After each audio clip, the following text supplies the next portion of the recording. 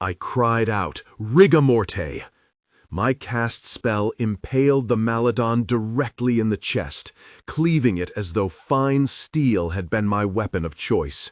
However, the incantation was far deadlier than even the purest of forged metals. He toppled forward to the dirt. He would never move again. He would never hurt anyone else again.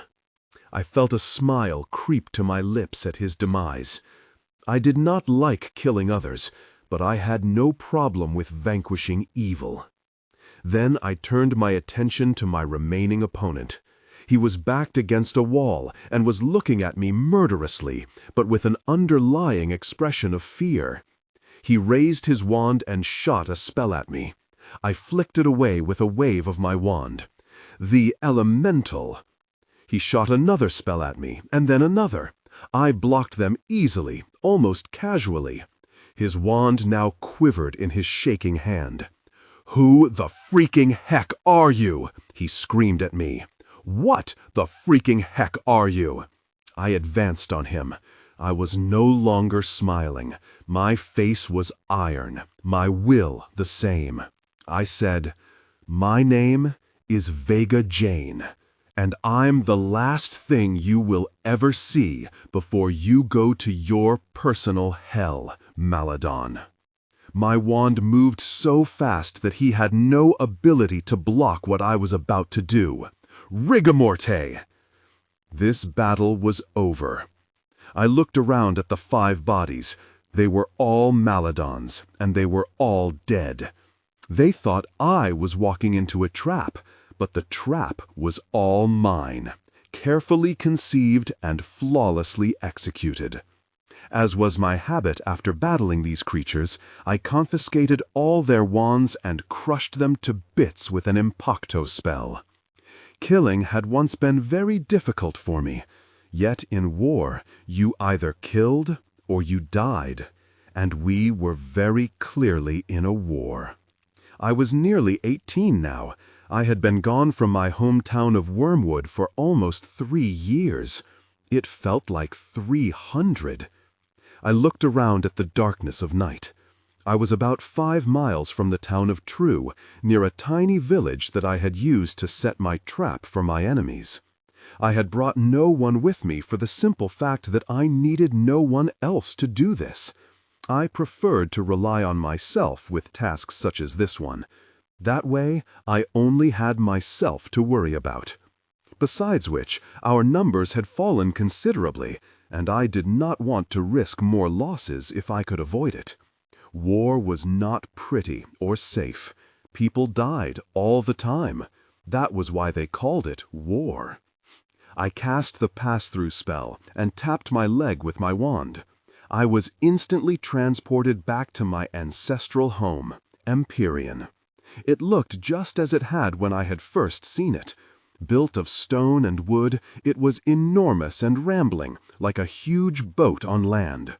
To me, it was also a pillar of strength and stability, and refuge. I passed through the front door and entered the massive front hall. All of Empyrean was immense and stylishly outfitted. The ceilings were 20 feet high, the rooms large enough to hold 100 people easily. The stone walls were bedecked with the portraits of long-dead men and women, all of them powerful sorcerers and sorceresses. The furnishings were of the highest quality, and though many centuries old, they were in first-rate shape. The rugs were colorful and luxurious, so thick your feet couldn't help but sink into them. And yet there were nooks and crannies throughout where one could find privacy and peace. The entire property was kept sparkling clean by the staff, headed up by the suit of armor named Pillsbury. Empyrean was exactly the same, except for one thing: the occupants. It had started out with just me and my friends, Delph, Delphia, and Petra Sonnet, and of course my faithful dog, Harry, too. Then we had found and recruited an army of 50 former slaves to help us fight the Maladons, and they had fought well and good. But now nearly half of them were dead. Thus, the air of loss hung deeply over Empyrean, as did the smoky smell from the fires we conjured in the massive fireplaces. We had all trained together, lived together, eaten together, and fought together, and, unfortunately, died together. As I moved through the front hall, Tobias Holmes walked in on one flesh and bone leg and a wood and metal one that I had conjured for him to replace the leg he had lost to a Maladon curse. He was tall and good-looking, with curly brown hair and an angular face fronted by two large and luminous blue eyes. He met me with a smile. "Good hunting, Vega." I nodded. "It all went well, Tobias. 5 fewer Maladons. How are things here?" "Petra just got back with Artemis and Regina. Miranda and some others are still out, but it was just a scouting expedition, as you know, so no worries there." "And how did it go with Petra?" I asked, heartened by the fact that he would not be smiling if there had been another loss.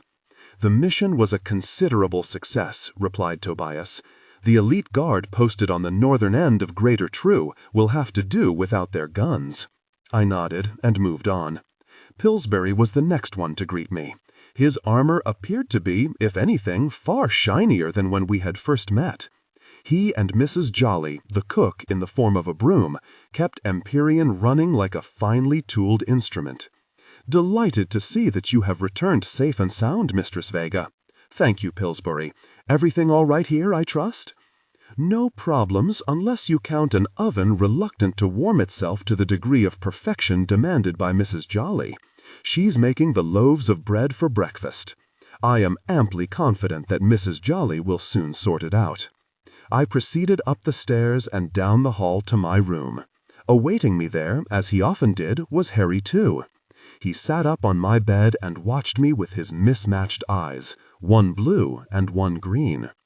Part of his ear was missing from when he had saved my life, which he very often did. I rubbed his damaged ear and pushed my nose into his thick, soft fur, filling my nostrils with his scent. As bad a day as I ever had could be partially cured by this simple measure. My dog just seemed to calm me whenever I needed it. I undressed because killing blokes was a dirty business and I needed to wash up. Across my shoulders and down the backs of each of my arms was Destin, my magical chain, which greatly increased my physical strength and, more important, allowed me to take flight. I had magically embedded it into my body some time ago. I was the one who used it almost exclusively, and instead of wearing it around my waist, it seemed more prudent to make it a part of me. If others ever needed it, it was but a simple spell to free it from my skin. The links moved silently and fluidly as I rolled my shoulders to ease the tension there. I moved over to the looking glass and studied myself. I had grown to my full height now, my shoulders broad and my arms ropey. I ran my gaze up and down my frame.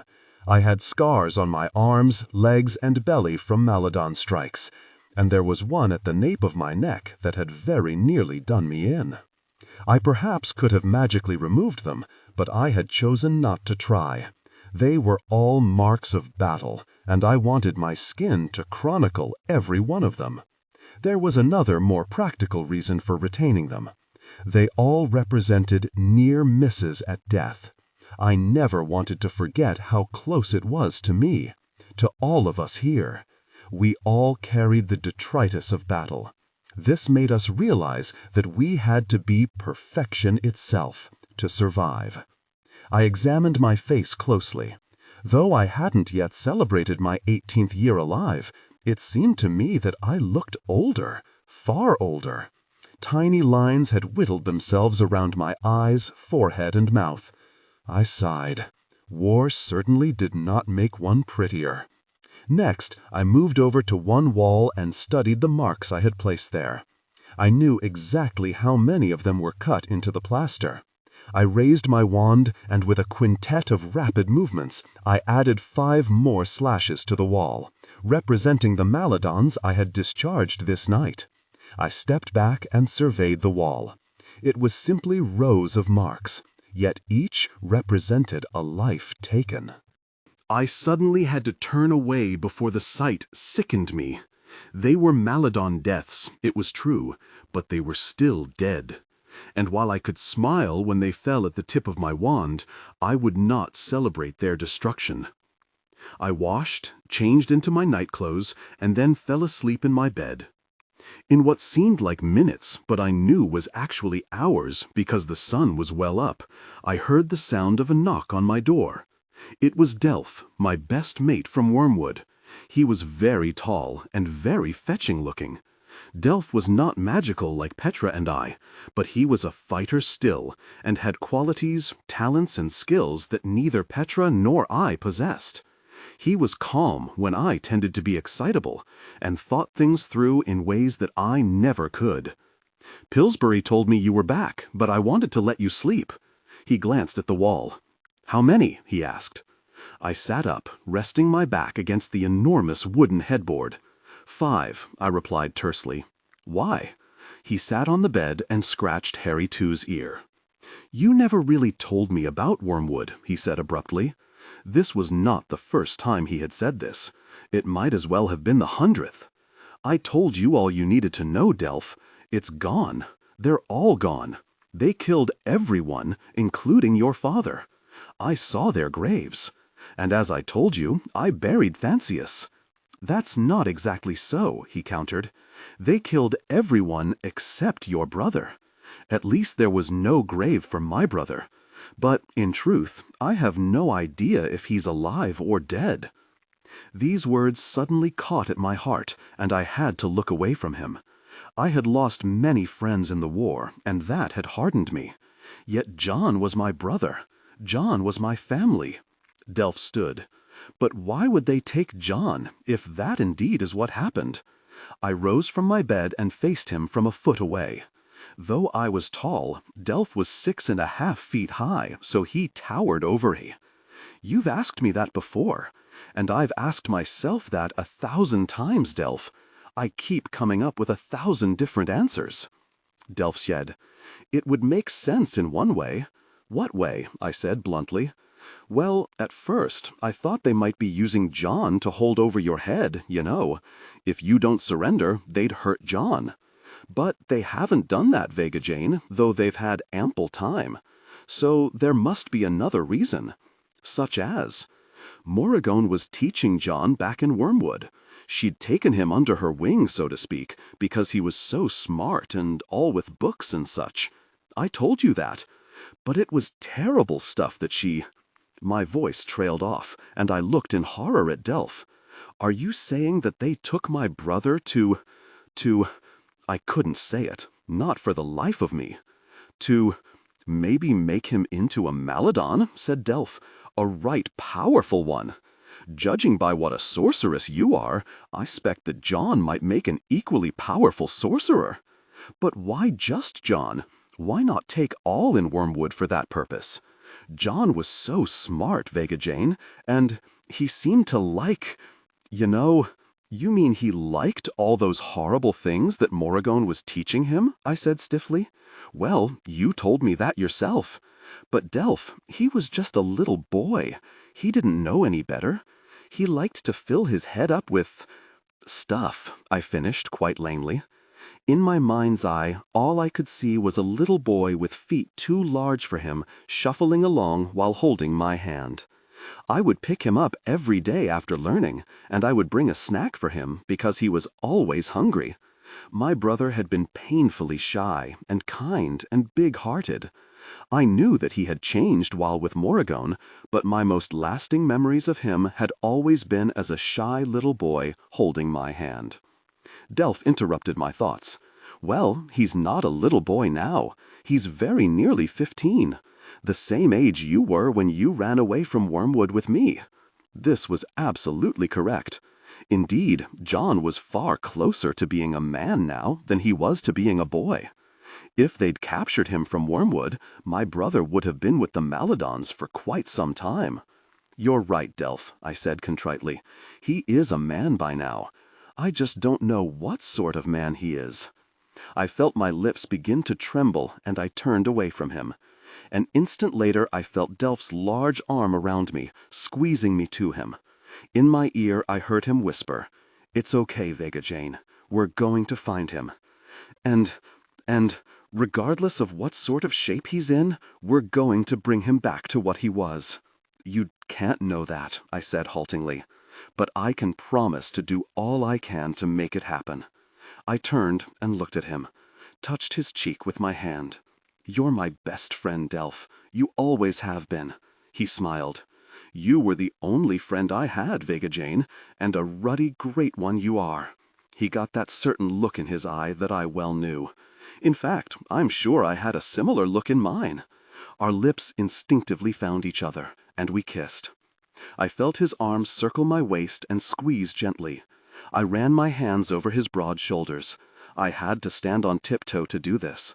When we separated, my eyes were heavy, and I could see his were as well. His arm lingered around my waist, and I placed my hand on his chest.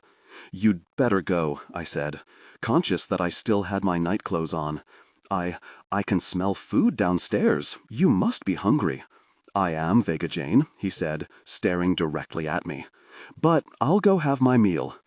As he said the words, his face turned crimson and he started to stutter, as he once had back in Wormwood. I mean, I put a calming hand on his arm. "I know exactly what you meant, Delph." I spun him around and gave him a hard push to the door. "Now go eat." After he left me, I sat back on my bed and tried to catch my breath, which had suddenly abandoned me. The only thing I seemed to be able to think of was Delph with his arm around me, looking at me as he had. Later, I walked down to the kitchen and had my breakfast. It had been a long night, and the few hours of rest had done nothing to ease my lethargy. But I had no time to be weary. I had just finished my meal, and Mrs. Jolly had just left with my dirty dishes, when Petra walked in.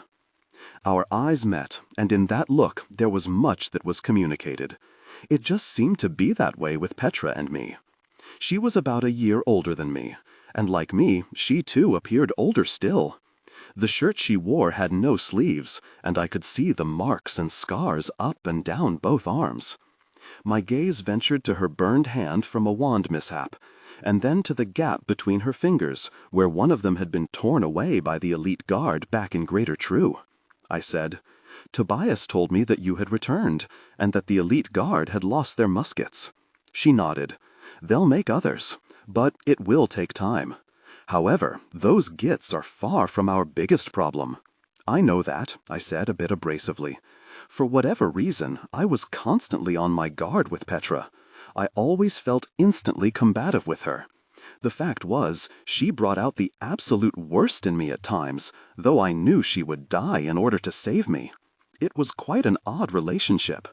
"I heard your journey was also a successful one," she said, sitting down across from me. "If 5 dead Maladons are any measure, then yes, it was." There was a subtle barrier between us that I assumed would always be there.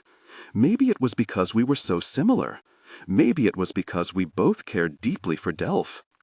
I knew that Petra had actually loved him, and it must hurt her very much to know that her feelings were not reciprocated. She had moved on to another man, Nicholas Bonham. However, he had died a year ago in battle, unfortunately with Petra right next to him. I imagined that she felt guilt for surviving, just as she had when we had lost her friend Lachlan Cyphers back in the Quag. "That makes 400 of them dead then," said Petra. Eyeing me so intently, I assumed that this conversation was building up to something of importance, at least in her eyes. "Just that," I said. "Well, we'll be burying Alabatus tomorrow," Petra informed me. Alabatus Trumbull had lost his life 2 days ago at the hands of a gang of Maladons who had tricked him into an ambush. That had been the impetus for my journey last night, to avenge Alabatus' murder. We had to let the Maladons know very clearly that we would never yield, that we would kill far more of them than they did of us. "I know that," I said. "I will speak, of course. He will be terribly missed, as will the 20 others who preceded him," said Petra, her gaze still on me. I sat back, and now my gaze held on her. So this was where Petra was going. I fully realize that we have lost nearly half our number, I said sharply. Petra sat forward and plunged in. 400 to 21. That's 19 Maladons to every one of ours. I can do the mathematics, I replied coolly. But you know we've discovered that there are 30 times more Maladons than there are of us. That only leads to one outcome, Vega. We can't win this way. We're still trying to find magicals among the countryside, I said. We've found none in all this time. None since we rescued that lot from Greater True. When I said we were at war with the Maladons, that was true. But there had been no great battles on broad fields, no titanic clashes of sorcery. We simply hadn't the numbers for such a style of combat. So our war was a series of small skirmishes, ambushes, tactical missions, 2-on-2, 4-on-4, small encounters, almost all of which we had won. But, as Petra had pointed out, the eventual outcome with such a strategy was inevitable. A war of attrition was always won by those with superior numbers. We can't attack them outright, I said. We can't try and invade Maladon Castle. We would be slaughtered. I know that. Then what do you suggest? I'm not sure I have anything to suggest. But I would say that until we figure out our eventual goals, we need to do everything we can to keep what army we do have left safe and intact. If we lose even a few more, it won't matter what we do in the future. We'll still have lost. What she said was undoubtedly true.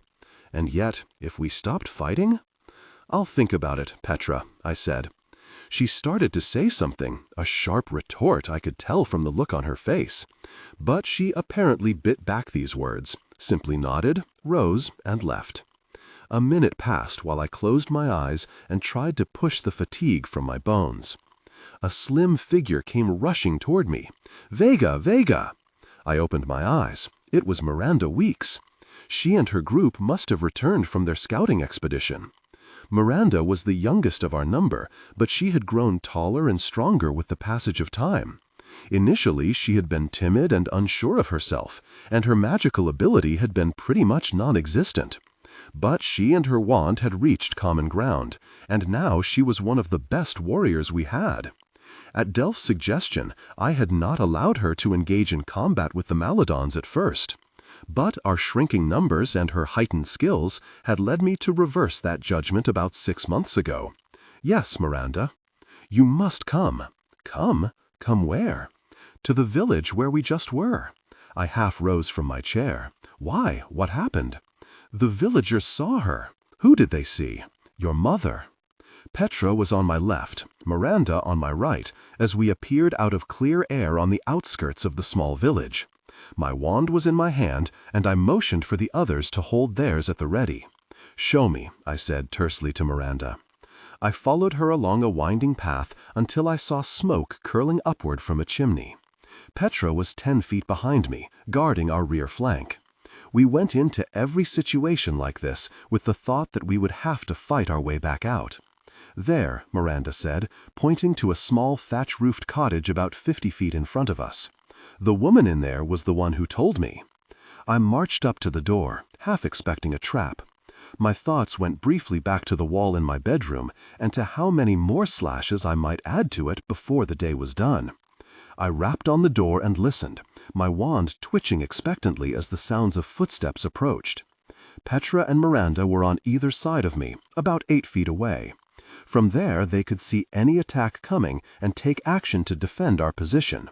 The door opened and an old woman peered out. Her gaze dropped to my hand, and when she saw my wand, her eyes widened. You're not them blokes." I looked at her, momentarily unsure what she meant. Then it struck me.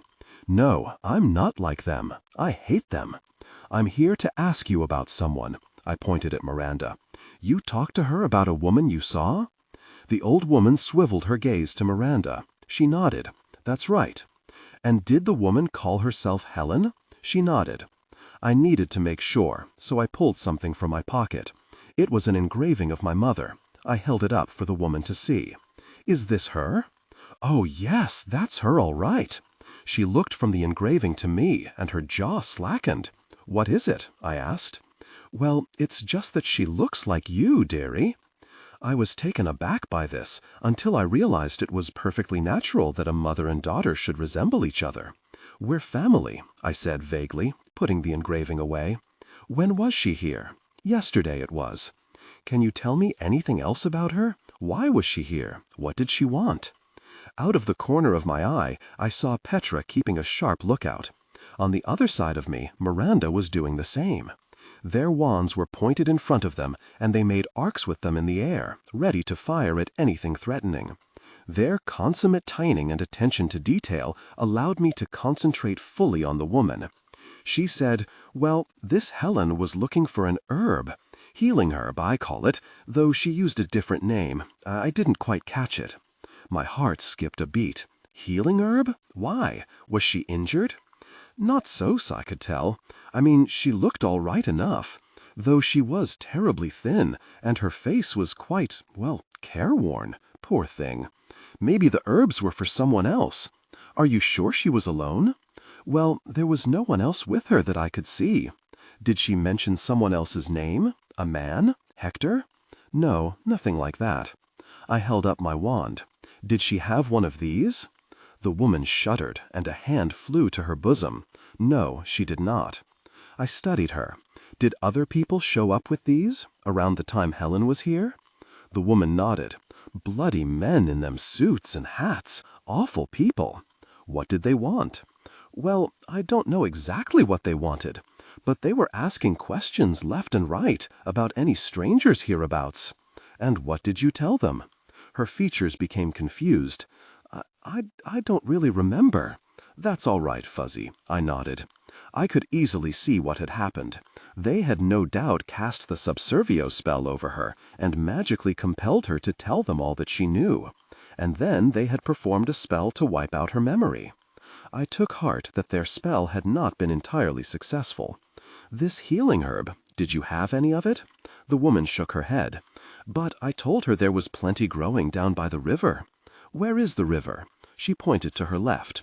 Down that way, about a half-mile. Can't miss it, dearie. I rushed off before she even had the chance to close her door. Petra and Miranda were right behind me. "Take my hands," I said when we were out of sight of the village. They gripped me, and we all three rose into the air. After a short flight, I spotted the winding water and set us down next to it. I looked around, uncertain whether my mother was nearby or not. Miranda said, "I bet these are the herbs she was talking about." They were green and red leafy plants growing all around the riverbank. I barely looked at this vegetation before my gaze returned to the trees across the river. The waters were calm, the woods silent. This put me on my guard. Just about every fight I've been in had commenced with near silence. "So, the Maladons showed up when your mom came to the village," said Petra. I nodded, still studying the trees. "She must have the mark on her. They tracked her that way." "Well, if she has the mark and has done nothing to cover it, it's a wonder the Maladons haven't captured her after all this time." "I agree. But they haven't, so she must be doing something to circumvent that." "And your father?" asked Miranda. "If my mother was uninjured, the healing herb might have been for him," I noted, worry creeping into my voice. "If my father was injured, was it serious? Could he even now lie dying?" I bent down and gathered some of the healing herbs and put them in my pocket. When Miranda looked at me quizzically, I said, just in case she didn't have time to collect it herself. "Oh, right. What do we do now?" asked Petra. "Look for them, I suppose." I didn't answer her. I was still staring at the trees. Was something in there? Someone? "Vega?" said Petra in a firmer tone. I came out of my musings and turned to her. "Do we look for them?" she asked again, though I had heard her the first time. I nodded and took their hands, and we soared over the water, landing gently on the opposite bank. The three of us stared at the dense forest facing us. I'm sure we were all thinking the same thing. Are there Maladons lurking in there, just waiting to strike? That's what constant battle does to you. It makes you untrusting. It makes you bloody paranoid.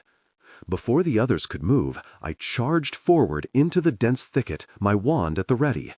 They immediately followed, but spread out into a triangle pattern, as I had trained them to do. If we had been clumped together, one spell could have finished us all off. We had gone about 100 feet or so into the forest when I spotted it, the piece of cloth fluttering in the breeze. As I cautiously approached, I could see that it had snagged on a prickly bush. I freed the cloth and held it up. As Petra and Miranda drew closer, I sniffed it. "This belongs to my mother." "You're sure?" asked Miranda in a small voice. I nodded and pressed the cloth fragment against my nostrils again, once more breathing in her scent. Though it had been years since I'd seen my mother, with that one inhale of breath, memories of her came flooding back. But when I turned the cloth over, the breath froze in my lungs. There was blood. Petra observed this and said, "She might have used that cloth to dress his wound, or maybe some got on her when she was helping him, and then it got snagged on that bush when she went to seek the herbs." While they were speaking, all I could see was my father lying gravely injured in the woods. "Cristilla Dado Magnifica," I said, pointing my wand in front of me. All I saw were more trees close up, until something flickered in front of my sight line. The spell came at me so fast I barely had time to deflect it. It hit a tree and exploded, burning a deep hole in the wood. I didn't have to tell Petra or Miranda what to do. It had become second nature to both of them. They each assumed a defensive posture about 10 feet on either side of me and slightly behind me. Next, I tossed the ring of invisibility that I wore at all times to Petra. She slipped it on her finger and spun it around, activating the invisibility shield. She used her wand to cast a golden lasso, connecting herself to Miranda, ensuring that the youngest member of our army would be invisible too. I soared into the air to make myself a target. This would give the pair of them the opportunity to rain spells upon our opponents once they gave away their positions by firing at me. This had been a tried-and-true tactic of ours. I shot spell after spell into the trees, hoping that one of them would find the enemy. Regardless, they would have to return fire at some point, I thought. But nothing happened. I looked down at where I knew Petra and Miranda were. Their gazes would be fixed on the tree line, awaiting the spells to come upward at me so they could draw down on their targets. I stared back at the trees. This was bewildering. Had the Maladons figured out our strategy and were now using it against us, lying in wait for us to reveal ourselves? I used another magnification spell to see well into the trees below, but I could make out nothing useful. This was getting bloody frustrating. I wanted to attack and decimate the Maladons, not hover in the air waiting for something that might never come. But then I thought, two could play at this game. I flitted to the ground and used a spellcast lasso to attach myself to Petra and Miranda, thereby rendering myself invisible as well. Petra whispered, "Who do you think is out there?" I was about to answer when my chest seized up. Bloody hell, had I just fired spells at my parents? Were they the ones in the forest, perhaps hurt or ill? Had I just added to their misery?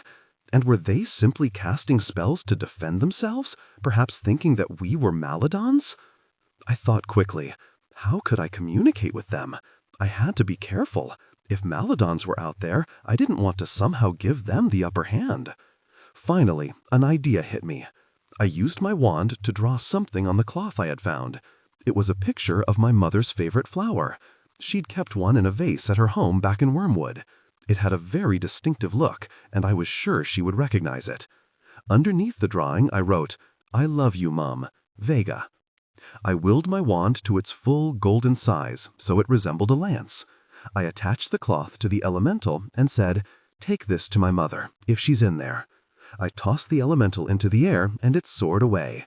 As it disappeared into the distance, my breaths started coming more rapidly. I had felt this way when I had finally found my grandfather, Virgil. I prayed that I would have far more time with my parents than I'd had with him. A minute passed, and both Petra and Miranda exchanged anxious looks with me. Had I just made a colossal blunder? Then I saw the elemental heading back. Though I was invisible, that didn't deter the spear from finding me and landing right back in my hand. The cloth was still attached. It had not found my mother. and it would have if she were in there. So it had to be someone else, someone magical. Maladons? Or... I willed the elemental to wand size, and not a moment too soon. I lashed out with it, just in time to stop the spell. It ricocheted off my wand's shield incantation and went spinning off into the trees. I stared out ahead of me. How in the world? They couldn't see us. Or could they? "Move," I called out to Petra and Miranda. We took to our heels and fled 100 yards to the left. I waited, my breath coming in bursts. Who the bloody hell was out there? Might they have seen the elemental leave or return to the invisibility ring and targeted us that way? But why had they waited so long? The next moment, a voice shouted, "No!" just as another spell headed our way, but fortunately passed well to our right. As I lowered my wand, it occurred to me that the voice sounded familiar, though I'd heard it utter only one word. The next words dispelled any doubts as to who was speaking. "No, Archie, can't you see? That's not a Maladon you're casting spells at. It's Vega." The voice left me dumbstruck, and my numbness only increased as two people appeared out of thin air at the edge of the wood. It was the woman who had taught me to be a sorceress, Estrella Prine, and her only living child, Archie, who had once tried to murder me. Blimey! I had Petra spin the ring back around so that we all became visible. Estrella Prine looked exactly as she had when I left her, now over 2 years ago. Her son, Archie, looked exactly the same as well. She was petite, with dark hair cut in bangs, and looked to be in her 20s. She was actually over 800 years old, and one of the most powerful magical beings I'd ever encountered. Archie was taller and thin, but with looks that showed quite clearly that Estrella was his mother. Seeing them both now was absolutely stunning. "What are you doing here?" I exclaimed, as Petra and Miranda looked warily at the newcomers, their wands held at the ready. And I kept one eye on Archie, since he'd just tried to curse me into an early grave again. Estrella said. "There was nothing left for me to do in the quag." I stiffened. "You know about Wormwood, then?" "Of course I do, Vega. It was my job to keep it safe." She paused. "I obviously failed." "It wasn't your fault," I said tersely. "The Maladons discovered and exploited a seam in the barrier you concocted. Regardless, Wormwood is no more. Thus, Archie and I came here to see what we could do to defeat the Maladons." "How did you break through the barrier?" I asked. "I sealed it afterward." She hiked her eyebrows. "I am rather something more than simply a competent sorceress, Vega. You should know that by now." I felt myself blush, but then my features hardened. This woman had taught me to be a sorceress, but she hadn't seen how much I had changed in the last 2 years, how much I had experienced and overcome. She didn't know that my wand, after saying its respectful goodbyes to its previous owner, had become one with me, immeasurably increasing my confidence, and with it my magical power. "My apologies," I said, in an overly formal tone. "I found the gash despite your sealing it," she said. "Of course you created the opening when you breached the wall on your way through into this world. That was what you were referring to before, wasn't it?" She didn't have to say the second part of this thought, for there was assuredly a second part. "And also how the Maladons found their way in, allowing them to slaughter all your fellow Wugmorts." Petra said nervously, "Vega, I don't think we should just be standing here talking about these things. We're completely vulnerable." I nodded, because she was exactly right.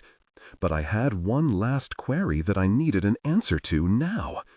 "Have you seen a woman around here who looks like me?" "No, I have not seen your mother, Vega, nor have I seen your father." I frowned. I had forgotten that Estrella knew about my parents. Estrella answered my look. "Yes, Vega, I assumed they must have ended up here somehow. They did not pass through the quag. They found another way. The Maladons call them the Campions," I said proudly. "Like we've been doing, they've been fighting the Maladons. Which is what Archie and I have been doing as well." My jaw dropped. "You've been fighting the Maladons?" Archie spoke up. "That's who we thought you were." "Have you killed any?" I asked pointedly. "An even dozen," she said, "but we keep looking for more. Bloody bowler hats." I looked down at the cloth in my hand, then at the surrounding woods. If my parents had been here, they apparently no longer were. "Vega," hissed Petra anxiously, "we should go." "Come with us," I said to Estrella. "We can provide shelter, and I'll introduce you to the others." "You have others?" said Estrella, looking interested. "I have an army," I said. "I can explain in more detail later." "Where are you staying?" she asked. I lowered my voice. "Just come with us. You'll see." But then a thought struck me as I looked down at my gloved hand. "The Maladons can track the mark of the 3 hooks," I said. "You must have that mark on your hands." Estrella said dismissively, "It is taken care of, Vega." She held up her hand, and Archie did the same. I was stunned. I had not noticed it before. Their hands looked metallic. "A simple spell," she noted, "but effective." "When did you learn of their ability to track you that way?" I asked. "From the first Maladon we encountered. I forced him to tell me," she added casually, "before I dispatched him. I roped all of us together and then used the Pas Passe incantation to carry us to Empyrean. As soon as we alighted on the front steps, covered by my ring of invisibility, Estrella gasped. I looked over at her to see tears spilling down her cheeks as her gaze ran along the stretch of the stone facade.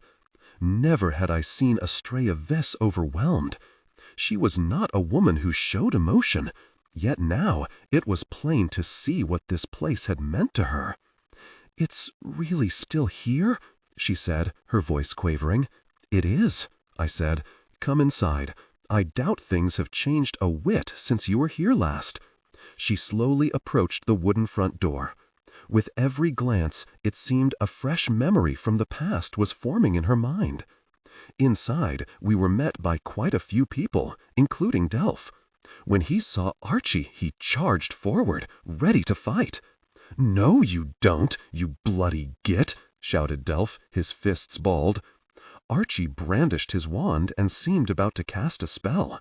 I sent a blaze of light thundering into the ceiling to get their attention and shouted, "No, Archie, Delph, it's okay." He's no longer, well, confused. Delph halted his charge, but looked suspiciously at Archie, who gazed defiantly back at him, his wand twitching in his hand. My spell and the raised voices had brought everyone else flooding into the hall, including Pillsbury and Mrs. Jolly. I introduced Estrella and Archie to everyone. I left out the part that she was not nearly so young as she looked, though many did seem puzzled that she seemed to be the same age as her son.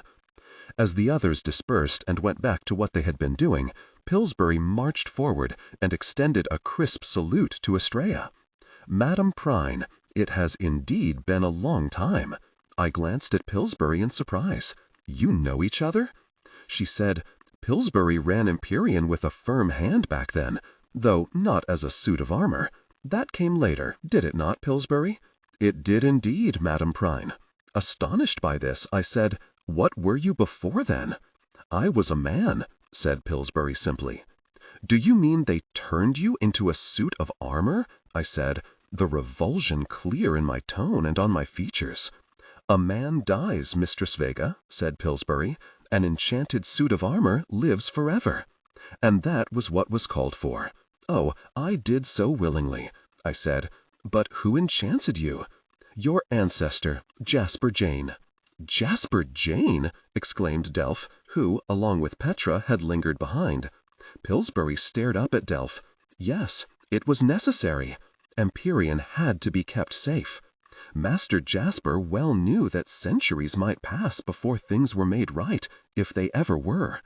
Thus, there had to be those who would remain here to take care of Empyrean."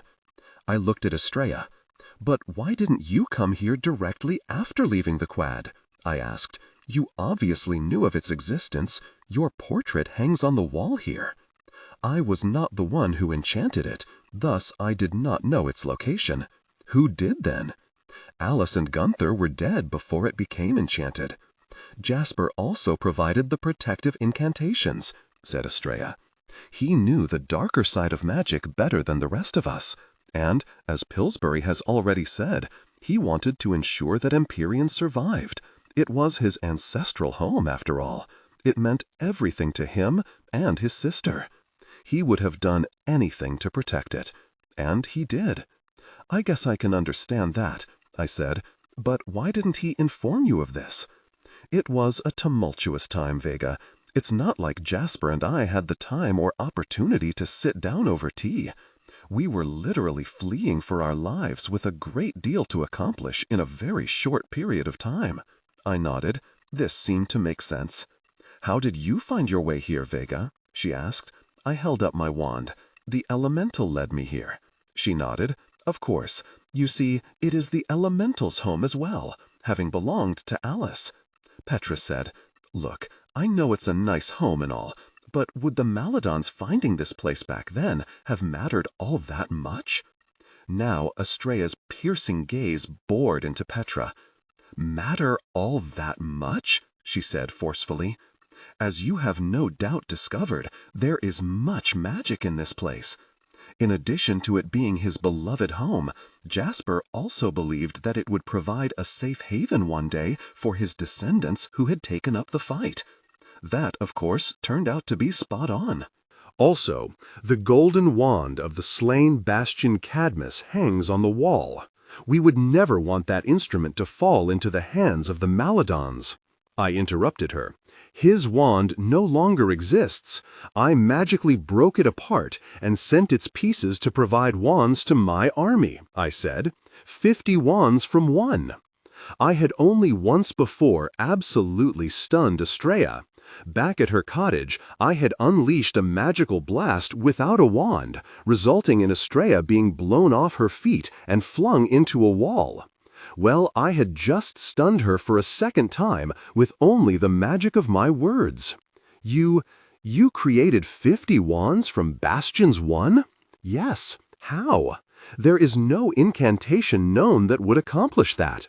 I know. I created my own spell to do so. She continued to stare at me in a way that was making me feel quite uncomfortable. I see, Vega, she finally said. Yes, I think you do, I said firmly as she continued to gaze at me. I have seen and talked to Uma Cadmus' spirit, and also to Alice, I added. Estrella's jaw slackened. You have seen Alice? I have. Estrella put out a hand to the wall to steady herself. Archie said worriedly, Mum, you okay? With an effort, Estrella composed herself. Yes, of course. It's just that I never thought I would see dear Alice again. Well, now you can, I said, staring at her curiously. And how is she? Asked Estrella anxiously. Unsatisfied was the only word I could come up with. Pillsbury, who had hovered in a corner of the room, stepped forward.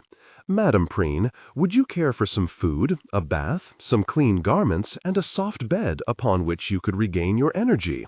He swiveled his visor around to Archie, and for your son, too, of course. Estrella shot Archie a look and nodded. Yes, Pillsbury, that would be very welcome. Our beds have been the dirt, and our food only what we could scrounge. She and Archie followed Pillsbury upstairs. Estrella turned back around and looked down at me.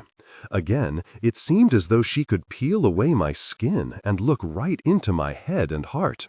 She had both irritated and intimidated me when we had first met. Her confidence seemed to be limitless. Yet I had ended up more than holding my own. So why did I feel like a schoolgirl once more?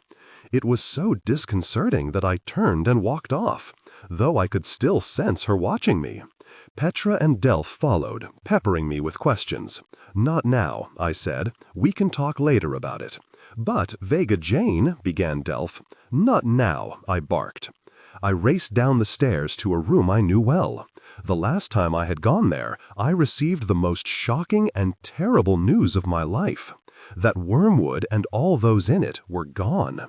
Still, I needed to talk to someone. A dead someone. Sometimes they know far more than those of us still alive. Alice?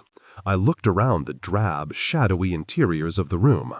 It was here that I had first encountered the ghost, or spirit, or whatever it was, of Alice Adronis, my people's fiercest warrior. I had seen Alice do battle, watched her die, been given the elemental by her, and she had known me by name. That was one thing I wanted to ask her about. I hadn't all this time because, well, I guess I was afraid of what her answer might be. Yes, Vega? She had appeared behind me, still wearing the chainmail armor in which she had perished on the battlefield. Her mortal wound still gaped in her chest. Each time I saw it, my own chest hurt. I have news. I already know. You know? How? She glanced down at my wand, which I had slid through my belt. The elemental had once belonged to her, but it no longer acknowledged that. It was my wand, pure and simple. Or maybe not. What the wand can see, I can see also, she said. I looked down at the elemental, feeling a bit betrayed. So you know that Estrella is here? She nodded. I expect her to come and see me, soon. She told me you two were friends. I'm sure she told you many things. She taught me how to be a sorceress. She was always an able mentor. I owe her for that, I said slowly. You owe no one anything, was her surprising reply. How do you mean? You came to Estrella's cottage by your own courage and ingenuity. You took her lessons and made the most of them. But your magical ability was always inside you, Vega. Estrella merely allowed it to find purchase. And then you left her and made your way across the quag. You came here, and you have been fighting the Maladons with bravery and honor all this time. I repeat, you owe no one anything, including me. Do you trust her? I have long trusted Estrella. So, why are you telling me these things then? Estrella has her own way of doing things. She does not take the advice of others often or with grace. She let me change her mind and cross the quag. Yes, she did. And how did that turn out for her? I don't know what you mean. When you've thought deeply enough about this, Vega, come back and see me. She vanished. No, wait, I cried out. I wanted to ask you something. But she did not return. Vega, you git. Why didn't you just ask her the most important question first? Depressed, I headed back upstairs. It was a ritual I dreaded. We were all lined up, dressed in our finest clothes. I was at the head of the line. I looked at the wooden coffin containing the mortal remains of Alabetus Trumbull. We were in the rear grounds of Empyreon, which had been returned to its past glory by the loyal enchanted outdoor staff. It was a beautiful day with nary a cloud in the sky. But there were no beautiful thoughts in my head or my heart, only a deep sense of loss. In my mind's eye, I could see Alabetus smiling or making a quip over a meal. I could see him fighting alongside me against the Maladons. I could also see him grip the hand of Regina Sams, with whom he had grown very close.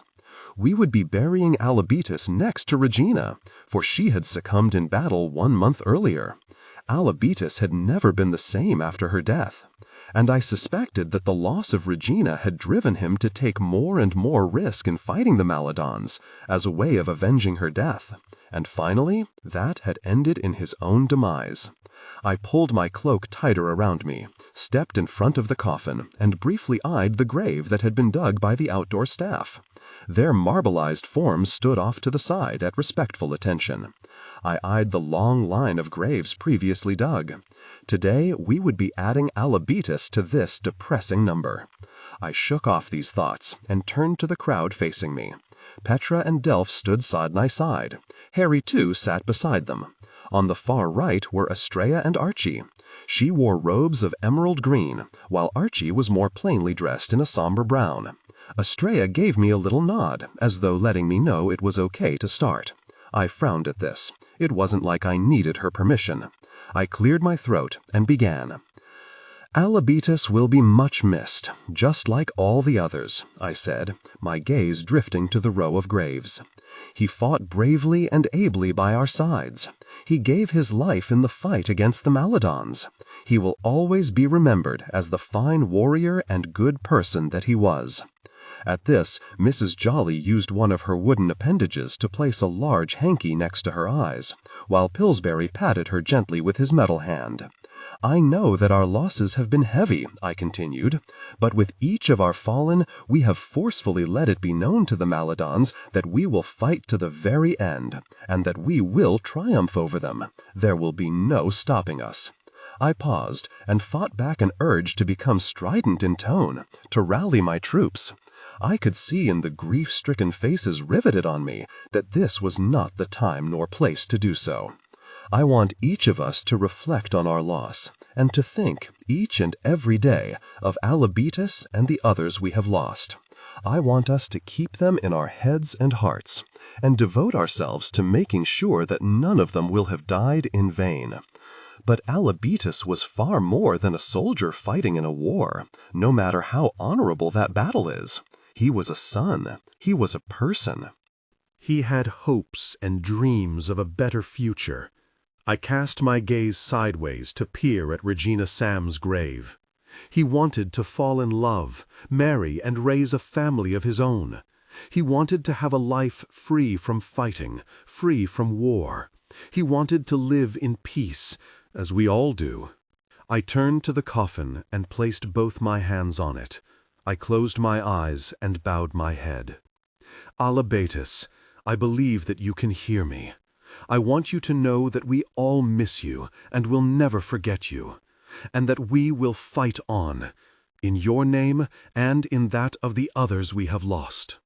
We send your remains into the grounds of Empyrean, a haven of comfort, safety, and fellowship. As to your spirit, it will remain always with us. It will help us in the days and months to come. It will make us better warriors and better people when peace arrives for us all. Goodbye, Alabetus, honored brother. I raised my wand. All those behind me did the same. We sent waves of light into the air. I lifted Alabetus's coffin with an incantation and placed it gently into the grave. With a sweep of my wand, the mound of dirt next to the grave moved and covered it.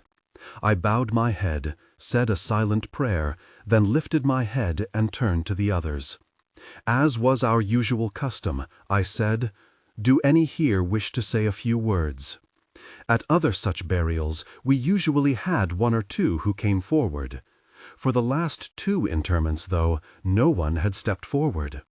As I looked over the downcast faces, I thought such would be the case here, until she stepped up. I would like to speak. I looked in surprise at Estrella Prine. Her gaze was not on me, rather it was directed at all the others.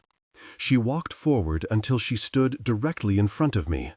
Flustered by this, I stepped awkwardly to the side as Estrella turned to face the others. My son, Archie, and I did not know Alabetus, but it is quite clear that he was a fine man and a worthy warrior. He fought with great bravery and died a hero to the cause. We wish his spirit peace. She paused, and I could see her features take on a hardened expression. She pointed her wand at the row of graves. There lies nearly half your number. I stiffened because I had some inkling of where she was going with this. I shot Delph a glance. He had the exact same look on his face as I'm sure I did on mine. When I looked at Petra, she was simply staring curiously at Estrella, waiting for her to proceed. Estrella said, "I have been through a war with the Maladons before, many centuries ago. I fought against them as you are doing now." I looked around the group and saw, to my considerable dismay, that the others were listening raptly. Estrella continued, "Because of that, I know them better than anyone here." She glanced at me. "Even better than Vega Jane." I felt my face begin to burn, but I remained silent. I had no wish to create an altercation at such a sacred ceremony. "I have come here to help in the fight," she continued. "My son has accompanied me. We have not been here long, but we have succeeded in killing 12 Maladons already." I looked around and saw that most here seemed impressed with that number, though I had killed far more Maladons than that myself. She pointed at me. "Vega is a fine sorceress." She smiled at me, and I found myself having to return the gesture. Her next words struck the smile from my face. "She should be, because I trained her." I once more looked around the crowd and saw many surprised countenances. Some glanced at me before turning their attention back to Estrella. "Yes, I trained her, and while I believe that all of you have received instruction, I may be able to augment that education and convey on to you the benefit of my magical ability and fighting experience." She glanced at me. "You may find it as useful as Vega did. Without it, I'm sure she will concede that it would have been impossible for her to reach this point in the war." I felt quite frustrated by her words. First, because she was undoubtedly right, and second, because I did not want to concede this point, at least not to the others. She continued, "You have fought hard and well through what I am sure are many skirmishes and battles." She waited for those listening to slowly nod at her words. I had to admit, the woman could indeed mesmerize a crowd. She said, "But winning 1 or 2 battles is not of paramount concern, nor is counting up how many Maladons you may have killed." She paused as she surveyed the crowd. "What is of critical importance is to have a strategy to win the war." She said this last word so fiercely that several in the crowd jumped. "The Maladons outnumber you on a vast scale. This is undeniable. At your current mortality rate, the conclusion of the war is inevitable." Here again she paused. "You will lose." I shot a glance at Petra. Had she been talking to Estrella? Had she expressed the same concerns to her as she had to me? The sudden sense of betrayal I felt was palpable. Estrella once more surveyed the crowd, as a few grumbles in opposition to her words were heard. "No, no, this is not a reflection on you," Estrella said, "or your fighting ability, or your heart. It is simply a reflection of you being outnumbered. We had the same problem before, when we fought the Maladons." I could hold my silence no longer. "And you lost your war, did you not?" Estrella turned to face me. The look on her features was, well, it was not pleasant. "We did indeed lose that war, which is why I'm here, to make sure that history does not repeat itself. I have valuable knowledge of the Maladons. I can make sure that the mistakes we made against them are not made by you. Or any more mistakes," she added. I again felt my face burn. Then Estrella said something that almost made me raise my wand and strike. "I can lead you to victory." I again shot a glance at Delph. He looked outraged by her words. Yet when I looked at Petra, she, once more, merely looked curious, even intrigued. Well, enough was enough, I thought. Alice Adranis's words came ringing back to me. I owed no one anything, least of all very Estrella Prine. I took a step forward. "That is all well and good. We would be foolish not to accept help from such an experienced sorceress. You can supplement the training they have received and suggest to us different tactics and strategies. And any information you can provide us on the Maladons, the techniques, weaknesses, ploys they tried in the past, would also be invaluable in aiding our effort. You can work directly under Delph and me in implementing these things." I even managed a benign smile while saying these things. I was so proud of myself, because what I really wanted to do was blast Estrella Prine into 1,000,000 pieces. Estrella looked around at the others. Their features were easy enough to read. They were all in agreement with what I had just said. "Very well, Vega," she said, returning my smile. "We will work well together now," I said pleasantly, even as the elemental shook aggressively in my hand. Perhaps it was channeling Alice. "Can we commence with a discussion after dinner?" she offered. "That sounds absolutely smashing," I replied, perhaps laying it on too thick. She grimaced rather than smiled, turned and stalked off, with Archie quickly following her, though he kept shooting glances back at me. The git. Like mother, like very son. While the rest of the group quickly dispersed and headed back to the house, I stayed behind with Delph and Petra. "What the heck was that about?" exclaimed Delph. I whirled on Petra. "Did you speak to Estrella before this?" "Just to say hello," she said. "Why?" "Because she was making the same argument about us being outnumbered that you did." "Well, you don't have to be a freaking genius to come up with that one," she said in a sarcastic tone. I gazed at her suspiciously, but finally that look faded. She seemed perfectly sincere, and it was usual for Petra to wear her true feelings right on her sleeve. Deception, fortunately for me, was not her strong suit. Delph said, "She was trying to take over, like, Vega Jane." "I know that, Delph," I snapped. "But she made some good points," added Petra. "Of course you would think that, Petra Sonnet," I thought. "I mean, she must have experience if she's fought them before." "Yes, well, considering that her experience is over 800 years old, I'm not at all sure how useful it will be today. I would think the Maladons have altered their tactics over such a long stretch of time." "You put her in her place, Vega Jane," observed Delph. "Oh, Delph, you know what she's like. She won't stop." I thought back to what Alice had told me. She trusted Estrella, but she also had intimated that I hadn't thought through everything about the woman. Well, the last few minutes had showed me she was right about that. I had been battling the Maladons for 2 long years, and now it seemed that I would have to add the woman who'd taught me to be a sorceress to my already long list of adversaries. Wonderful.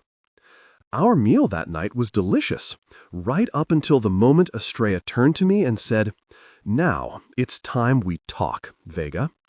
It was not a request, it was a command, and it made my skin creep and my blood turn molten. Yet I smiled and escorted her to the library, giving a shake of my head to Delph when he glanced at me with a face that said, "Do you want me to come too?" I closed the stout doors behind Estrella, or I attempted to, but Archie burst in, almost causing the wooden door to hit me in the face. Scowling, I shut the door behind him, strode across the room, and took my seat behind my desk. I considered it my desk because it was where I conducted my work and the business of both running Empyrean and also my army. There was a lot to do, and orders needed to be thought through and then given. As I settled in my seat, Estrella sat across from me, while Archie hovered at his mother's shoulder. "Yes, Estrella, you wish to talk about something?"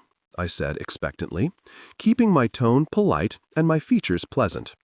Yet I was gritting my teeth, for I well knew what she was going to say. "I didn't want to say this in front of the others, of course, Vega," she began. This only confirmed my expectations. "I'm sorry," I said, playing stupid. "You have not yet turned 18, correct?" "I have not. But when I do, I'm sure you and Archie will wish me a happy birthlight," I added cheekily. She didn't take the bait on that one. She said, "I was 30 when the war with the Maladons commenced, and Alice was a bit older." I frowned. I hadn't expected her to throw Alice's age in my face. "Thank you. Is that all?" I started to rise from my seat just to see her reaction.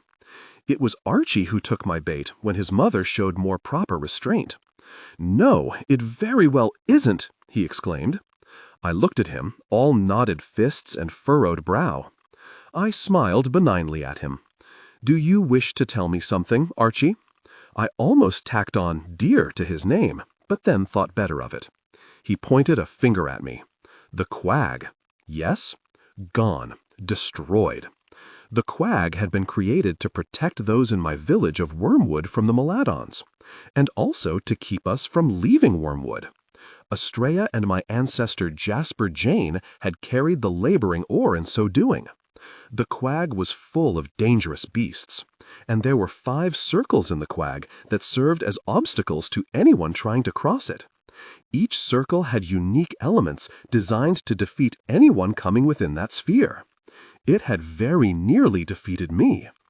I am well aware of that, though I wouldn't say the quag is gone. It was still there when I flew over it. Wormwood, then. Totally destroyed. All dead. I let the smile slowly erode from my face. I stood so that I was taller than Archie. Estrella was comically short, though a far more powerful magical being than was her son. I rolled my shoulders and stretched my arms. Though it made no sound, Destin's links moved just under my skin. Estrella had no idea that I embedded the chain within me, and I didn't want her to. But just feeling it there was quite comforting. Thancius wasn't dead when I got there. The Maladons made him dig all the graves and then simply left him to die without a proper burial. Did you know that? I asked. I let my gaze drift to Estrella because I wanted there to be no misunderstanding that she was also included in this discussion. We were not aware of that, Vega, said Estrella solemnly. All we saw were the graves. So you visited there? Of course. I was the keeper of the quag. It was my duty. Yes, well, you carried out your duties admirably, Estrella, right up until the end. She looked as though I had slapped her, and with my words, I had. Jumping to his mother's defense, Archie exclaimed, "Do you deny that what happened to Wormwood and all those in it was your fault?" Despite his accusation, I kept my gaze on Estrella. It was clear to me that despite Archie being the speaker, it was Estrella actually making these inquiries. I didn't want her to think of letting Archie do the talking. I was fooled by her ploy. Do you deny allowing me to cross the quag with the full knowledge that my plan was to escape it and come here? I now shot Archie a glance and saw the git deflate like a split bag of flour. He glared at me for a moment and then looked helplessly at his mother. She said, "I do not deny that, Vega." She clasped her hands together. But Woogs died, all of them, horribly. I will never be able to banish those graves from my memory. Never. Now my lips started to tremble. Her sincere words had done something that Archie's inane bluster could not. Make me feel guilt. And I was guilty. My breaking out of the quag had allowed the Maladons a way in. They had, in turn, murdered my fellow Woogs. I was at least complicit in this, if unknowingly. But how unknowingly, Vega? Did you never think of this possibility? You knew your freedom from the quag could mean death for those left behind. I put a hand on the desk to steady myself. I actually felt like I would vomit. But I had to appear strong in front of Estrella. Fortunately, she chose to break the silence. But that is water under the bridge, Vega. It cannot be changed. It is something we will both have to live with. So where does that leave us? I asked. With having to win this war, she said simply. I am doing my best, I said quite sincerely. We have inflicted great damage on them. It is not enough, she replied. There are far too many of them. I am aware of that, I said wearily. I had no desire to revisit this old argument. It is not simply about their superior numbers, Vega. This caught my attention. I focused on her. What else? Tell me what you have learned since you have been here, what you have seen, where you have gone. I sat back in my chair, pointed my wand at the fireplace, and ignited a fire there. I sensed this might take some time. I drew a long breath and began. After I'd finished answering her queries, I found something in Estrella's face I had not expected to see, at least this early in the conversation. Respect, though it was coupled with an overlay of wariness. I hunched forward. Now, it's true that we have lost nearly half our army, and the prospects of adding to our magical number are not promising. Our options are to hunker down here, not engage the Maladons and preserve our numbers, continue what we are doing, or become even more aggressive in our battle strategies. Estrella nodded appreciatively. You have evidently given this a great deal of thought, Vega, and I commend you for the informed way you have gone about your duty. Thank you, I said, but I was wondering what would come next out of her mouth after such praise. What did come next was something I would never have anticipated. Let me ask you something, Vega, and think carefully before you answer. All right, I said, quite curious now as to what her query would be. Have you seen any children among the Maladons? My eyes widened. I thought as much, she said in answer to my look. There are young boys in Greater True who march under the banner of the Maladons, but they carry mortis, or guns rather, and aren't magical. Other than that, I have seen no children, none at all. And have you seen any female Maladons at the castle? No, only men, I replied in a hollow tone. Yes, I thought that too. But I don't understand, I said. Were there not young Maladons and female Maladons back in your time? Though they had not adopted the Maladon name yet, the answer is yes, Vega. Of course there had to be both young and female Maladons, else their number would have died off long since. A male cannot bear children, even by magic. So what would explain their absence? I asked. I don't have a definitive answer for you, Vega, but I do have a theory. I'd like to hear it. Necro had a wife and a son, Jason. Yes, Jason. Necro's wife I knew well. Her name was Elithia. She loved Jason more than life itself. And did she love Necro? Estrella didn't answer right away. I think that Elithia understood what Necro was, or at least what he had become. You mean he wasn't always evil? I won't go that far.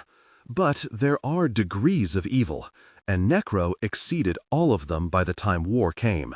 But there is something else. What? I can't be sure of this, you understand. When it was evident that the war was to commence, I had very little contact with Elithia. But I did see her one final time.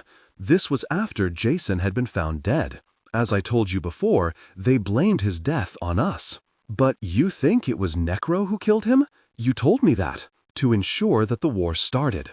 That's right, and I wasn't the only one who thought that. You mean on our side? No, I mean that's also what Elithia believed as well. I was dumbstruck by this. How do you know that? Because she came to my home on the night that Jason's body was found. That was the last time I ever saw her. She was inconsolable, and she told me that she believed Necro had murdered his own son, though she had no proof. Okay, so she knew her husband better than he probably thought she did. But how does that connect to the Maladons having no women and children? Elithia was chosen by Necro to be his wife primarily because of a belief about Elithia and her past. It was long rumored that Elithia was actually not only a sorceress of exceptional power and skill, but also a goddess. I looked at her blankly. What is a goddess? I guess I can explain the difference by this. We were born with magical ability, and we worked hard to harness that ability and increase our skills at it. A god or goddess is also born with supernatural ability, but they need not expend any energy in gaining skill or power. It is simply there, and exponentially more powerful levels than any sorcerer or sorceress possesses. I thought about this. My grandfather was an Excalibur. He was endowed at birth with certain powers and knowledge of his past. It's sort of like that? Yes.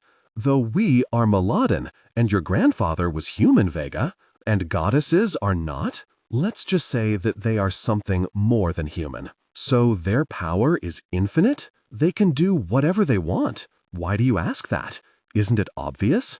If Elithia is all-powerful and she believed that Necro killed her son, why didn't she simply destroy Necro? I don't know, Vega. I just don't know. Did Necro know this about Elithia? That she was possibly a goddess? I'm sure that Necro was aware. And to his thinking, having a mate with such strength must have been intoxicating.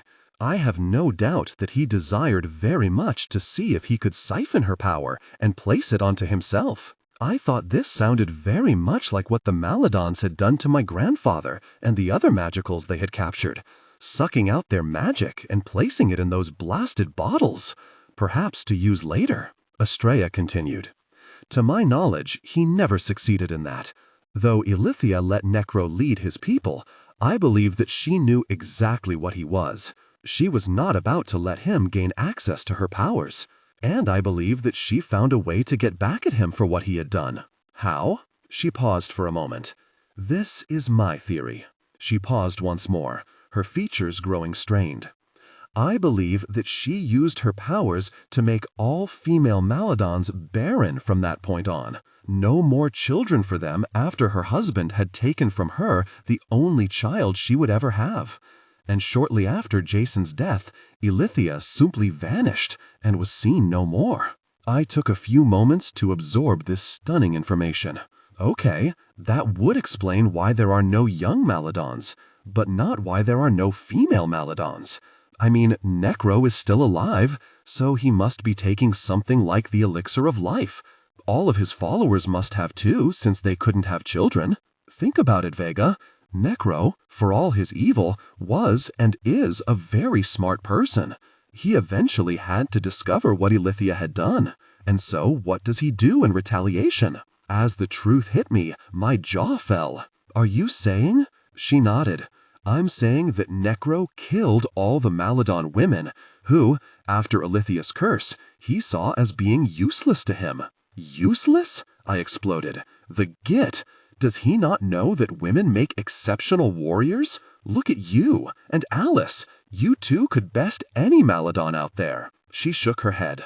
For him, women were only good for bearing children, male children preferably. Then he's not only evil, but stupid beyond belief. Estrella and I shared a knowing smile. Two women perfectly attuned to dwelling in a world dominated, for no good reason, by men. And that, said Estrella, will be his downfall. It was very late as I stared into the depths of the lingering fire in the library. All others had long since retired to their beds, except for Harry too, who sat alertly next to my chair. Yet I could not sleep. I could barely think. But think was the very thing I had to do, perhaps more deeply than I ever had before. The revelation about Ilithia and her curse had supplanted my anger at Estrella for her trying to usurp my authority and leadership, though I well knew I would have to revisit that issue with her later. As the flames flickered in front of my eyes, an idea occurred to me. In my mind, I said her name. I called out to her that I needed desperately to speak to her. The next moment, Uma Cadmus was hovering next to me, the daughter of Bastian and Victoria Cadmus. Her beauty was something beyond belief. Her face was flawless, every element in perfect proportion to its neighbor. Her blonde hair was thick and luxuriant and pooled down over her shoulders as though laid precisely in marble. Her eyes, though, like chips of ice that the sun had struck at just the right angle, producing a fiery blue that one could literally not draw their gaze from. And she was also dead. She had once told me that she was neither ghost nor spirit, but merely represented the emotion of regret. Yes, Vega, she said to me now. I looked at her curiously. She was always a bit misty, and in spots one could see right through her. But she seemed more transparent than ever. Uma, are you all right? I am neither all right nor not all right, she replied dully. I didn't bother to argue about such a starkly contradictory statement. I just meant that, well, you look a little less visible tonight. She looked down at herself and then back up at me. I am fading, she said simply. But why? She appraised me sadly. 'Tis no matter. What is it that you want, Vega? I decided to plunge ahead. I told her about what Estrella had said about Ilithia, the women she presumably struck barren, and there being no young Maladons. She hovered there without speaking for a few moments, the beats of her heart represented by a pulsing of light from her somewhat transparent chest. She was right. She was fading. Even her exquisite eyes, her most remarkable feature in my estimation, were not quite as striking as they had been. It was as though the light that forged them was dying out. What do you want to know from me? First of all, is Estrella correct in what she says? I have no way of knowing. I was dead by the time it would have happened. I killed myself with stones in my pockets when I found out my love, Jason, was dead. The ends of our lives were only separated by a few minutes. I looked askance at her. But you're not really dead, Uma. You're here. You can talk to me. You see things. At least tell me about Alithia. The pulse in her chest beat ever brighter. It was as though the light was returning to her for a bit. Jason was far more like his mother than his father. She was a good person, Alithia. I admired her, and also pitied her. Being married to Necro, you mean? She nodded. Why would she choose such a mate? I asked. Necro wasn't always like he turned out to be, or if he was, he hid it well. I was told that he was kind as a boy, gentle as a young man, but then something happened to him. By that time, he and Alithia had married. It was too late. What do you think happened to him to make him so terrible? I think that magic brought out all the most awful impulses that he had. He thirsted for power. Before he came to lead what are now the Maladons, there were no divisions between our people. We were as one. But Necro slowly changed all that. He created the Maladons in his own fiendish image. And Alithia? What did she think of all that? She loathed the man her husband had become, but she was wedded to him for life. But that makes no sense to me, I replied heatedly. Estrella described her as a goddess with powers far beyond the magic that we and the Maladons possess. Such a person could do as she pleased, and if she loathed Necro, she could easily be rid of him. What you say makes perfect sense, Vega, yet I have no answer for you. I do know that Alithia chose not to leave him or harm him. Okay, go on. And then there was Jason, of course. That was what she focused her entire life on, making sure that Jason did not become like his father. And she succeeded. When Uma said nothing, I repeated, and she succeeded, right? Jason was the love of my life, Vega. I know, you've told me that. I fell silent, waiting for her to speak. When she didn't, I said, Do you believe that Necro killed Jason? It is an accepted fact. But you said you were dead only a few minutes after he breathed his last. How could you know who had killed him? Did someone tell you that it was Necro? She glanced up at me, anger flitting across her features. We have spoken before about this. Not really, no. I have been told by others what might have happened. That Necro murdered Jason and then blamed it on our kind so that war would be sparked. But no one has provided me any evidence to support that. Pillsbury told me that Necro slit Gunther Adronis's throat, and the facts seem to back that up. But you and I have not spoken about exactly how Jason died. He was stabbed, I know that. But if not by Necro, then by whom? I don't know because I wasn't there. You suspect no one? His father, Necro, but you know that. I know that Alithia thought he had done it, which is why she cursed the Maladons, barring their women from having children. What does it matter exactly how Jason died? I studied her, never having seen Uma this agitated before. Have you ever seen him after his death? I asked. She froze. What? You came here after your death, and I can see you. Alice Adronis is here. Morrigan is here, at least in spirit or something like that. That means that the dead can come back. So, has Jason appeared to you? The next moment, Uma was gone. Still, I had my answer. She really didn't know if Necro had killed his son. And she didn't know why Alithia never retaliated against Necro, though she believed him the murderer of her only child. But I needed to know more. And I needed to ask the question that I had failed to ask before. I returned to the room in the bowels of Empyrean, where I had first met Alice Adronis. I wanted to ask her several things, including the query I had not gotten around to asking her before she vanished from me last time. It was dark in here, but it was a curious darkness, one unlike any I had ever experienced before. It seemed to have great depth, with seams of lurking light within the blackness, magically inspired, no doubt. However, I had not come here to learn how light could be part of darkness. Alice, Alice, I need to speak with you. When she didn't appear, my anger got the better of me. I bloody well need to speak to you, Alice Adronis, and I'll wait here for the rest of my life if that's what it takes. I felt the air around me turn to what felt like fire. The only thing I had ever experienced comparable to the sensation was when Necro hardened the air around me at Maladon Castle. I leapt back. And there she was, advancing on me like I had seen her astride a great flying steed charge her opponents on that battlefield all those eons ago. Her face was full of fury. If she had possessed the elemental, I felt certain it would be pointed directly at me now, a hideously complicated curse on her lips. "I am not accustomed," she began. Before she could finish, I held up the elemental, not threateningly, of course, but as a symbol of the connection between us. "I want to win, Alice.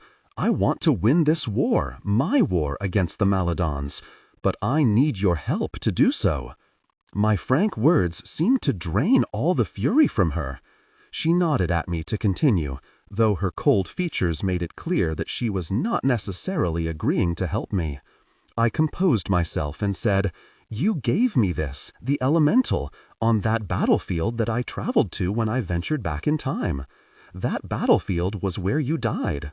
"This, of course, I already know," she said tersely. "But what I don't know is how you knew my name. You called me Vega. You gave me this, as though it were predestined that I should possess it. But I went back in time, Alice. I hadn't even been born yet, not for over 800 years, when you called me by name. When you gave me this, apparently certain that I was the rightful possessor of it. So how did you know all that?" She gave me an appraising look, as though weighing what I had just said against how much she should reveal an answer. "'Tis a complicated question, Vega," she said in a low voice. The tone astonished me, because it seemed to carry with it an element of uncertainty, something I had never associated with the woman. "Then I'll try my best to understand it," I said quickly. "Time is a tricky thing indeed. It separates generations, but it also connects those from different eras." I looked at her curiously. How can time separate but also connect? "We are family, Vega. My blood runs in your veins. You must have noted the resemblance between us." I looked down at myself and then back up at her. "We do look alike. But that is not all of it. It is far more than how we look. Though we are separated by the eons, there is a strand of even more powerful connectivity between us that we refer to as impension." I shook my head. "I don't know what that means, and it doesn't explain why you knew my name." In answer, she put her hand to her chest, where her gaping, mortal wound was plain to see. "Do you think it was mere coincidence that you appeared on that battlefield on the very day that I perished? I had never thought about this before. I thought it had just been happenstance. Due to the laws of impension, what you needed to see in the past is what you saw. And you needed to see me on the very day of my death. So I could give you that." She pointed at the elemental. "It is not merely a wand, as I'm sure you have learned," I said. "It saved my life more times than I can remember," I said, "both as a wand and as a spear." "You would not have survived your time in Wormwood, then, without it?" "No," I said. "If not for the—" I stopped and blanched, as what she was trying to tell me finally dug its way into my apparently slow-moving thoughts. "You gave me the elemental to allow you to Vega, so you could one day be here. To fight the Maladons," I said. She nodded. "It is impension, sometimes known as the Fates. It is preordained. No one can control it. One must obey it. That is all."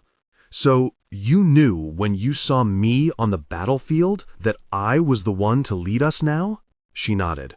It was why I fought to keep you alive that day. I took risks that I otherwise might not have taken. The message underlying her words took a bit of time for me to grasp. The color slowly drained from my face. Took risks you otherwise might not have taken? Alice, are you saying that if I hadn't appeared on the battlefield that day, that you would not have? I pointed at her mortal wound. She stared at me, seeming unwilling to answer my query. Alice, 'tis a small price to pay, Vega. Our war was lost at that point. We all knew it, though some of us stubbornly refused to admit it, she added, myself included. But how could you possibly have known my name? In answer, she snapped her fingers, and in the palm of her hand appeared a delicate tiny bird, nearly as transparent as she was. What is this, Vega? I looked at the creature. It's a bird? How do you know that? Because what else could it be? She snapped her fingers, and the bird vanished. You were the bird that came to me that day, appearing on a battlefield and in an era where you had no other reason to be. And I thought, who else could it be, other than you, Vega Jane, my descendant? I still don't understand, and I truly did not. I didn't consider myself dim-witted, but I was feeling such. Then let me make it crystal clear, she paused. Your ancestor, Jasper Jane? What of him? You have met his spirit? Yes, he helped save my life in the quag. He was a brilliant man, expert in many magical fields, including the darker ones, inhabited by the Maladons. Shortly after the war with the Maladons commenced, he too took a trip through time, but not to the past. Then he went into the future? I said. It is the only alternative, she said tersely. And what did he see in the future? I said, slowly, though the answer was dawning on me as I asked the question. He saw you. The revelation that Jasper had seen me in the future had been a stunning one. But what Alice had refused to tell me was what Jasper had seen of me. I had implored her to do so, but she had vanished without answering.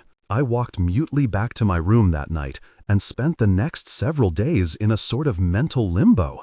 Nothing that I had learned from either Estrella or Alice could aid me in my principal endeavor, winning the war against the Maladons. I had canceled all missions and had my dwindling forces alternating polishing their fighting skills and resting. But that was no strategy. While we sat here twiddling our thumbs, in essence, the Maladons were out there, plotting to finish us off. Even now, they could be devising ways to find and penetrate Empyrean. They had done so with the dome around the quag, and if they could do that, then nowhere, not even Empyrean, was safe. Thus, I had sent sentries posted day and night, whose sole job was to watch for any suspicious activity. But it was not enough. At some point, we would have to leave the relative safety of Empyrean and take up the fight once more. Only, I still had not conceived of a way to do so that would not result in our absolute destruction. It did not help my mood that I also saw Estrella talking to quite a few of the others, in the halls, in the library, and over meals. I frowned whenever I saw this. Once, she saw me watching, and she merely smiled and continued on with her conversation with Anna Dibble. When I questioned several of my warriors as to what they had discussed, they all said that Estrella was only interested in their confrontations with the Maladons, how they fought, what sort of tactics they used, what their magic was like in battle, what spells did they seem particularly vulnerable to, and that sort of thing. They were universal in telling me that Estrella was highly complimentary of what I had accomplished, and was in no way trying to undermine my authority. I could not maintain that her queries were unreasonable. She could just be updating her knowledge of the Maladons from the days when she had taken up her wand against them. I discussed with Delph what Alice had told me, one night after everyone else had gone to bed. They have control of Garms and Jabbets, I said. They can make the elixir probably forever, whereas we can't. Well, just have to beat them before we die, said Delph. Easier said than done. And now Estrella is here to, I don't know, second-guess me on everything. We follow you, Vega Jane, not really Estrella. Thanks, Delph. As I rose to leave, Delph took my hand. He said, have you thought about life after the Maladons are no more? I felt myself taken aback because I hadn't thought about it at all. My look had evidently been answer enough because Delph said, I have. I mean, you have to make plans, right? I stroked his hand with mine. What sort of plans are you thinking about, Delph? I expected him to grow reticent, or hem and haw, or be confused, because while Delph is brilliant and can articulate things I never could, he sometimes places his very large foot in his mouth when discussing things of a highly personal nature, which is where I believed he was going with this. Yet, he surprised me. My plans include you, Vega Jane, being with you until I breathe my last. My eyes widened and then moistened as I grasped all of what he was saying. But I was terrified too, because of the phrase he had used, breathe my last. We have, don't you think we have time to, sort those things out, Delph? I said. Now it was me with my big foot in my mouth. Do we? He said, his gaze fixed on mine. I think we have a great many things, but time may not be one of them. I know. I just want you to think about it, okay? He said, gripping my hand tightly. I will, Delph. I promise. I sighed and took my leave of Delph, heading to my room. I was all wonky in the head. So wonky that I almost didn't see him coming. He stepped from the shadows so suddenly that I had half drawn my wand from my pocket. Don't do that again, I snapped, unless you want a curse dangling around your neck. Archie Prine didn't look the least bit put off by my warning. We need to talk, Vega. What about? I snapped. My thoughts were still back with Delph and all that his words had done to affect me. I didn't want to have to focus on this jerk now. You needn't take that tone with me. We are on the same side, after all. You act like I'm your enemy or something. It's not fair. Oh, I'm sorry, Archie, I said with mock contriteness. I guess it must have to do with the time you tried to really well murder me. I had my reasons, he said offhandedly. And I didn't actually end up murdering you, did I? This bloke was really something. Not for want of trying. If it weren't for Delph, I would be dead at your hands. Delph again. I think we have a great many things, but time may not be one of them. Vega, are you listening to me? Archie snapped. Delph's image vanished from my thoughts, and I focused on Archie. What do you want? I'm busy. You've been very cavalier with my mother's offer to lead our forces. Really? I thought I was pretty clear that I had rejected her offer. She is far more experienced than you are in a war with the Maladons. You have to admit that. 800 years ago, yes, but I've been battling them for the last 2 years, and my blokes have killed far more of them than they have of us, so there. But as she pointed out, that is a losing proposition. My mother didn't have to point it out. I was well aware of it. So unless you can really conjure me some more magical folks who will fight with us, or else make the Maladons lay down their wands, or better yet, really well disappear, then I'm not sure how Estrella can lead any more effectively than I can. She is a great sorceress. So am I said heatedly. I faced Enderman and Necro and been outnumbered 12 to 1, and, unless you forgot, your mother lost her war. So, Archie, tell me, why should I assume the outcome will be any different this time? I struck home with this point. Archie's face scrunched up in uncertainty and confusion. I decided to take the opportunity to put an end to this nonsense. Now, if you'll excuse me. I pushed past him and went to my bedroom and slammed the door behind me. What a jerk, I said to Harry too, who lay on my bed. I really was seething.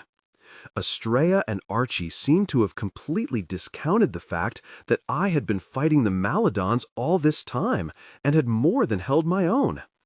Indeed, if I had 50 more warriors, I was convinced we would wipe the field with them. But I didn't have 50 more warriors. I didn't have 5 more. I sat on my bed and stroked Harry Two's head. My dog had an amazing power to calm me, and calm was what I needed right now. It's a real conundrum, Harry Two. It seems impossible. It really does. I can make neither heads nor tails of it, but I have to in the end. We have to find a way to beat these blokes. In answer, Harry Two did something unexpected. He rose, hopped off the bed, went to my wardrobe set against one wall, and scratched at the door. He had never done this before. I rose and crossed the room. "What is it, Harry Two? What's the matter?" His answer was to scratch more furiously at the door. I opened it, and he pawed at a drawer inside. I opened the drawer, and a smile creased my features. I pulled out the old parchment and closed the drawer. Embedded inside the parchment was a sometimes cranky, but more often helpful spirit, or some such oddity. Actually, I had no idea what the thing calling himself Solinus actually was, but I was glad Harry Two had drawn my attention to him. Thanks, Harry Two. Only, Harry Two remained staring at the wardrobe. But I didn't really focus on this because I was excited about the prospects with Solinus. I carried the roll back over to the bed, sat down, and touched the parchment. "Solinus, I'd like to talk to you." A moment later, a face appeared on the paper. The features were old, but the eyes were very sharp indeed. I had found that there was much wisdom in Solinus. "Yes, Vega?" I explained to him my dilemma. I can see no way to defeat the Maladons by staying the course that we're on. Even with the addition of Estrella and Archie, that only gives us 2 more wands in battle. It's not enough. By my calculations, by the time the last of us fall, there will be hundreds of Maladons left. I would appreciate any advice you have to give me. Solinus mulled over this for a long minute. I went from looking at him hopefully to gazing at him helplessly. When I glanced at Harry Two, he was paying us no mind, but still sat staring at the wardrobe door. Finally, Solinus spoke.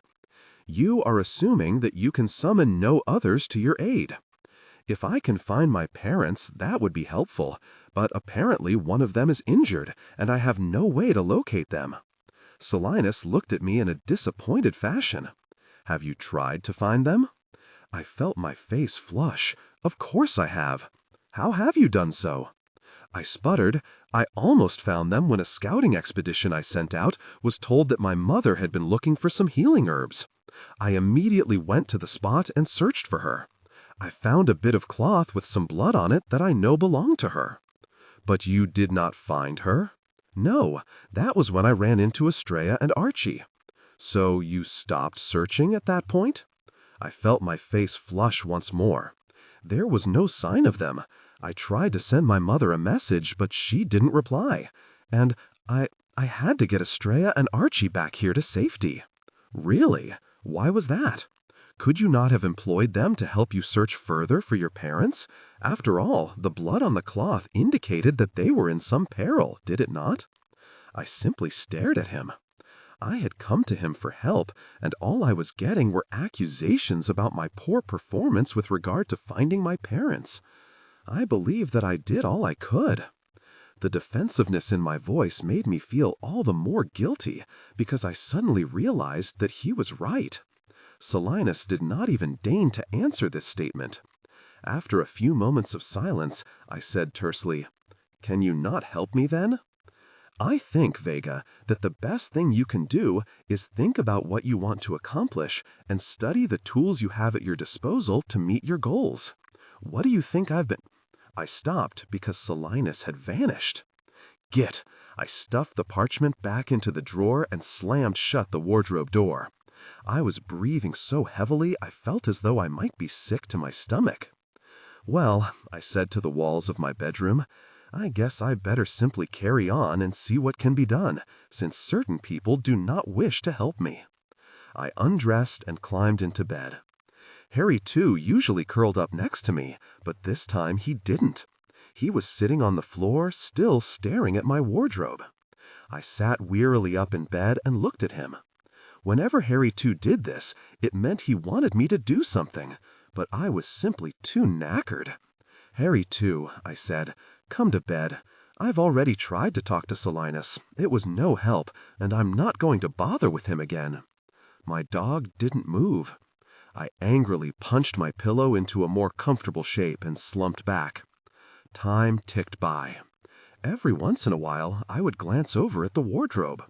Harry Two was sitting there like a rock, staring at it. But there was nothing in there that he could need. I just thought he was being stubborn about something. I slumped back again.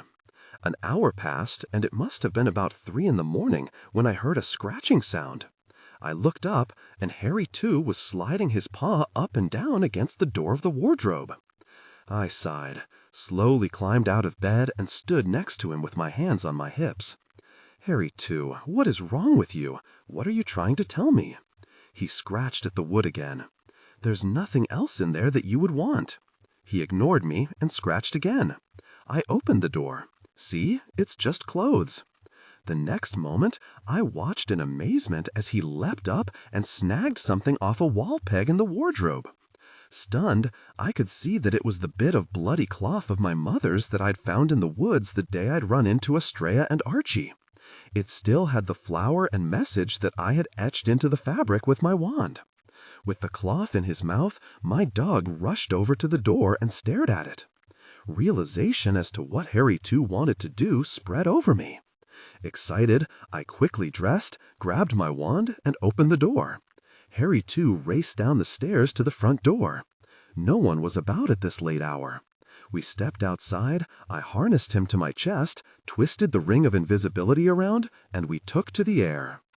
I had been such an idiot not to think of this myself. I well knew the power of smell that dogs had. I used the pass pas atroce spell to take us directly to where I had found the cloth.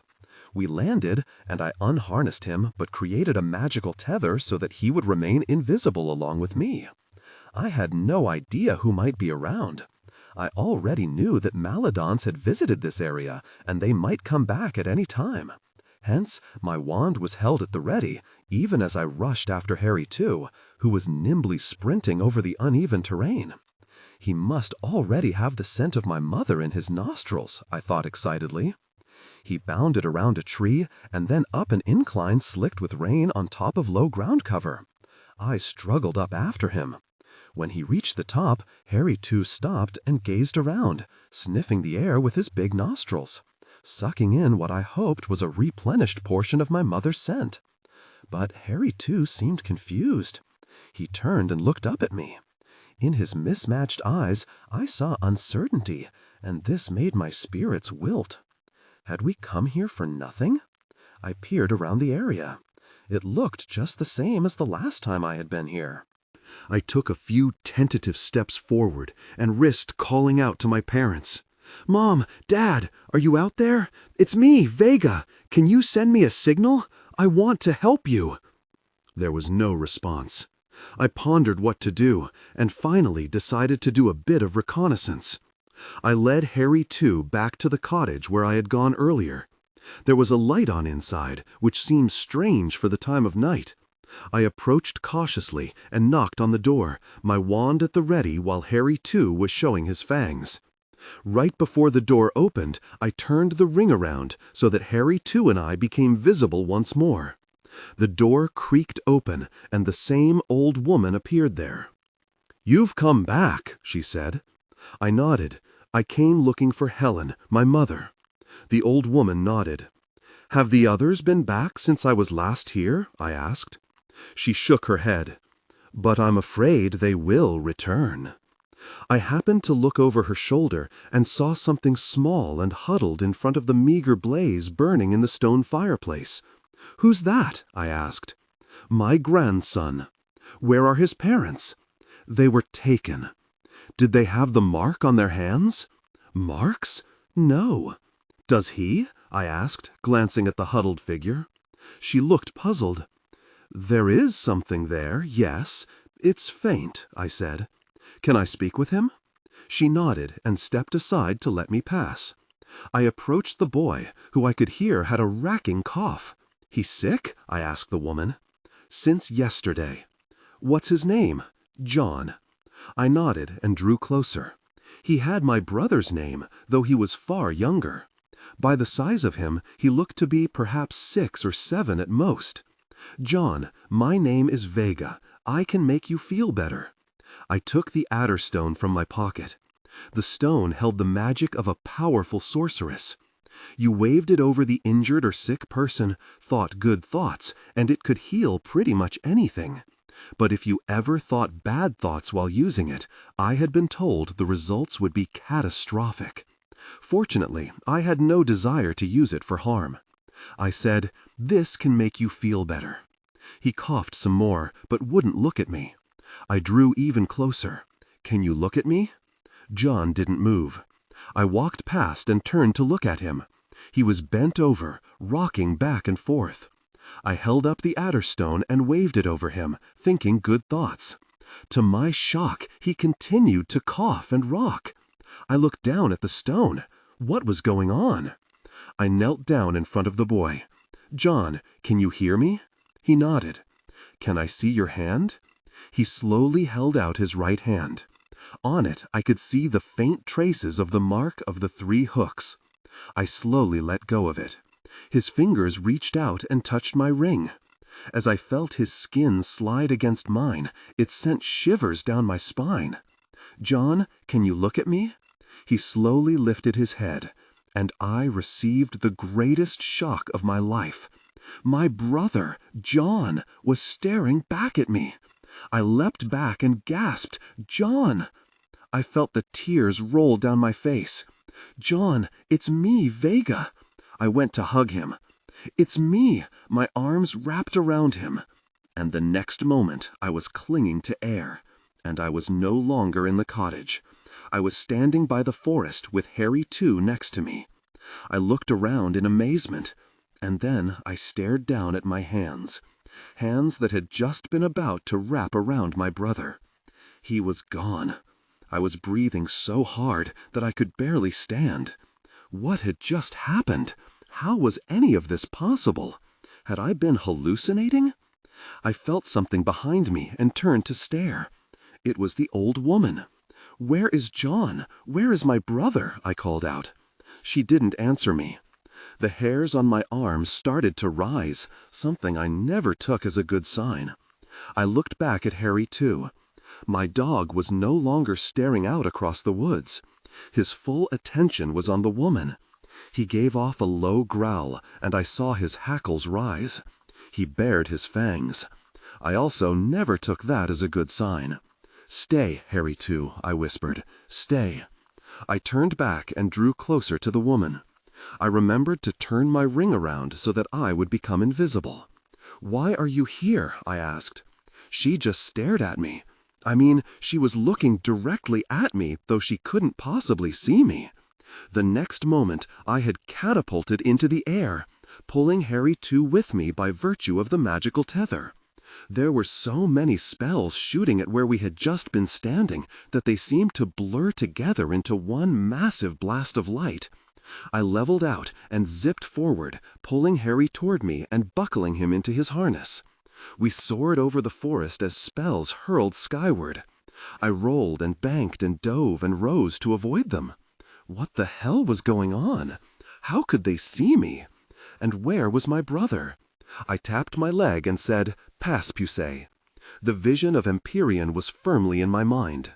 I expected my feet and Harry too's paws to land on the solid stone porch of my ancestral home, and to be safe from this nightmare. That did not happen. The fears seized up in my throat. I felt frozen, even though I was hurtling along at an incredible velocity. I tapped my leg again and again, and said the words over and over. "Pass, Pusey. Pass, Pusey." A spell shot right over my head. I looked behind me, and my spirits dropped right through the dirt. Endamen, Necro's most trusted fighter, was right behind me, along with at least 20 Meladons in pinstripe suits and bowler hats. I shot a glance at my hand where the mark of the 3 hooks was. Meladons, we had found, could trace us through that mark. That's why I wore the glove that Alice Adronis had given me, because it prevented the Meladons from tracking me that way. Then I looked at the ring of invisibility that had once belonged to my grandfather, who had, in turn, been given it by Colin Sonnet, Petra's ancestor. It had given me protection for so long that I really took it for granted. But now, as I looked down at it, I was horrified. My ring was glowing a dull red. It had never done that. I looked back over my shoulder at the oncoming Meladons. It was clear. They could see me. Then I thought back to the creature before the fire. It had touched my finger. No, it had touched my ring, and somehow disabled its power. I smacked my leg with my wand again and muttered the incantation, Pass Puce. Again, nothing happened. How could they stop my incantation? Another spell struck, and Harry too howled. I looked down at him as he hung lumbly from the harness. Harry too, no! At the same instant, I felt the very air around me commence to harden, just like it had done back at Maladon Castle. I was panicking now, because I knew that this must mean Necro was somewhere nearby. I was unafraid of Enderman because I had bested him before, but Necro was a different matter altogether, and now he was going to kill me. That must be how the Pass Puce incantation had been stopped. I felt it harder and harder to breathe.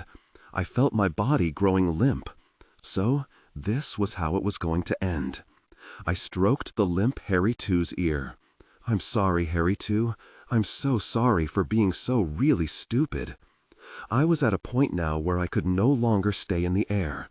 I felt myself flip over, and then I was in a long, steep dive. The only result would be impact with the ground, and that would be that. I closed my eyes and said my goodbyes. Goodbye, Delph. Please forgive me for leaving you, and do your best. Goodbye, Petra.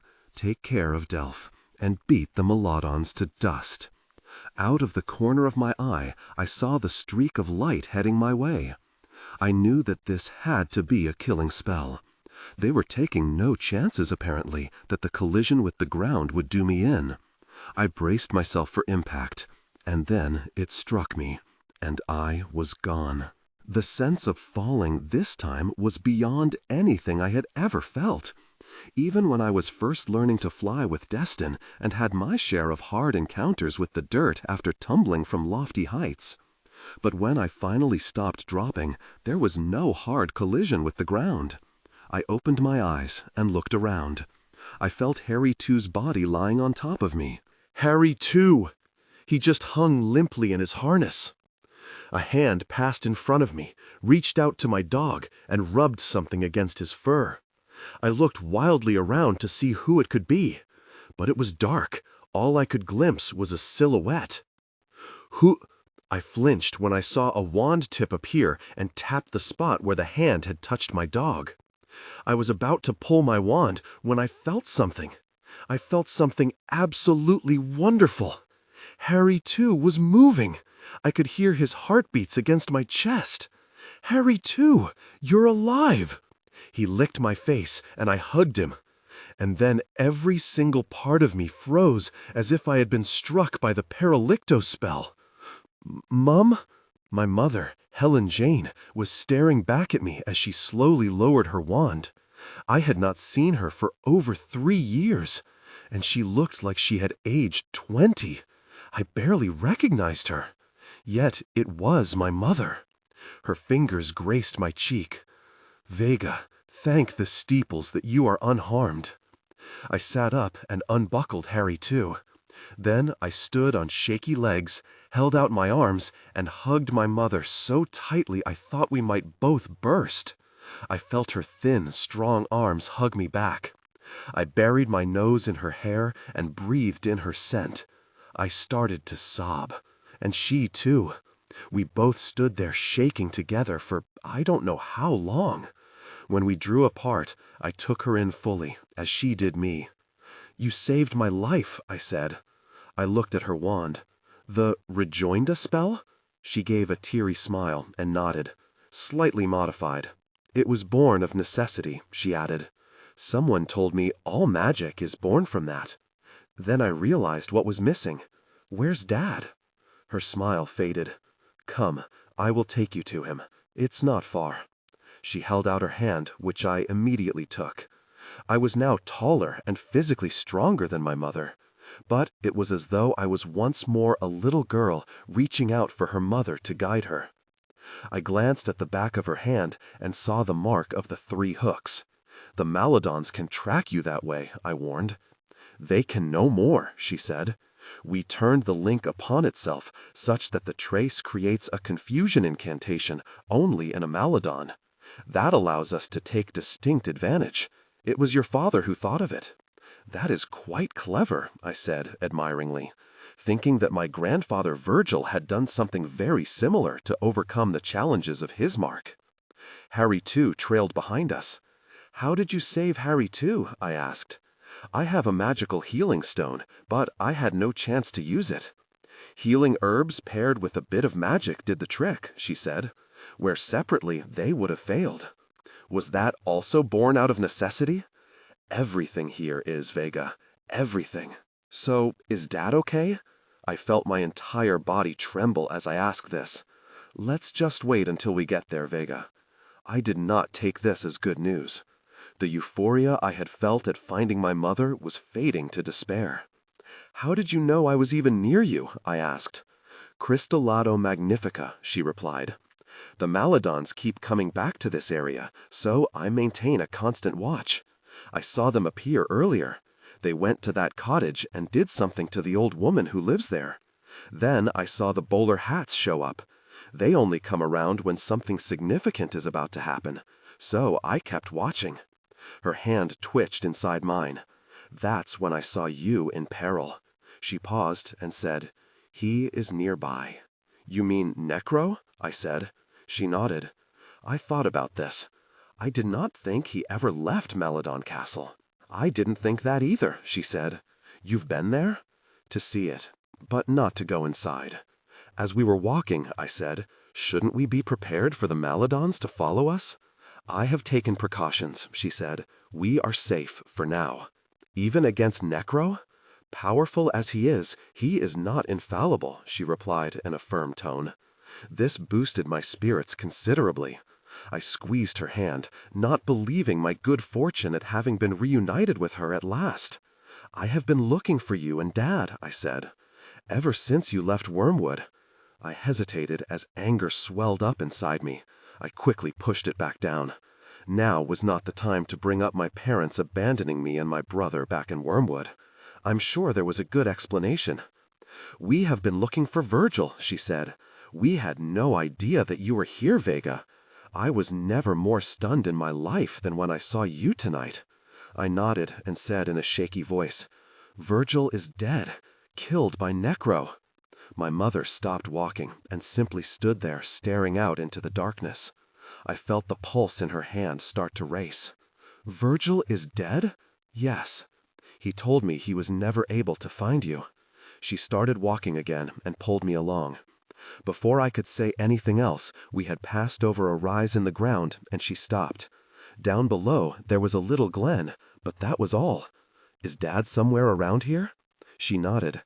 She waved her wand, and the air in front of us seemed to shimmy. We passed through what felt like a barrier. "Boundary incantations," explained my mother, as I nodded in understanding. Revealed in front of us was a small shack with a curl of smoke escaping from its stone chimney. She moved her wand again, and the door opened. She walked through and beckoned me to follow. I did so, and screamed. I was looking down at this thing lying on a cot. It was not much bigger than a newborn, with a head half again larger than it should have been for the size of the body. It was very pale, and its appendages were bent and twisted. It was quietly sobbing. Though it was hideous to look at, I could not help but feel sorry for the piteous creature. "What is that wretched thing?" I asked my mother. "That wretched thing," she said, "is your father." I don't really remember transporting my mother and father to Empyreon. I know that my feet hit the front steps. I know that my wand opened the door.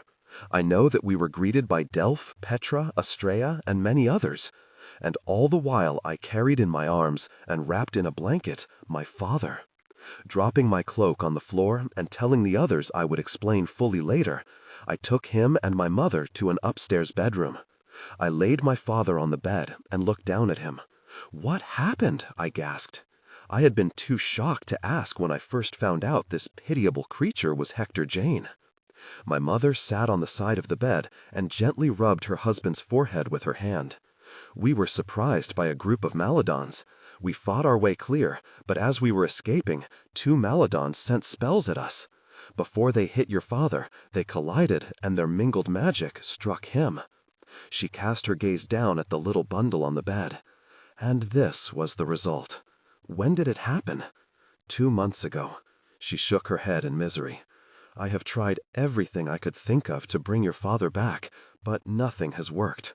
At least he is still alive, which gives us a chance of restoring him to what he was." I had a sudden thought. I took the adder stone from my pocket. As I said, this is a healing stone. It has the magical power of a sorceress embedded inside it. It might help. I waved it over my father and thought absolutely good thoughts. And though we both stared at him anxiously, absolutely nothing happened. "It was a worthy try, Vega." I nodded and put the stone back in my pocket. My mother looked around in wonder. "What a beautiful place this is." I quickly explained to her about Empyreon. "You are safe here," I said, "both of you, and we will do whatever we can to try and bring Dad back to what he was."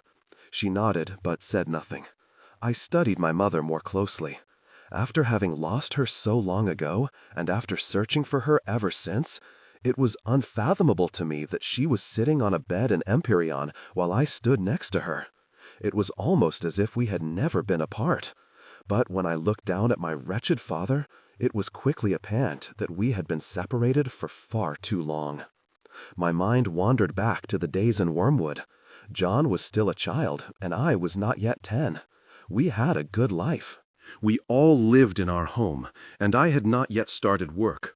I still went to learning back then, and my parents would walk us there every morning and return in the evening to take us home. My fingers would interlace with either my mother's or my father's. They would ask what we had learned that day, and I would do the answering. My brother was still painfully shy, and would simply stare at his 2 large feet and nibble on whatever snack our parents had brought us. I would rail against what we were being taught, or rather what we were not being taught, for even back then I was suspicious that much about our history was being kept from us. My mother would listen carefully, while my father would snatch anxious glances at the both of us. She could have told me to stop asking such questions, but she never did. Instead, she had said, "Keep raising your hand and keep asking, Vega. That is the only way you will ever get answers." And I had, right up until the time they kicked me out. We would spend the evening cooking our last meal of the day together in the tiny kitchen, which back then seemed as big as Empyreon's to me. My mother was quite a fine cook, and though we hadn't much in the way of coin to buy the food they sold on the high street, we ate very well indeed. And then our happiness had been blasted away when my parents were struck down by a curse from Morrigan and placed in the care. I leaned into her. "Mother, it's so good to have you back. I can't believe you're really here." My mother smiled at me. "I can hardly believe it either, Vega, my dear sweet child. Though you are clearly no longer a child, you are a woman." She looked me over.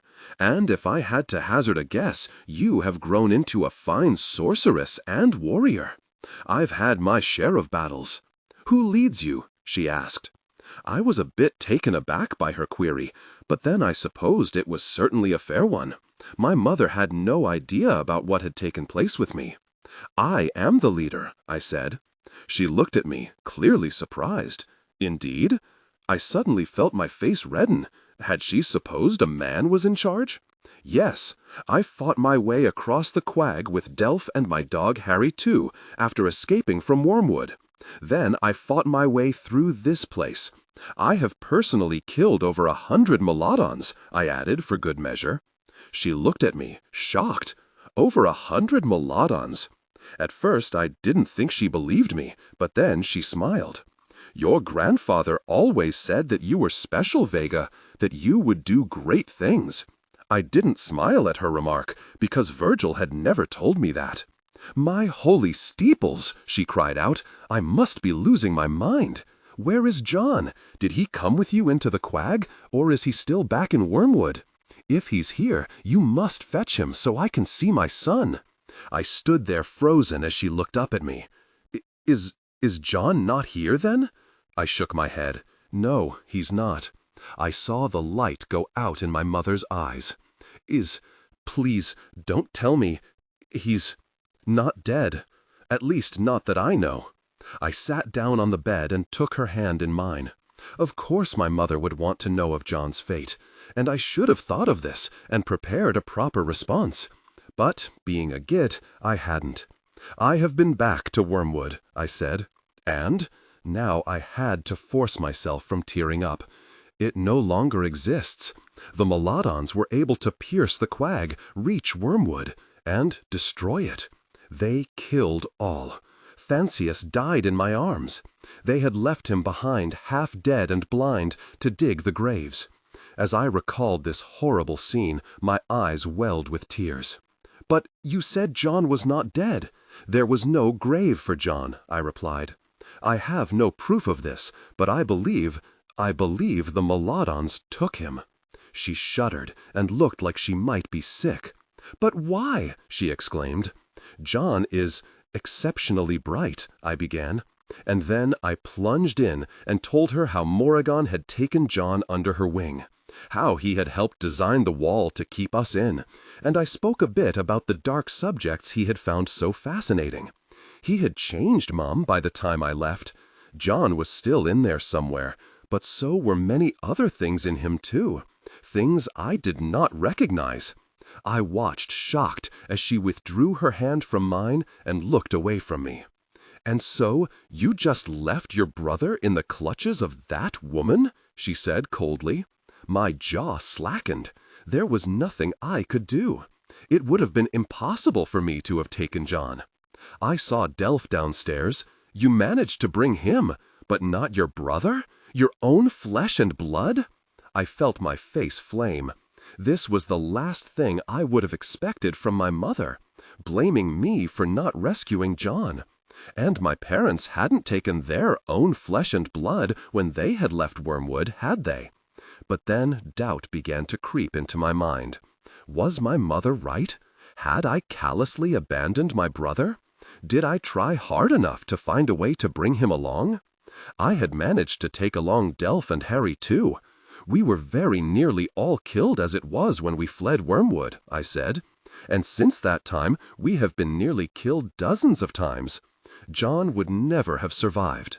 She looked at me, and I had never seen such an expression on my mother's face.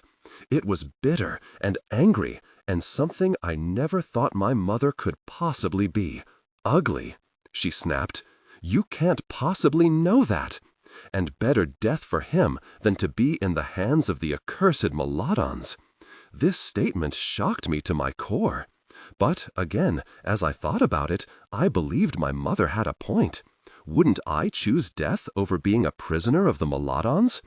But what my mother really didn't understand, despite my words, was that John had changed. He was no longer an innocent little boy. He had grown into someone I didn't recognize.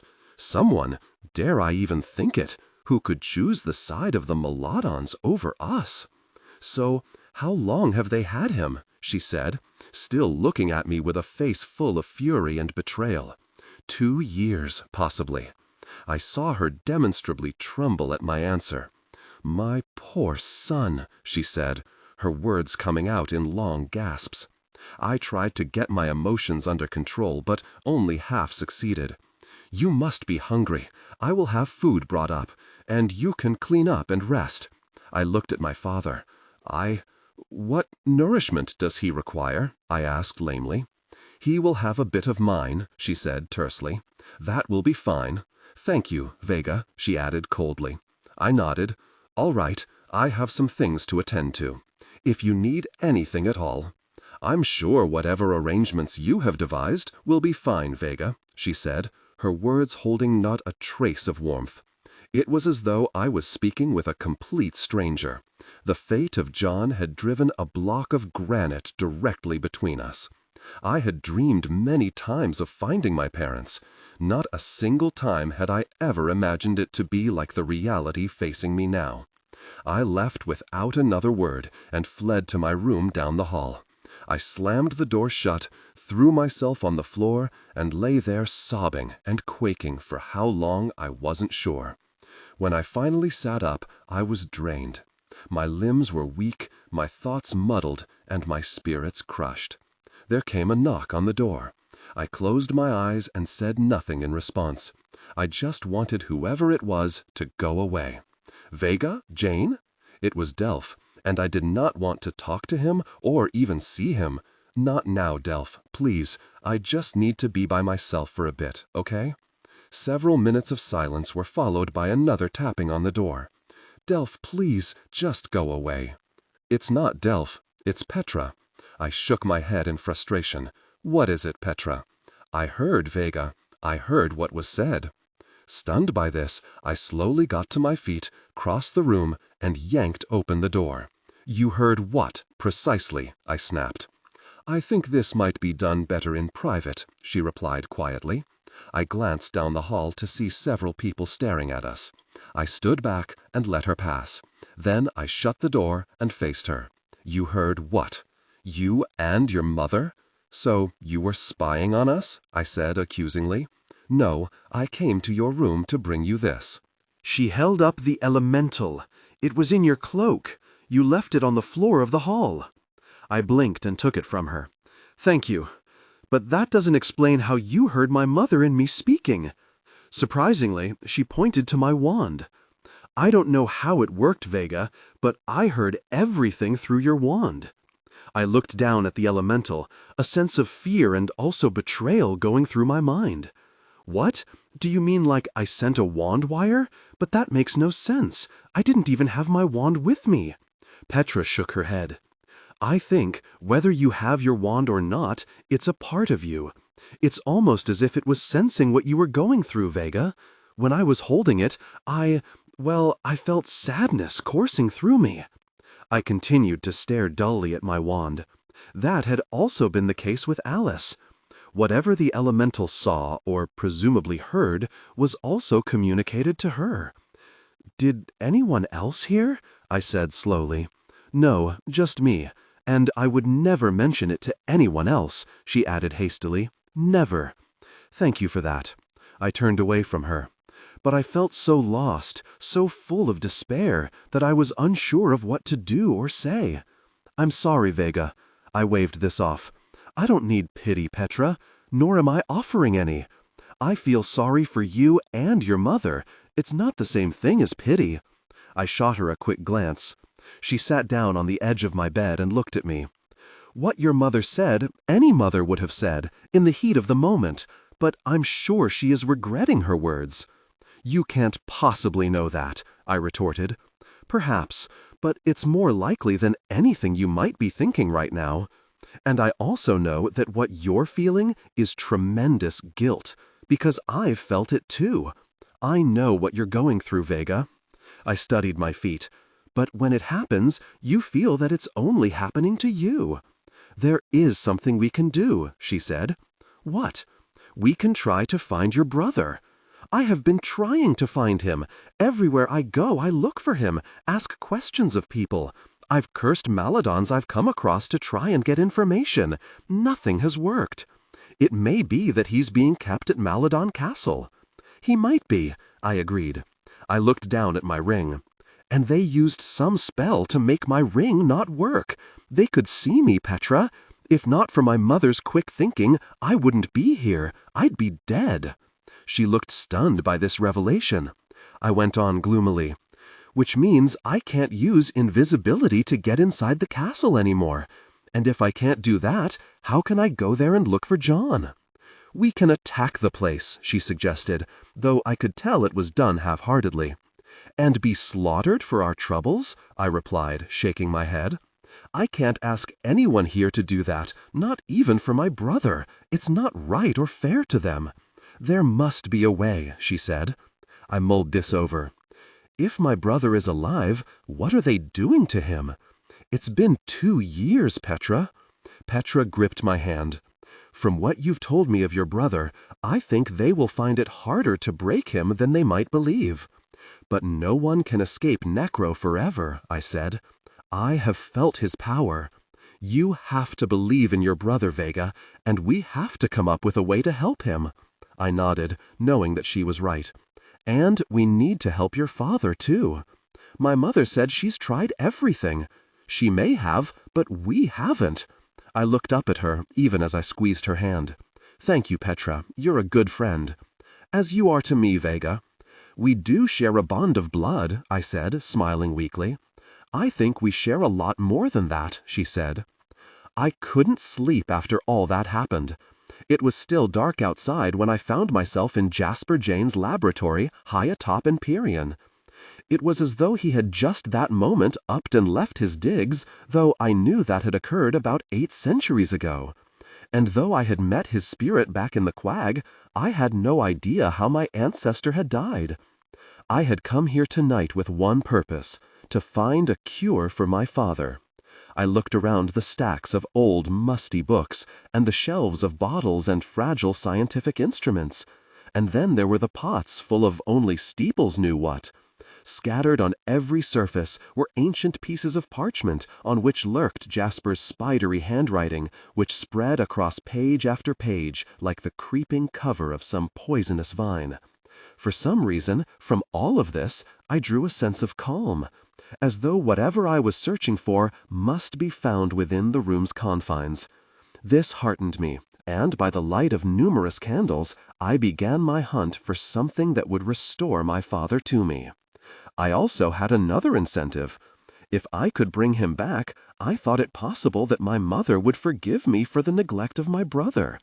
And if John was at the castle and I was able to rescue him, he might be able to provide information that we could use to defeat the Maladons. As time passed and the sun slowly rose outside the window, I yawned and stretched and slumped wearily over the thick tome I had straddled across my lap. The creak of stairs right outside the door made me look around. A few moments later, Estrella Prine appeared in the doorway. "I thought I might find you here," she began. "And why was that?" I inquired from my spot on the dusty pine plank floor. She looked around the untidy study. "Because you have a problem, and you have sought the antidote, as it were, from here."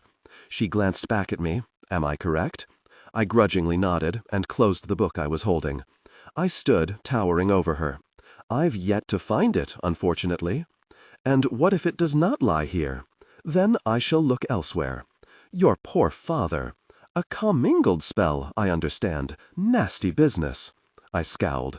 "And who do you understand that from?" I demanded. "You needn't look so bothered, Vega. I spoke with your mother before I searched you out. She was up early seeing to your father. I explained to her who I was and offered my help." My scowl slowly faded. "Do you know a lot about commingled spells?" "Not all that much, for the simple fact that they are rare, and that's a good thing, for one cannot accurately predict what the result will be when 2 separate spells clash together with the ricochet impacting someone a moment later. Magic is complicated enough as it is. Have you ever reversed the effects of a commingled spell?" She pursed her lips as she seemed to mull over this query. "Well, either you have or you haven't. Actually, Vega, it isn't that simple, because you don't always know that a spell has been commingled.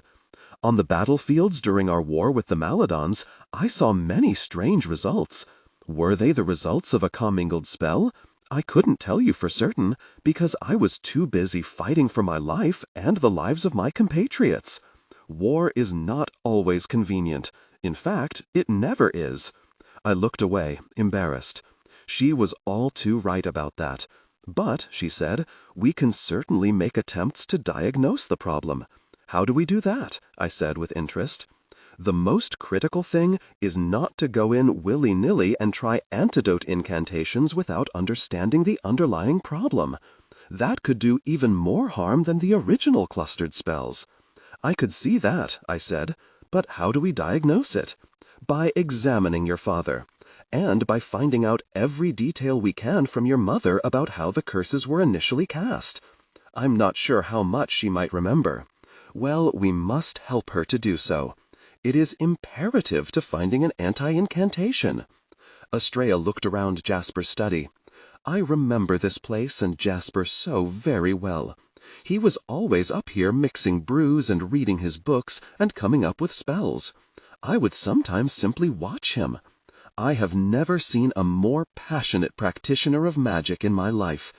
His creation of the fifth circle nearly did us all in, I said. Jasper was always very clever, she said with a smile. He was bloody dangerous, is what he was, I retorted. Then it struck me. Astrea must know the answer to my question. What happened to Jasper? How did he die? If he helped you create the quag, he must have survived the war and gone into hiding with you. He did survive the war, and he did take his place in the quag. You may have seen his home there? Yes, of course. Jasper's spirit appeared before me.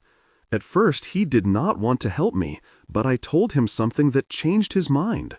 What was that? That you had supported my decision to escape the quag and take up the war against the Maladons once more? She fixed an unwavering gaze upon me. I'm glad I could be of assistance with Jasper, but I'm surprised that such a thing would have persuaded him to help you. Well, it did, and I would like to know how he died. I don't know how he died, Vega. I frowned. How could you not know? My place of settlement was located before one entered the circles. Jasper's was deeply embedded within the circles. I never once saw him after we came to create the quag. Never? I said skeptically. Never. Do you at least have a guess then as to how he perished? He may not have elected to take the elixir of life. He could simply have died from old age. I thought this doubtful, but the expression on Astrea's face clearly showed that she did not wish this conversation to continue, and I needed her help with my father. But I had to ask one more question. Alice told me that Jasper had gone into the future once, and that he had seen, well, me. Indeed, she said placidly. You don't seem surprised. Truly, nothing surprises me anymore. Did Jasper ever talk to you about seeing me in the future? No, Vega, he never did, she said dismissively. Well, thank you for enlightening me to the extent you did. Now, let me think about your father's situation for a bit, and then we can meet with your mother. I looked away again. Vega, is something the matter? It might be better if you met with my mother alone, at least the first time. I see, said Astrea. Are you sure? Quite sure. I wasn't looking at her, but still I could feel her penetrating gaze upon me. Well, I'll leave you to it, she said. I could hear the creaks of the stairs as she made her way back down. I strode over to the window and looked out onto the beginnings of a spectacularly beautiful day. The flowers were in full bloom, the tree canopies were bursting with leaves rippling in a pleasant breeze. The emerald green lawn of Empyrean seemed to stretch into infinity, but I well knew that it did not. Not far away, the Maladons lurked. If they could find this place, they would slaughter us. But I knew why they had not been able to thus far. I raised my wand and muttered, Exposatus. I could see every color of the rainbow swirling and whipping around Empyrean. I knew that I could see them only because I was not a Maladon. The protection spells had been set up with this precaution in mind, Pillsbury had told me. If a Maladon were to see the spells, it would have defeated their purpose in the first place. It would have clearly shown that there was something here to protect. I put my wand away, and the colors instantly vanished. Keep us safe until we finish the Maladons, I murmured. That evening, I ate alone at the far end of the dining room. By the time I entered the space, most others had finished their meals and gone back to their rooms. I looked up from my plate of sausages when he walked in. I inwardly groaned, something I had never done before upon seeing him. Delph headed directly over to me. I took up a sausage on my fork and bit into it, my gaze on my plate. He sat down heavily next to me. Vega Jane? I still did not look at him. Yes, Delph, I said calmly. We need to discuss things. Such as, I've spoken with Helen. Have you now? And what did my mother say to you? I asked coldly. Will you at least grant me the favor of looking at me while we talk? Said Delph, throwing my icy tone right back at me. I glanced up sharply, and at the same time I put my fork down. There, is that satisfactory? I said, gazing sternly at him. He sat back and studied me, his thick arms crossed over his broad chest. As I said, I've spoken with Helen, and I've also seen your father. You mean you've seen what he has become? Yes, he paused. Your mother has not given up hope, nor should you. And who says I've given up hope? I snapped. I've only just bloody found them, Delph. I've given up nothing. Delph knew me so well, he could easily perceive the hollowness behind my biting words. I'm glad to hear that, he said, giving me credit where I, and no doubt he, knew none was due. I also spoke to her. My hostile look faded. About John? Yes. She wanted to know things about John before we left Wormwood. And what did you tell her? I told her the truth, Vega Jane. She deserves nothing less. And what was the truth, Delph? According to you? He looked at me as though I was speaking gibberish. That you did all you could to protect and then save John. That you risked your life for him. That you suffered terribly because of Morrigan taking him away. That you were torn apart by what had become of him. That you did not want to leave him. That if you hadn't escaped Wormwood, you would either be dead or in prison. And that you had no ability to take your brother with you. It would have been impossible. My mouth kept falling farther and farther open as Delph continued to speak. You said all that to her? Yes, I did, because she needed to not only hear it, but understand it. And what was her response? He glanced away for a moment before looking back at me. It was a lot to take in, Vega Jane. I'm not sure she had a response, but I'm sure that she will, given time. I looked back down at the remains of my meal. My appetite had suddenly vanished. I'm not sure that time will help, but I do appreciate what you did, Delph. Truly I do. Reuniting with my parents has not been what I had hoped for. Well, that was a bloody understatement. He gripped my hand. Just like your father, your brother is not lost to us, Vega Jane. What a grand thing it will be to fully reunite the Jane family, eh? I glanced at him. In all my family issues, I had lost sight of the fact that Delph would never reunite with his remaining family. His father, Duff, lay murdered and buried back in what remained of Wormwood. Why did I have to be so close-minded about things? It was like I looked simply at injustices against me and didn't consider the effects of such on other people. And I was also quite cognizant of the fact that my ripping through the dome around the quag had allowed the Maladons to slaughter all Wugmorts, Duff included. Delph, I know I've said it before, but I am so sorry about Duff. He shrugged. I think if my father had had a choice in the matter, he would have wanted us to do what we did, Vega Jane. But did we have the right to make the decision, Delph? To break out of the quag? To allow the Maladons a way in? First, we had very little choice in the matter. If we had stayed in the quag, we would be dead. Second, we had no idea that breaking through that wall would enable the Maladons to do what they did. I didn't even think about that possibility. Leisurely thinking through all possibilities is a pastime best left for when you're not fighting for your life. I had to smile at the wisdom of his words, but still, it all gnawed at me. Wugs had died because of what I did. There is no guarantee that my father will be restored or that my brother will come back to us, I pointed out. None at all, he agreed. But I do have some thoughts as to your brother. I already know your thoughts. You believe that he was taken by the Maladons for some hideous purpose. But I could have been wrong. I sat up straighter. How? We assumed that the Maladons have him. Based on what precisely? I looked at him incredulously. Based on his being the only one in all of Wormwood who didn't have a grave. Well, the Maladons taking him would be one explanation. One? I exclaimed. It's the only explanation. Look at it another way. We escaped Wormwood. Could not your brother have done the same thing? I gazed at him as though my loyal friend had gone completely nutters. Why would John have escaped from Wormwood? Same reason we did. We figured it out, right? That we were meant to stay there, like prisoners. Well, your brother was smart, maybe smarter than both of us put together. So why couldn't he figure it out too, eh? I gaped, but then my mouth snapped shut. Could what he was saying be remotely possible? I guess that might be so, I said slowly. But if he did escape, where is he? There might be one person here who knows. The answer flashed through my mind. Morrigan. When Delph and I burst into her lair, Morrigan was not alone. Estrella Prine looked up at me from where she was perched on a chair. Morrigan's spirit was standing in front of her. I glared at the shimmering image of Morrigan, and she glared right back at me. "I understand that you have found your mother and father," said Morrigan tensely. "They found me.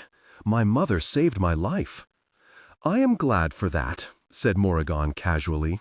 I looked at Estrella. I would like to have a private word with Morrigan. "All right, I have things to occupy me. I will go now and speak to your mother alone as you desired." I bristled at this, as it seemed to be uttered simply to make me uncomfortable. I waited until I heard the door close behind her before turning to Morrigan. "Yes, Vega," she said in an unfriendly tone. "My brother, John, what of him? There was no grave for him back in Wormwood. The Maladons killed all who remained in Wormwood." "I know that," I said impatiently. "So, was John there or not when it happened?" "It was a very difficult time, Vega." "Was he or wasn't he?" I demanded more hotly. "The night before the Maladons attacked us, John came to tell me that he wanted to leave Wormwood." "Why?" "He wanted to find you." "Me? Why?" "You're his sister." "He did not seem to feel that way while I remained in Wormwood," I said heatedly. "He seemed quite happy to stay with you." "If you think that, you did not understand your brother," she replied evenly. I sat down in the chair that Estrella had occupied. "Did you let him go?" She laughed lightly. "I could hardly have stopped him." I gazed at her, puzzled. "Why not?" "You were magical.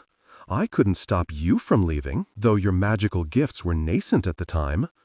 "Well, your brother was a bit farther along than you, I must say." She seemed to be gleeful about putting me in my place. "So, he left Wormwood before the Maladons got there?" "I don't know, Vega. He was living at your old home. He insisted on moving there shortly after you left. I saw my house when I went back. The Maladons had desecrated it, but they hadn't destroyed it." "Interesting," said Morrigan cryptically. Delph said, "Did you see John when the Maladons came?" "All I saw were 4 hideous Maladons showing up at my house, pointing their wands at me, and—" She broke off and looked away for a moment. "So, no, I didn't see anyone else die, only myself." I said quite sincerely, "That must have been horrible."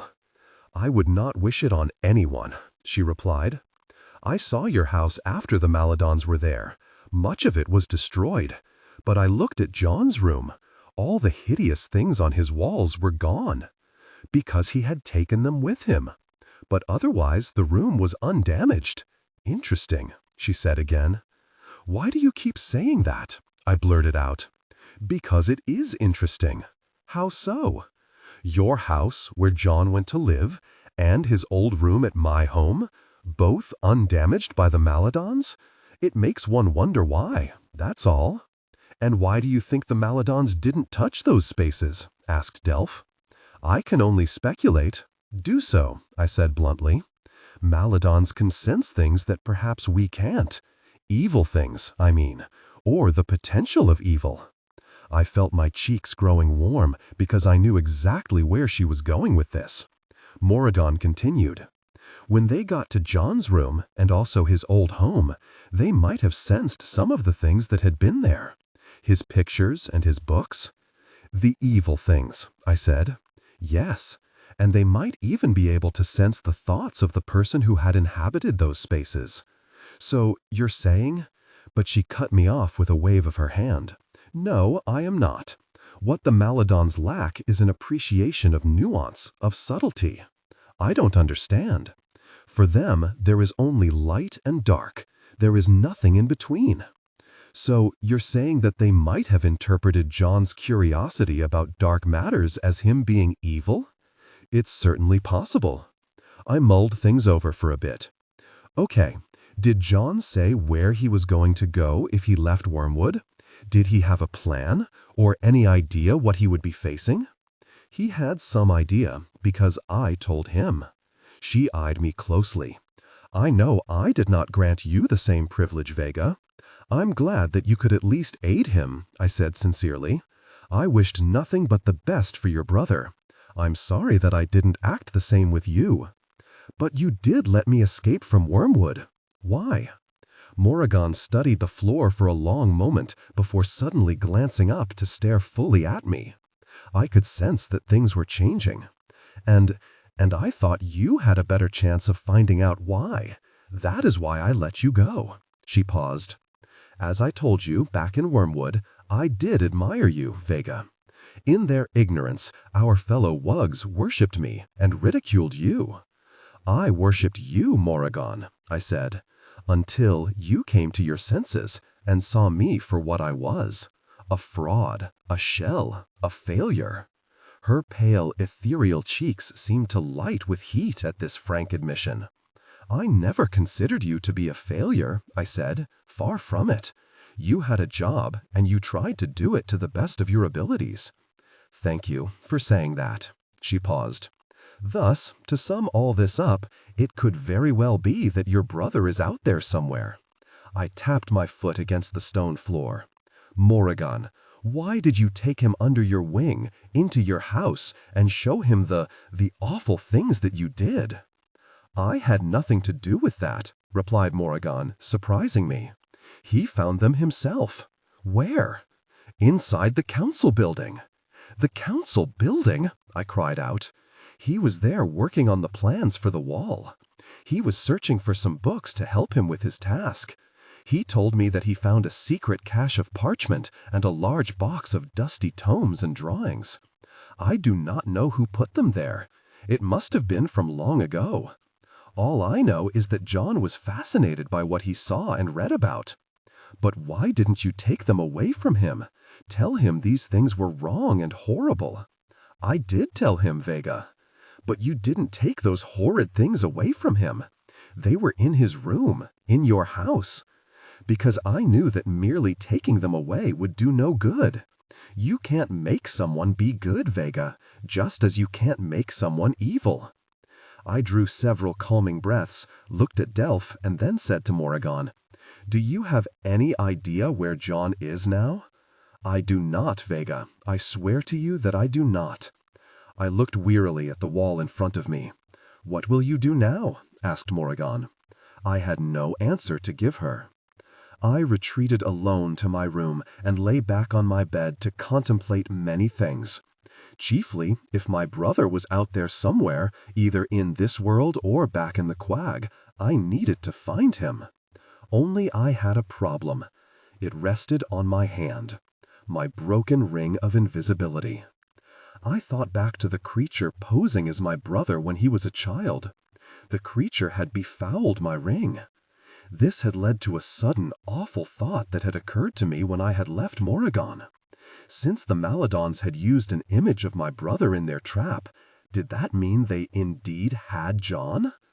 To answer that question, I needed to repair my ring. And right now, I could only see one way to do that. I took out my wand, tapped it against my leg, and said, Pas passé. A moment later, I was in the quag, at the spot where Jasper Jane had made his home inside a large stone building. I walked toward the enormous doors of the place and pointed my wand at them. Ingressio. The doors swung open. I passed through and used my wand to close them behind me. I looked alertly around the interior of the vast place. Hello? I called out. When I received no answer, I called out once more. Yes? I looked up to the top of the staircase. My ancestor was wearing the exact same clothes he'd had on when I had been here last. A long robe, open in front, revealing a breastplate underneath bearing the stamp of the 3 hooks, our symbol, which he had told me represented peace, hope, and freedom, precisely in that order. Jasper, it's me, Vega Jane. I was here before. He swept down the stairs and came to stand in front of me. You have escaped the quag, then? I have. I had wondered why everything had changed, he said. The quag, its power and, with it, its relevance has gone. Yes, well, I began, and then could think of nothing else to say. "And what have you discovered outside the quag?" he asked. "Well, I was this very morning in your old laboratory at Empyrean." "Empyrean?" he exclaimed. "You were at Empyrean, our ancestral home?" "There is only one Empyrean," I replied. He paused and studied me.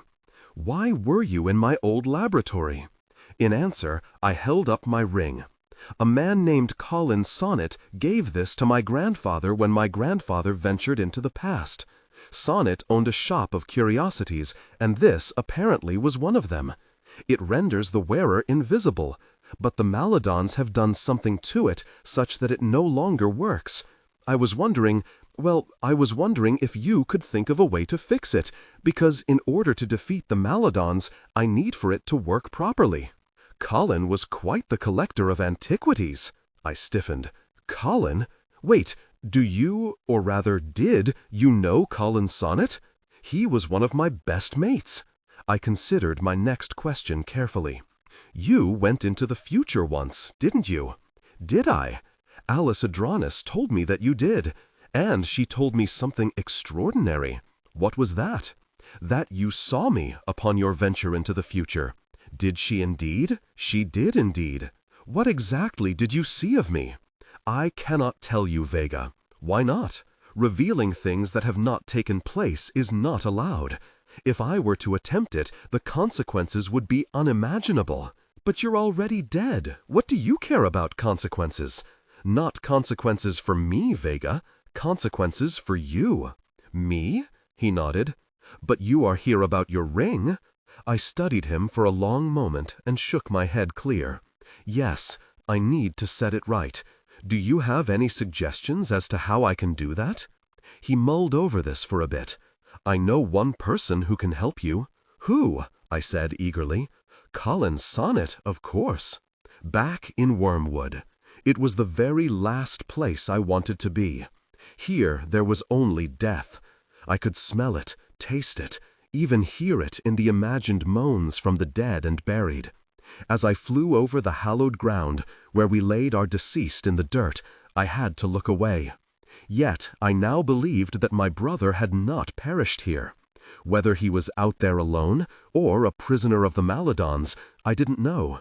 And though my mother and I had agreed that it would be better to be dead than be a prisoner of the Maladons, I had come to reconsider that conclusion.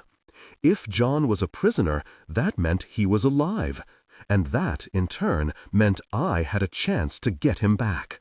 I landed in front of the destroyed doors of Stax and walked toward it. Stax was my old workplace, where I had labored as a finisher. It had also once been Bastion Cadmus's home. It had been magically transported here when Wormwood had been created. I had already seen what the Maladons had done to Stax. Knocked down the doors, toppled the turrets, demolished Julius Domitar's office, and desecrated my workstation. I had been trapped in Stax once with a pair of Jabbits in pursuit of me. I knew that Jabbits no longer inhabited the place, but as I walked through the dark, empty halls, my heart began to race nonetheless. I marched up the damaged staircase to the second floor and made my way down to the end. Here there had been a small wooden door with a screaming wugmort made from metal as the doorknob. It was through this portal that I would make my way to the past. Only there was no door now, and no screaming wugmort doorknob, only a solid wall.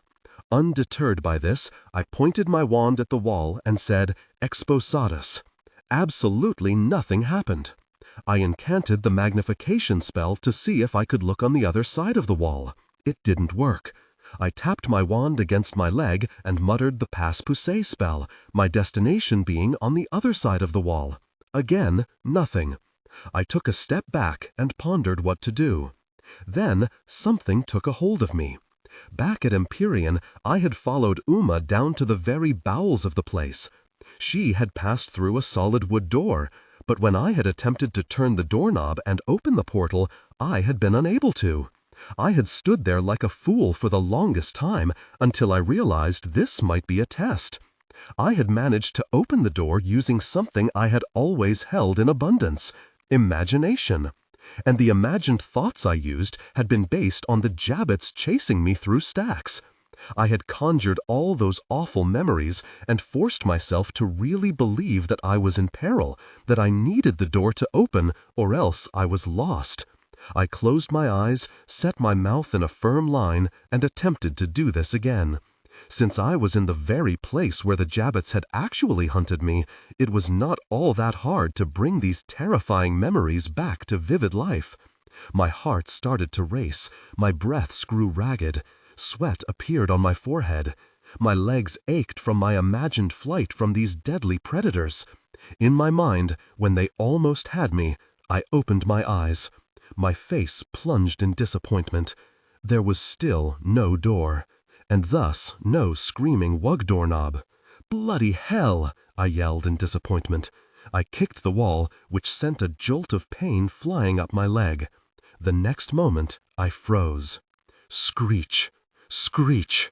I slowly turned around. There was only one creature I knew of that made that vile sound. As I stood there frozen, it came into view. This was one of the largest Jabbets I had ever seen, nearly twice as long and 3 times as broad as a normal one. The hundreds of heads on its trunk were all looking right at me as it slithered down the hall. How had a Jabbet gotten in here? Then I realized how. The separation between Wormwood and the Quag was no more. Creatures could come and go as they pleased. As I thought this, I could not take my eyes off the Jabbet coming for me. My breath came in gasps, fear-induced sweat poured off my body. My heart was pounding so fast I could hear nothing else, except the creature's screeches, the last thing you hear before you die. Out in the Quag I had faced many Jabbets, and I had defeated them all. But there was something different in this place. Stax was where I had worked as a young Wugmort. Here I had always lived in stark fear of the creatures from the Quag. I had my wand now, but my hand felt paralyzed. I fell back. I could not think of a single spell to cast, though I knew many that would have vanquished the beast. I could summon the elemental to its full size and hurl it at the Jabbet, but my tortured mind would not allow the precision of thought this required. My only thought was to flee. Just as the Jabbet reared up to strike, I whirled around. There was the door, and there was the screaming Wug. I reached out, turned the knob, opened the door, and threw myself inside. I slammed the door behind me. The door had held before against the Jabbets. I prayed that it did so now. I shrank back and waited. Moments went by, and I listened intently for the screech, or the Jabbet slamming its massive body against the tiny door. Yet neither happened. I let out a long, painful breath. I had gone from mighty sorceress to scared little girl faster than I ever thought possible. If that was not a lesson in humility, I didn't know what was. But at least I was alive. I slowly stood, turned, and walked into the darkness until I reached a vast cave. I thought back to what I had said on my first trip here in order to summon what I required. "I need answers, and I need them now!" I shouted. "Hello?" the voice said instantly. I turned to see a small hooded figure walking toward me. As before, he carried a wooden staff in one hand and a lantern in the other. It was Eon, the guardian of time. "Eon, it's me, Vega Jane." "Why have you returned?" he asked. I looked around. "Eon, do you not realize that Wormwood has been destroyed? There's no one left." The little creature looked at me blankly. "I do not understand." I decided not to pursue it. I supposed none of that mattered to the bloody guardian of time. "I'm here because my grandfather Virgil went back in time." "Yes, he did. He was the only traveler other than you to do so." "Right. Well, he received this ring when he traveled into the past." I held it up for him to see. "I want to go back to where he did because I need to see Colin Sonnet, the bloke who gave him this ring, so that he can, well, fix it up, okay?" Once more, Eon simply stared blankly at me. "So, can you arrange that?" I asked hopefully. "I have no control over where one goes, either in the future or the past, Vega." My hopes fell. What? But then how is it determined? I would say that where one ends up, either in the past or the future, depends on the traveler himself. Or herself, he added quickly.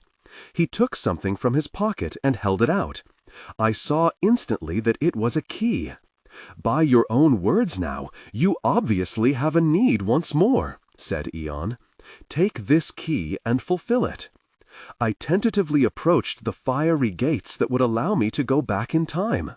I inserted the key in the lock, the gates opened, and I braced myself. In my mind, I held the name Collins Sonnet. I hoped that was enough. Turns out, it wasn't, not even close.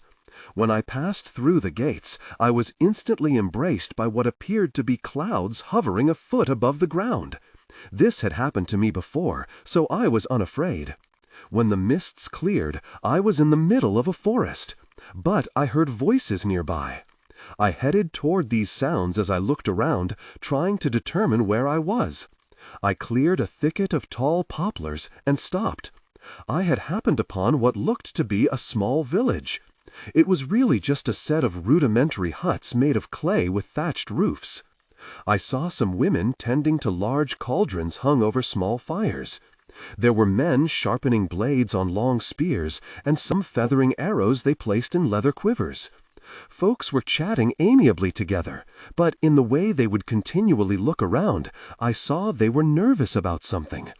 And then I received the shock of my life when she walked around the corner of one of the thatched homes and came into my view. It was Petra. Younger, smaller, but it was clearly Petra Sonnet. She was overly thin, and her hair wasn't as long as it was now. But she carried herself with pride, and her eyes were focused and intent. Though small and skinny, she looked hardened and tough. Her clothes were dirty, as was her skin. Over her shoulder she carried some creature that was clearly dead. She deposited it with one of the women tending a cauldron. Then I was able to see the bow over Petra's shoulder, and the small quiver of arrows on her back. When I had first met her in the quag, she had carried a far more formidable crossbow. She had evidently killed the creature for food. I looked around to observe whether anyone could actually see me. When it was clear that they could not, several people had seemed to look full at me without reaction. I stepped forward into the clearing and studied Petra, who had sunk down upon her haunches and was dipping a metal cup into a bucket of water. She took a long drink and gazed moodily around. It suddenly struck me. So that was why everyone was on their guard. This was the quag, and these people had all been trapped here when the quag was created to conceal wormwood. Or at least their ancestors had been. Although it was quite possible, in fact even certain, that some of the ones ensnared in the quag had been Maladons. As I had learned, the transition had been a bit chaotic. I felt pity for all those left to fend for themselves in this awful place, whether they had Maladon blood or not. As I continued to watch Petra, something curious happened. A man passed by her, glared at Petra, and called her a filthy name. Surprisingly, she did nothing.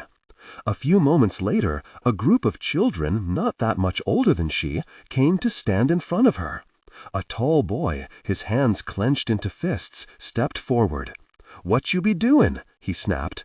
She glanced up at him. "What does it look like I be doin'? I'm drinkin' water." "Who says you can do that?" barked the boy. She stood and left her bow and quiver on the dirt. "Who says I can't? I bloody well do." "And why is that?"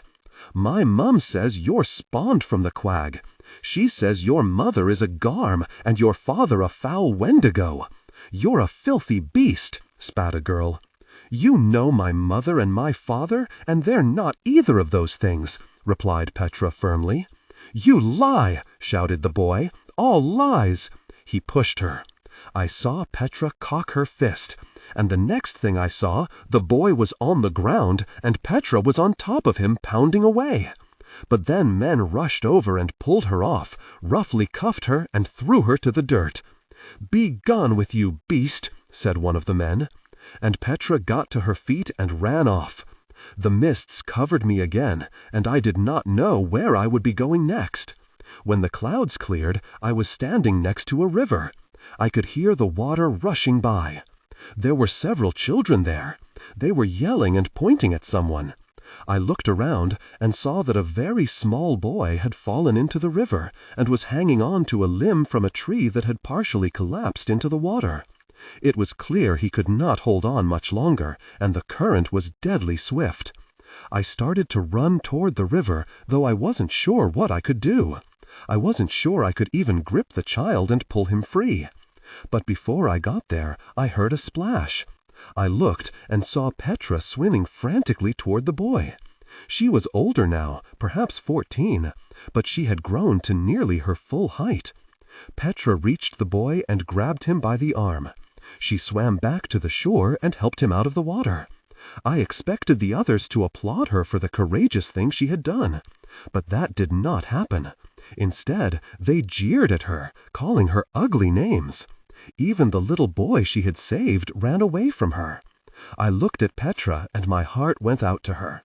But she never shed a tear, even though I felt my own eyes grow watery at the scorn she was receiving. Petra turned and walked off, while the others skipped along behind her, keeping up their torrent of vitriol. The mists crowded up over me again before I could go after her. Yet they cleared rather quickly.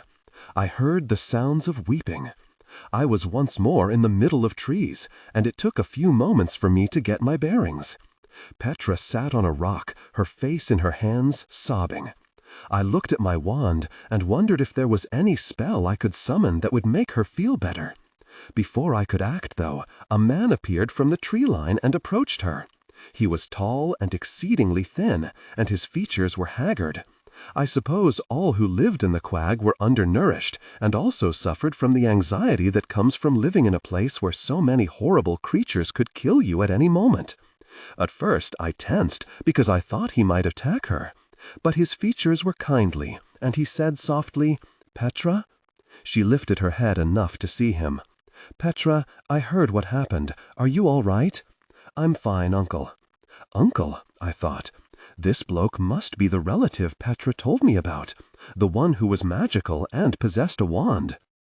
And he, I knew, would later die at the hands of a garm that Petra would kill, only too late to save him. He sat down beside her and stared into the distance. "The young ones can be cruel," he said. She sat up straight, her face puffy and her eyes reddened. "It's not only the young." Her uncle nodded. "You're different from the others, Petra. We have had this discussion before. I believe that they can sense that." "I don't want to be different." "There is absolutely nothing wrong with being different. It would be a dull place indeed if all were the same."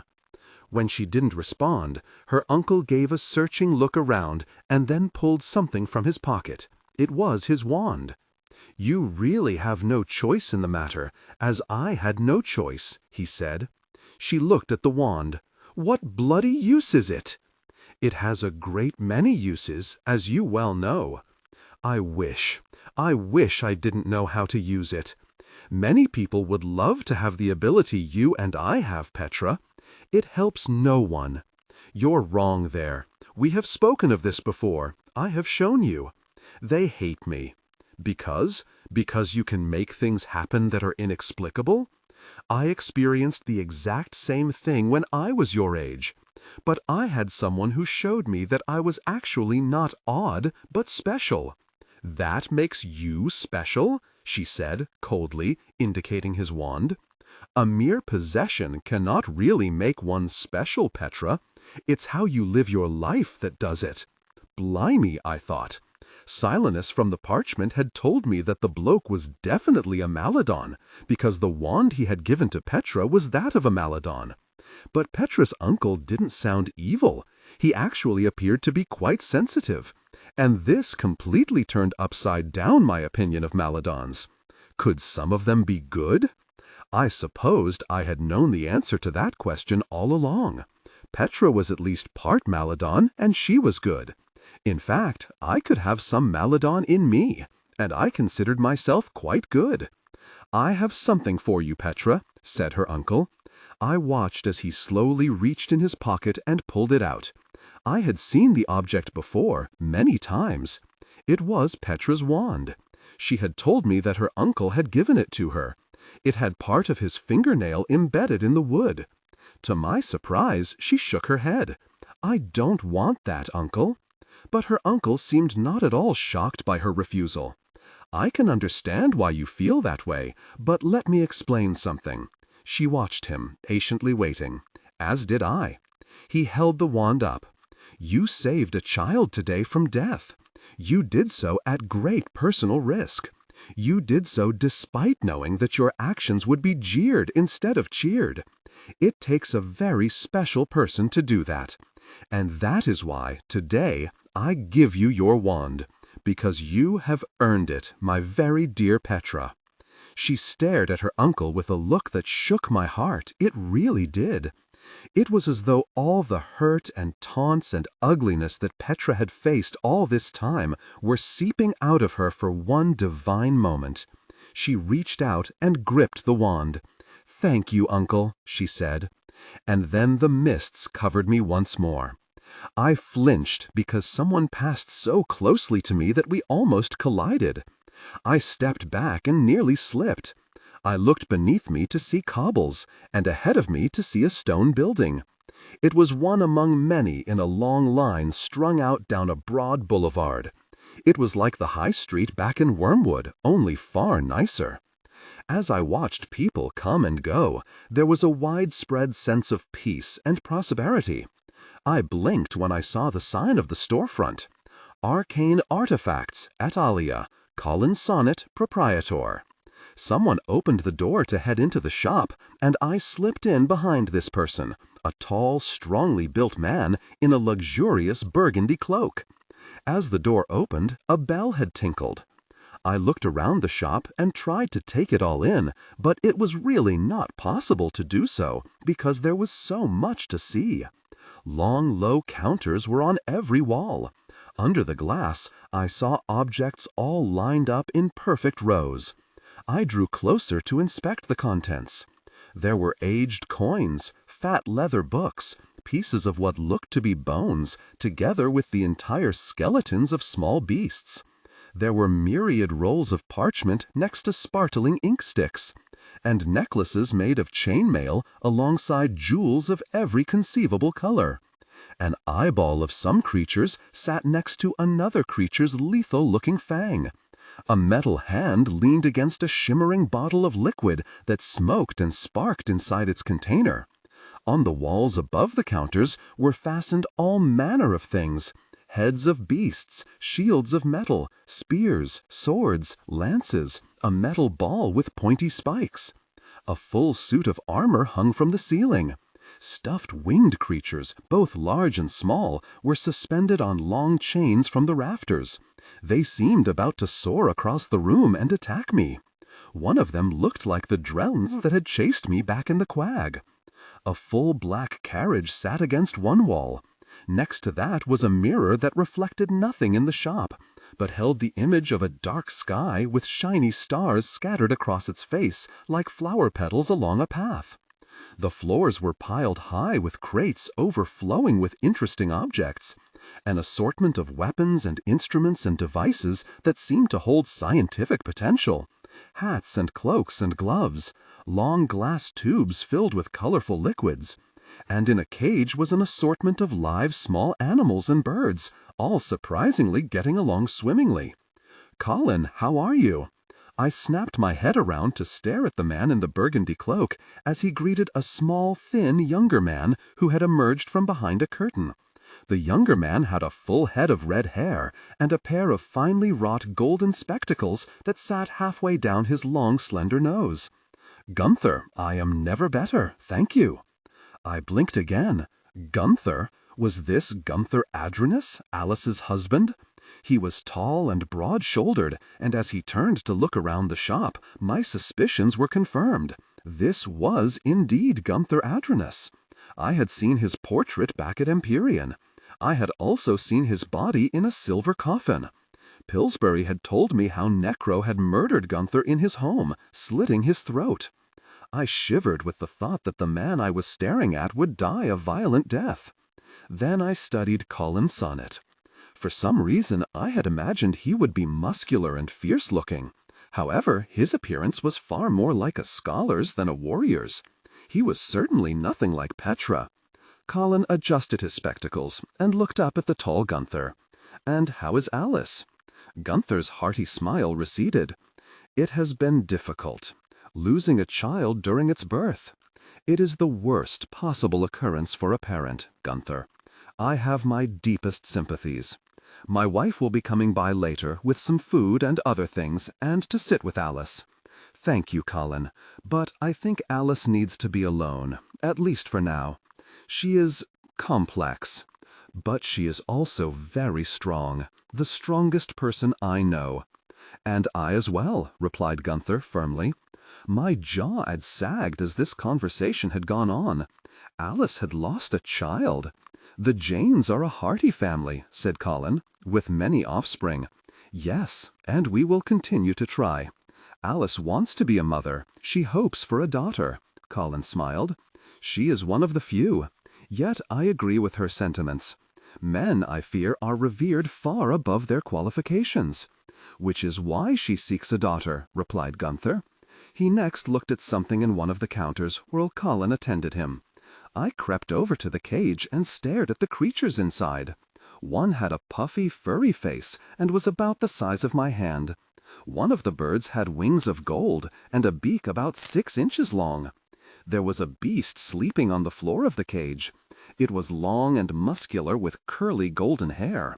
When it yawned, I could see row after row of teeth the shape of needles. It opened its eyes, and when a fluttering bird came within reach of its fangs, I feared the worst. But the thing just rolled over and went back to sleep after leisurely scratching itself. That would never have happened in the quag, I knew. A few minutes later, Gunther finished his business and left. I drew closer to the counter with the intent of seeking Sonnet's counsel on the ring. And then something occurred to me. "Vega, you're invisible. Not because of my ring, but because I had gone back in time. How could I have him help me if he couldn't even see me?" In despair, I looked at the counter where Sonnet was returning some items that Gunther had been examining. My gaze fastened on one item there. It was my ring, or at the very least, it was its twin. However, it should have not been a surprise. My grandfather had gotten his ring from Colin, probably from this very shop. So there could well be a spare. As I stood there, an incredible thing happened. A white light shot out from the ring under the glass and impacted the ring on my finger. "I'm sorry, I didn't see you come in. May I help you?" I looked at Colin, who was now staring directly at me. I looked around to make sure he was actually speaking to me, but there was no one else in the shop. "That was Gunther Adronis, was it not?" I managed to say. He nodded and looked at me closely. "You know Gunther?" "I know Alice Adronis." He looked me over. "There is actually a resemblance between you. Are you related to the Janes?" "Distantly. They are a fine family. Gunther and Alice live at her ancestral home, Empyrean, a wonderful estate not too far from here." "I have heard of it," I said. "And how can I help you?" Yes, I was wondering if you could assist me with my ring." I took it off and set it on the counter. He glanced at it and then gave me a sharp look. "How did you come by it?" he asked. "My grandfather gave it to me." This was perfectly true, even if the actual event had occurred far into the future. "And his name?" "Virgil." "And your name?" "You did not give it before." "Vega."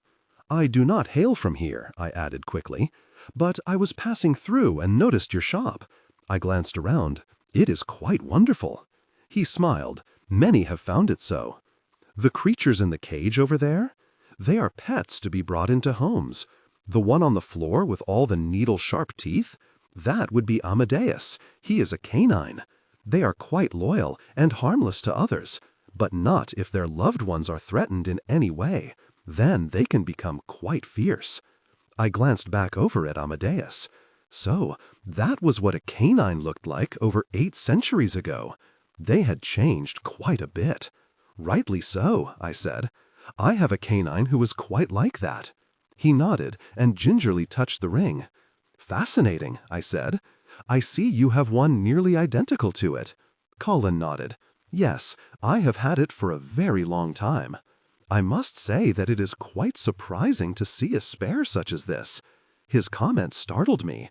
Could that ring under the counter and my ring be the same? Virgil would not come for his ring for quite some time. But then again, he might already have come, since I was wearing the ring he had given me. Time travel! My poor head swirled with the complications of it. It is quite a nice ring, I said. And what help do you need with it? I had prepared for this question, but right now my ready explanation seemed quite nonsensical. As I stared back at him, the eyes behind the specs seemed to grow to enormous proportion, giving me the uncomfortable impression that he could see into my mind. I opted for the truth, or at least some of it.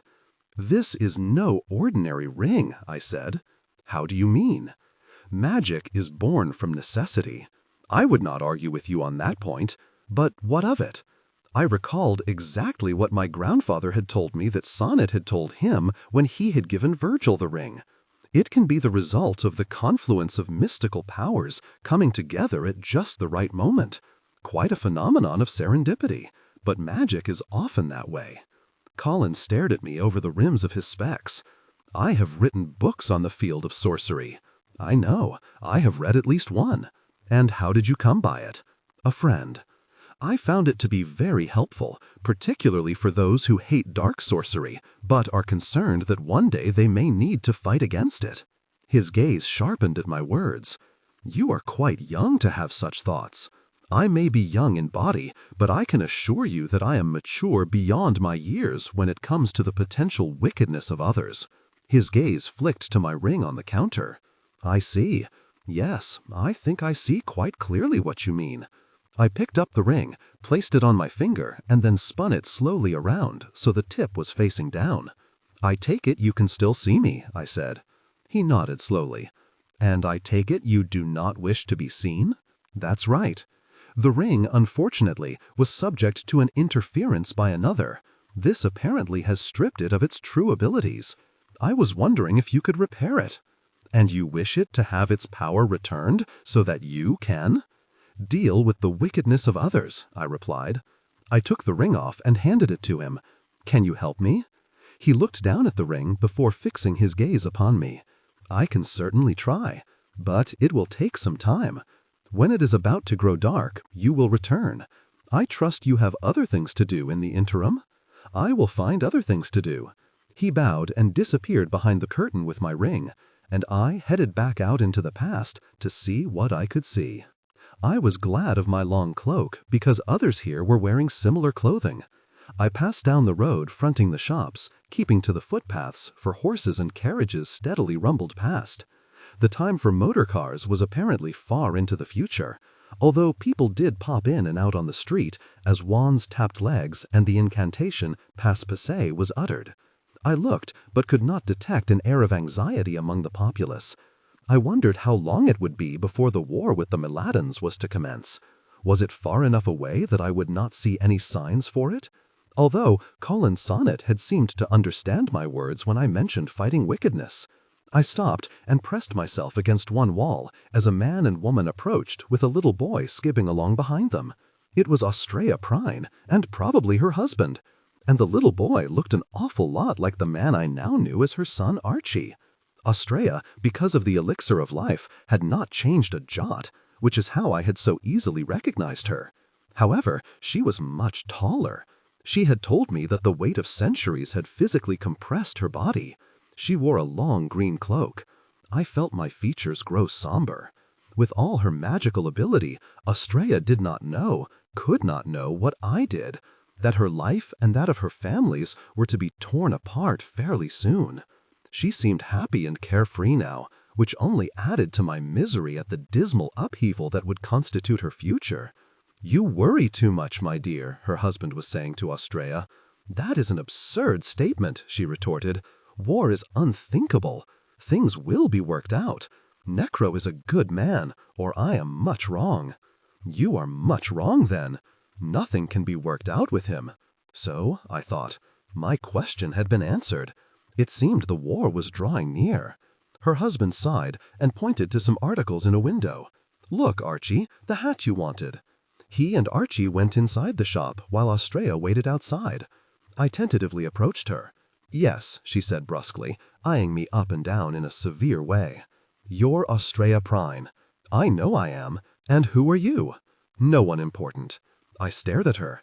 I had to fight the impulse to warn her of what was to come. I remembered Jasper telling me of the dire consequences for Australia if I were to do that.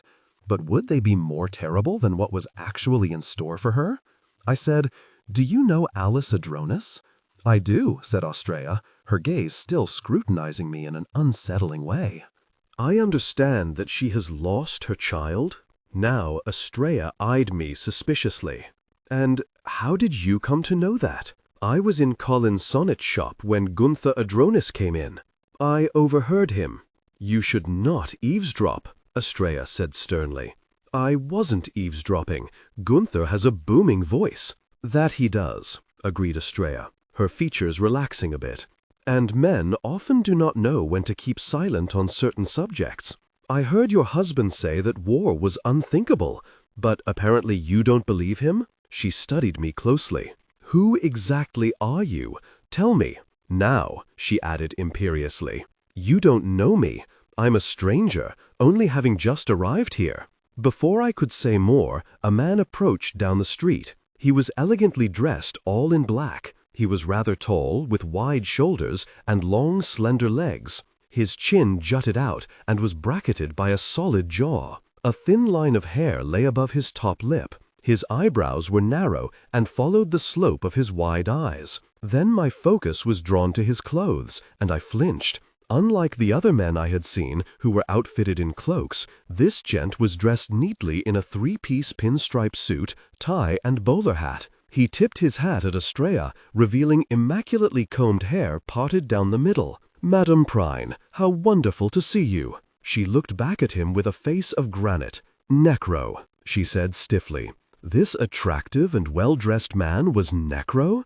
That foul creature I had seen on his horrible throne at Maladon Castle? Yet it had to be, because now it was clear to me where Enderman and his henchmen had acquired their choice of clothing. He glanced at me, and in those eyes I could see past the good looks and suave manners. They were twin dots of pure silky black, so dark that they appeared fathomless. I could see myself falling through them into the pits of hell, which was the only place such eyes could possibly lead. "And who might your young friend be?" asked Necro, glancing at me. "I don't believe that I know her. I only just met her myself," said Estrella. When I looked at her, she had a worried expression. For some reason, I took it to mean that she was worried for me. Necro took me in with those black eyes.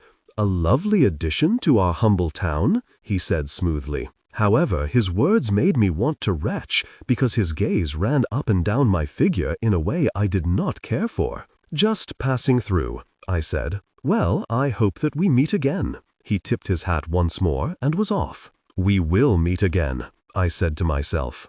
I looked at Estrella, who was still staring after Necro with disgust in her features. "If I were you, Madame Prine, I would prepare for war," I said, with a long glance at the back of Necro. She flinched and said, "What do you know of anything?"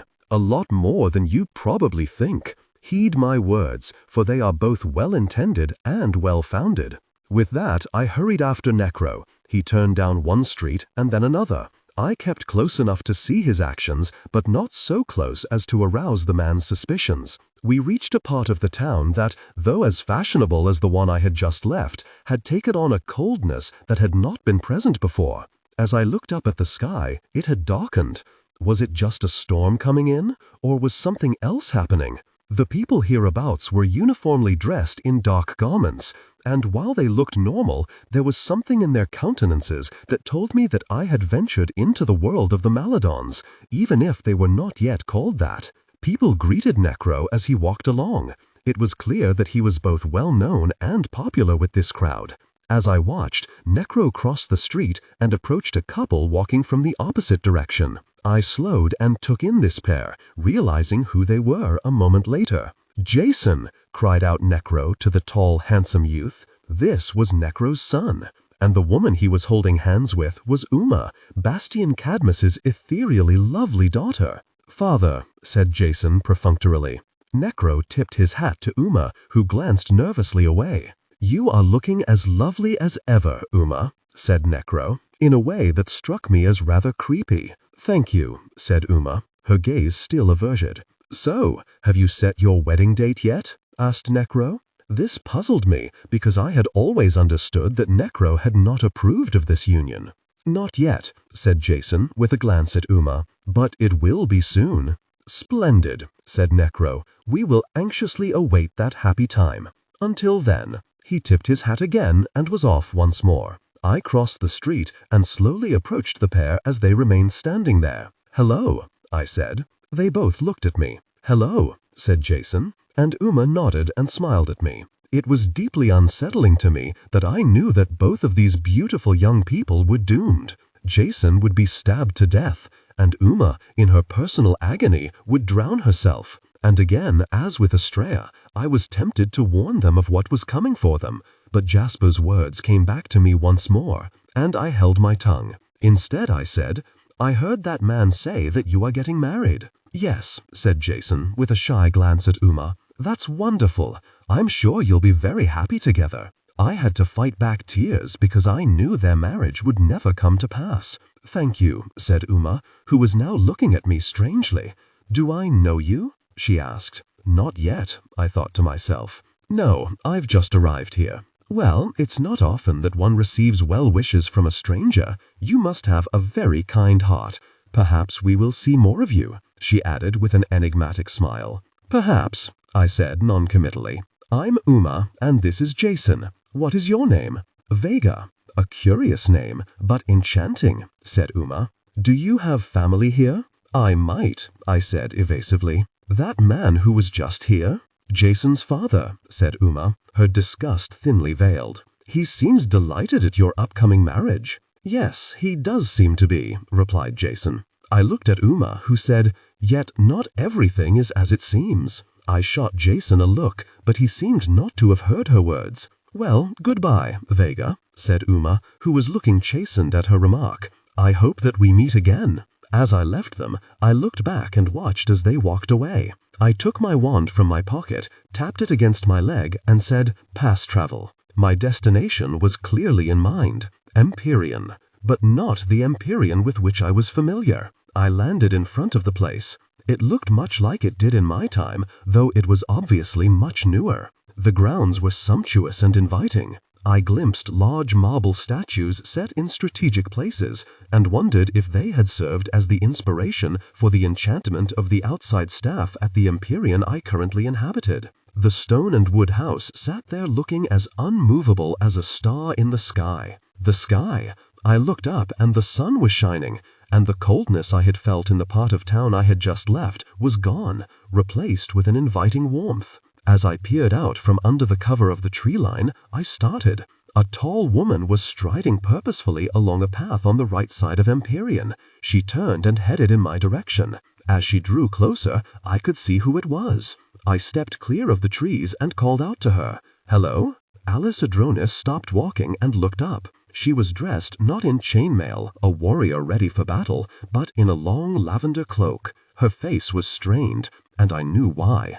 The horror of losing a child was printed upon every square inch of it. My gaze fell to her breast, where I knew her mortal wound would eventually strike her down. It was such a disturbing thought that I had to glance away, shaken. "Who are you?" she asked, her brows knitted together, her countenance stern and searching. "What are you doing here?" I looked up as I drew closer to her. "My name is Vega, but what are you doing here?" "I seem to have lost my way." I paused. "Are you Alice Adronis?" She stiffened but answered, "I am. I'm sorry for your loss." She drew her cloak closer around her. "How do you know of it?" It was more a snarl than a statement. I saw your husband in town. He told a stranger about my loss? She said in disbelief. No, please don't be angry with him. He told Colin's sonnet at his shop. I just happened to be there when he did. Alice looked over my shoulder. I did not know that Gunther had gone to town. I stood there feeling immensely awkward. I took another step forward. I have traveled far to obtain assistance from Colin to repair a ring of mine. Then you have chosen well. Colin is excellent in the field of curiosities. I nodded and looked around. Your home is truly beautiful. Alice drew a bit closer, and I saw her eyes widen when she took me in fully. Do I know you? She asked. No, I said quickly. Have you lived here long? Empyrean will always be my home. Yes, it will, Alice, I thought. Her features softened, and she said, Are you hungry? Would you like some sustenance? That would be very kind, I replied. We headed to the house. The door opened as we approached it. We passed through, and it closed behind us. I looked around and marveled at the fact that Empyrean had not changed a jot. A tall, portly man, dressed in a servant's livery, slipped into the room and said, Madam Alice, lunch is ready in the dining hall. Thank you, Pillsbury. I nearly fell over as I beheld the true form of Pillsbury, before he was conjured permanently into a suit of armor. I found myself growing sad at the sight of the flesh and blood Pillsbury, now a metal carcass, still alive 800 years later. While I believed that Empyrean was a beautiful home, I didn't think anyone should have to care for any place for that long. Alice led me down the passage and into the large dining hall. A tall, thin, white-haired woman with long limbs and enormous blue eyes came in, pushing a serving cart. Mrs. Jolly, we have a guest for lunch. I was prepared for this and barely flinched as I took in the current Mrs. Jolly and concluded that she indeed had the willowy shape of a broom. Right you are, Madam Alice. There is plenty, for I had assumed Master Gunther would be here. He has gone into town, said Alice, though he failed to tell me. I said, he thought you perhaps needed to be alone. Alice shot me a hard look that slowly softened. Well, perhaps he was right. The meal was placed before us, and Mrs. Jolly left the room. We began to eat. I was ravenous, though I noticed that Alice ate only a few bites with absolutely no enthusiasm. I said, I have never had a child, but I can only imagine how hard it must be to lose one. I saw her hand shake a bit before she answered, 'Tis hard. Perhaps the hardest thing I've ever faced. And I have confronted many hard things in my life. She glanced at me. Where do you come from? A place far from here, but very much like it. You look quite familiar to me, said Alice.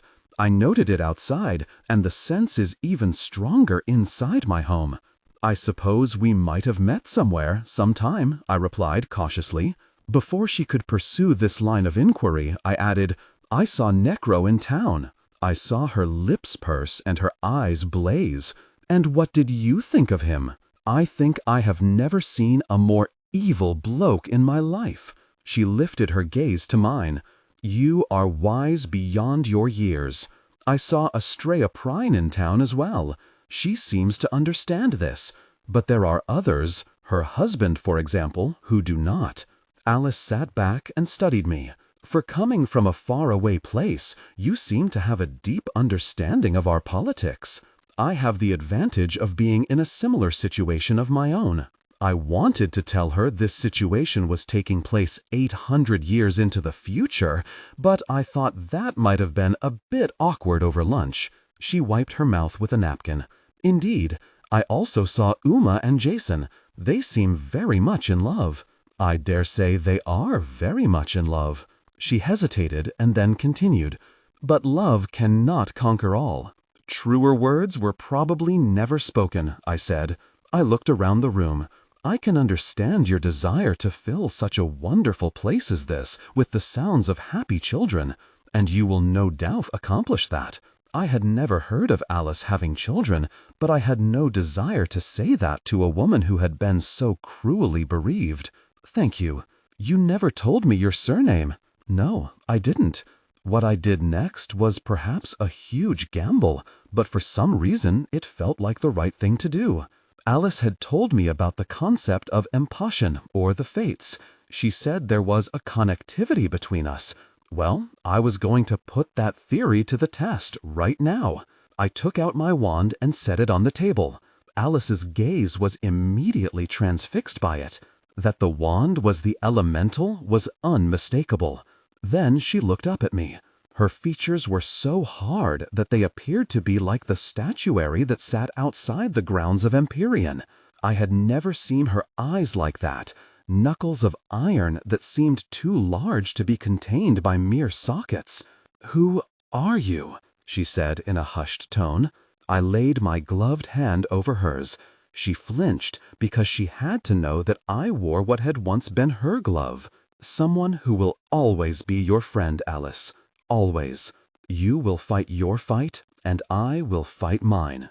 The next moment I was cursing myself because the mists covered us, and I was back standing in front of Colin's shop. It was dark now, and as I opened the door, the bell tinkled. Colin was behind the counter, working on something. As I approached, he held up the ring. "I believe that it will comport with your requirements now." "Wonderful," I said, smiling. "And what might those requirements be?" We both turned to see Necro standing there.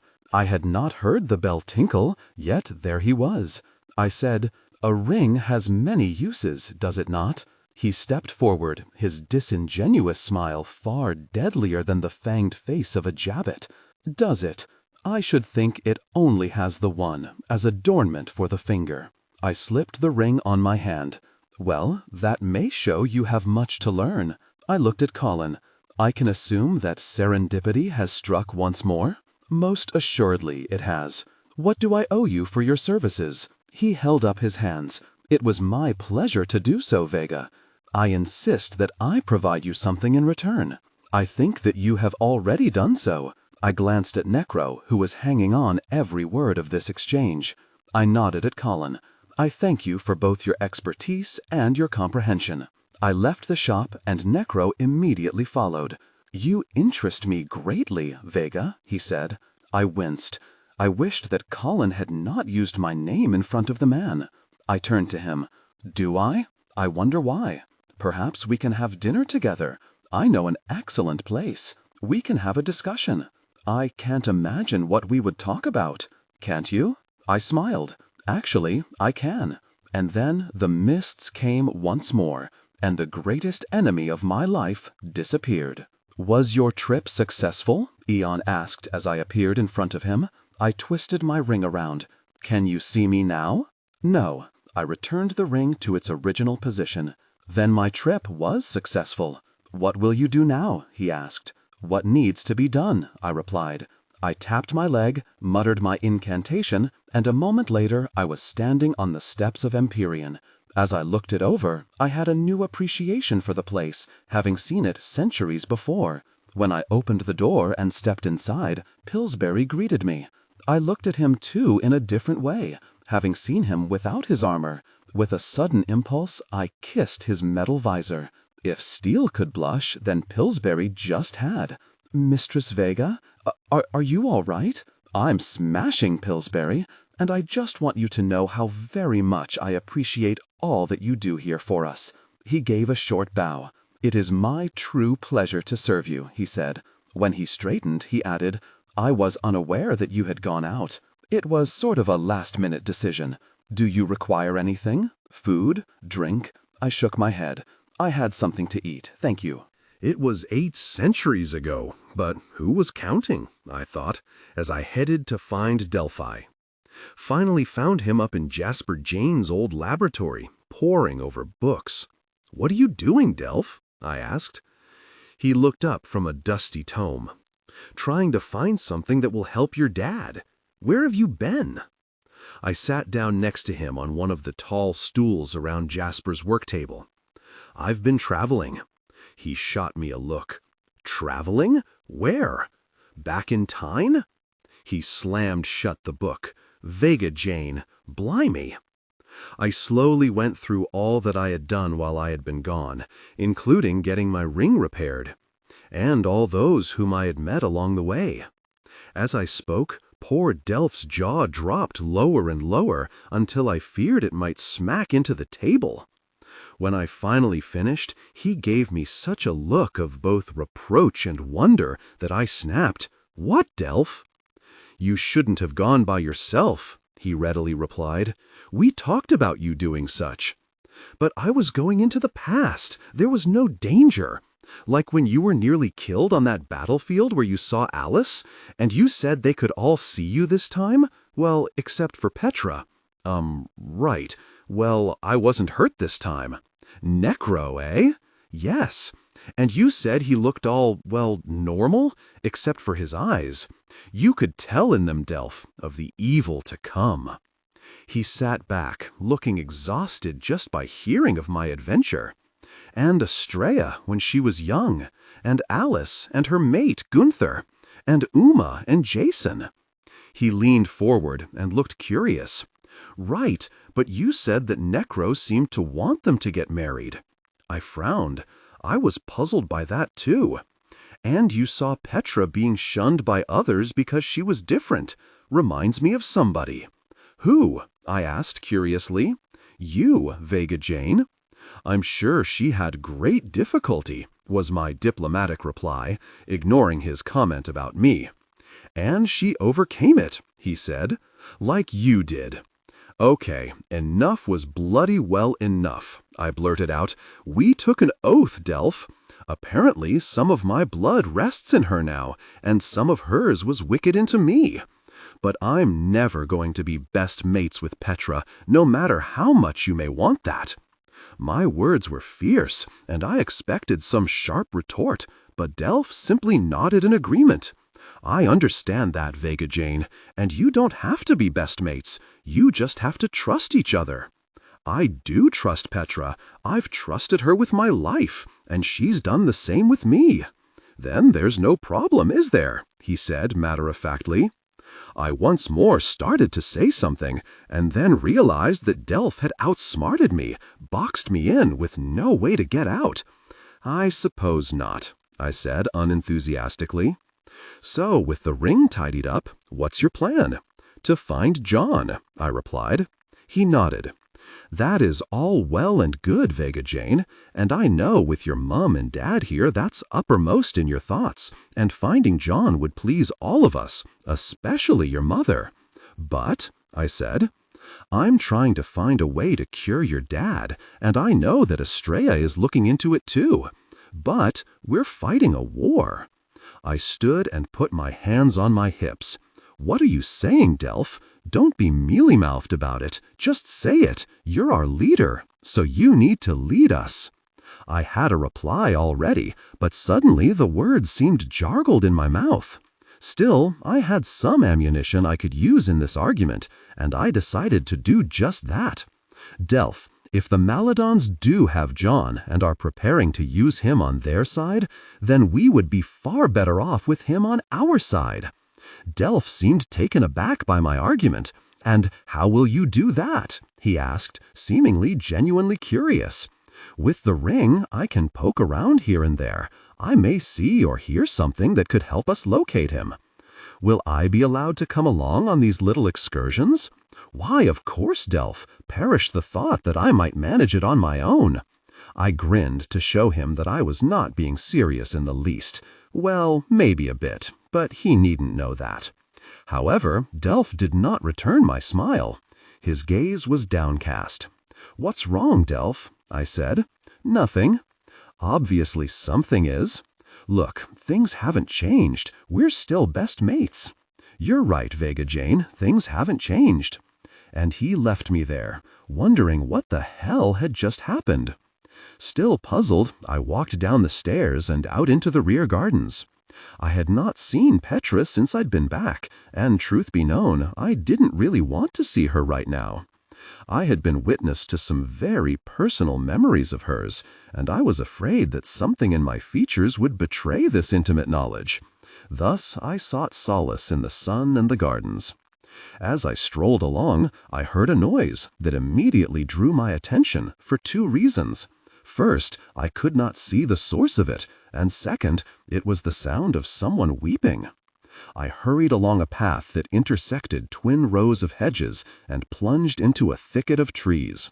Once clear of those, I reached a large pond, and sitting on the grass by the water was Uma, or rather her nearly transparent image. I had never seen her outside of Empyrean. In the sun, she was far paler, mostly an outline, really, of what she had once been. I hurried up to her. "Uma, are you all right?" She would not turn her face to me, but I was certain she was the source of the weeping. "I'm fine, Vega, fine," she added firmly, apparently to convince herself as well as me. And before I could ask her anything else, she was gone. I looked out over the surface of the pond. It was quite lovely, with nary a ripple to mar it. Where's she done it?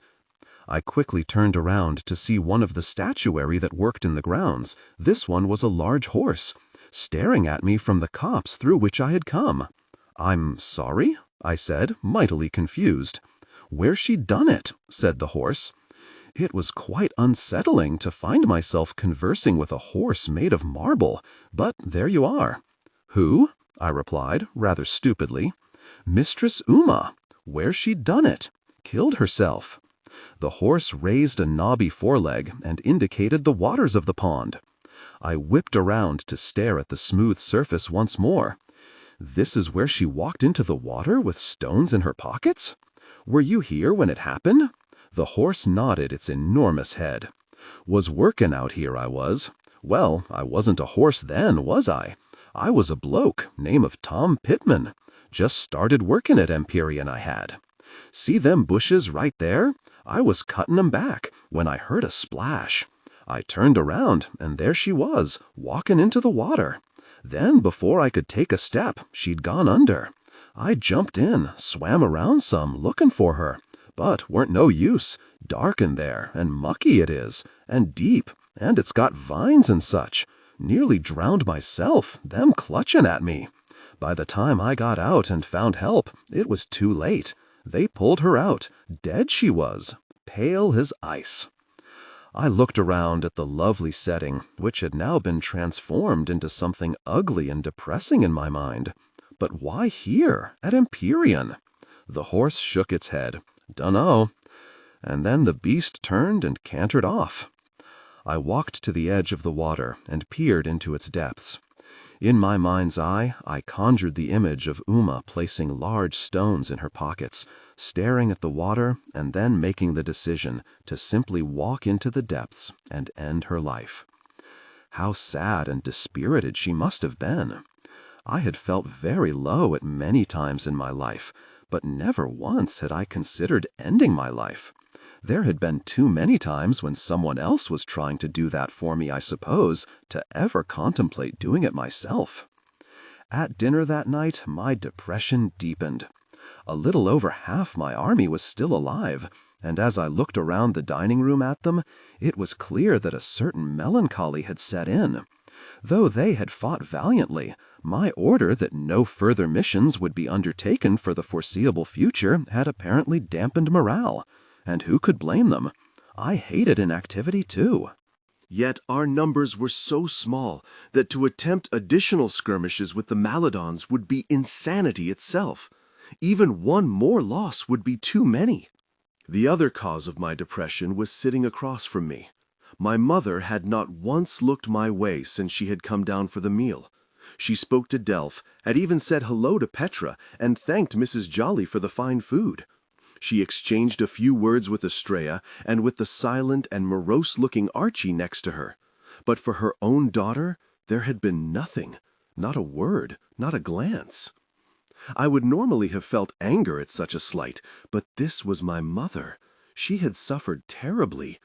Her husband was a shell of his former self with no clear path to recovery.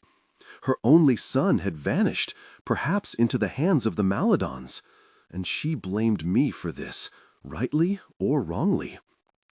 Normally decisive on any dilemma presented to me, I felt paralyzed. Delph said, "You went into the past." I looked up to see Petra's gaze upon me. I gave Delph a quick glare and then realized that I had not told him to keep news of my adventure secret. I laid down my fork and knife as all eyes around the table settled upon me, save my mother's. She continued to eat her meal, her gaze downcast. I did. I was able to get my ring repaired. I paused. Your ancestor Colin Sonnet did a fine job. I could see from her lack of surprise at this statement that Delph had also told her this. Clearly not a Maladon then, she said. I could almost taste the triumph in her words. I could have said something like, well, at least not a full-blooded one, but common sense stopped me. Also, I didn't want to have to duel Petra over my supper. I also met Necro. At this, I felt everyone in the room stiffen, including Estrella and my mother. I looked at Estrella. I also spoke with you, Estrella. I saw your husband. And I saw Archie as a young lad skipping along the cobbles. Indeed, she said quietly. You would have thought I would remember that. Well, it was over 800 years ago, I replied, forcing a smile. I could not get over the sense that this woman would undermine me given the opportunity. But there was something in her look that told me she did remember this meeting. I decided to test this theory. You had on a bright red cloak. No, it was the... She fell silent, her face pale and her look one of chagrin at how I had tricked her. Then you must also recall that I informed you that you were correct that war was coming? My query was met by stony silence and a blank stare. Time works in funny ways, I continued. It's hardly a linear thing, and sometimes it seems to make no sense at all. Alice called it Empshon, or the Fates. I looked at Estrella. You undoubtedly are aware of these things, are you not, Estrella? Once more she met my question with silence. When I met her, I told Alice something that probably left an impression on her. I took out my wand and held it up. I showed this to her. Alice knew it was her wand. Perhaps that's why she gave it to me on that battlefield right before she died, and also why she told me I needed to survive. I glanced once more at Estrella. When I met you in the quag, did you remember me? Delph said, but Vega Jane, you just went back in time today. We met Estrella in the quag long before that. I told you time works in unusual ways, I replied. But in one way it works very simply. What came before, regardless of when it occurred. Am I not correct, Madam Prynne? Tell her off, Mum, barked Archie. What does she know, eh? I ignored this and said, I believe you did remember my warning, which is perhaps why you allowed me to leave your imprisonment and cross the quag. You knew Alice had given me the elemental. You actually showed me that it was also my wand. And because of the power that I showed during one of our confrontations, you knew that I was perhaps the best chance for eventual victory? All eyes in the room passed from me to Estrella. Mum, snapped Archie. Tell her. She held up a hand, and he was instantly silenced. She fixed me with what should have been an unnerving look, but I was so focused on what I wanted to hear her say that it had no impact upon me. She seemed to sense this and looked away. I have spoken with Alice since I have come here, Vega. She remembers you well from that battlefield. She gave you the elemental, her most cherished possession, for which she sacrificed much to gain, because she saw in you something that she no doubt saw in herself. What was that? This question came from none other than my mother. I glanced at her, but my mother's gaze was upon Estrella. Indomitality, said Estrella simply, now staring directly at me. Surely there are many with that trait, said my mother. Not to the degree required, responded Estrella. And pray tell, asked my mother. Suffering, said Estrella immediately. I said, we have all suffered, Estrella, everyone around this room, yourself included. Many here were slaves, their minds and freedoms gone. Petra lived in the quag under the most severe conditions imaginable. Delph was cursed as a child and lost his father to the Maladons. You and your family existed in the quag for centuries, doing your duty. I paused and looked at my mother. And my mother was cursed along with my father, and now he lies upstairs unrecognizable to her. I might say that rather than having suffered the most, I have suffered the least among us. To my surprise, Estrella simply nodded. All that you say is true, Vega. Well then, I asked, why did you leave Wormwood? Why did you fight your way across the quag? Why do you fight still? Because I wanted the truth. I wanted to make things right. I wanted to take back what had been so cruelly taken from our kind. I want everyone here and all those out there whose lives have been stolen by the Maladons to have those lives back. So, your suffering included perhaps the most difficult element of all. What? I asked. You suffer not simply for yourself, as most do. You have placed the suffering of all those here and all those others of which you speak upon your shoulders. For every one of us who falls on the battlefield, for all the souls lost in Wormwood, for every life that is snuffed out by the Maladons, you blame yourself. You wonder how you could have prevented it. You wonder how you can keep us all safe. She shot Delph a glance. You take risk after risk, alone, not wanting to enlist your friends for fear that they will not survive. You fight not for yourself, Vega. You fight not for personal glory, as others of our kind undoubtedly did. She paused, and when she next spoke, her voice rose higher. You fight for us, Vega, because you have taken our pain, our suffering, our loss, as your own. Peace, hope, freedom.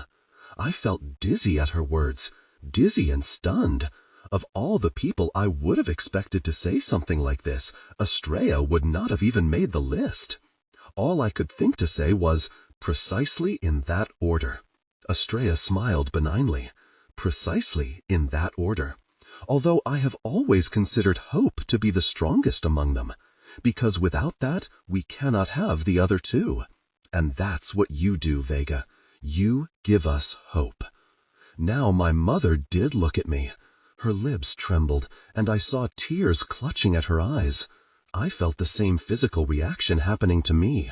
She abruptly rose and hurried from the room. Go after her, Vega. I turned to see Petra staring at me with a sense of urgency. She's your mom, and she needs you, as much as you need her right now, I reckon. I gave her a grateful look, excused myself, and rushed from the room. I ran into Pillsbury in the hall. My mother? I began. He pointed down the hall toward the rear door. I hope it goes well, he said kindly. I hurried to the door, and a few moments later I was rushing down the path. My mother was sitting on a bench among the roses. It was the same bench where I had comforted the young Miranda Weeks, seemingly centuries ago. Lurking in the background was the same horse statue that had spoken to me earlier after my encounter with Umai. I gave him a look that made him instantly clear off. I stopped in front of my mother. She was staring at the ground and weeping. "Mum?" I said tentatively. She did not look up, but she said, "Oh, Vega, how very sorry I am." I sat down next to her and put an arm around her quivering shoulders. "It's all right." "No, it's really not.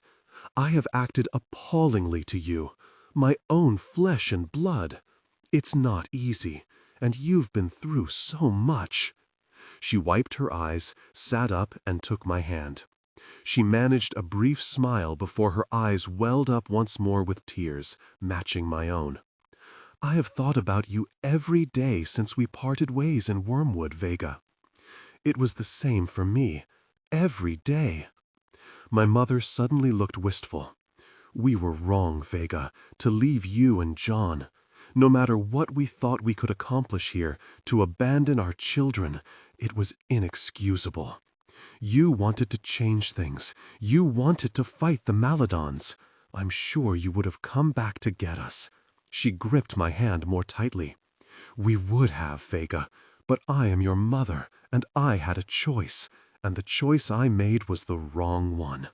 There is nothing more important to me than you and your brother. Nothing. Your father and I gave you both life. We had a duty, bound from love, and we abandoned that duty. For something perhaps greater, I said, trying to make her feel better. There is nothing greater, Vega, or at least there shouldn't be. We sat there in silence for a few long moments. All I could hear was our breathing. It seemed that nothing else existed but the two of us. Finally, I held my ring up. I will find John. No, we will find your brother. But, Dad? Your father is alive and surrounded by those who love him and will care for him. Our son is guaranteed neither of those things. We have to find him, Vega. We must. We will. My mother smiled sadly at me. What? I asked, confused by her look. My little girl is all grown up. I had no choice, I replied. Her smile faded. I know, Vega. She slowly reached out and held me in her arms. I felt the tears slide down my face, and I held on to my mother with all my strength. The next morning, Estrella summoned me to her room before breakfast. Needless to say, and despite her words from the previous evening, this did not make for the beginning to a good day. Were we going to go back and forth for eternity? I knocked on her door, and Archie answered. He scowled at me and then stepped back, allowing me to pass by. Estrella was sitting at a large table with books and parchments scattered across it. She barely looked up when I walked in. Yes, I said expectantly. Estrella glanced up from a piece of parchment on which she was scribbling with an inkstick. How did things go with your mother last night? They went fine, I said tersely. Now, Vega, there's no reason to take that tone or attitude. You summoned me, I retorted. Was it just to hear how it went with my mother? When Estrella didn't answer immediately, I turned toward the door. I'm very glad things went well with your mother. I turned back and my features softened. I don't know if it was her genuine-sounding words or the fact that I was just tired of being angry. What you said last night at dinner was helpful, I conceded. It was also the truth. Isn't it nice when the truth also can be helpful and make one feel good? Her frank statement brought an involuntary smile to my lips. I suppose it is, I agreed. Estrella pointed to her books and parchment. I have interviewed your mother most carefully. About what? I asked, drawing closer to her. About the exact circumstances leading up to your father becoming as he currently is. I sat on the edge of her bed while Archie hovered in the background. And what were the exact circumstances? I asked. I will show you.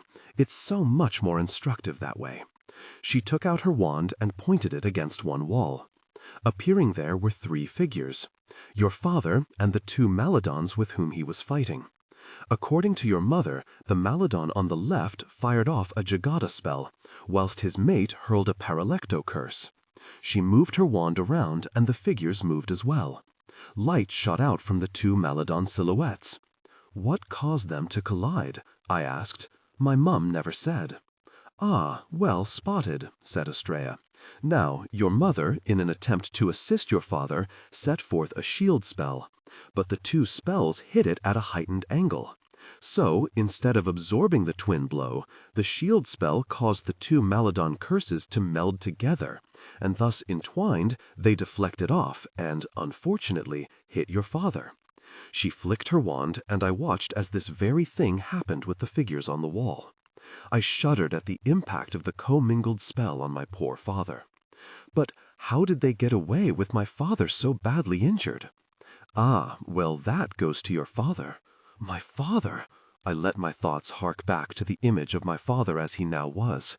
But he was out of the fight. Not quite. Before the spell hit him, he managed to get off a spell of his own. He had a bare second whilst the 2 Maladon curses were encountering your mother's shield incantation. And he made good use of it, sending off a spreading Impacto spell that caught both of the Maladons full on.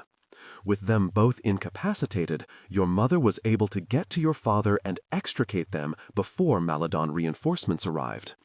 I let out a long gasp, having just realized that I had been holding my breath the whole time. So, how does that help you? Estrella sat back in her chair and surveyed the mass of materials in front of her. I began my researches in earnest last night in the library here, and also in Jasper's laboratory, and I have continued consulting the appropriate materials this morning. And it is devilishly tricky, Vega, devilishly tricky. I leaned back, for I had unconsciously edged forward in anticipation of her answer. "So there is no hope?" I exclaimed. She smiled encouragingly. "There is always hope, my child, and I am quite clever about these things. We had many unusual injuries during our war with the Maladons. Now, each situation is tricky, but upon further rumination on the matter, I believe I have before unraveled one or two results of commingled spells." "It can be done, then," I cried out, feeling hopeful once more. However, Estrella's features turned grim. "I would be remiss in not making something perfectly clear to you, Vega." I felt my smile fade, along with my hope. "What?" "In attempting to reverse the effects of such a thing as this, I only have a single chance to get it right." "What happens if you don't get it right?" I said, though I thought I knew the answer. "If we don't get it right, Vega, your father will probably die. That is just how these things are. You see, the commingled spells are in his body, and while they have injured him greatly, the rest of their magic is actually still intact, but has not yet fully deployed upon him." My spirits sank to my knees. "You're saying that the two spells are like some sort of potential explosion waiting inside him?" "Yes. And if we get it wrong, those spells will almost surely be fully unleashed. The effects cannot fail to be deadly." I glanced over at Archie. I'd never seen him so serious. I looked back at Estrella. "But we can't leave him as he is," I said. "I thought you would say that," she said, cheering up a bit. "Which is why I have been working so diligently on trying to get the antidote incantation exactly correct." "How long will it take?" "I can place no timetable on it, Vega, but when I am ready to proceed, I will inform you and your mother of everything I have learned and what I intend to do. And, with a bit of luck, we hopefully will restore your father to what he was." I slowly nodded. "I do not know your father, of course," continued Estrella, "but I do know you, I dare say." And if father is anything like daughter, I would think that your father would be willing to take the risk of death over remaining as he is now. But I will leave that decision up to you and your mother. I slowly nodded once more. "I appreciate you doing all this." "Of course, and I will do it to the best of my ability. But you have pressing matters before you." I glanced up at her, unaware of to what she was referring. "You have an army to command, Vega. You have the Maladons to defeat. Then," she held up her hand, "you bested me at dinner last night, you know, drawing me out as you did. That's not easy to do, is it, Archie?" I looked at Archie, who smiled and said, "Rather impossible, Mum." Then, inclining his head at me, he added, "'Cept for Vega." I felt astonished by his positive comments about me, and a smile tugged my lips upward. "Thank you, Archie. When I came in, I thought you were angry with me." "I'm just angry in general, Vega. I've missed a lot in my life, no matter how long it's been. I don't blame Mum any more," he added quickly, as Estrella seemed about to speak. "And I can't say I wasn't happy about you being allowed to escape the quag when I hadn't been. But I understand the choices that were made." I looked at Archie in a new light.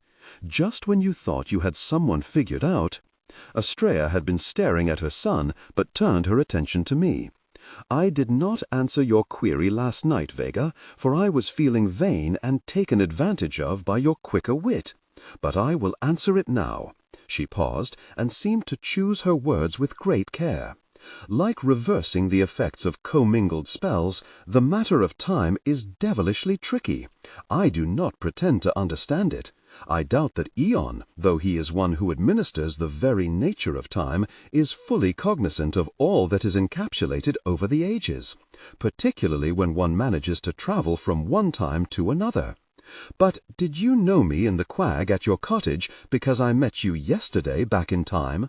It sounded funny how I said it, and truth be told, my mind could not come to grips with what I was even asking. At the time, consciously, I can't say that I did. Subconsciously, that is a whole other matter, Vega. And then one gets into the concept of parallel universes, holes through the eons, and other matters of such complexity that I dare say no one has ever fully comprehended the possibilities. I see. Regardless, when I met you in the quag, I did not need a long-ago memory of our meeting to understand one thing. What was that? The same thing that Alice recognized when she saw you on that battlefield. That you were a force to be reckoned with. A force of good, a hope for all of us. Thank you. So I will focus on your father, and you can spend your time and energy on how we defeat the Maladons. I would still like to seek your counsel, and you are very welcome to it. As you probably know, I have queried the others on Maladon fighting techniques and strategies. I have to say that they have evolved over time. This contingent of bowler-hatted blokes in particular. I see that they have adopted Necro's preferred method of dress as their battle uniforms. They have. And they are led by a Maladon named Enderman. He seems to be Necro's second in command. Now that is a new thing. I wonder from whence Enderman came. I'd much prefer to focus on where he's going. She looked at me quizzically. To extinction, I finished. When the darkness came that night, I had one compelling thought. It was time to use my ring to look for my brother. I used a wand wire to Victus, the slave who resided at Maladon Castle. He had not seen anyone matching my brother's description, but he also told me that there was a great deal of activity going on at the castle. "Something is happening, Vega," he said, his tone low and anxious. "I know not what, but something is in the works." This troubled me greatly, for when there had been such activity in the past, Wormwood had been destroyed by the Maladons. The next question was who I should take with me. I couldn't go alone. I had promised Delph that I would not. Then I remembered our discussion. My mother. I immediately went to her room and explained what I wanted to do. "I will have Mrs. Jolly look after your father," she said immediately, "and I will be ready in 5 minutes, Vega." I descended the stairs, so absorbed in my thoughts that I bumped into him on the way down. It was Archie. "How are things going with the antidote?" I asked. Mom doesn't really talk to me about it, but she's totally absorbed in it. I have every confidence in her ability to reach a solution. In my mind, I conjured an image of my father. He can't remain as he is. If anyone can help him, Mum can. He glanced at me nervously. "What?" I said in response. "I guess I'm eager to show that I can help in the fight against the Maladons. I certainly never thought I would have the chance. But you and Estrella have been fighting them ever since you left the quag. It's been more her than me. I mean, I can fight. She trained me up as she did you. But there's a difference between training for something and actually doing it. I know that well enough." I studied Archie for a long moment, and a thought entered my head that surprised even me. "Archie, how would you like to accompany me and my mother on a trip to Maladon Castle?" He looked as surprised at hearing my request as I probably felt making it. "When?" "Now." To his credit, he didn't shrink from this rather ominous offer. "I'm ready, Vega. We'll be under my ring of invisibility, of course. I want to see if John is there." "Your brother?" "Yes, he might be their prisoner." "I'll be back in a jiff," he said. "I just need to get my cloak and my wand." He set off while I considered what I had just done. Well, either it would be successful or we'd all be dead.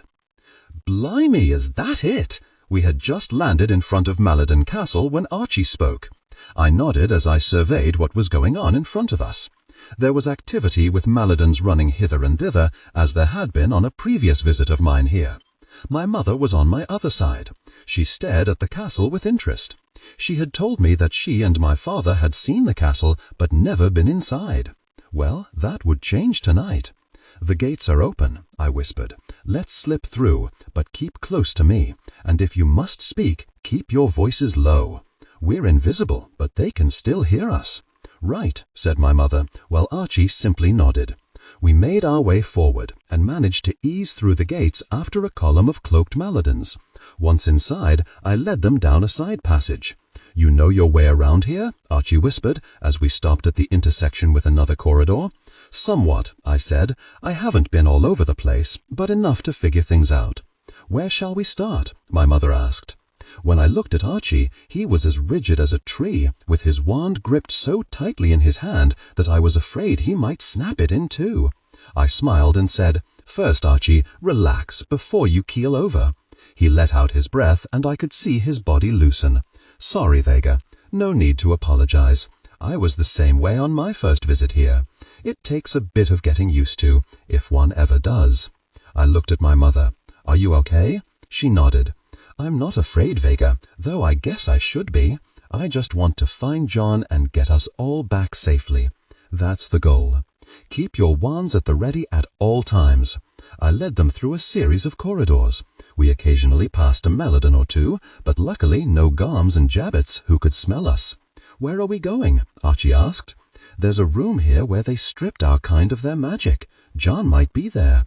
We reached the room where I had found people trapped behind mirrors while their magic was sucked from them and collected as dust in bottles.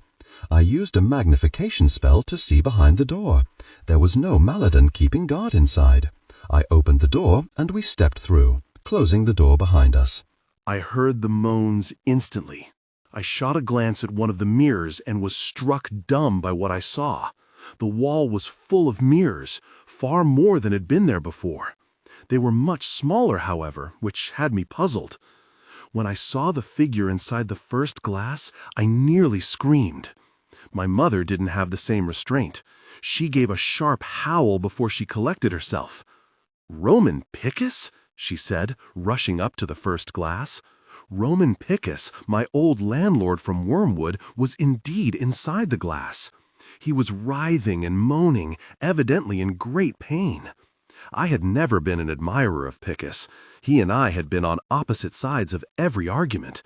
But still, finding him here turned my stomach. In another mirror next to him was Cletus Loon. Like Roman, Cletus Loon and I had never seen eye to eye. But watching him now in evident agony, his eyes bulging out of his head with pain, our petty disagreements of the past wilted away. Next to him in another glass was Domitar, who oversaw my work at Stax.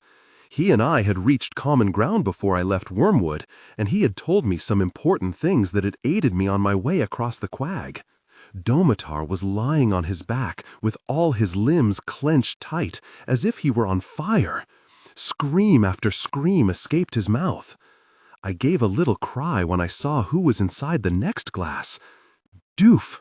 It was Delph's father, Doof Delphia.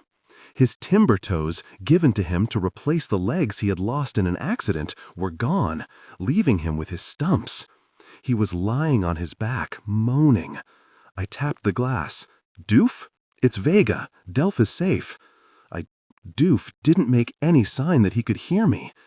Every inch of the walls was covered in mirrors, and behind each was someone who had lived in Wormwood. In fact, I saw every wug I'd ever known who lived in Wormwood, except for Morrigan and John. They all moaned and called out to make the pain stop. But how could this be? These folks were dead and buried. I looked at the floor, but there were no bottles collecting magical dust. That was because none of these people were magical. And again, they were dead. I doubted you could take magic from a dead person. "Holy steeples," said my mother, the horror of what she was seeing clear in her features. "What is this, Vega?" said Archie, his features also screwed up in revulsion. I shook my head. I felt sick to my stomach. They all lived in Wormwood. I know them all." I glanced at my mother. "We knew them all." But they're dead," Archie said. "Well, part of them obviously isn't." Do you think these are their souls, perhaps?" said my mother in a hushed tone as she looked at Doof moaning in pain. I shook my head. "I've seen souls. They don't look like this. And can souls even feel physical pain?" "Can they be brought back, then?" asked Archie. I shook my head. "Not if they're dead. There is nothing that can do that, not even magic." "And you're sure they were all killed?" said my mother. Slapping my hand against the stone wall, I said angrily, "Fancius told me he had to bury them all. He would never lie. And I don't believe the Maladons would have bewitched him to say that. What would be the point?" "So why were, whatever they are, brought here then?" asked Archie. I had no answer to give him. My mother finally drew her gaze away from Doof. "We can't leave them like this." "No, we can't," I said. I pointed my wand at Doof. "Rejoinda, Doofdelphia." Doof remained firmly behind the glass. I squared my shoulders and pointed my wand at one corner of the glass. "Impacto!" The glass didn't even crack. Of course, it was not going to be easy. I glanced at my mother. "Let's try it together." We both fired off Impacto spells.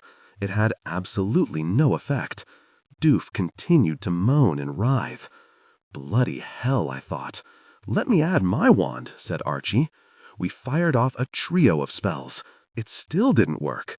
I felt the link of Destin under my shoulders. I drew my fist back and let fly at the glass, bringing to bear all the strength that Destin gave me. As soon as my flesh touched the glass, I was blown backward and smashed into the opposite wall.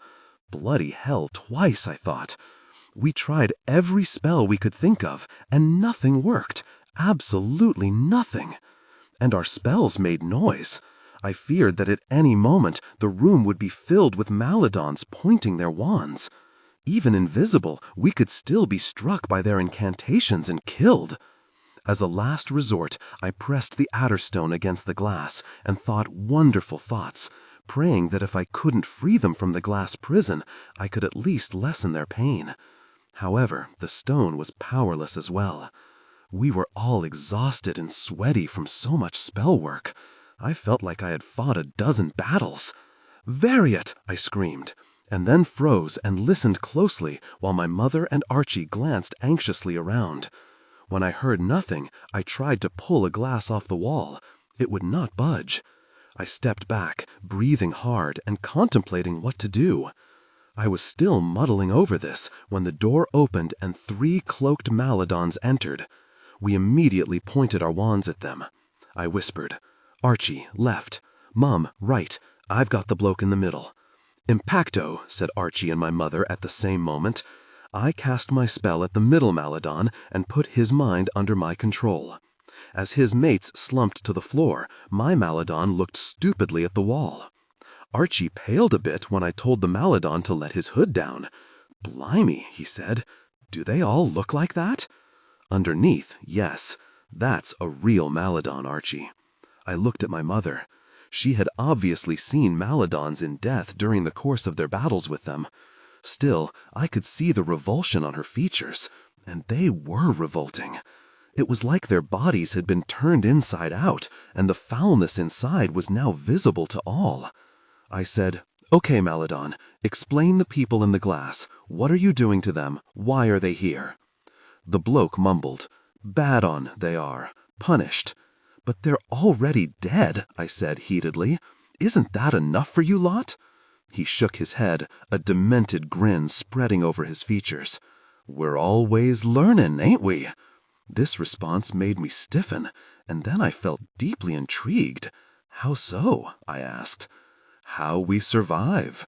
We always look for weaknesses, then we take advantage." He pointed to the glass.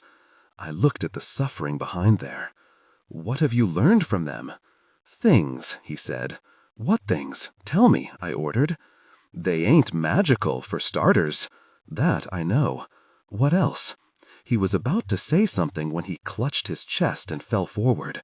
I knelt down and checked him. His eyes were wide open and unseeing. I looked up at my mother and Archie in shock. "He's dead." "But how? You did nothing to him," said my mother. I rose. It was true. I had done nothing to him. I heard the footsteps. I looked at the wugs behind the glass. I had to free their spirits. But to do that, I needed to stay alive. My heart was breaking, and tears welled up in my eyes as I drew near to Doof's glass. "I will be back, Doof, I promise." "Vega, hurry!" implored Archie.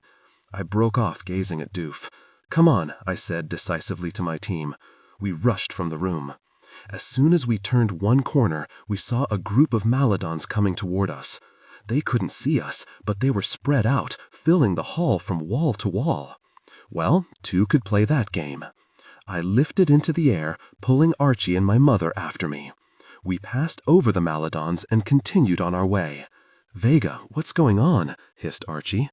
"They know someone is here," I replied. "They must have placed some sort of curse on that Maladon back there. If he tried to divulge anything of importance, he would die." And he did. We turned another corner, and there they were. A Garm on one side and a Jabbet on the other, and two huge Maladons leading them on chains. The beasts were sniffing the air heavily. "Odorus obstructo," I said quietly, aiming my wand at their snouts. This froze their scent capability, and we floated over them with no problem. We landed on the other side and rushed down the hall. We heard more footsteps coming, and I used my wand to look through the nearest door. What I saw inside made me gasp. "This way," I said, pulling them into the room. I shut the door behind us and stared at the objects I'd seen with my spell. "Blimey," said Archie. Blimey indeed, I thought. It was a pinstripe suit, white shirt, and bowler hat hanging on hooks on the wall. Who did they belong to? I drew closer and studied the hat and the clothes. They looked familiar. I used my wand to flip over the hat so I could see the inside lining. I gasped again. Written out in silver handwriting along the inner rims band was a name: Mr. Enderman. I whirled around, half expecting to see the man coming at me, but there was no one there. I placed the hat back on the hook with a flick of my wand. I looked around. This surely couldn't be where Enderman lived. It was small, cramped, and musty, more a closet than a room. I had a sudden inspiration. Using my modified wand wire, I contacted Victus. When he answered, I said, "Victus, what has happened to Mr. Enderman?" His answer nearly made me collapse to the floor. "He has been imprisoned." "What? Why?" "I told you, Vega, that Necro was upset with him. Well, that upset has turned to anger, and the anger has now led Necro to strip Mr. Enderman of his powers and his freedom. Where is he?" "In the same tower I spoke to you about before, the tower where my grandfather had been imprisoned." "Thanks, Victus. Do they know we're here?" "They know someone who should not be here, Vega. Please, take care." I led Archie and my mother from the room and down another corridor.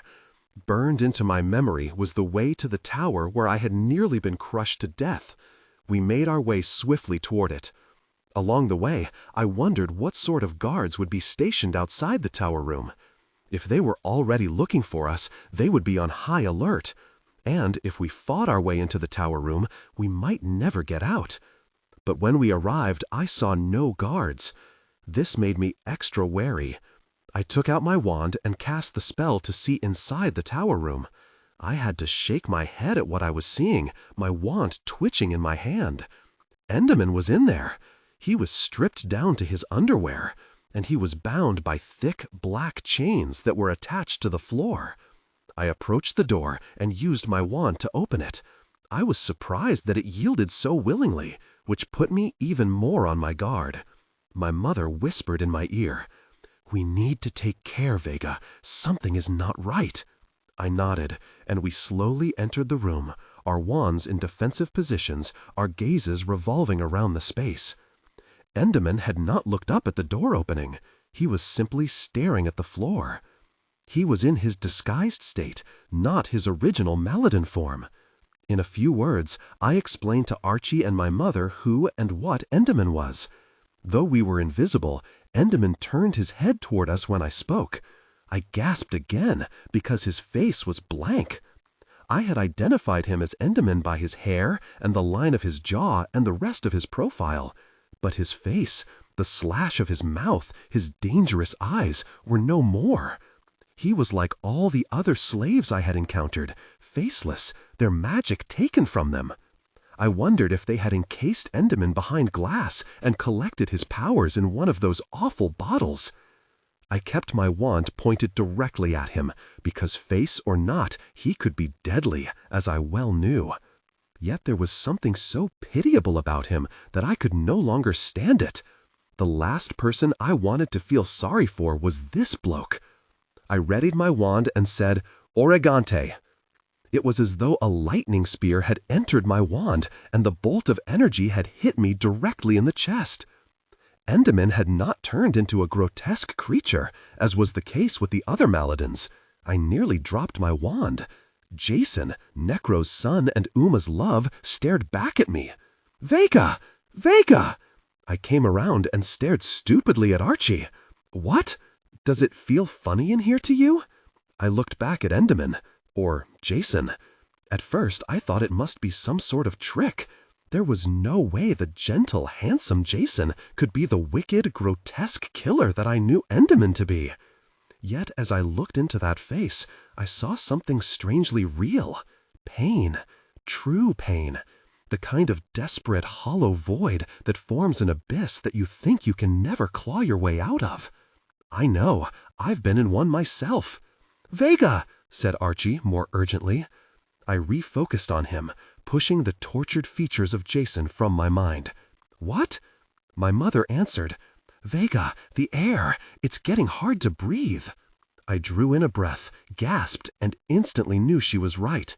Necro. I looked frantically around. There were no longer any windows in the tower room. We heard footsteps coming up the stairs. This had been a trap, or else we had triggered some warning spell that the Maladins had cast around the room. Thinking quickly, I spun my ring around, rendering us visible once more. I ran over to Jason and looked down at him. Why are you here?" he gasped. "You're supposed to be dead. Uma saw you dead. Then she killed herself." Jason groaned, and if it was possible, his pain deepened. "Uma killed herself?" "Yes, didn't you know?" Jason shook his head, the agony of my revelation clear on his features. "What happened to you?" I asked. "How did you come to be here?" Jason shook his head as tears rolled down his face. Archie edged up to me. He gasped, "Vega, it's really getting bloody hard to breathe in here, and the sounds are getting closer." I ignored him as my mother peered over my other shoulder. "Your father turned you into Mr. Endymion, didn't you, Jason?" I said. He slowly nodded. "Why?" "To make war, and then to silence me. He took my mind." I thought back to the town of True and the room under the train station where the Maladins led groups of people to have their minds stolen. My mother said, "Have you seen my son? Is John Jane here?" she added in an urgent whisper. Jason only shook his head. I don't know. Please, you must think." My mother put a hand out to grip his shoulder, perhaps shake him into remembering. But I grabbed her arm and held her back. My mother shot me an angry look. I met that look with one of my own. "I'm the leader here, Mom, not you." "We're here to find John," she said forcefully. "And we will find him, but we need to do it in the right way, and we need information." I looked back at Jason and said, "But didn't you serve Necro faithfully? As Endymion, you and I have fought on many occasions. Why are you chained?" "Uma, what about her?"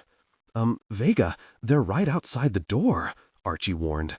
I was totally focused on Jason. "What about Uma?" I have seen her," I said. He stared up at me, his eyes full of hope one moment and hurt the next.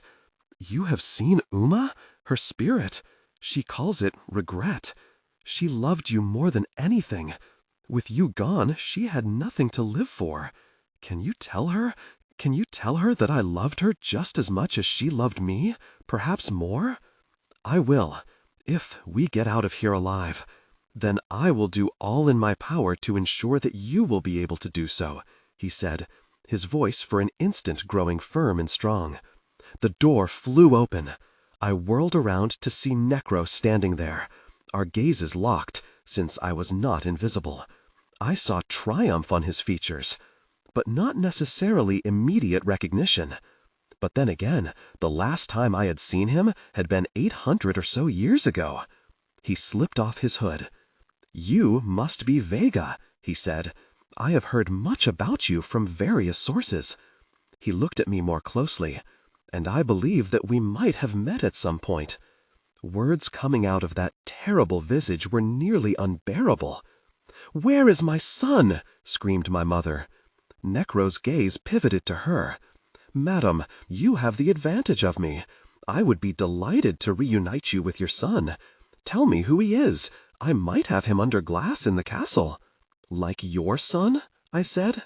Necro glanced at his son and froze. He bared his teeth like a dog about to attack. I whipped my ring around and we disappeared from view. But it was a small space and Necro knew we were here. He raised his wand and the air around us began to grow even heavier. I felt my lungs heave. Next to me, Archie and my mother gasped. I lifted off the ground and took aim at Necro. Then he simply vanished. Behind him were a dozen Maladons, all bowler hats. They streamed into the room, took aim, and started firing spells all around. Archie and my mother screamed as I dove, ducked, flipped, turned, and hurtled us around the room, trying to avoid their curses. The problem was the air was growing so heavy that I was having a difficult time staying up. I looked at Archie. "Vega, what can we do?" he gasped. "Take out as many of the Maladons as you can. Fire left, Mum. Archie, you go right." They nodded, pointed their wands, and began firing away. I knew that each spell cast would reveal our position, but we kept moving, and if we didn't fight back, we would be slaughtered regardless. I added my wand to the fight, and Maladon after Maladon fell, their wands rolling away across the floor. But more crowded in to take their place. We kept firing and taking fire. I cast a shield spell, but it only partially held against all the incoming curses. "I can barely breathe, Vega," Archie gasped.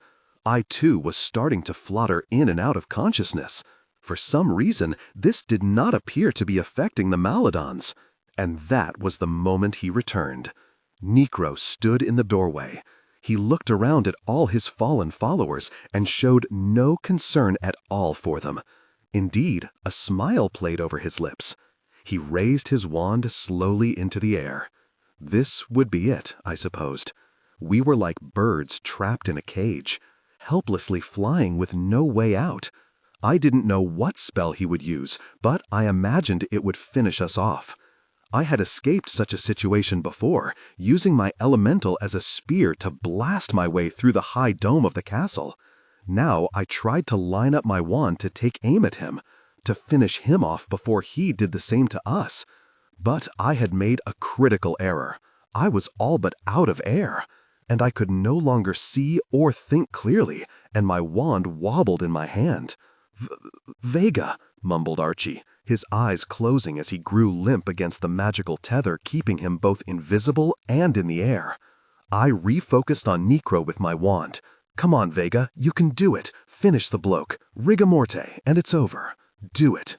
Necro said, "Vega, your spirit is admirable. Come and join me in my crusade to bring us to our true destiny." I couldn't believe it. This murderous fiend wanted me to join him. I answered his call with a blast from my wand, which he easily blocked. Rigor morte, he can't block that. Do it. But the death spell required a concentration that I could simply not give at the moment. I was barely conscious. There was not enough wind left in my lungs for another breath. Next to me, Archie slumped unconscious. His dead weight sagged against the tethers, stretching them to their limits. On the other side, my mother was still casting spells, but I could see that she was about to faint. They pulled me down like lead, even as I felt my eyes fluttering and my chest struggling to rise once more. A pity, Vega. You would have been useful. I looked down to see Necro aiming his wand toward us. He apparently could sense exactly where we were, even though he couldn't see us. No! I saw a blur of movement to my left. It was Jason. Despite his chains, he had managed to reach one of the wands dropped by a Maladon. He pointed it at his father. There were bursts of light from his wand and that of Necro, who was momentarily distracted from killing us. I took this opportunity to marshal my focus and transformed the elemental into a lance. We hurtled upward, bursting through the ceiling of the tower room and out into the fresh air. I didn't waste a moment. I reduced the elemental back to a wand, tapped my leg, and uttered the incantation with one image firmly in my mind. The next thing, we were standing on the steps of Empyrean. "Bloody hell!" exclaimed Archie. "Yes, bloody hell!" gasped my mother. I twisted the ring around, we became visible once more, and we stumbled inside, collapsing onto the floor. None of us moved for a few long moments. Pillsbury rushed into the room, gasped, and hurried over to me. "Mistress Vega, are you all right?" I sat up and nodded. "Just a bit out of wind, Pillsbury. I'll be fine." I slowly rose and gave a hand to my mother, helping her up, while Pillsbury did the same for Archie. Archie looked at me in a sort of awe. "I don't know how you got us out of that place," he said, "but I'm very glad you did." My mother put a hand on my shoulder. When I turned to look at her, there were tears clustered in her eyes. "I know, Mom. I'm sorry we didn't find John. It's not that, Vega. You were wonderful back there." I felt myself actually blush. "Thanks. I didn't know what it would feel like, having my little girl lead us," she admitted. "I can understand that. I certainly was no warrior or sorceress back in Wormwood. Perhaps not outwardly, but clearly you had what it takes inside of you, Vega." I didn't know what to say to this, and apparently my mother didn't want to add anything to it. She merely hugged me. Archie appeared over her shoulder. "Well, if you don't mind, I think I'm going to go have a lie down. This almost dying stuff has me knackered." He staggered off. My mom said, "I need to go check on your father." She hurried off, leaving me alone with Pillsbury. "Are you quite sure you're all right, Mistress Vega?" "I'm a lot better than I would have been a few minutes ago, Pillsbury." He seemed to grasp my meaning. Did you escape him again?" "I did, but it was very close." I thanked Pillsbury for his concern and then hurried off. There was someone I desperately needed to talk to, and I didn't want to waste a moment before doing so. "Uma?" I looked around the chamber where I could usually find her. She didn't appear. "Uma, I have news. Of Jason." The next moment, there she was, shimmering, almost transparent. Nearly gone, actually. "Jason?" she said breathlessly. "News?"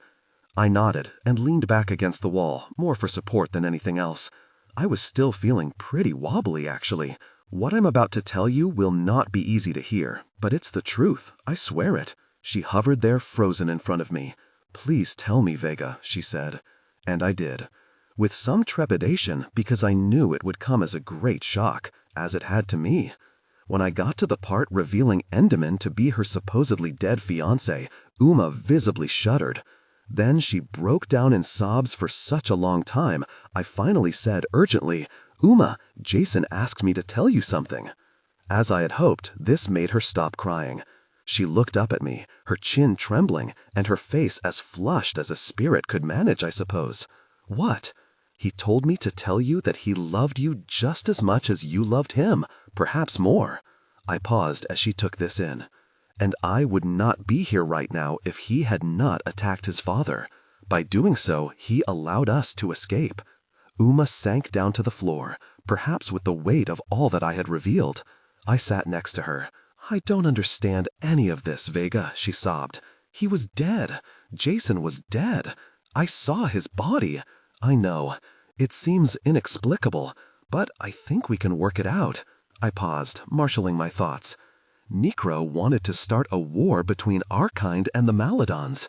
Pillsbury told me that he believed Necro came here to talk with Gunther Adronis under the pretense of preventing the war, but he ended up murdering Gunther instead. Now, that would normally have started a war on its own, but I think Necro was cleverer than that. How to blunt the outcry against him about one murder, commit another one that seems to be directed at his own family. So he pretended to have Jason killed and blamed the death on us?" said Uma. "Yes." How he did so, I don't know, but with his magic, it wouldn't have been too difficult to substitute another body for Jason's and make it look like him.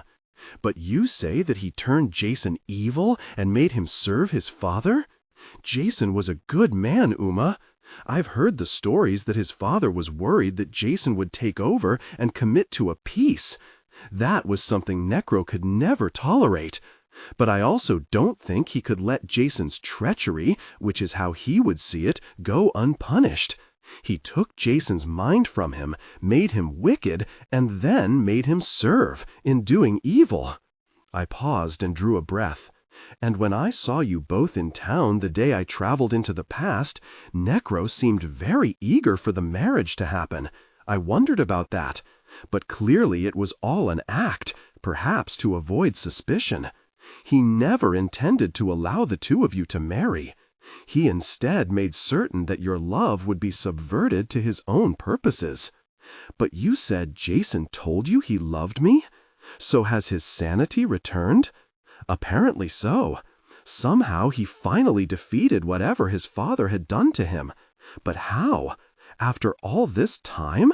Necro is so very powerful. It must have been very recent. It wasn't all that long ago that Enderman and I were fighting to the death. So how then? Uma, I just don't have a good answer for that. What's important is that he did manage to throw off Necro's yoke. What happened to him after you escaped the castle? Is he alive? I don't know, but I have a way to find out. And as soon as I know, you will too, okay? Thank you, Vega. I left her there and rushed back up to the main floor. I found Delph and Petra and quickly told them what had happened. Delph was absolutely stunned when I got to the part about the woogs behind the glass. My dad was there? I nodded. Are they alive somehow? He said hesitantly. But how could they be? You saw their graves. I knew my features reflected the pain, no, the agony he was feeling. My eyes filling with tears, I said, I don't know, Delph. I don't know what has happened to them. But I told him that we would be back to rescue all the woogs in whatever form they happened to be. He stood there breathing hard, his hands curled into fists. I thought he might start punching the wall. He cried out, "They've suffered enough. The very Maladons have already killed them. Why can't they let them rest in peace now? The very jerks. We will do something, Delph, I promise you. I tried everything I could think of to free them while I was there, but we will find a way to help them." Petra shuddered. How could Enderman, or Jason, suddenly become himself again? We've both faced Enderman. He was a demon, as evil as I've ever seen.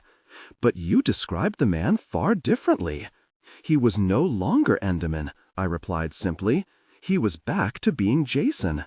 And you don't think it was some trick? Asked Petra. Hardly. Jason saved our lives. I doubt that Enderman would have done that. No, he wouldn't have, agreed Petra. What made him change back into Jason? Asked Delph.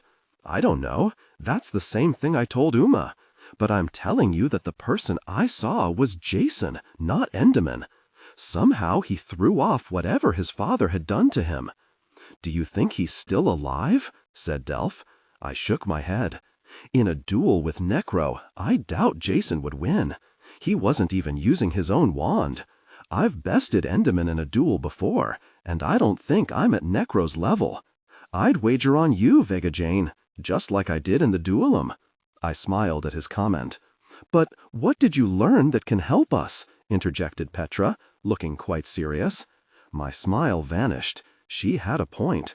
I had gone at great risk to the castle, nearly losing my life and my mother's and Archie's in the process. But what had I gained? Was it worth it? I'm not sure.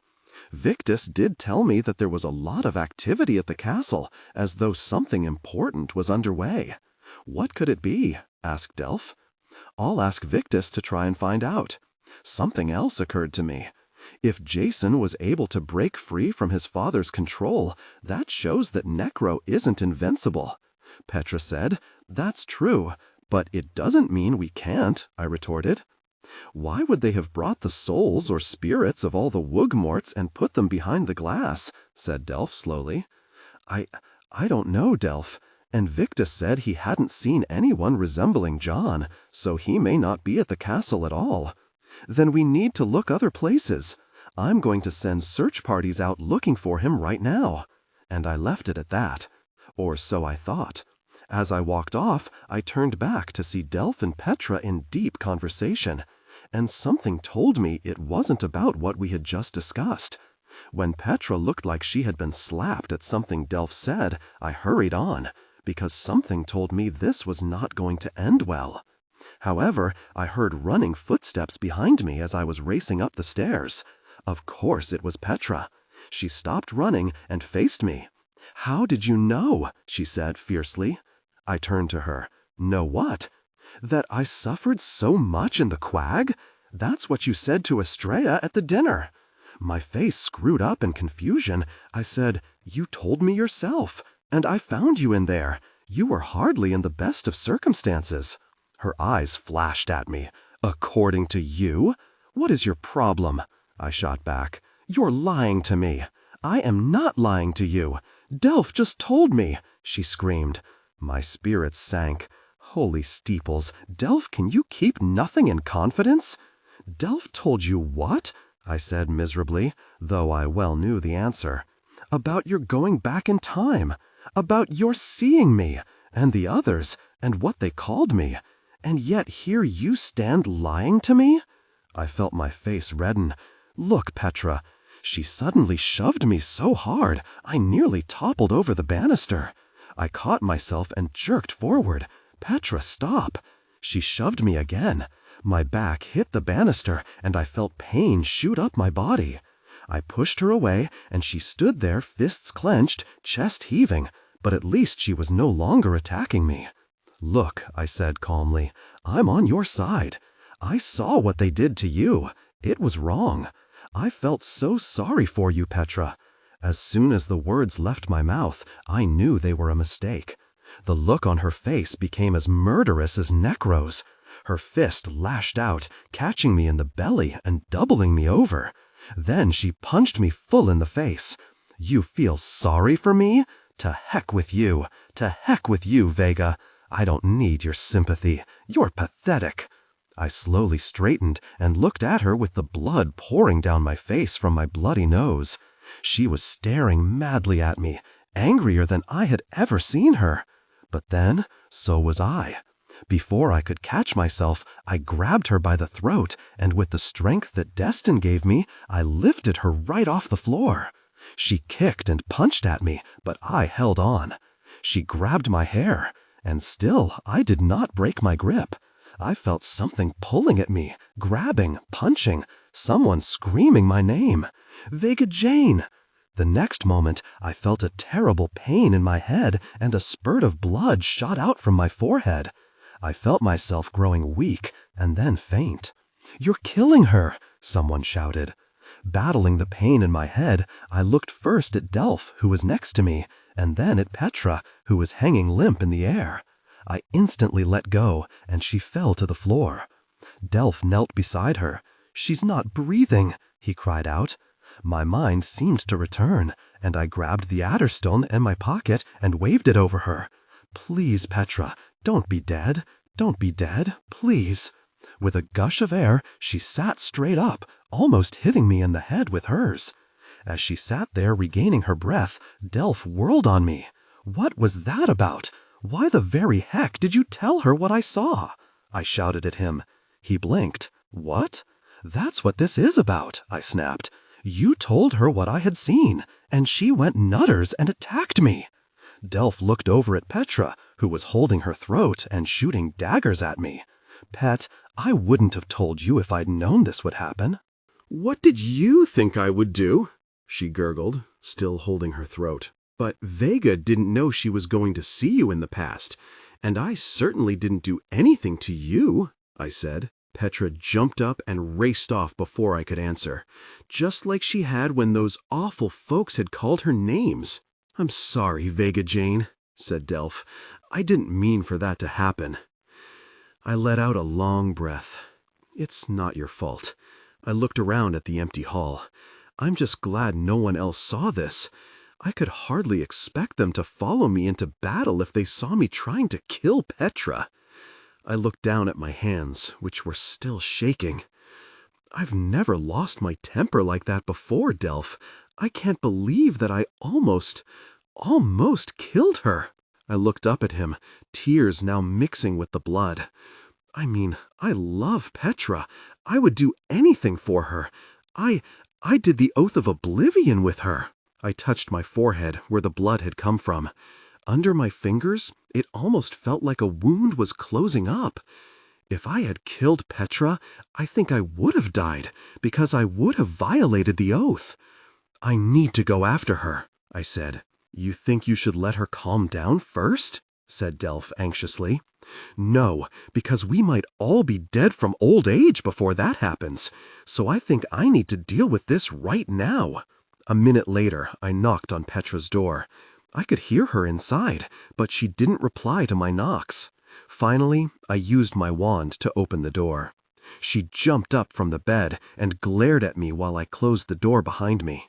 Get out! No, we're going to talk this out. I have nothing to say to you. Why are you embarrassed? Embarrassed? I'm not embarrassed. Who's lying now? I said calmly. This retort made her stiffen. Delph was right. I had no idea I would see you in the past. Yet you told him about it, and not me. Not me. Now I flinched. You're right. I should have told you. I was wrong not to. You're just saying that. Now I really wasn't even listening to her. I looked down at my shaky hands. Petra seemed to notice this too. I looked up at her. I can't believe I did that. I was so angry, but that was no excuse. You're my friend. My earnest words seemed to take the wind out of her sails. We seem to bring out the anger in each other, she said. That we do, I agreed, staring at her. Perhaps we both have a bit of Maladon blood in us. She sat down on the bed and looked at me. I'm sorry I hurt you, she said. I waved the adder stone over my face and felt the pain vanish and my injuries heal. I can't lose you, Petra. I worry about that all the time. And to think that it was me who almost did you in. A tear slid down my face. Tears slid down her face too. And then we met in the middle of the room and hugged. She was definitely the sister I'd never had. I met up with Archie later, and his eyes still carried the horror of what we had seen at the castle. I told Mum a bit of it, he said. The part about Jason being Enderman stunned her. She said it was quite a bit of dark sorcery there. But Jason broke free from it. Yeah, he did. And Mum actually wanted to talk to you about that, if you can spare a moment. I was going to see her now.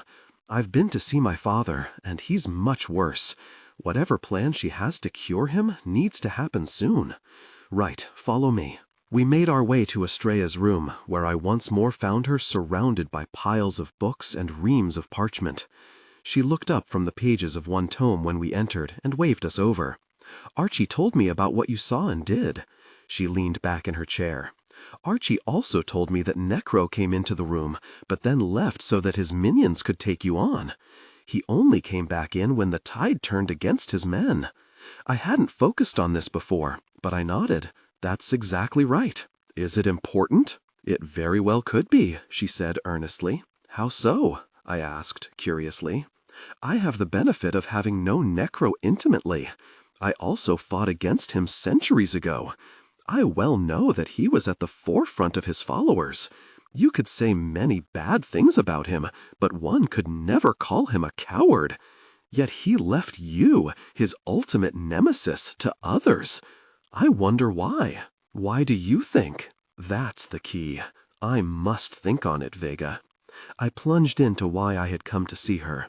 Estrella, every wug from Wormwood is imprisoned behind glass, the same glass where they take out the magic from our kind. But these wugs aren't magical, and they're also already dead, so it just must be their spirits imprisoned in there. Her look was despondent. Freeing them from such a prison is difficult, Vega, though not impossible. Have you done such? I blurted out. Are you asking me if I have rescued our kind from these glass prisons that take their magic? No, I wasn't aware that Maladons even did that. They certainly didn't do it during our time, at least that I know of. But I have freed our kind from other kinds of prisons the Maladons devised. How did you do it? An eye for an eye, Vega. Meaning what? To free a prisoner, you replace him or her with another prisoner. That is the only way to do it. Then you imprisoned another to save someone? Yes. Who did you imprison? She looked embarrassed. I only did it twice, and I used 2 of our kind who were very nearly dead from battle. Oh, I asked them if I could, and they readily assented. So you left them to be tortured forever? Hardly that, Vega. As soon as the prisoners were freed, I destroyed the prison. I tried to free the spirits of the wugs. I tried to break into the glass, but I could not. Clearly not. If it's like the other Maladon prisons I've seen, it can only be done one way. How? There is a seam that opens as the prisoners are being exchanged. You must strike with an impacto spell right before that seam closes. That is a Maladon prison's only weak spot. That is actually what I meant when I said I destroyed the prison. A seam? Like the one around the dome to the quag? She stared sadly at me. Nearly identical, in fact.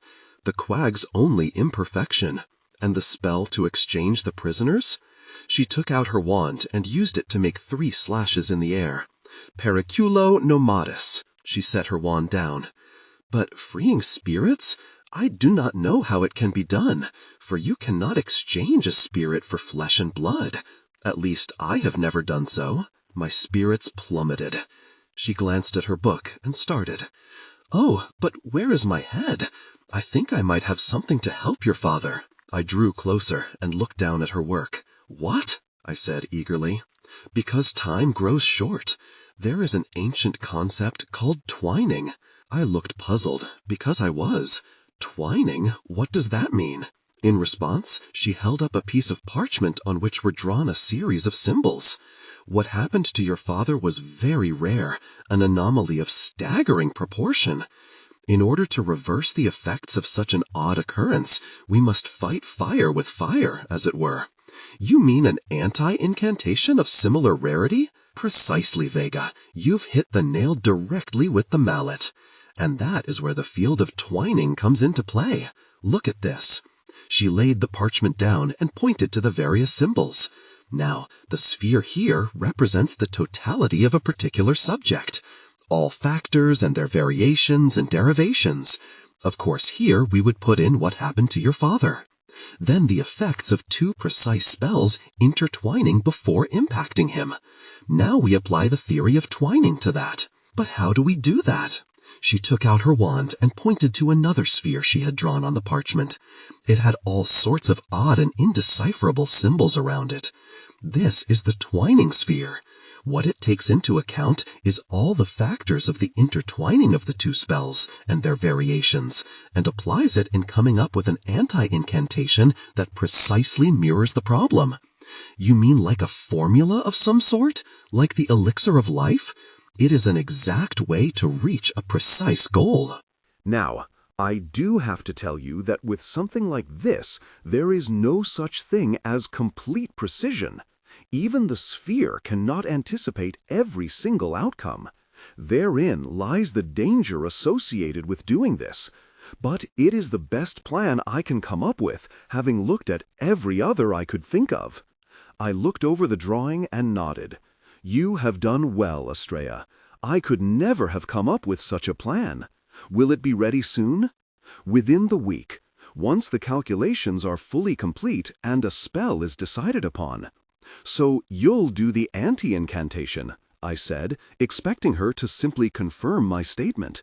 No, was her surprising reply. Who then? I exclaimed, giving her a sharp glance. It will have to be done by your mother. I had just about fallen asleep when I suddenly sat bolt upright, causing poor Harry too, who was at the foot of the bed, to utter a low growl. The reason for my sudden movement floated directly above me. Uma, her eyes full of tears, was staring down at me. Uma, what is it? I said a bit groggily. Now I know why Jason's spirit never came to me, because he wasn't dead. I sat up and she floated down to sit beside me on the bed. Harry too returned to his sleep. I, on the other hand, was wide awake. I guess that's right, Uma, I said, tugging hair out of my eyes. I should very much like to see Jason, she said, glancing sideways at me. This request made my eyes widen. Uma, he's in Maladon Castle. At least he was the last time I saw him. I barely got out of there alive. And I've no idea what happened to him. But I told you that I might have a way of finding out. I just haven't been able to do it yet. I felt guilty about this because I had done nothing at all. Her next words drove this thought from my mind. I'm not asking you to go, Vega. I would never intentionally put you in danger. What then? I asked, confused. I can go alone. You? They can't harm a spirit. I thought back to my fellow wugs behind the glass. I wouldn't be too sure about that. And if they did catch you and torture you, they could make you tell them things about us, about Empyrean. She sat back, looking so forlorn that my heart went out to her. But my concerns about her going there were very real, and there was something else. Uma, there is no guarantee that Jason is still alive. He was battling his father when I last saw him. He might— I know that, Vega. I know, she added quietly. But when you love someone as I have— She gave a little sob and then vanished. I sat back against my headboard and pondered all that she had said, particularly the last bit. When you love someone as I have. I rolled over and tried to go back to sleep, but it simply wouldn't come. My thoughts turned to someone who I had loved as much as I had anyone, my brother, John. I had sent team after team to search for him. He wasn't in True or Greater True. There had been no sign of him in any of the surrounding villages. So where could he be? There was nowhere else. Once more this night, I sat bolt upright. Vega, you jerk! Of course there was somewhere else. I leapt up, hastily dressed, and ran out the door. There was the really quag. I roused both Petra and Delph from their slumbers. Neither was happy about being awoken so abruptly, but when I told them what I had in mind, they forgot their lost sleep and seemed primed for an adventure. We left Empyrean, and magically tethered together and rendered invisible, we lifted into the air. The darkness was complete, the air still, the sky empty of clouds. As we flew along, I said, I can't believe I didn't think of it before. But the quag, said Delph, why would he still be in there? He didn't have the luxury of mentoring from Estrella, for one reason, I replied. She told us all about the circles and the dangers. John didn't have that.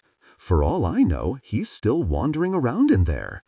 If he left on the night the Maladons came to destroy Wormwood, that means it was long after we had gotten through the quag, pointed out Delph in a worried tone. I know very well the dangers that lie in here, I said, but I also know that once we got through the quag, much of its magical force was expended. Petra said, but the beasts remain. It's not like the Jabbits, Garms, Wendigos, and Lycans just up and died. Delph said, and Vega Jane, the place is huge. Where will we start looking? At the beginning, Delph. Wait a mo, do you mean? Yes, I do.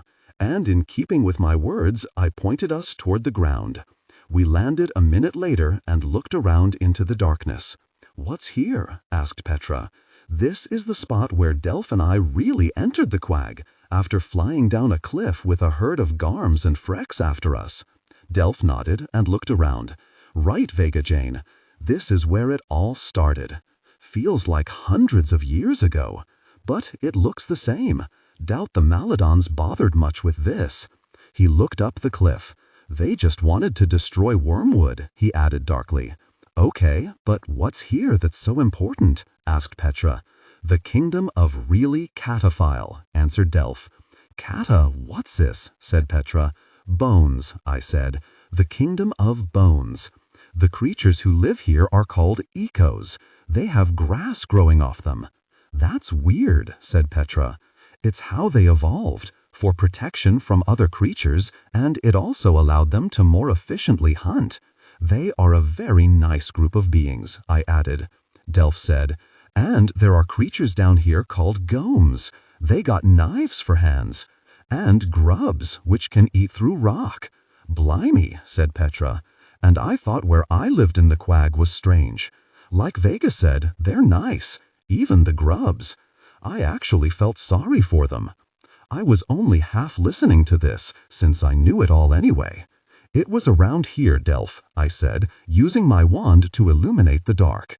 The way into the echo's home was in the ground. We had literally fallen into a trap, ending up down below ensnared in thick ropes. Delph joined me and glanced at the long grass here. This looks familiar, he said. Maybe a bit farther to the left. Let's take a shortcut, I said, pointing my wand at the ground. Crystallado Magnifica.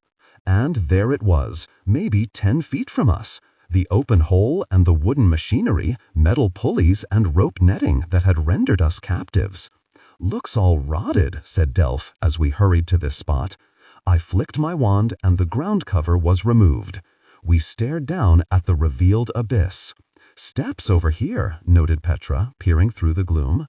We took them down, our wands lighting the way, while Delph hefted his short-handled axe, his weapon of choice lately.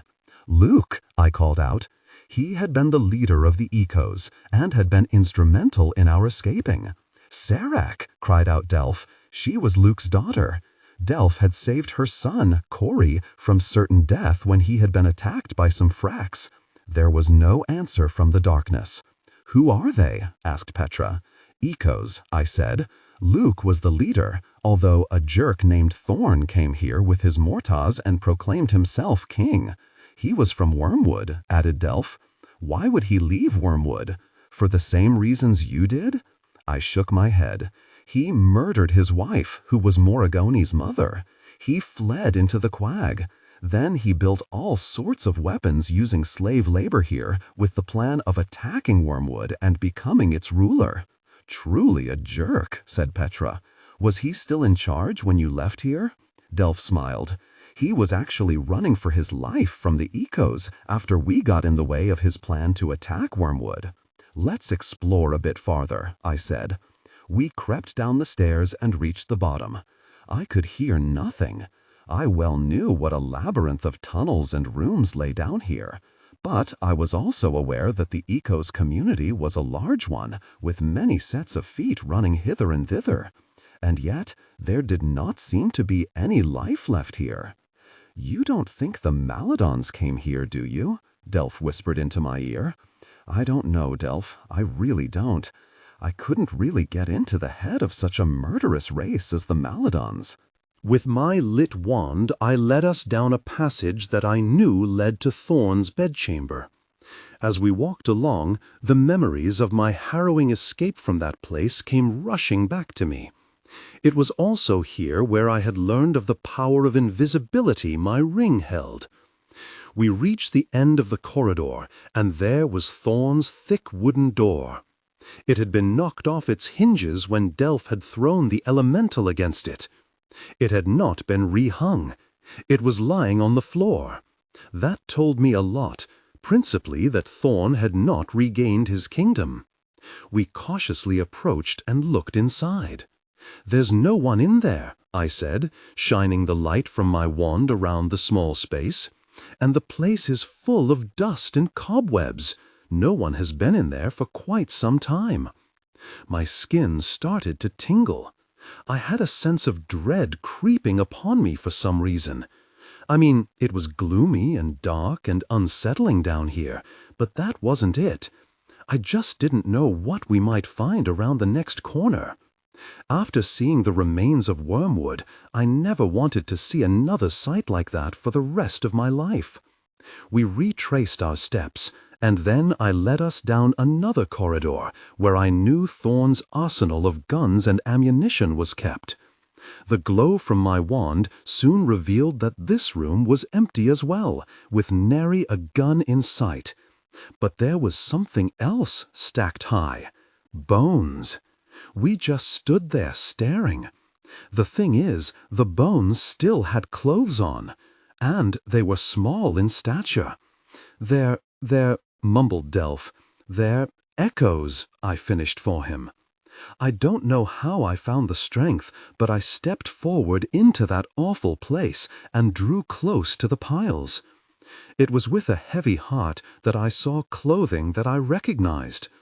Indeed, I would have known who I was looking at anyway, because the skeleton was larger than the others, though not nearly so large as a normal person.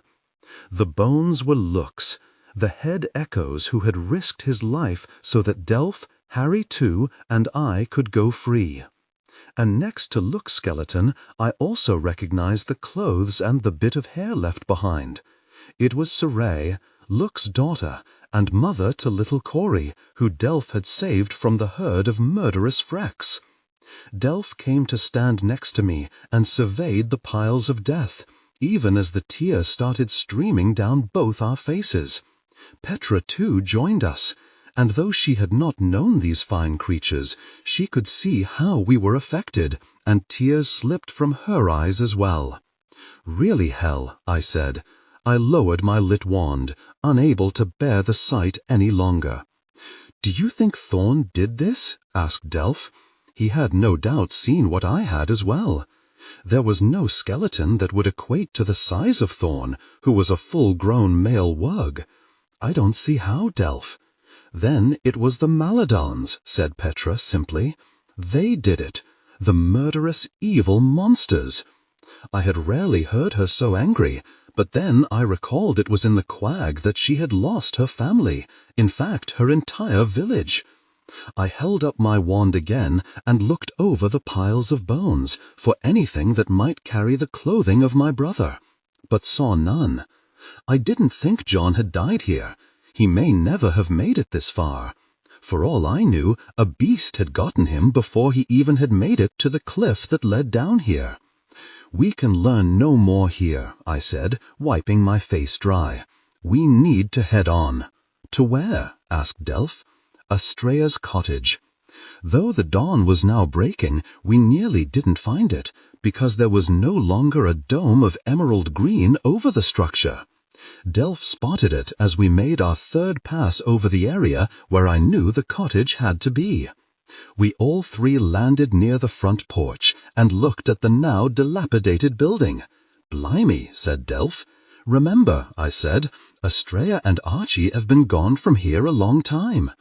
We passed through the front door and looked around. Memories came swirling back to me from our time here. We, unfortunately, found no sign that John had ever been there. We went back outside, where it was now fully light. As we were preparing to leave, we heard a voice, a very weak voice. "Hello, dearie, dearie." I whirled around to see where the voice was coming from. "There!" cried out Delph. We rushed over to a large tree located near where the emerald dome had once been. Lying on top of one of the massive branches was Seamus the Hob. When we had last been visited by him, he was dressed in black trousers, a white shirt, a vest laced with golden threads, and a well-brushed top hat. Now his clothes were rags, his face puffy, and his limbs a tangled mass. "Seamus!" I called out. I turned the ring around, and we all became visible. What happened to you?" He said weakly. The Maladons, Vega." I raised my wand and pointed at him. A few moments later, he was being gently lowered to the ground. We gathered around him. It broke my heart to see how battered and in pain he was. "What did they do to you?" "They killed most of my kind. I was lucky. I escaped and hid in the quag. But then the pain became too much. I came back here, hoping to have Mistress Astrea help me, but she was gone. I've been getting better, but a few days ago I was attacked by a garm and didn't have the strength to fully fight it off. I came here and climbed this tree to be safe." "But how did you know it was us?" I asked him. "We were invisible."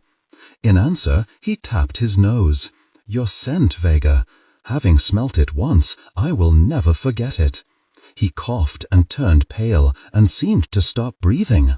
I dug in my cloak pocket and pulled out the adder stone. I waved it over Seamus and thought the best thoughts I could. His eyes opened, his bruised face returned to normal, and his limbs straightened out some, but not quite all the way. Still, he seemed to be breathing normally at least, and his features were no longer screwed up in pain. He sat up and rubbed at his healed face. "Thank you, Vega," he said, with tears in his eyes. "Estrella and Archie left the quag. They've joined up with us outside the quag," I said. "We're fighting the Maladons." He shivered at the mention of the name. "I'd rather face 1,000,000 Jabbits than one of them blokes. Seamus, we're looking for my brother. Have you any idea where he might be?" I described John to him. Seamus sat on a rock and considered this. "I have not seen your brother, Vega," said Seamus, "but others might have." "The Hyperboreans," exclaimed Petra. "Whenever I had a problem, I would go to them. What they can't figure out can't be figured out." The Hyperboreans were large, feathery-winged creatures who could talk and were quite wise and kind. Maybe wiser and more kind than my lot. "Well, let's hope the Maladons didn't get to them too," I said. Seamus stood on unsteady legs. "Thank you for all you've done, Vega. I wish you luck against the Maladons." I looked at him, dumbstruck. "Seamus, I'm not leaving you here to fend for yourself. You're coming with us, to Empyrean. You'll be safe there and well fed." His eyes once more bubbled with tears. "Bless you, Vega. Bless you all." I tethered him to us so he would be invisible as well. There could be Maladons lurking about. I didn't bother to fly to the Hyperboreans. I had flown over the quag because I wanted to see elements of it. But now I could sense we were running out of time. Whatever the Maladons were planning, I could not discount that it would be soon coming to fruition, and that its effects could be devastating. "Pas poussé," I said clearly, as I tapped my leg with my wand. The next instant we were at the Hyperboreans' encampment in the trees, and the instant after that we heard the screams. My wand and Petra's were out in a flash as we gazed around, ready for a fight, though how anyone could see us as we were invisible was beyond me. "Over there," hissed Petra. I looked to where she was pointing with her wand. A half-dozen bowler-hatted Maladons had encircled 2 Hyperboreans. I recognized one. It was Ishmael, a Hyperbore who had taken us to see Misha, the leader of the tribe. The Hyperboreans were trying to use their enormously strong wings to attack the Maladons, who were smirking and laughing as they pointed their wands for the kill. I saw 2 Hyperboreans lying on the ground, probably already dead. I looked at Petra, and she glanced at me. A simple thought was communicated. Attack! Spells blasted from our wands.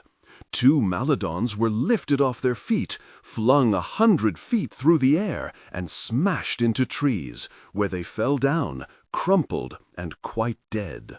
The remaining Maladons spun around, looking frantically to see where our attack came from. Petra and I fired off again, and 2 more Maladons were blasted into the ether. I raised my hand to Petra, signaling that I wanted to try something.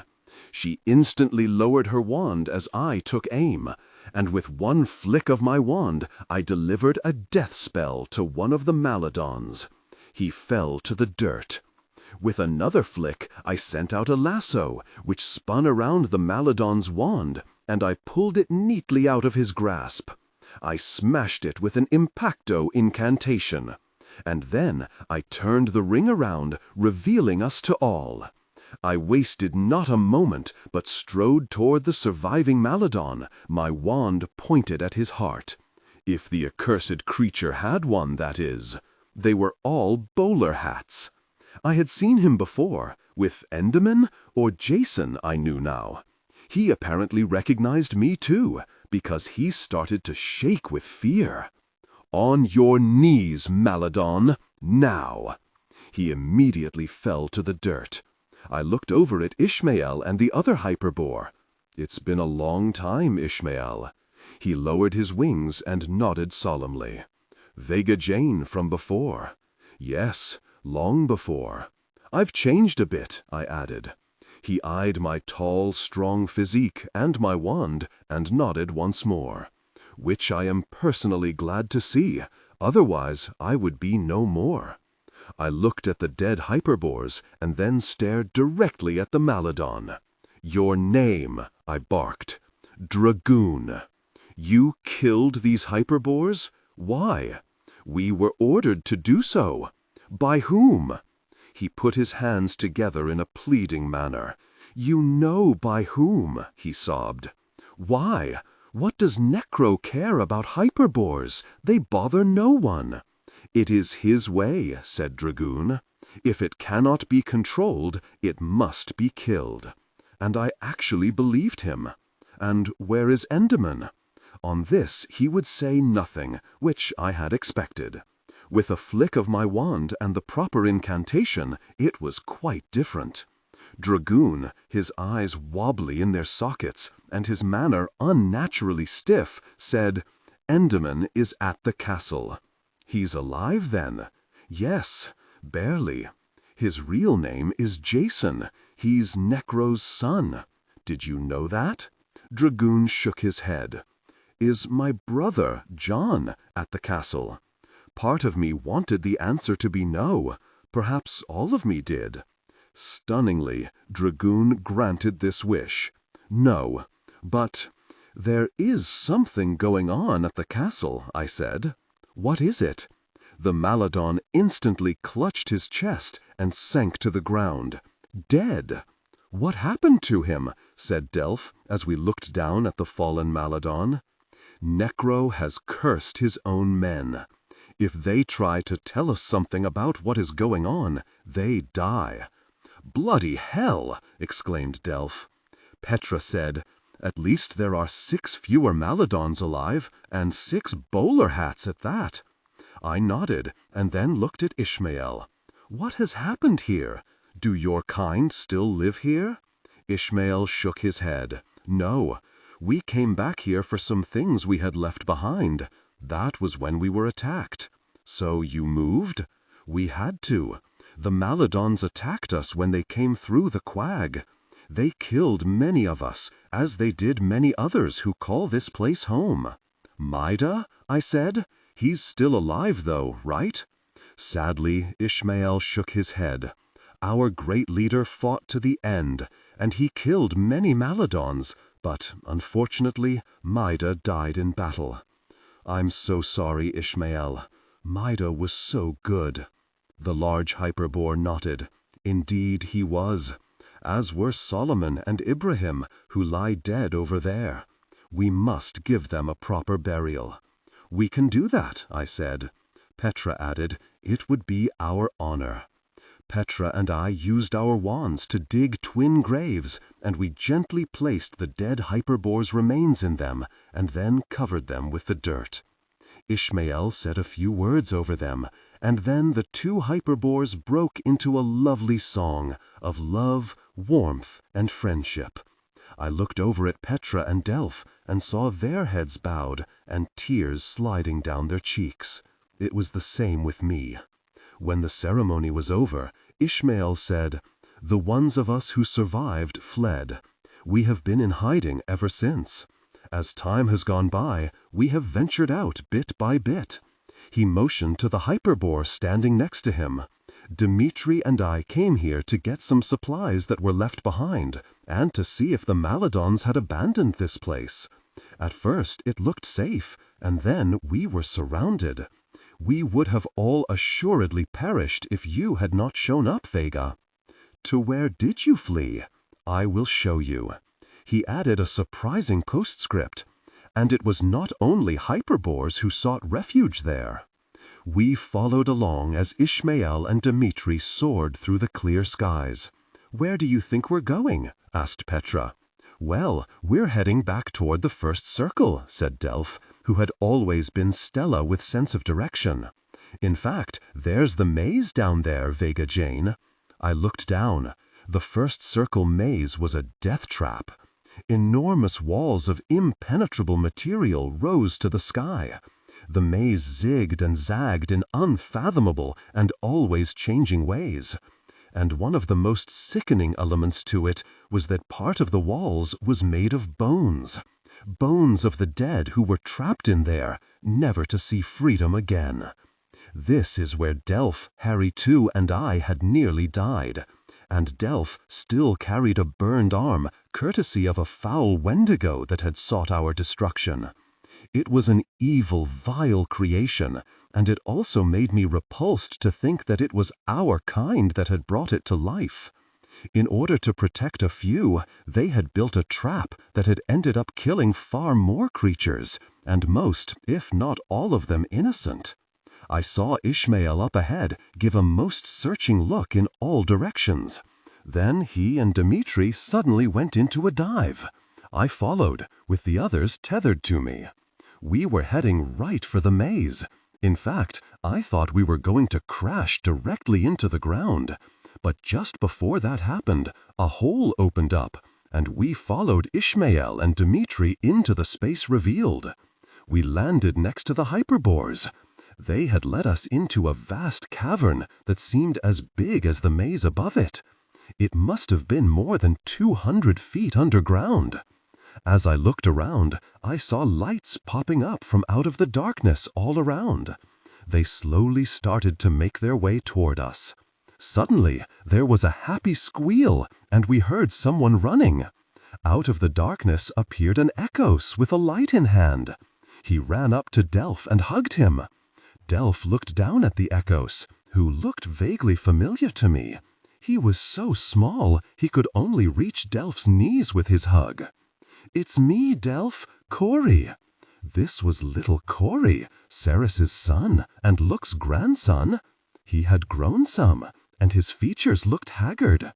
"Corey?" said Delph, bending down and hugging him back. I touched Corey on the shoulder. "We went to your land. We saw what happened." Corey's large eyes teared up. "Look and my mother and the others fought with all their might, but the Maladons were too strong." "What happened to Thorn?" I asked. "We imprisoned him. He went mad and died. It was probably fortunate for him that he did. Had he lived when the Maladons came, they would have done far worse." Corey looked behind him. "But, as you can see, the Maladons did not kill all of us." As I looked around at the other approaching lights, I could see other Echoes emerging, then hyperbores, then, astonishingly enough, a few folks who looked like me. Petra gasped. "Chauncey?" I gaped at the tall young man who approached carrying a lantern. He was dressed in tattered trousers, a filthy white shirt that did little to hide his muscular physique, and long dark hair that touched his wide shoulders. "Pet?" he said. "Chounce, I thought you were. Thought the same about you, Pet." Both of their eyes filled with tears, and they embraced for quite a long time while I stood by silently, feeling my own eyes grow watery. And Lack? She took his hand, her eyes filling with fresh tears, and shook her head. "Is dead, Chounce. I stepped in here. Hi, I'm Vega. My friend Delph and I found Petra and Lackland wandering the quag. We teamed up and fought our way across it, and then escaped. Right before we were free of the quag, Lackland, who was a warrior of the very first order, sacrificed his life so that Petra and I could live. He was very brave and a real hero." Chauncey took a step back as he processed all that I had told him. He ran a hand through his hair and touched his chest and then his lips, raising his hand upward. "Rest in peace, Lack. Were you good friends?" I asked. He looked at me. "He was my brother." Now I took a step back. "Your brother?" I shot a glance at Petra, who nodded. "Lackland and Chauncey Cyphers," she smiled tenderly. "The troublemakers, they used to call them. But whenever we needed to fight, they were right at the front." Chauncey nodded. Lack never backed down from a fight, and that's the truth. And neither did you, Chounce, said Petra, squeezing his arm. I counted about 20 echoes, a similar number of powerfully built hyperbores, several blokes who looked like Chauncey but weren't with him and that Petra didn't know. There were also a couple of women, and Seamus called out to a half-dozen hobs who had appeared, dressed similar to him, and who held small balls of blue light in their hands, just as Seamus had when I first met him years ago. Seamus exclaimed, "Fellows, I believed you all to have perished." The hob closest to Seamus, who looked older and grayer, nodded solemnly. Many was the time we too thought we were done for, Seamus. And then from the darkness appeared creatures, both large and small. Some I recognized, some I didn't. My eyes filled when I saw the bird-like creatures of light called cuckoos. They swirled around, illuminating the darkness and lifting my spirits. I heard the clatter of hooves. A few moments later, there it was, a big, beautiful unicorn with a mane of gold and a horn of silver. As I looked closer at the glorious beast, I saw that it was the very same unicorn I had helped after it was injured. It had relinquished its horn to me, which I later used to save Lachlan's life after he was bitten by a jabbit. I was glad to see the unicorn had grown another horn to replace the one it had given me. The beast came up and nuzzled my arm with its snout. I gently patted its neck. I surveyed all these people and creatures and then looked at Ishmael. "How did all of you come to be here?" I asked. "What is this place?" "Did I not tell you, Vega?" said Ishmael. "We were led here." "Led here? By whom?" I heard the footsteps approaching, slow and measured. When he appeared from the darkness, I felt my senses nearly leave me. As it was, Delph had to grab me by the arm, or else I would have tumbled down. "By me, Vega," said my brother John. He had grown tall and lean.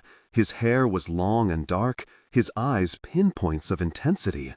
My brother John came to stand before me. Now I had to look up to him, for he was at least 3 inches taller than me. I couldn't take my eyes off him, but in my peripheral vision, I did note that all the others took a respectful step back from him and slightly bowed their heads. "John, is it really you?"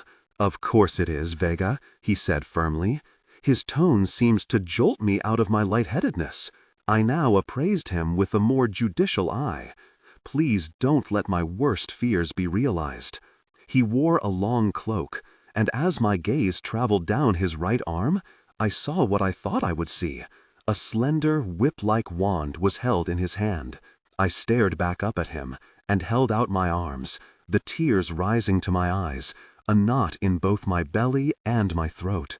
"I never thought I'd see you again," I said. I stepped forward and hugged him. He did not hug me back. When I stepped back awkwardly, he said, "It's good to see you too. I thought you were lost in the quag. Morrigone's spirit told me that you had left Wormwood before the Maladons came, or at least she thought you had." "They've destroyed Wormwood," he said sharply. "All are dead. I know.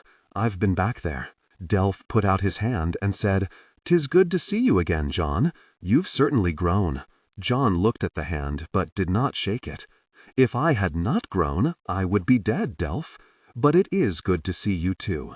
Delph let his hand drop and stared uncomfortably at the ground. "This is our friend Petra." John glanced at her, seeming to evaluate Petra in barely a second. He looked over at Chauncey. "One of your mates then, Chauncey?" "Yes, Master John," said Chauncey quickly, "and a right good one." Master John, I thought. "How did you come to be here, John?" I asked. "And how did you manage to bring everyone here?" "It is a long and complicated story, Vega," said John. "But to parse it to a relatively few words, I left Wormwood shortly before the Maladons came. It was pure luck that I was not there for the attack. I managed to make my way down the cliff to the valley below." "How?" I exclaimed. In answer, he lifted his wand to the ceiling and gave it a flick, and his feet left the ground and he floated into the air. I gaped up at him. "How did you learn to do that? And where did you get your wand?" He floated back down to the ground. Incantations are born of necessity. He lifted his wand. This came from our grandfather. I looked at him, stunned. Virgil left you a wand? In a book he gave me when I was a child. It was hidden in the spine. The book was meant for me to read when I was older. I think he realized I would read all my books until they fell apart. And when it did, there was the wand. Why did you never tell me? I said. I found it after you left Wormwood, he replied. He looked at my wand. Did grandfather leave you that? I felt my face burn a bit. Virgil had left me a ring, but not a wand. No, I got mine another way, from an ancestor of ours. I paused. When did you first learn you were magical? When I lived with Morrigan. Did she tell you that you were? Not in so many words, but it readily became apparent I could do extraordinary things. And when I found my wand, I could do more extraordinary things. There was something off about his tone, but I had to admit I was so happy to see my brother that I could not dwell on any misgivings right then. I have been looking for you for a long time, John. You left me in Wormwood. I couldn't believe he was throwing that in my face. I wanted to take you. I didn't know that. The night I came to visit you. Your birthday. My birthday? I asked you to come and live with me. But you didn't tell me that you were leaving Wormwood? Would that have made a difference? Perhaps, Vega, perhaps. Only I couldn't tell you because I was afraid you would tell Morrigan. She tried to stop me as it was. So you didn't trust me then? You had changed, John. Morrigan had changed you. Morrigan allowed me to be as I was meant to be. No, she made you cruel and unforgiving. As soon as I saw his face flush, I wished I hadn't said that. I thought I even saw his wand flick threateningly. John, you know what you were, and you know what you became. Can you honestly claim you didn't change? He cast his gaze downward. When he looked up, his expression was calmer, more reasonable. I cannot say that your words are untrue, Vega. Well, I thought that was something at least. I wanted very much to take you with us, I said. I have missed you every day. He nodded and said, What have you been doing since you left Wormworm? I have been trying to survive, and now I'm leading the fight against the Maladons. I know little of them. You know what they did to Wormwood, I pointed to the others, and you know what they did to their families and their homes. So, really the only things you need to know are that the Maladons are incredibly evil and powerful, and that they kill all who oppose them. Then perhaps we should not oppose them. It was as though he had punched me in the face. You cannot mean that, John. They killed Virgil, and they nearly killed our father. Now John looked like I had punched him in the face. He took a step back, and something flashed in his features that reminded me of the little boy shuffling along beside me as I walked with him hand in hand through Wormwood. Virgil? Dead? And our parents? Dad is grievously injured. He is but a shell of his former self. But still alive? Yes, and we are working on a counterspell to bring him back. And Mother? She's fine. Can you take me to them? I looked around. I think I need to take all of you. How is that possible? John asked. There is only one way, I replied. I used a variation of the same series of spells that I had employed to provide wands to all the formerly enslaved in Greater True, and then transport them to Empyrean. I sent a wand wire ahead so that the others would be expecting us. As I began to incant, I saw John looking at me curiously. When I reached the peak power of the spell, a huge dome of blue light descended upon all those who had fled there. I connected this dome to my golden tether, which I had reattached to Delph, Petra, and Seamus. Finally, I uttered "Pas poussé" and tapped my wand against my leg. The next moment we were all standing in the front lawn of Empyrean. "Quickly now," I said, "inside." The door opened and everyone, people and creatures, and those, like the Hobbs, that were in between, were herded inside. Inside, Pillsbury and some of the others were there to greet us. I hurriedly explained what had taken place. But what I really wanted to do was obvious. Come with me, John. I told Delph to take over down here. You can find rooms for the people inside, and the creatures, the unicorn and cuckoos and the like, can be given free rein outside. After that, I literally pulled John up the staircase. Where are we going? He said, resisting a bit. You'll see, I replied. I threw open the door to the room and pulled John in behind me. Our mother looked up from the book she was reading, while our father lay swaddled on the bed. The book fell from her hands as she stood, rushed across the room and embraced her only son. "John, John," she said, weeping. I stepped aside and took it all in. John patted her on the back, and I could see his eyes grow watery and his features soften. With this sight, my spirits once more took a little leap. She stepped back to look at him. "My, you've grown so tall, just like your father." John looked over at the bed, and his features turned to dismay. That is father?" She nodded. The happiness at seeing her son after such a long time receded. "Vega told me he has been injured, but that a cure is being worked upon." "That is so, John, and we all pray that it will work." John looked at me. "Who is performing this? You?" I shook my head. "Astraea Prine, the former keeper of the quag. Astraea is a very powerful sorceress. She is concocting the incantation, but she says that Mum has to actually perform it." "This Astraea Prine did not stop the Maladons from destroying the quag in Wormwood," John pointed out. I could not argue with that, and I didn't. "She is still the best chance we have to bring Dad back." John drew close to the bed and looked down. What happened to him precisely? "A confluence of two spells that struck each other before impacting him. That was why the result was so unforeseen." To my surprise, John nodded. "I have read of this." "You have? Where?" "In books provided to me by Morrigan. Her spirit is here, as I told you. She will be happy to see you, I expect." John showed absolutely no interest. "I would like to meet with this Astraea Prine." "If you wish," I said, "we can go there now." "I do wish it, Vega," he said, his gaze lifting to mine. "You have not even told me how you found him, Vega," said our mother. I explained in a very few words. "We were lucky," I said. "He more found me than I found him."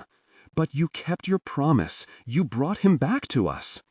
All this time, John was staring down at our father with more curiosity than pity or concern. "Let us go see Astraea Prine," said John. "Follow me," I said. My high hopes for who my brother would actually turn out to be started to fade once more, but I told myself I would not give up on him. Hell, I had just found him. I led him down the hallway to Astraea's room and knocked on the door. "Enter," came the imperious voice. Astraea had set up an enormous table in the center of her room. On this table were stacks of books and parchment, ink sticks, and various instruments of great delicacy. I also glimpsed the pewter cups that comprised her seercy. When Astraea looked up and saw John, her jaw dropped. She left her desk and approached us. "John Jane, then." "It wasn't a question," he said. "I know of you, yes." "How?" I asked her. "Through Morrigan?" "Not exclusively, no." I quickly glanced at the cups. "You were watching him through the seercy." She continued looking at John, her gaze seemingly taking in all facets of him. "A seercy? What is that?" asked John, looking annoyed. Astraea came over to him and looked up at my tall brother. "It is no sin to practice one's sorcery skills." She paused. "It is also no sin not to know certain parameters as a young sorcerer." "Certain parameters?" I asked. Astraea kept her gaze on my brother. "Most of us have gone through similar learning experiences." "What are you talking about?" I demanded. Now Astraea looked at me. "Your brother was stretching his magical muscle, as it were." "In the quag, you mean?" "Not just in the quag," said Astraea. I looked at John. What is she talking about? John would not answer me. Astraea said, "There was a reason why John left Wormwood." "John, I thought you left Wormwood to discover what was outside it." and to find me and our parents." "It's difficult to explain," said John, not meeting my eye. I looked to Estrella for an explanation. Estrella said, "Let me just say that John exerted control over certain creatures that did not want his intervention, with the result that they did things that otherwise they never would have done." "And what were these creatures?" I asked.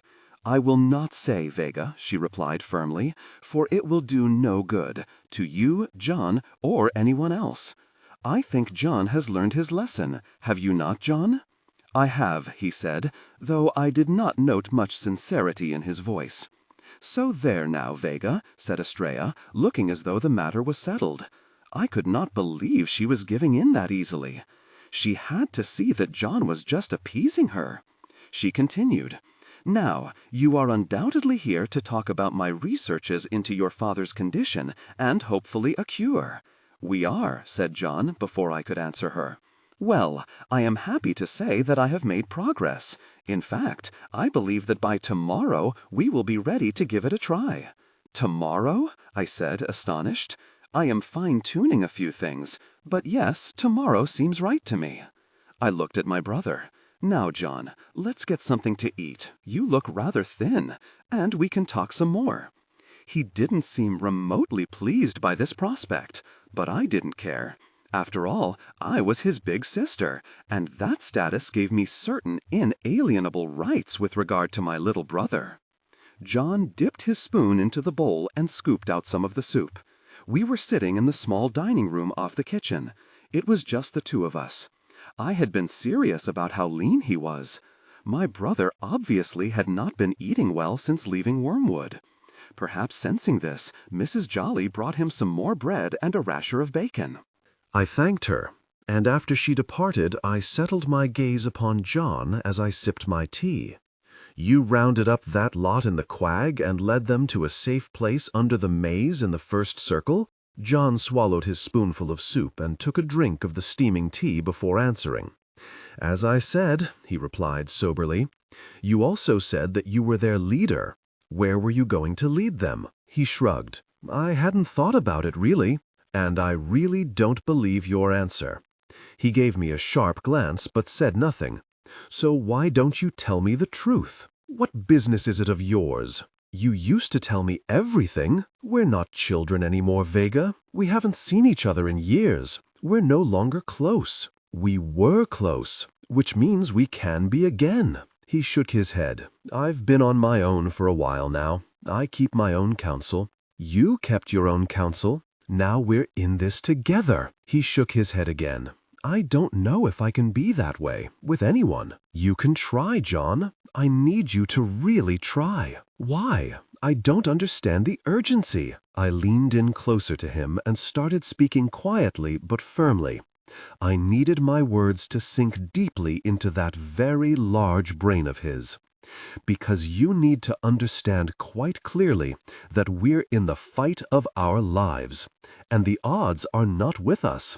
We're heavily outnumbered by the Maladons. That's why we've stopped engaging them for now.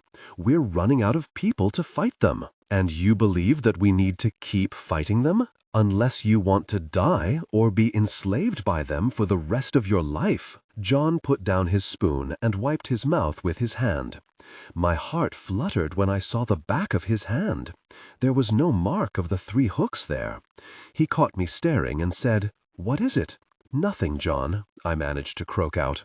"So, are you with me in fighting the Maladons?" "Well, since I don't want to die or be enslaved, I guess that I am." This was hardly an overwhelming endorsement, but I let it pass because a million horrible thoughts were flashing through my mind about his hand. What was Estrella talking about when she said you were stretching your magical abilities beyond certain parameters? "I don't know. You'll have to ask her." I sat back. "When you were in charge of building the wall in Wormwood, you pushed the wugs hard. Duff Delphia lost his legs because of you, and other wugs died. Why do you bring that up?" he said, scowling. "Because you were pushing parameters then, just not magically. So did you use your magic to do something similar? Push folks and creatures beyond what they wanted to do?" "We are magical, Vega. that gives us certain rights. No, that gives us immense responsibilities, like never using our power to hurt innocent people or creatures. And that includes making them do your bidding. We can agree to disagree on such matters. No, John, we really can't. You have to choose. Do you want to be like our kind? I glanced at his unmarked hand. Or do you want to be like the Maladons? Because that is exactly what they do to all others. I stood. Let me know when you've made your decision. I left John and returned to my room. I sat on my bed stroking Harry Two's fur to calm myself. My brother did not have the mark. What exactly did that mean? That he was a Maladon? Was that why he was so unfeeling? I blinked. But that could hardly be the case. He could see Empyrean. No Maladon could do that. Yet why was there no mark on his hand? I looked down at Harry too and decided to try something. I went to the door and called to him. He obediently followed me out. I found John in the library, where he was staring up in wonder at all the books. This made me think back to our time in Morrigone's home, where John had been equally enthralled by all her tomes. And this memory made me feel a little guilty about what I was about to do. "Harry Two," I said, "it's John. Go and see him." John turned at the sound of my words. "Your canine," he said. "I remember him." "My dog," I replied. "That's what they call them here." I watched Harry Two closely as he cautiously approached John. His nostrils were moving as rapidly as a pair of bellows in use. He seemed to be sucking in all of John's scent. John said, "Hello, Harry Two. Do you remember me?" And then my dog did something he had never done before. He sat on his rump and started to whine. I looked up at John as he watched Harry Two. "What's wrong with him?" he asked. "Is he sick?" "I don't know. He's never done that before. Harry Two, are you okay?" He looked up at me with a most pitiful expression. It was also one I had never seen before on my dog's face, and it concerned me greatly, particularly in the context of my brother. Harry Two was confused. I said goodbye to my brother and took Harry Two back to my room. I sat with him on my bed and looked deeply into those beautiful, mismatched eyes. "Harry Two, with all of the wonderful things that you can do, I so dearly wish you could talk." I sighed and sat back more crushed than I had been a few minutes ago. A knock came on my door. It was Delph. Before he could say anything, I pulled him into the room and told him everything that Estrella had said, and John had said, and also how Harry Two had reacted to John. And then I finished by saying that John didn't have the mark on his hand. Delph surprised me by saying, "I already saw that, Vega Jane. Why didn't you say anything then?" "I didn't know what to say," he replied. He might as well have added, "After all, he is your brother." I sat on my bed and glanced at Harry Two. "And Harry Two was really confused about John," I said. "He was never that way before, not even with Petra. What does it all mean, Delph?" "It means that you just found your brother after looking for him for a long time, Vega. And you have your mom and your dad back too. It's a lot to take in. You just have to give yourself a chance to, well, breathe." As though putting action to his words, I involuntarily drew in a long breath and then let it go. I immediately relaxed, and my thoughts cleared a bit. "Right," I said firmly. "Okay. Estrella is going to try and restore my father tomorrow. You said it could be dangerous. Well, apparently it is, according to her. How was your mum with John?" "Thrilled to see him. Perhaps—" I stopped and shook my head. "What? Never mind. Maybe more thrilled than she was to see you?" Delph said. I turned to look at him. I had forgotten how astute Delph was, how he often saw things that others didn't, and then got right to the heart of the matter. "Yes," I admitted. "But see, your mom knows how strong you were, Vega Jane, how you always stood up for yourself, how you always protected your brother. She remembered him as he was, small, weak, and needing a guiding hand. Of course she would be more worried about him. I suppose you're right. And you're worried about him too," said Delph. "Yes, no mark. Mysterious things he's done in the past. This is my brother, Delph, and I feel like I no longer know him. Well, you've been separated a long time. You'll just have to get to know him again. And what if I don't like what I find? Then you'll have to deal with it. But don't prejudge him, Vega Jane. Give him a chance. John is complicated. That's easy enough to see. It will take some time. After Delph left, I went to the window and looked out on the rear grounds. I spotted John as he walked into my line of sight. I continued to watch as Miranda Weeks walked up to him and started chatting. She was a bit younger than John, but confident and an excellent sorceress who fought bravely and well. I saw John smile at something she said, and he used his wand to cast a spell. A fluffy white rabbit appeared on the ground and started to do tricks for them.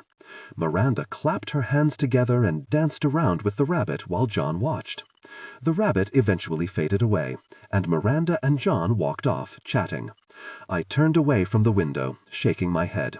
My brother was indeed complicated. That evening, I confronted him after dinner. It seems that Miranda Weeks and you get on. "What do you mean?" he said defensively. "Just that I saw you earlier in the garden. You were making her laugh with some magic you did." "She's nice," replied my brother, not meeting my eye. "She is very young. She's not that much younger than you. But she is old beyond her years, and tough beyond them as well. She has turned into a formidable, battle-tested sorceress. Has she spoken to you of this?" "A bit, yes. Her mother was murdered by the Maladons." He shot me a look. "Really? How?" I explained the Maladon's hideous process to take one's magic. "It can go awry, and the person can die," I added. He looked shaken by this. "They can take your magic? I did not know that was possible." "Apparently, anything is possible, at least with those blokes. Delph found a book here that has the necessary incantations, really awful stuff." I watched my brother closely for his reaction to this. Then my gaze dipped to his hand, where there should be a mark on him, but wasn't. "Delph found a book?" he said. I frowned. This was not the reaction I wanted. "Yes, but you agree that it is really awful, don't you? You see, that's what the Maladons are, John, really awful." He looked at me strangely, but said nothing in return. "Good night, Vega." He turned and walked off, leaving me feeling worse than I had been, which was truly saying something. I woke the next morning feeling as though I had not slept at all. Time was slipping away from us, and though I had successfully made a trip to Maladon Castle and learned some new information, and I had found my brother and more allies in the fight against the Maladons, I had made no real progress in winning the war with the foul creatures. I dressed and went downstairs. "It is time, Vega." I turned to see Estrella standing at the top of the stairs. "It is time to try and cure your father." I raced back up. A few minutes later, I felt my stomach knot and my throat grow dry as I watched her. Estrella was preparing to cure my father, or else she would kill him. I was in my parents' room. Also there were my mother, John, Delph, and Archie. Though I had a suspicion that right outside the door were many more people waiting to see if the morning's work was a success or a disaster. Estrella had placed a large metal tub in the middle of the floor. In that tub now swirled waters of brilliant colors. They were moving all on their own, as no one was stirring them. My father lay swaddled in a blanket on the bed. My mother took turns staring at her husband, then at Estrella, and finally at the tub, before starting all over again. Her expression ran the spectrum from hope to abject terror. I suppose my features bore the same looks. Estrella looked up from a book she was consulting. "Nearly ready," she said in a casual tone. I didn't see how she could be quite so cavalier about it all. But then again, it wasn't her father at risk. "What are you going to do with the tub of water?" I asked, as Delph peered into its depths. "Why, obviously, place your father in it." "Of course," I said, thinking that it was not bleeding obvious at all. "And then what?" She said. not at me, but at the page she was reading. My level of confidence in what she would be attempting dropped precipitously. "Estrella, if you're not ready yet, there's no need to hurry into this," I said, glancing at my mother, who nodded in agreement at my statement. She looked up from the page. "Vega, we are quickly running out of time. Look at your father." I rushed over to the bed and looked down at him. He was still small and pale and disfigured, but there was something changed about him. He was barely breathing, and his paleness was taking on another hue. Blue. He's dying? "He's been dying ever since the twined curse struck him," she answered matter-of-factly. You didn't make that clear," I said, my voice cracking embarrassingly. "I thought I did, but if not, it is quite apparent on its face, isn't it?" I could only agree with her assessment. As I looked up into my mother's eyes, I expected to see terror. Instead, I saw calm and, perhaps, resignation. I had forgotten that my mother had been dealing with this eventuality far longer than I had. She said, "We can only pray to holy steeples, Vega. It's all we can do." She gripped my hand and that of my brother's as Estrella closed her book and came toward us. "All right, Helen, it is ready. Take your wand," I said. "But why does she have to do it? Why can't you or me?" "Because your mother was with your father when it happened. She cast a shield spell that partially deflected the other two spells. Thus, part of her spell also resides in your father. We need her, using her wand, to precipitate the cure. That is simply how it has to be." "Well, that made sense," I thought. "You never really explained that," I said.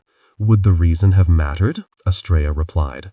I started to say something before I realized that she was basically correct. She nodded at Archie. "Prepare him, Archie dear." We watched as Archie picked my father up from the bed and slipped off the blanket around him. I had to look away from my father's naked, shriveled body. Archie carried him over to the tub of water and held my father over it. Estrella stepped forward. "We can begin." She nodded at Archie. I suppose she had previously explained to Archie what to do, because Archie lowered my father into the tub. My mother, John, and I all took a step forward so that we could peer into the waters. My father's head was visible above the level of the water. He appeared to be shivering, his small arms wrapped around his torso. "He won't drown, will he?" I asked. Estrella shook her head. "That is not the risky part," she said ominously. She stepped forward and pointed her wand, not at the water, but at my mother. "Helen, point your wand at your husband." My mother lifted her wand, though her hand shook a bit as she pointed it. "Calm yourself, Helen. All will be well." "But I don't know the incantation," said my mother, her eyes suddenly wild with fear. "Have no doubt. You will know it presently. Just let your nerves calm and your mind open." My mother drew a long breath, let it go, and focused on her wand and the water. Estrella kept her wand pointed at her mother, and I could see her lips move, but no words or sounds came out. Then I turned to my mother, because she had started to speak. Her eyes were closed, her face was tilted to the ceiling, and she was incanting, but using words I had never heard before. The water started to bubble and swirl faster and faster. I gasped as my poor father was quickly sucked under the surface. "No!" I cried out. "Do not interfere," said Archie, grabbing my arm. "My mother knows what she's doing." I shot a glance at Estrella, who was still moving her lips. I looked back at my mother. Her face was still pointed at the ceiling. Her wand was now making long, sweeping movements. I looked down at the tub of water. It was turning black. I glanced at John. He simply looked curious, as though it wasn't our father in there fighting for his life. I shook this off and turned back to look at the water, which was now green. I glanced at Estrella. She was staring at the water and frowning. I did not take this as a good sign. "What is it?" I hissed. "Is it not working?" I'm not sure. He should have reappeared by now." This was enough for me. "Dad!" I cried out. I pulled my wand and said, "Rejoinda, Hector Jane." My father shot out of the water, gasping for air, and flew into my arms. He had not changed one iota. No, I was wrong about that. He looked smaller and weaker, and his skin now looked burned. I hurriedly carried him to the bed, dried him off, and covered him with a blanket. I turned to Estrella, anger and mortification clear on my features. My mother had opened her eyes and was staring down at her wand as though she had never seen it before. Did it work? No, it bloody well didn't, I said. I whirled on Estrella. That was your solution? I told you quite clearly, Vega, that there was no guarantee of recovery. Your father has been struck by a very complicated curse. There is no known antidote or reverse curse. I did the best that I could. I truly did. I am a very powerful sorceress. However, now I believe that magical power alone will not be enough to reverse his condition. She looked over at my father. The good news is that he is alive. The failed procedure could have easily killed him. She glanced at me. Your quick actions saved your father's life, Vega. It truly did. The anger seeped out of me with her sincere words. I nodded curtly and looked away. Now what? Said John matter-of-factly. Will he die? I shot John a glance. Again, his face was like a mask, not a trace of emotion on it. I could not understand. I truly could not. This was his father. We will find another way to cure him. This came from my mother. I looked at her as she stood there staring down at her husband. She reached out and touched my father's head. We will find a way. And at the precise moment, I believed that she was right. I glanced at Estrella. I thank you for trying to cure my father. I know you did your best, and we appreciate your efforts. I looked at Archie. And you too, Archie. He nodded and thanked me with a smile. I have work to do, I said, and hurriedly left the room. Delph rushed after me. Outside the door, my suspicions were confirmed. A group of people, including Petra and Chauncey Cyphers, was waiting just outside. My features answered Petra's question. "But he's still alive?" she said quickly. "Yes, but we don't have much time." "Does Estrella have another plan?" she asked. Delph said, "Not that she said, but we have to find some way to cure him." "We will," I said far more confidently than I felt. I hurried down the hall and went into my bedroom. I closed the door and paced my room, as Harry too watched from the bed. Estrella's words kept coming back to me. I believe that magical power alone will not be enough to reverse his condition. But if magic couldn't do it, what could? What other power did any of us possess to bring my father back to normal? And if we didn't have such a power, who or what did? I had a sudden inspiration. It was one I had whenever I was confronted with a puzzle that I could not work out. I raced to the drawer of my wardrobe and pulled out the single page of parchment. "Silenus, can we speak?" Silence aged features instantly appeared on the old paper. "Yes, Vega?" "I have a problem that I need to solve, and I could use some advice." The features perked up. "Present the facts to me, then." I told him about my father's condition, how it had happened, and Estrella's efforts to rectify it without success. She said that maybe magical power alone will not be enough to heal him, I added. But if magic can't do it, what can? He didn't answer right away, and his silence eventually grew so long that I wasn't sure he was going to answer at all. I had come to the point where I was thinking of sticking Silenus back in the drawer, when he stirred, cleared his throat, and said, "Magic is not the be-all and end-all, you know. There are other things in existence that are more powerful than all the magic in the world combined."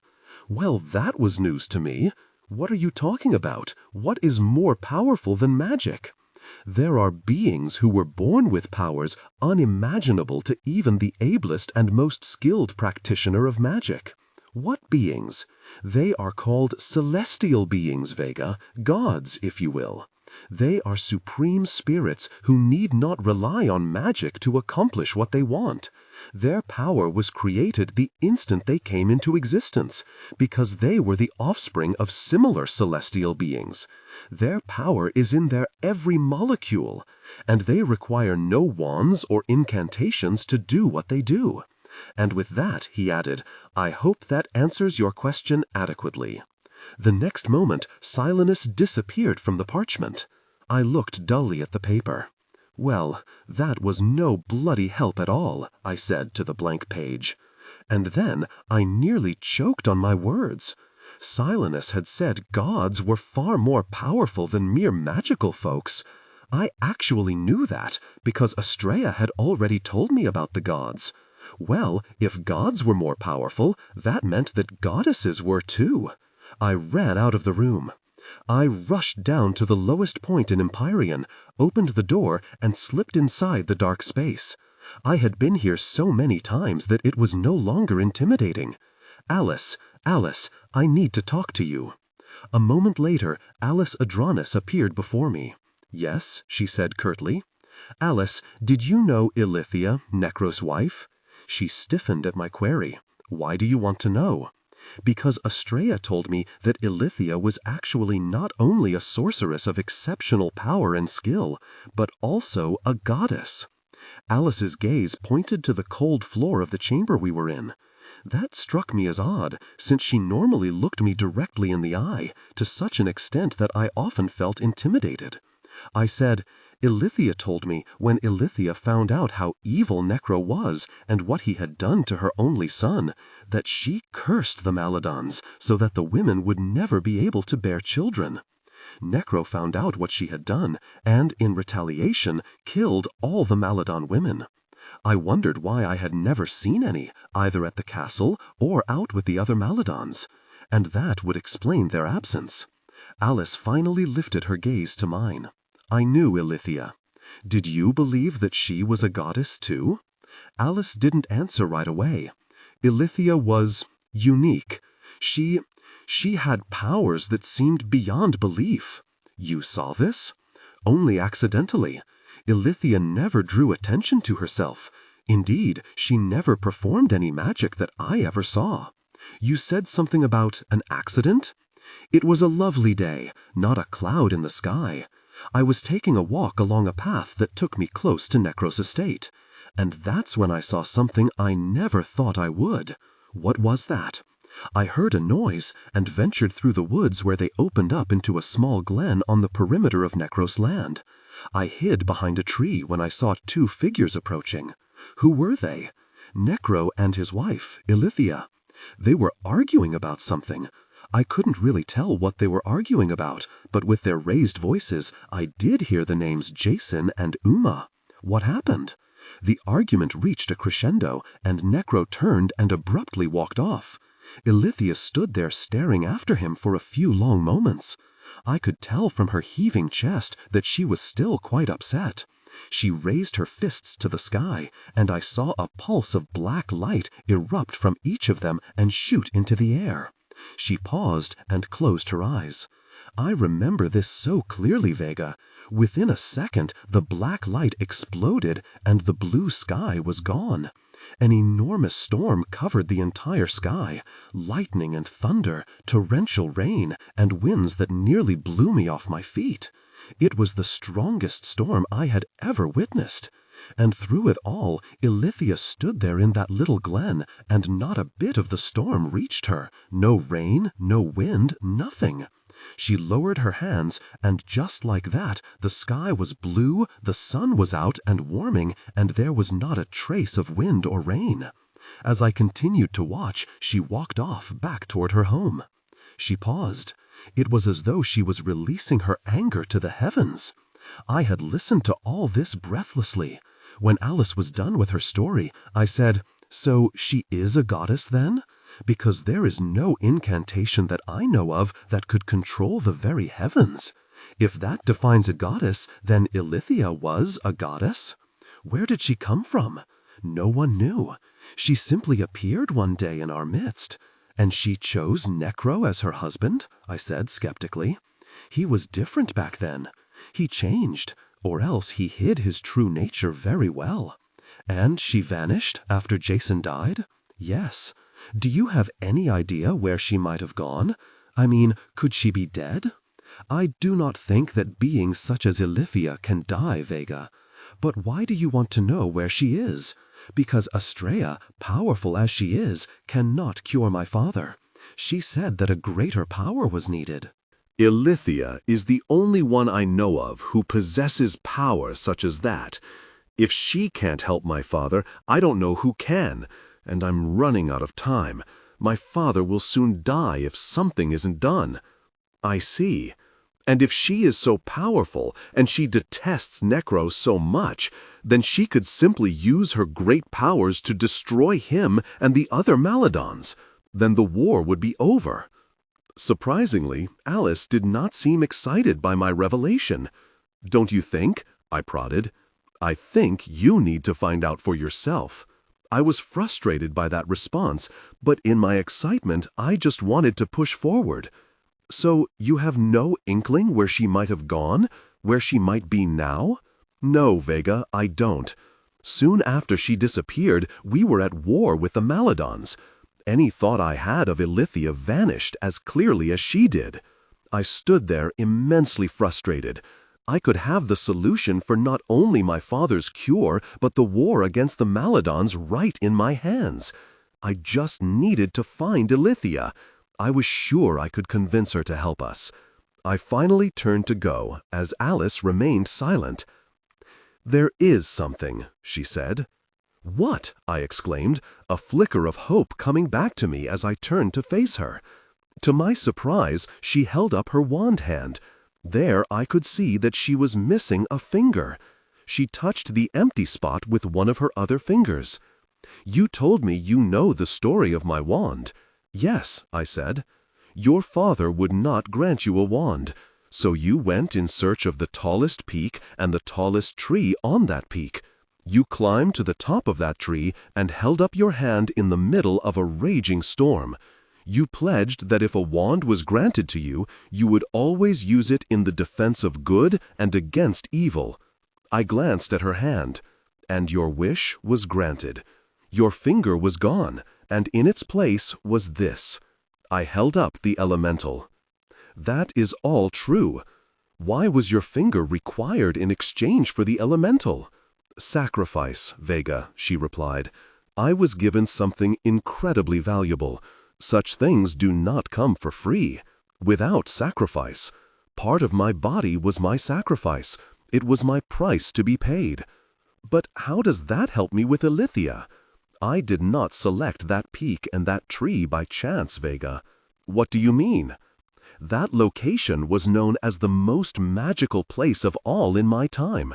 It was well known that there was a power there that could be found nowhere else. But again, what does that have to do with Ilithia? That place was Ilithia's favorite. It is said that she gave birth to Jason there. When one was looking for Ilithia for some reason and could not find her elsewhere, she was always to be found in the small cottage next to the tree where my finger was sacrificed." "A small cottage?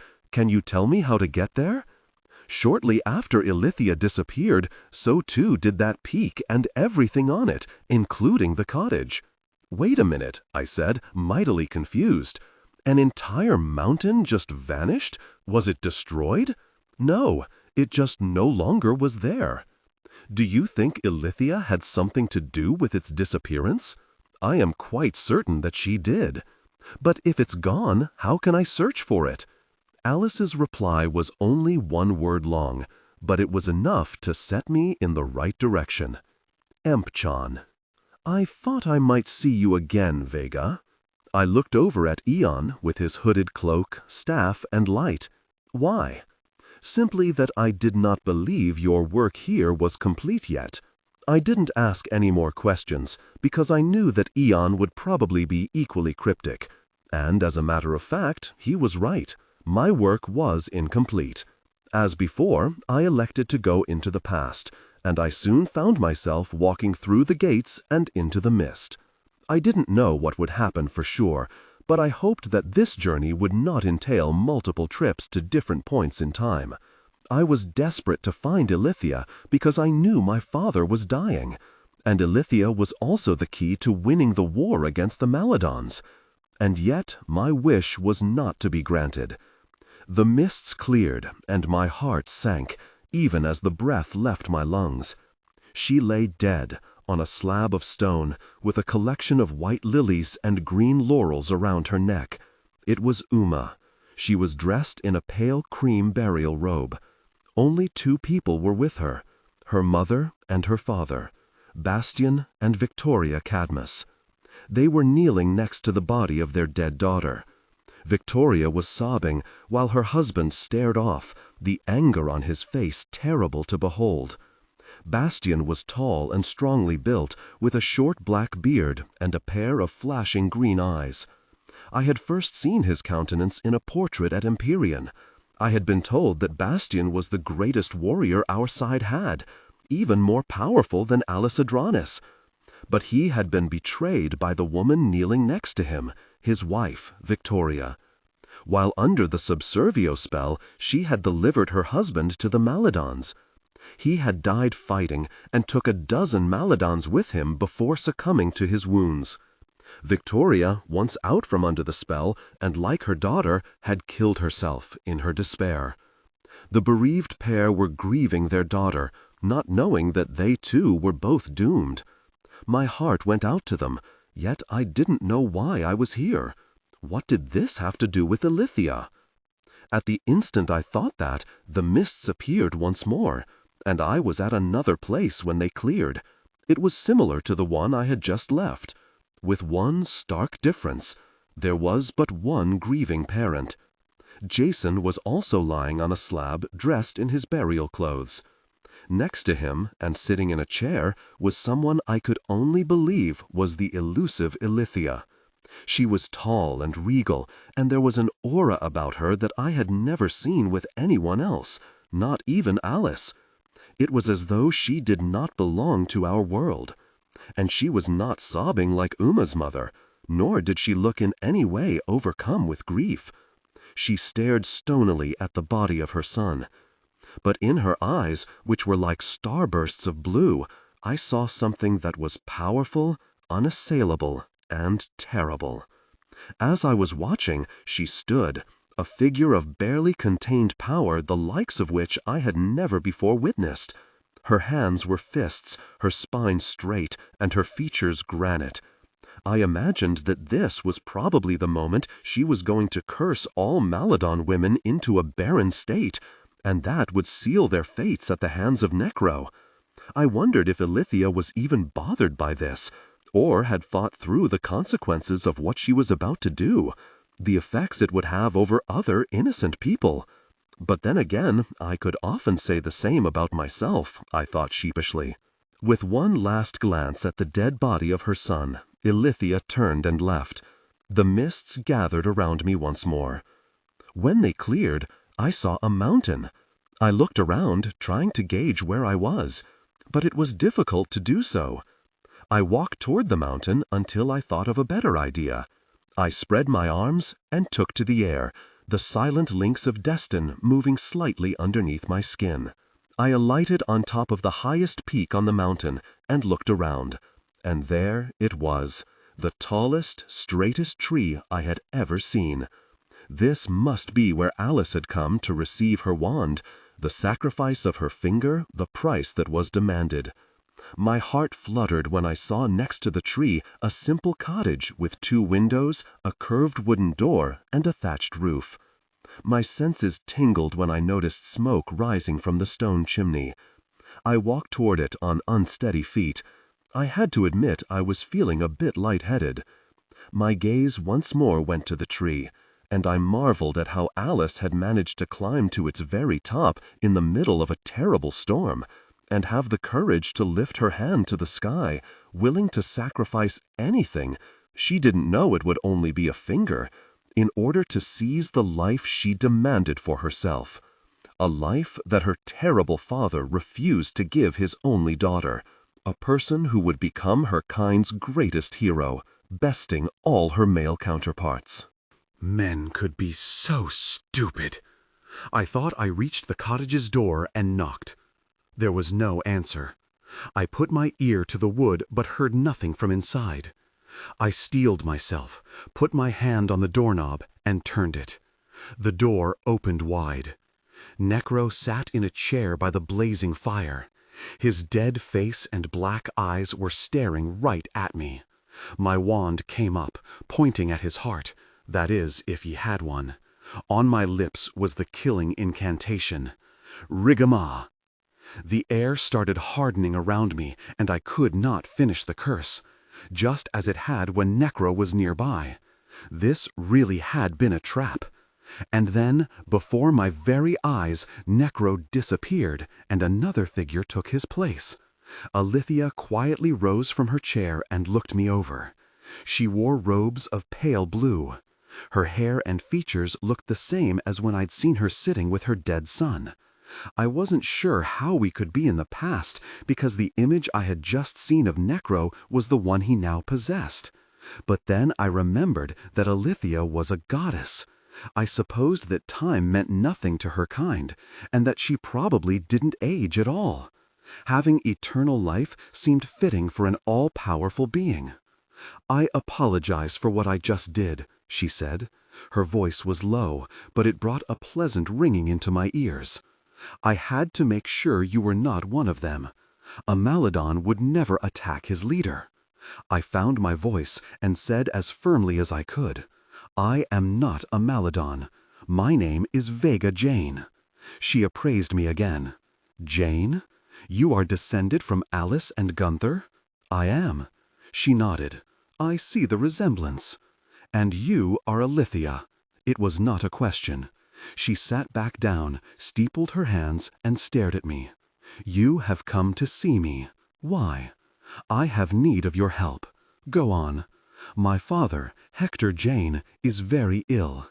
He was struck by a commingled spell. He lies at death's door. We have tried everything to cure him, but we have failed. I have come to you as my last resort." "And who told you of me?" "Two people did, Estrella Prine and Alice." Alithia nodded. "And are they well?" "Estrella is. Alice died in battle long ago."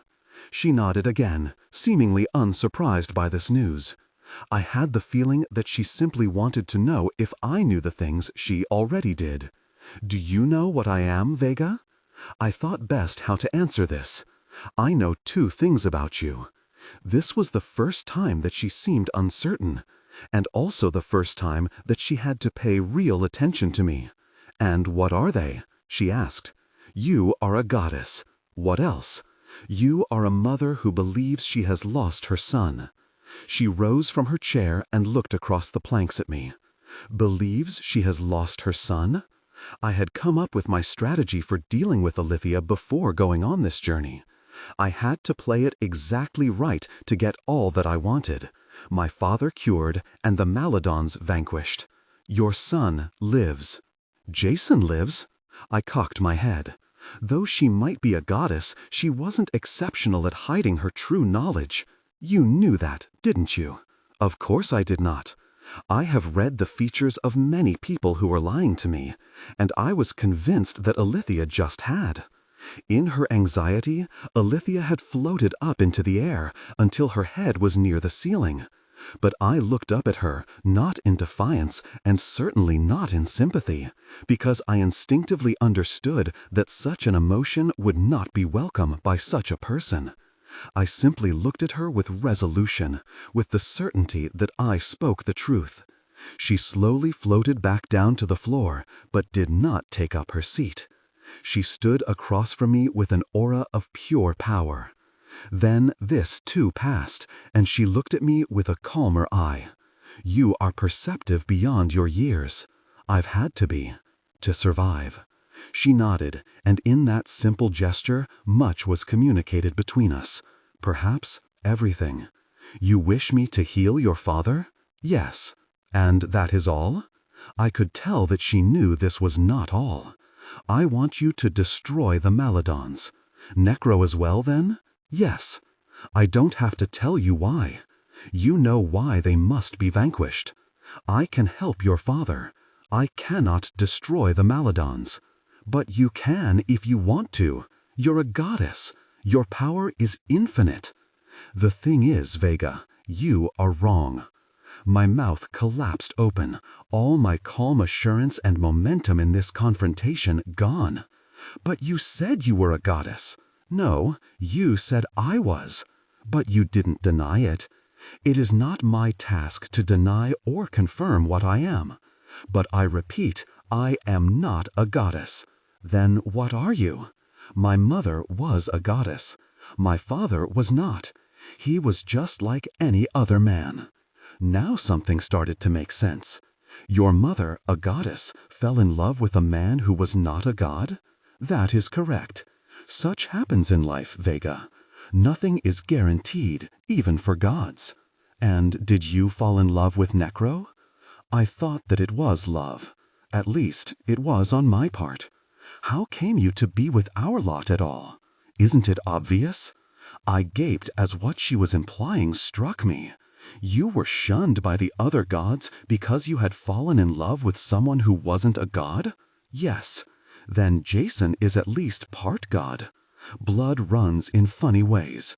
He never exhibited any celestial tendencies. She paused and said in a measured tone, "And I do not necessarily consider that a bad thing." Why? Gods cannot love, Vega. At least not like you can. Not even my own mother, who fell in love with my father, who was not a god. There was always an aloofness, the knowledge that a barrier would always separate their two hearts, no matter how much they may have desired otherwise. But you're not a goddess, at least not a full one, I pointed out, so that rule doesn't apply to you. And you loved Jason. There was no barrier between the two of you. For me, love was mightier than any power. I seemed to sense her now looking into the past, at a slab with a body on it. How did you know that I knew the truth about my son's fate? You didn't cry at the sight of his body, I said simply. You knew it. She nodded, which makes me wonder why you can't destroy the Maladons. Even if you're not a full goddess, you are far more powerful than they are, even than Necro. She looked away from me. I cannot answer that, Vega. You can't possibly love Necro, not after all that he's done. He's enslaved Jason. He has him as a prisoner right now at Maladon Castle. I thought this would cause her to fly into a rage, with the result that she would soar off and kill the bloody fiend. But she didn't. I'm sorry, Vega. I cannot. I shook my head, my disappointment on this matter complete. What about my father? Reach into your right pocket, Vega. I did so, and pulled out a small bottle with clear liquid inside. Wash your father with this, and all will be well. I held her gaze. Thank you. I wish you luck in your battle with the Maladons.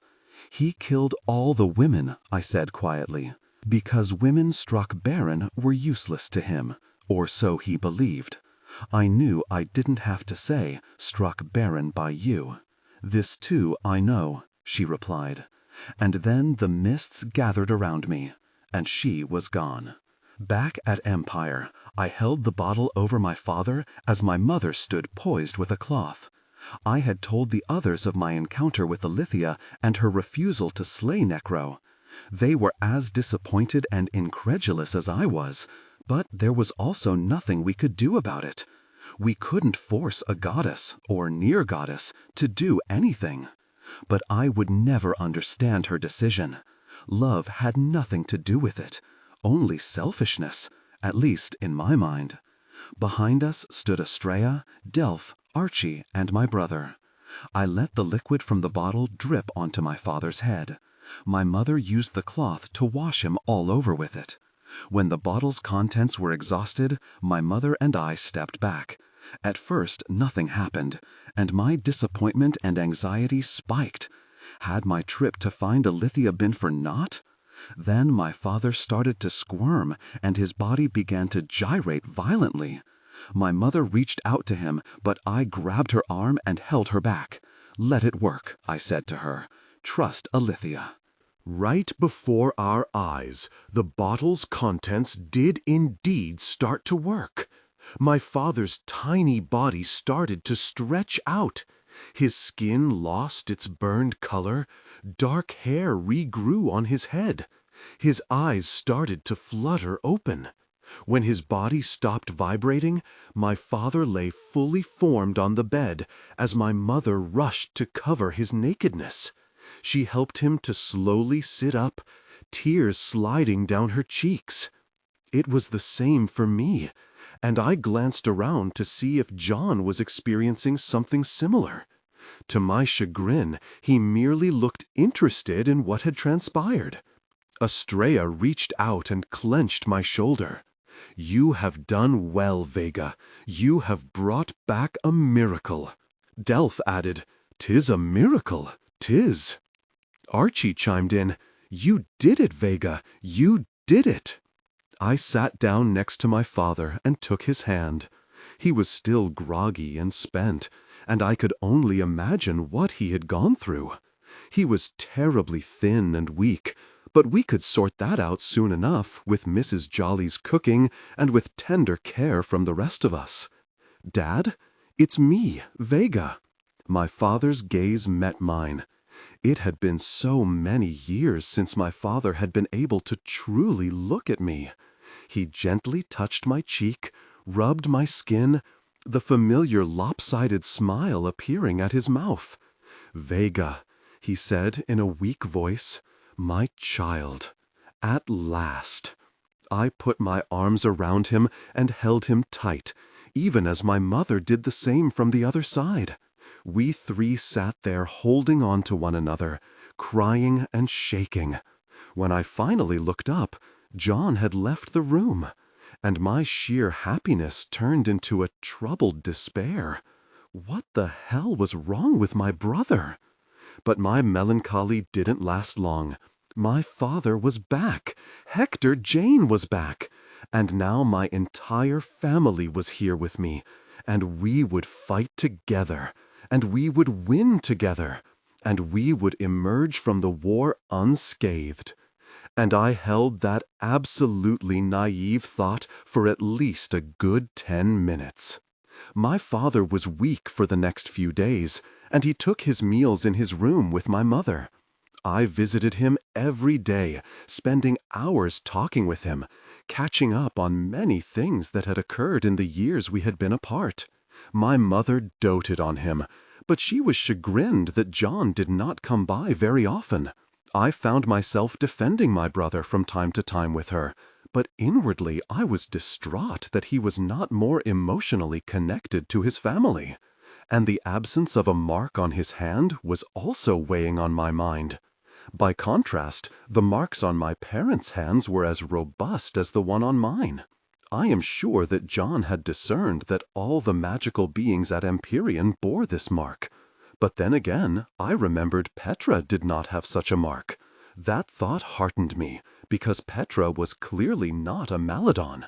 I was sitting in front of the fire in the library one night when Estrella came in and took the seat across from me. I had led a patrol of 4 to Greater True that day and returned with not much of value. But it had been good to have gone, because I had been feeling useless after my trip to see Alithia. As it turned out, that was what Estrella wanted to talk to me about it, and she didn't waste time coming around to the subject. She asked me quite pointedly about my time travel, resulting in my meeting with Alithia. Estrella clearly wanted every detail.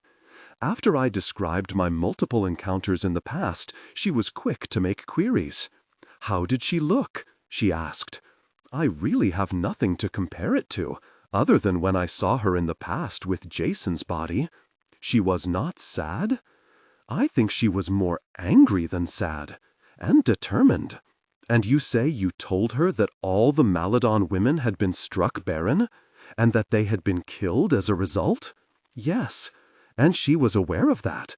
At least, that's what she said. And she also knew that Jason was not dead?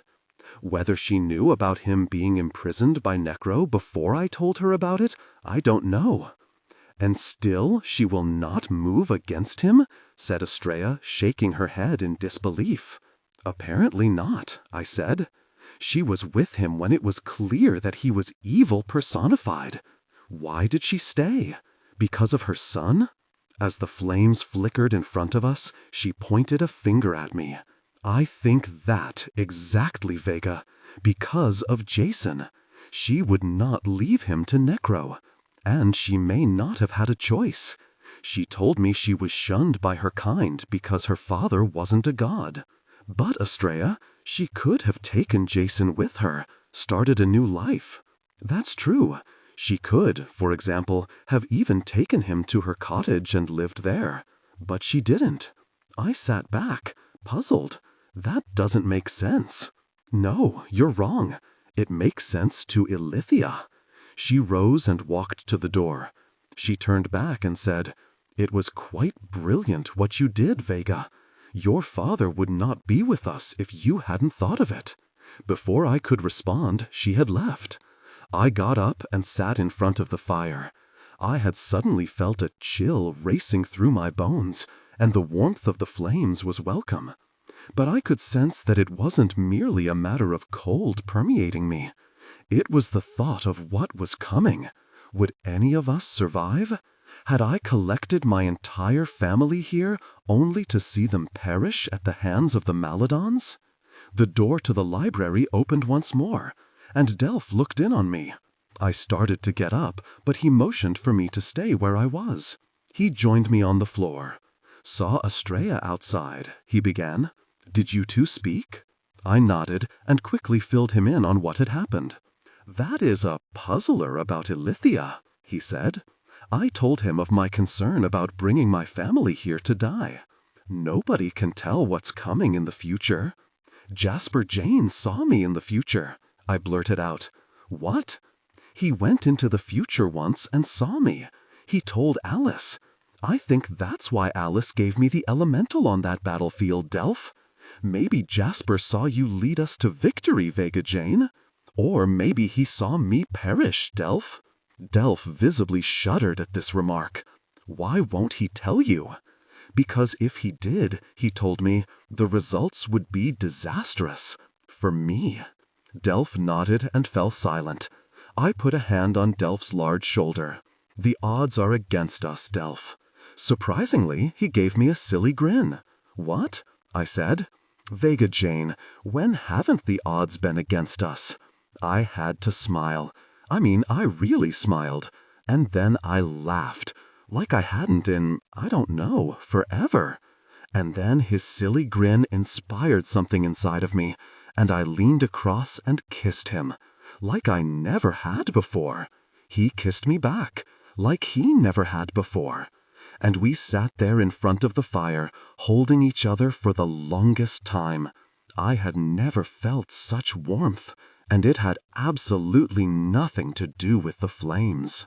I was asleep when I heard it. I sat up. Harry, too, was at the foot of my bed, but he hadn't stirred, which was strange since he usually sensed things before I did. Vega? It was Uma. She was hovering above me. As I watched, she slowly floated down to sit next to me on my bed. "Uma, are you okay? I was wondering if you had word of Jason." I felt something jerk in my stomach. Jason.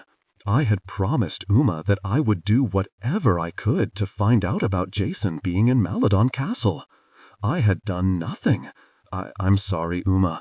What with my parents and my brother and all. The lameness of this excuse was palpable. I felt it in every quarter of my being, and she made me feel it. Her tone was sharper than it had ever been before. "You were the one to tell me that he was alive, that he loved me.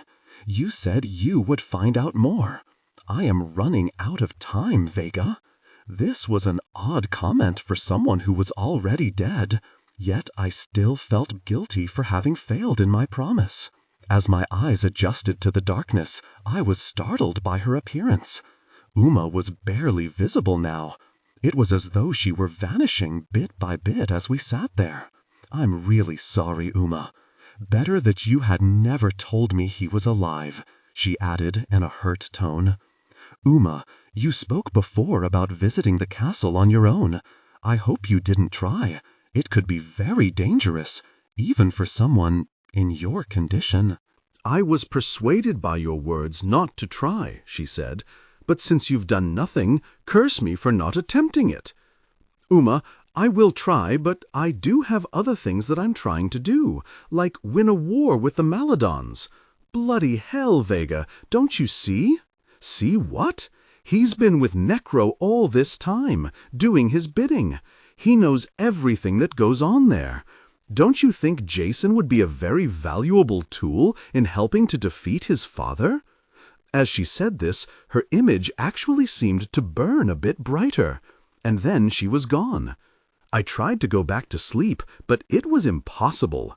Uma was right, of course. I had just been too stupid to see it. I glanced out my window. It was still dark, but the dawn was coming.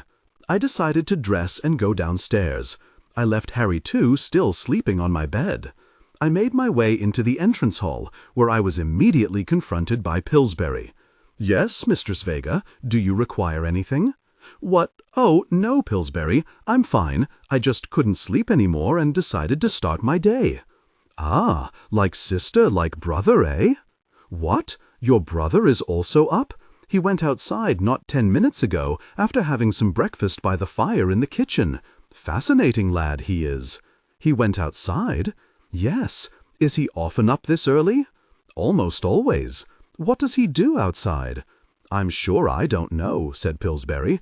I don't watch him. He's your brother. If he requires anything, he lets me know." "Right, thanks, Pillsbury. Do you wish to eat, Mistress Vega?" "No, not quite yet. I think I'll go for a walk and get some fresh air." "Very good." He clicked his heels and was gone. I quickly headed outside. The air was crisp and a bit cool, and I was glad of my cloak. I could glimpse a seam of the coming dawn against the blackened horizon. I heard noises and thought it must be John. Then I heard two voices, and one of them was female. I hurried forward and then ducked behind some bushes when I saw them. It was Petra and Chauncey Cyphers, Lackland's brother. They were snogging. My heart leapt. Not wanting to interrupt them, and a bit taken aback by the energetic scene I was witnessing, I hurried on in search of John. I found him in the far back corner of the estate. He was also not alone. Miranda Weeks sat beside him once again. They were talking, and I heard Miranda laugh at something my brother said. I felt a bit guilty spying on them, but for some reason it seemed prudent. John took out his wand and pointed it at a bush. It suddenly lit up, and snow began to fall down on it. Miranda was delighted and clapped her hands. Then John showed her how to perform the incantation, and a few moments later I was watching bush after bush go through the same transformation as Miranda quickly got the hang of the spell. This seemed to please my brother, and I could see him grinning and calling out encouragement to Miranda. A few minutes later, Miranda took her leave, and I quickly stepped farther behind my tree before she passed by. I was about to call out to my brother when something he did made me maintain my hiding place. He had taken his wand, pointed it at the sky, and made a whipping motion. Suddenly, the sky was filled with fire. As I watched, both fascinated and appalled, the fire took shape. My fascination ended and horror took over completely. It was the shape of an enormous jabbit. What in the hell? I stepped out and said, "John." He whipped around, saw me, and immediately dipped his wand. The jabbit vanished. I walked forward, my gaze never leaving his face. "What were you doing?" I asked. "Nothing, just nothing." My brother had lied to me before, so this was nothing new, but it still hurt me very much. "Do you like jabbits?" I said, pointing to the now clear sky. "What? No, of course not. That's good to know. We will most assuredly have to fight some one day. Have you ever fought a jabbit?" He looked at me goggle-eyed. "No. Have you?" "Numerous times," I said. "I've certainly killed quite a few." "And you saw me dispatch one at the duel in Wormwood," I reminded him. "Don't you recall that?" It very nearly killed me and a great many other woogs." His gaze pointed to the ground. "I do remember that, Vega. It was quite terrifying. Well, they're terrifyingly odious creatures. So, if I were you, I wouldn't go around incanting their image into the sky, all right? It wasn't quite an order, but close enough. All right, Vega. Have you seen Morrigan's spirit since you've been here?" "No, I have not. I thought for sure that she would come and visit you, considering how close you two were back in Wormwood. I did not mention that Morrigan had told me that John had left her home prior to leaving Wormwood. I don't know why she hasn't sought me out. Is it, unusual speaking with someone not living?" "Not really," I replied. "One quickly gets used to it. Sometimes it's more enjoyable and informative than talking with the living."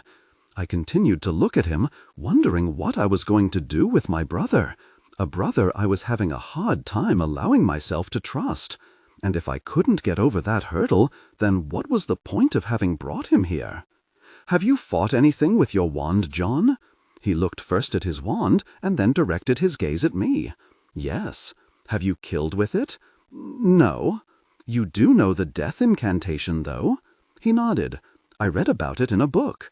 The difference between reading about it in a book and performing it against another is the difference between living and dying. He looked taken aback by my sharp words, but that was my intention. I made up my mind right then and there. "You and I are going on a trip together." "Where, Vega?" "To Maladon Castle. If he wanted to be a Maladon, I was going to bloody well show him what they were like." "What? When?" he stammered. "Now." We flew along under the cover of my invisibility ring. I could have used the Paspasai incantation and immediately delivered us to the outskirts of Maladon Castle, but the fact was, I wanted to spend some time alone with John. "What will we do at Maladon Castle?" asked my brother. "There is a man, Jason, the arch-henchman of Necro. We are going to rescue him." "Why?" "He can be of help to us. And, well, it's complicated, but I've found out he's not really who I thought he was." "This could be very dangerous," said John. "Every time we go against the Maladons, it's dangerous." He glanced at my hand. "Why do you wear that glove, Vega?" I had been wondering when he would ask me that. "It's to cover a mark, the mark of the 3 hooks. Nearly all magical people who are not Maladons have that mark on them when they enter this world. It was the Maladons' doing. It is their way of tracking us. I wear the glove, which blocks the signal it would send to the Maladons. I have fashioned similar gloves for all the others." My brother then did what I knew he would do. He looked down at his hands and saw there were no marks upon them. He caught me staring at him, but quickly looked away. And in that look, I saw the remnants of my little brother, with feet far too big for his small frame. He had been unsure of himself, afraid of his own shadow. My heart went out to him, just like it used to on a daily basis when we had been children. I could not help myself, despite my suspicions. But we were no longer children. I see," was all he said, his voice small and hesitant. For the life of me, I couldn't come up with anything to say in response. As we flew along, him tethered to my golden lasso, I glanced over and studied my brother. "You will be ready to fight them, won't you, John, if it comes to it?" In answer, he held up his wand. "I will be ready, Vega. Just so you know, they have jabbits and garms in the castle. They're on leashes. The Maladons can control them." "Interesting," said my brother, "but hardly surprising." "What do you mean?" "These are evil creatures, and the Maladons are an evil lot." "I guess that makes sense," I said, staring at him warily. "And what if this Jason is dead? What then?" "Then we gather as much information as we can before we leave the castle." "Every little bit helps," he nodded, though I didn't detect in him much enthusiasm for my plan. "You remember I told you about Miranda Week's mother dying? They took her magic and things went wrong. Well, they also did that to our grandfather. And then Necro killed him." Tears suddenly welled up in his eyes. "He killed Virgil?" Now that was the reaction I was looking for. At last. Yes. I saw his fingers tighten around his wand. "Do you think we will see Necro at the castle?" he asked. "It's possible. I hope that we do," he said. I looked away, my spirits considerably lifted. We landed within 100 yards of the castle, and I took quite some time looking around. The place was dark, but that was not unusual. The gate was down, which was problematic, and there were no signs of activity or Maladons coming and going. "How do we get in?" John asked. Good question, I thought. We took to the air once more, circling around to the back of the castle. I knew that the dome of the castle could open because I'd seen it happen once before. I closed my eyes and sent a wand wire to Victus. "Victus, it's Vega. I need to get into the castle. I'm around the back. Can you help me?" Some minutes passed as I waited nervously for him to answer. As time went by, my dread deepened. Had Victus been discovered as a spy? Had they killed him? And then in my head came his reply. "There is a door. You will see it open presently. You must be swift." I instantly flew John and me closer to the castle. We landed and waited. Another minute went by, and then I saw it. A small door that I hadn't even noticed before opened at the rear of the castle. I saw Victus emerge. He was carrying a bundle of something. He passed through the door, leaving it open. Not wasting a moment, John and I shot through the opening. A few moments later, Victus returned without the bundle. He shut and locked the door behind him. We were in a low stone corridor, off which a series of doors opened. In a low voice, I said, "Victus, thank you." He said nothing, but slowly nodded. "Do you have any idea where Enderman is? The last I saw of him, he was in the tower room." Victus gave a searching look up and down the corridor. Though he had no eyes, I knew that he could still see. In fact, he saw more than most here, I wagered. "He is in the room of removal." "The room of removal?" I said, puzzled, but for only a moment. I gasped. "Do you mean they're taking his magic?" That was where my fellow Woogs were imprisoned. I would have another chance to free them. Victus nodded and then said, "Whatever you mean to do here, Vega, you must do it quickly." I knew better than to ask needless questions. I said, "Thank you," and then hurried off with John right behind me. "Where are we going?" he whispered, as we darted left down a corridor. "To find Jason." I led us quickly to the hall that I knew the room to be in. We were just about to reach the door when I grabbed John and pulled him close to the wall. "What?" he began, but he didn't have time to finish. The Garm turned the corner and came down the hall. And it was not on a tether, and it was not being accompanied by a Maladon. I could feel my brother breathing quickly behind me. I put my hand over his and squeezed to reassure him. The Garm grew closer to us. I could see its shiny blood on its chest, a characteristic that made the Garm perpetually angry. It never stopped shedding its own blood. And then the Garm stopped. It sucked in its huge nostrils.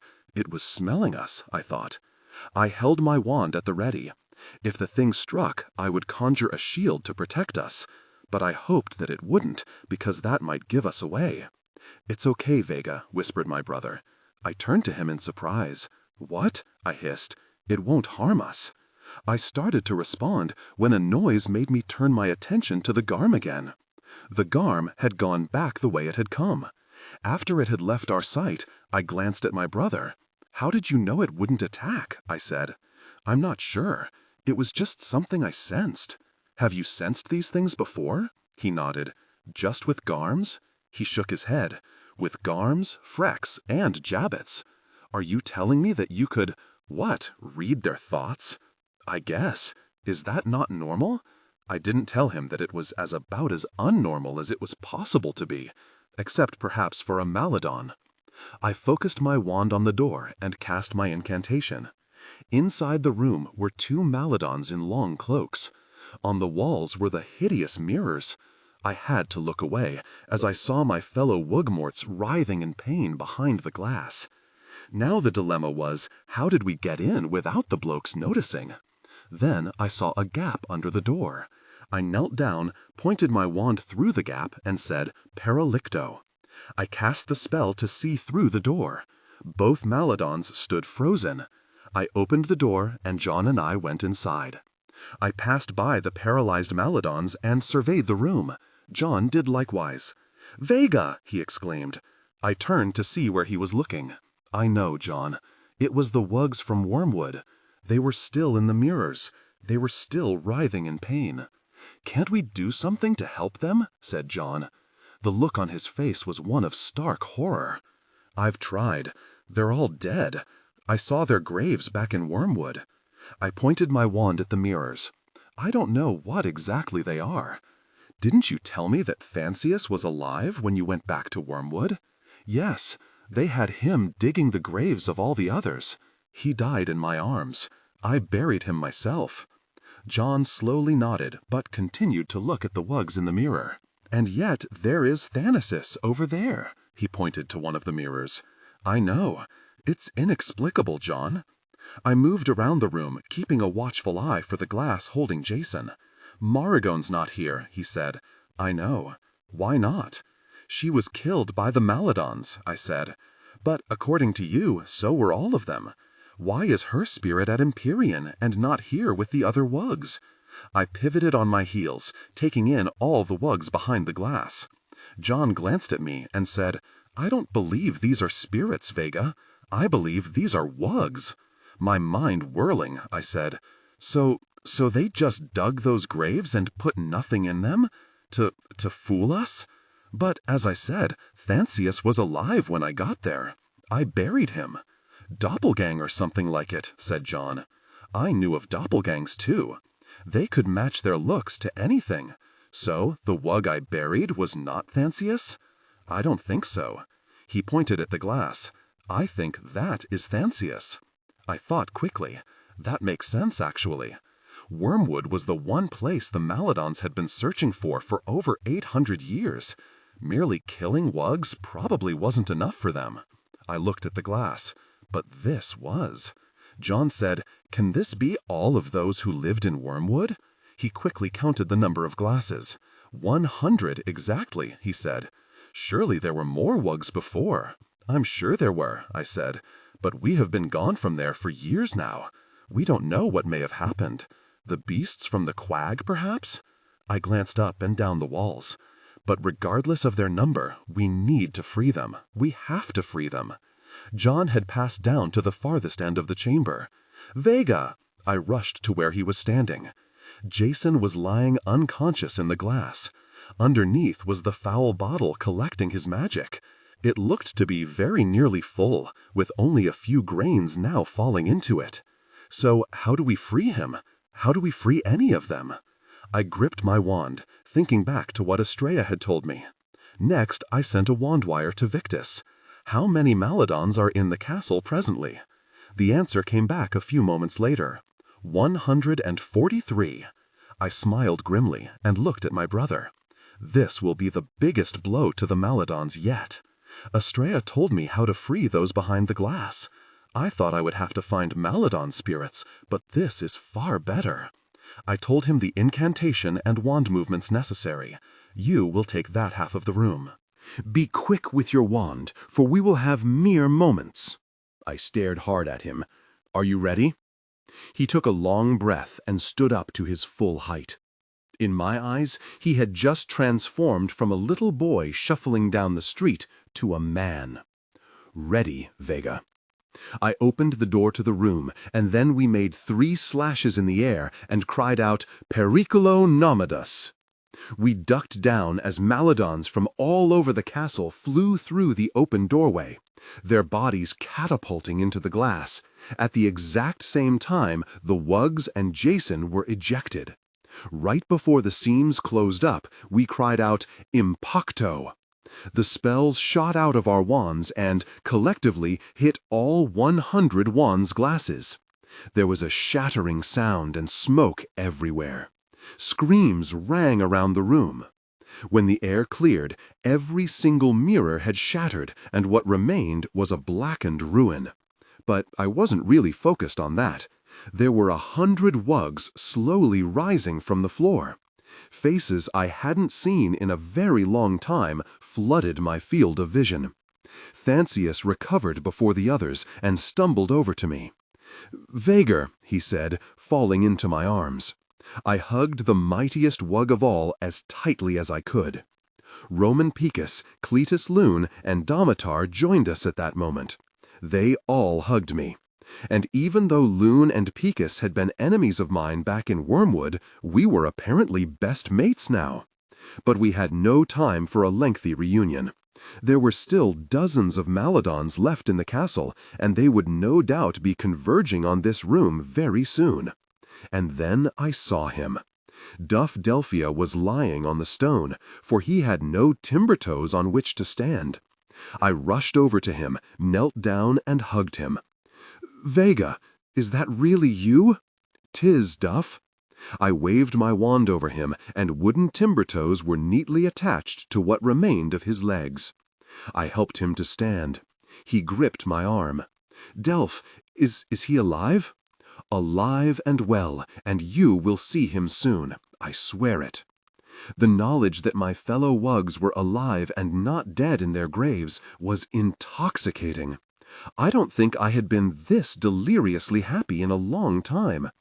Even John, I could see, was delighted in greeting them. I then hurried over to Jason, who lay still on the stone floor, and I knew why. I grabbed up the bottle containing Jason's magic and tipped it over his body. Just like they had with my grandfather, the grains of magic were instantly absorbed through Jason's skin. I watched anxiously to see whether he would come around or not. And then I heard what I had expected to hear. Footsteps running down the stone halls. The Maladons were coming. And perhaps Necro too. Jason's eyes fluttered open, and he looked around before his gaze came to fix on us. "I know you," he said, indicating me with his hand. "I know you do. I'm Vega." I pulled him to his feet. "We must hurry. The Maladons are coming." I looked around at the others. "And now we have to get out of here."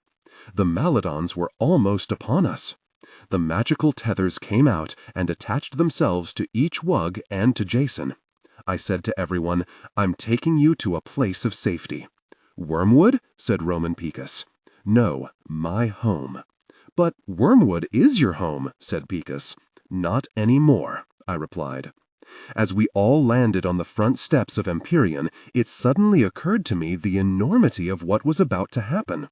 Uma and Jason were about to be together again for the first time in hundreds of years. And on top of that, Uma was dead. And Delph was going to be reunited with his father. We went inside. I had a supportive arm around Jason because he was still very weak. John followed us in, along with all the others.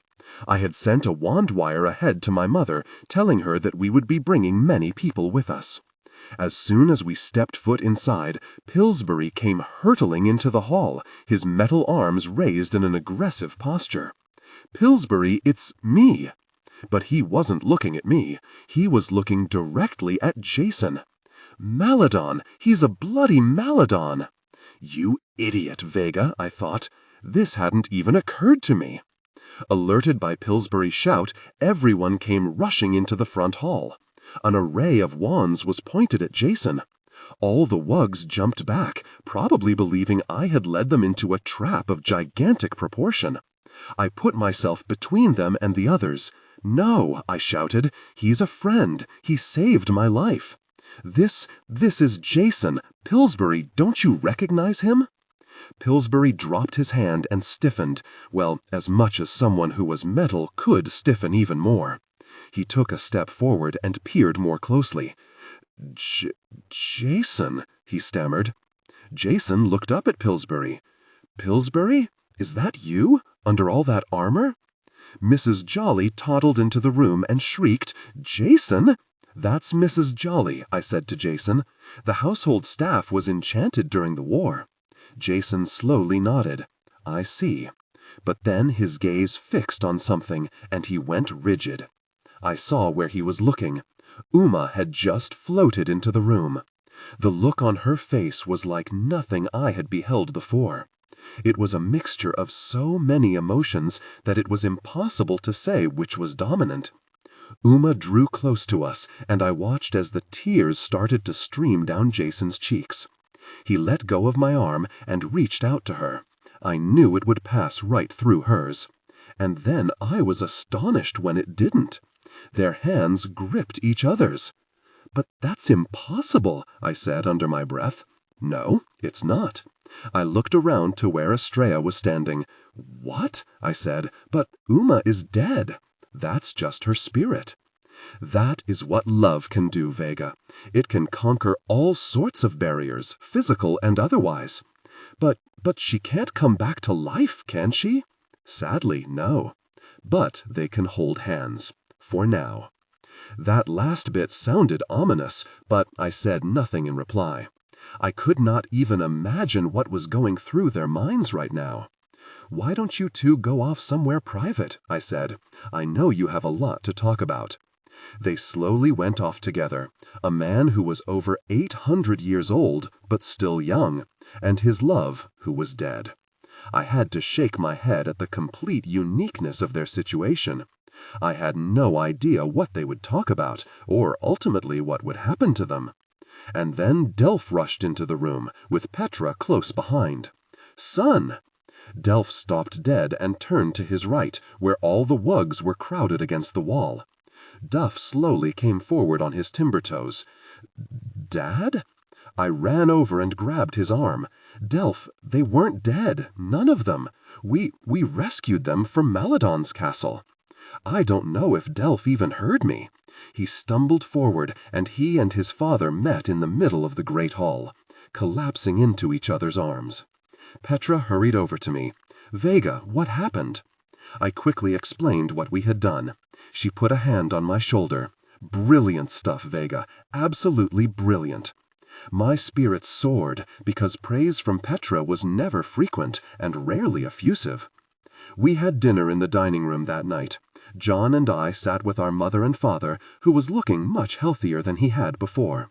We all ate heartily, and I sensed that the mood at Empyrean was far brighter.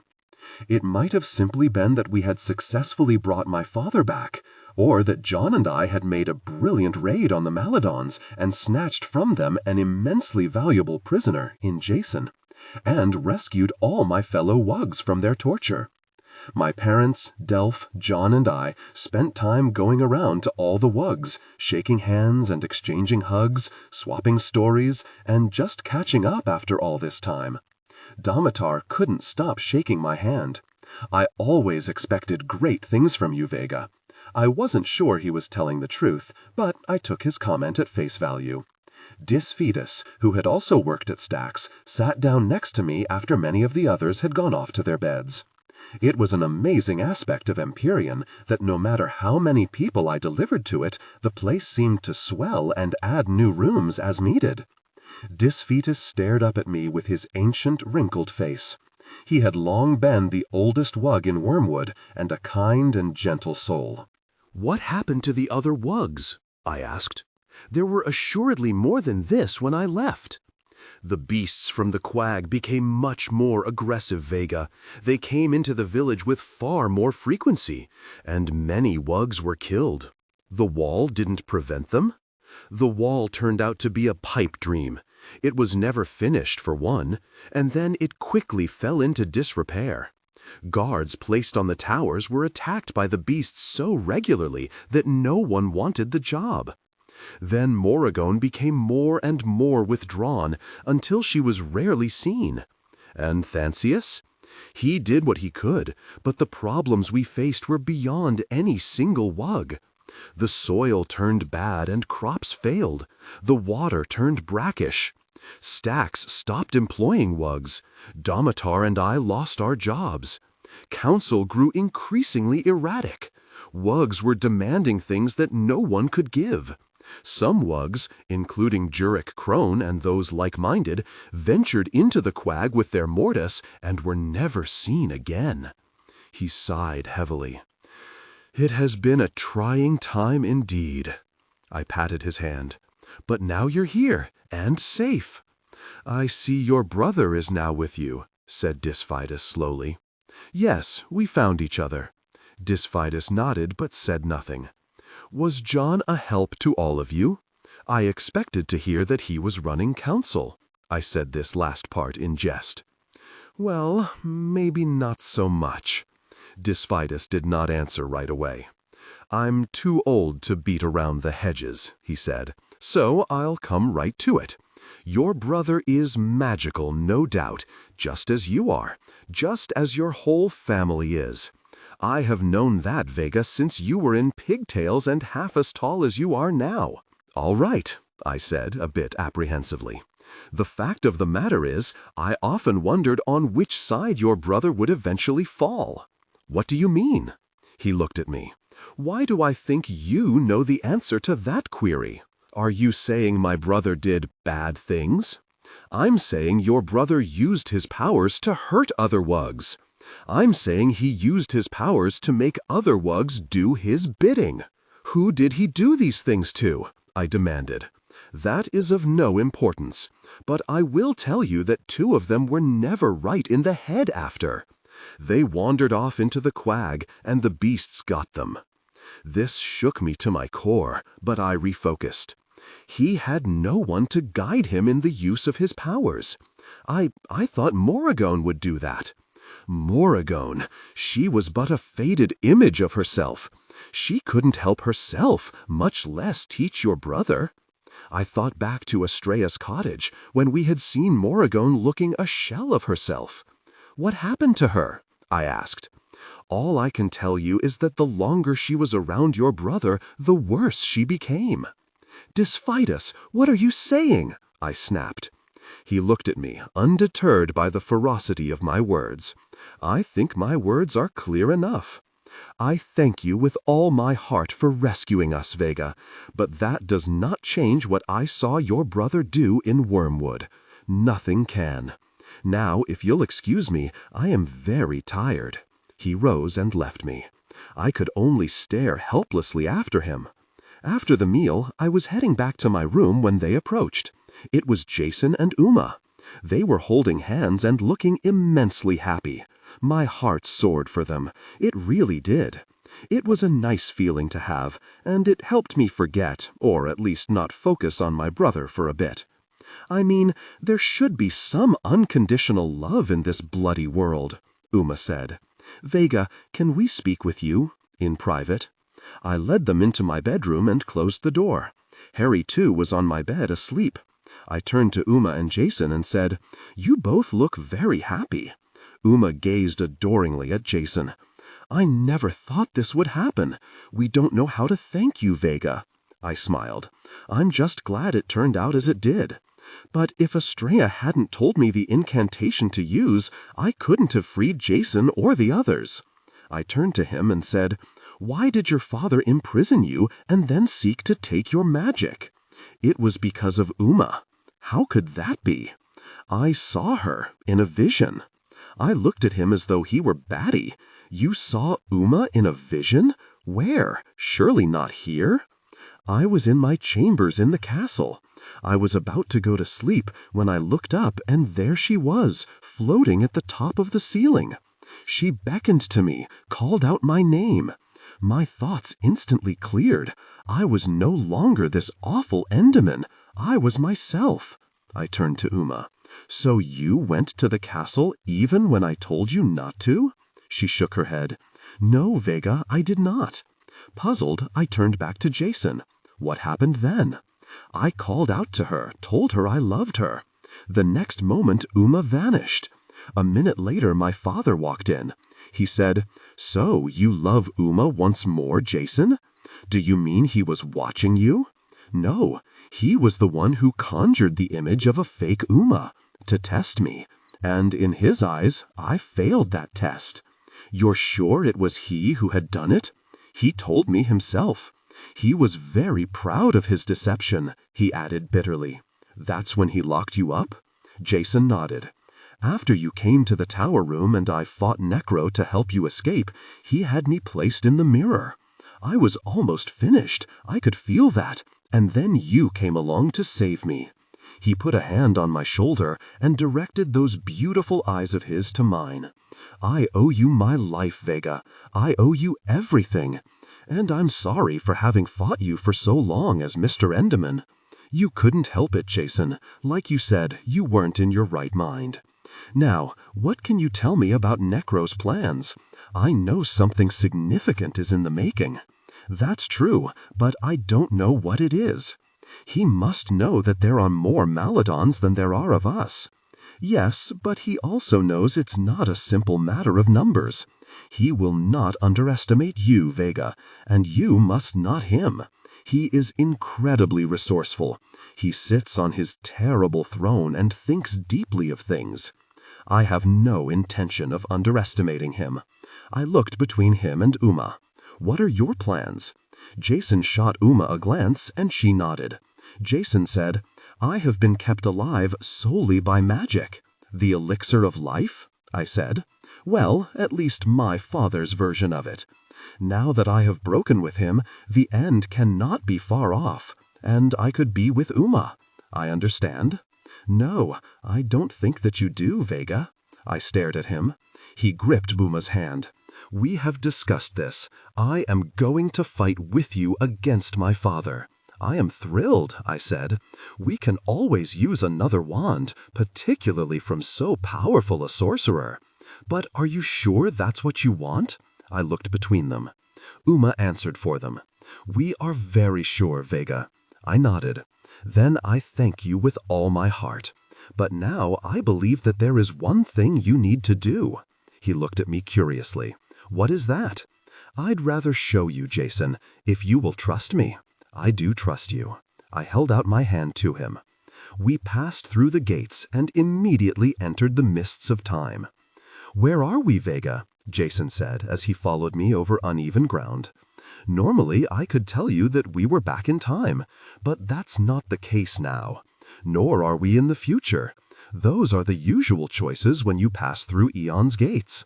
But where we're going now is a third option I didn't realize existed. The present," I added. "A very special present." Jason looked bewildered, but simply nodded. "Take my hand," I said. He did so, and we lifted off from the ground. With the power that the chain of destiny gave me, we sailed higher and higher until we alighted on the same tall mountain next to the singularly tall tree where Alice Adronis had received her wand. And next to the tree was the small cottage that I had already visited. I thought now that it was a humble place for even a near goddess to reside.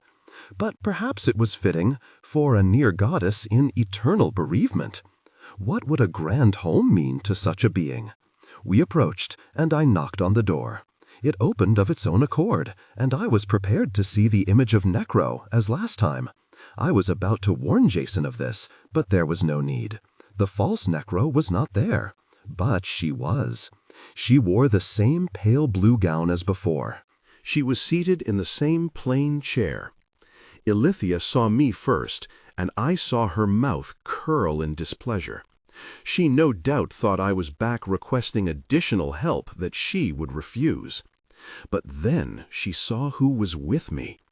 I saw the curl of displeasure give way to an expression of sheer astonishment.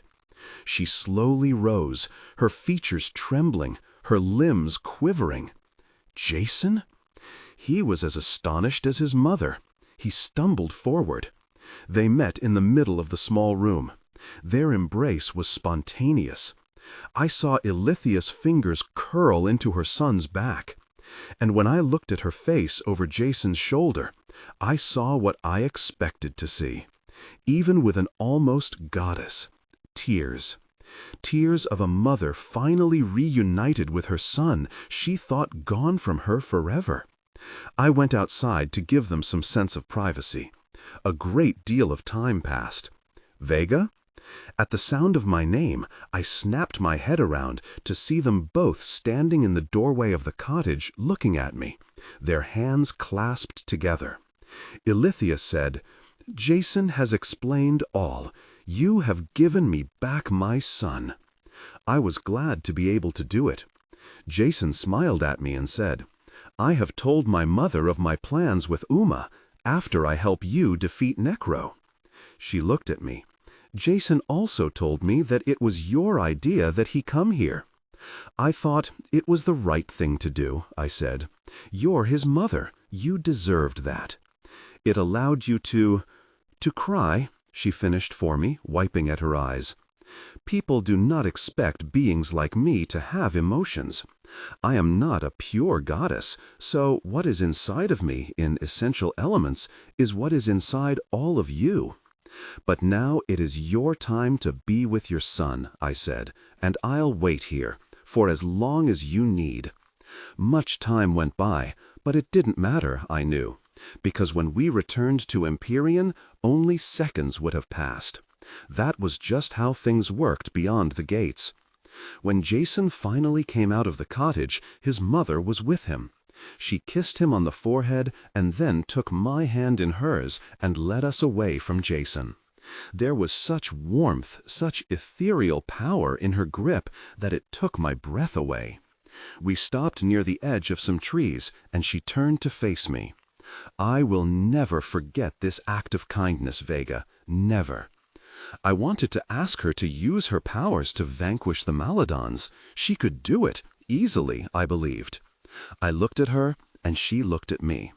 And then she glanced toward her son with an expression that made me curious. "I know what you wish to ask, Vega, and I am sorry that I cannot fulfill that request. Not even now, after you have freed my son." She pulled something from her robe. It was a small package. "But take this and do with it what you need to do." I was so angry and bitter that I accepted the package without opening it. As we flew away, Jason and I looked back once at Alithia. She stood there on the tallest mountain I had ever seen, her gaze directly on us. She raised her hand in silent goodbye, and then she was gone. As we passed back through the gates, I looked at Jason. "I'm sorry you didn't have more time with her." "It was time enough to say what needed to be said," was his reply. We flew on back to Empyrean. Even without Ilithia's assistance, I felt a sense of hope that I had not experienced in a long time. Unfortunately for all of us, it would not last. When we got back to Empyrean, I explained to Estrella what Jason wanted to do. She provided him with some of her elixir of life. "I'm glad that you want to fight, Jason," said Estrella. "We will need as many wands as we can get to have a chance." "Speaking of," I said, as I handed Jason a new wand. As he gripped it, he said, "From where did this come?" "It was in a package that your mother gave me before we left her." I could see Jason's focus intensify. "Then I will not let her down." I turned to Estrella. "And I have some good news for you. Necro has 100 fewer fighters." I explained to her how I had accomplished this. I had only rarely shocked Estrella Prime. This was one of those times. 100 Maladons, she exclaimed. Not even Alice ever managed to topple 100 Maladons in one fell swoop. Well, if she'd had the chance I did, she probably would have toppled at least 200 of the foul creatures. I plan to tell the others. I hope it will lift their spirits. It has surely lifted mine, Vega. Dinner that night was a raucous affair. The Woogs were amazed at the opulence of Empyrean, and my fellow magicals were gracious and friendly hosts. As my eyes strayed over so many familiar faces from my past, I somehow felt heartened. When I told the others of the 100 vanquished Maladons, a cheer ran around the cavernous room. Mrs. Jolly and her team had a right time of it delivering the food, but they made an excellent effort, and the meal was enjoyed by all. The only ones absent were Jason and Uma. Uma didn't eat, of course, and Jason had had his meal delivered to his room, where, no doubt, he was with Uma. I caught Thansius in deep conversation with my parents. When they caught me watching, they quickly changed expressions and smiled before returning to whatever it was they were discussing. I frowned, for I thought their clandestine behavior was certainly strange under the circumstances. After dinner that night, my mother approached and asked to talk in private. She led my father and me to the library and shut the door. With a flick of my wand, I created flames in the fireplace, for dear old Empyrean could be nastily drafty. We sat in chairs around the fire while I looked expectantly at my mother. "What do you plan to do with all the woogs?" she asked. "I have given that some thought. They need to be taken to a place of safety. I was actually thinking of Jasper Jane's castle in the quag. And then I stopped speaking because my parents were shaking their heads. "What?" I said. "And what were you talking to Thansius about at dinner? You were all acting very odd." As if on cue, the door opened, and there was Thansius. And behind him was the spirit of Morrigan. This was the first time she had ventured to the main level, at least that I knew of. I said, "Thansius, Morrigan, what are you doing here?"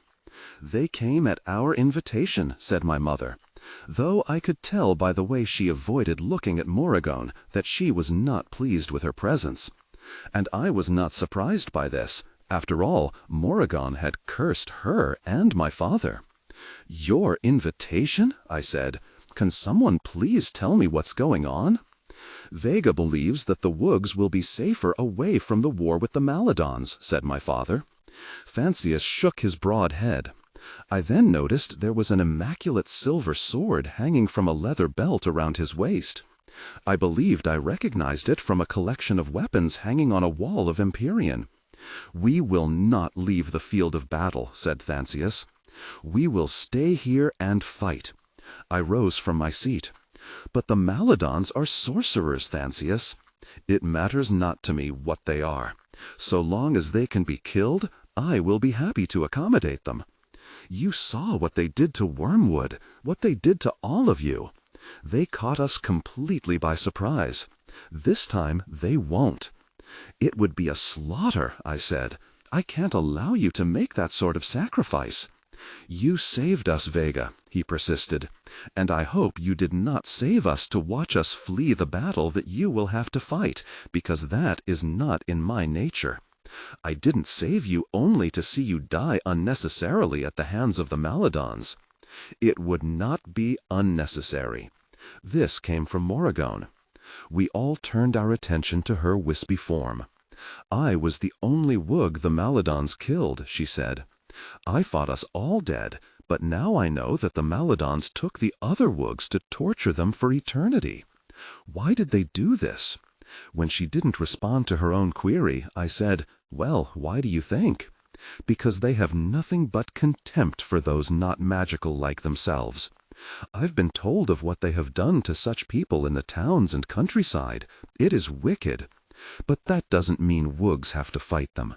"We are not merely wugs," said Thansius.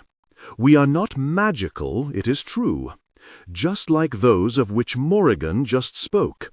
He drew himself up to his full and considerable height. They destroyed our homes. They blackened our village. They tortured us beyond all reckoning. And I, for one, want to show them that though we may not have wands and incantations at our disposal, he drew the sword and held it up in one massive hand. That does not mean we cannot fight. I once led you, Vega. Now I ask you to lead me and the other wugs to victory against the Maladons." I sat back down, both humbled and stunned by his words. "I will be honored to lead you and my fellow wugs, Thansius," I said. "I truly would." "Now," said my mother, "there is one other way we can augment our forces." "How?" I asked warily. I felt like there was this grand conspiracy operating here that I was both irritated and intrigued by. "While we were out there," she said, with a wave of her hand toward the window, "we met certain people." "Who?" I asked. "Villagers.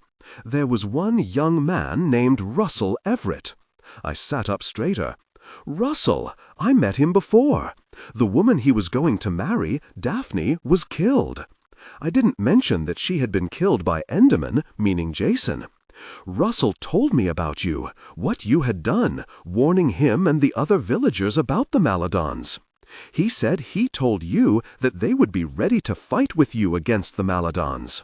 He did tell me that. I just don't know what they can do to help. You might want to talk to him about that, Vega. Where is he? I can take you to him." I thought about this, but decided not to commit to a decision just yet. My problem was I didn't want to waste time and resources on something that would not end up helping our cause. I wanted to save the villagers. I wanted to save everyone from the Maladons. But my small army and I had to survive in order to do that. And though I had told Thansius I was honored to lead him and the Wugs into battle, I thought they would be more a burden than a help.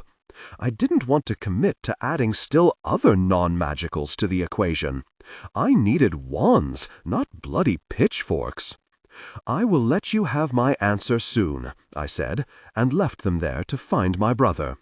He was up in Vega Jane's old laboratory, going through our ancestors' old books. He glanced over at me when I walked in. "What are you doing?" I asked. "Reading," was his simple reply. "Yes, I quite get that. I mean, what are you reading?" He held up the book. "A History of All," I read off. "It talks about our kind and the Maladons," said John. "It delves into our differences, how we came to be like we are. I mean, it seems that we all started out quite the same, but then something happened. Right, the Maladons became evil and we didn't. I'm not sure it's quite that simple, Vega." I took a seat next to him. "Then why don't you explain it to me? Did you know that before Necro came along, there weren't really two divided groups? I mean, they weren't even known as the Maladons. That was Necro's name for his following. I know, it means terrible death, as if any death could be good.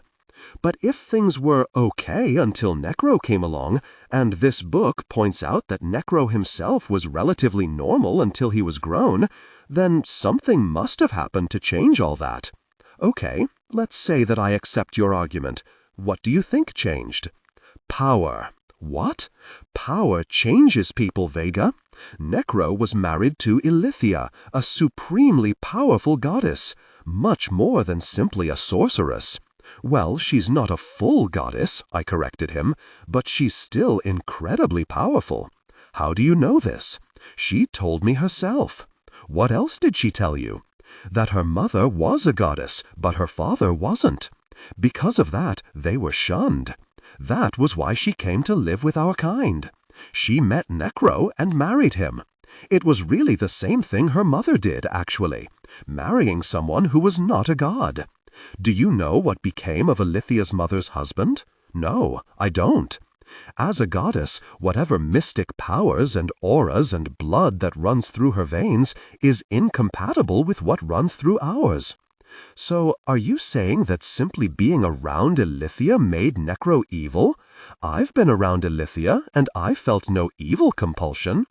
But you didn't fall in love with her, Vega. Necro did. Or else he fell in love with the idea that by marrying Ilithia, he would himself become a god. At least that's what this book suggests. This is simply extraordinary, John. Do you mean to tell me that all of that is contained in that book? If so, why hasn't anyone told me about it? Estrella, or Alice, or someone like that? Well, maybe because the book was only written about 10 years ago. It says so on the first page. 10 years! But Empyreon has been abandoned for over 800 years. Who could have written the book only 10 years ago? There is no mention of the author's name in the book, but it is handwritten. But again, that's impossible, because there was no one here to write it 10 years ago. That is not true, Mistress Vega. I was here, and I wrote that book. I turned to stare at the figure that had appeared in the doorway. It was Pillsbury. "You wrote that book, Pillsbury?" I exclaimed. My metal butler came into the room, his visored face staring at the floor planks. "Yes, Mistress Vega, I did. But how? Why? I had much time on my hands, as you know, with little enough to do. After the last of your kind left us enchanted, years and then centuries went by, and it occurred to me that perhaps no one would be coming back for us. Thus, about a dozen years ago, I took it upon myself to sit down and try to make sense out of what had happened. But Pillsbury, what would you use as a basis for writing this book? A history of our kind. You forget that I worked at Empyreon for many years. I saw and attended everyone who came through those front doors. I saw them all, including Necro and many Maladons. I saw them in good times and bad. I overheard things. I observed things that many did not.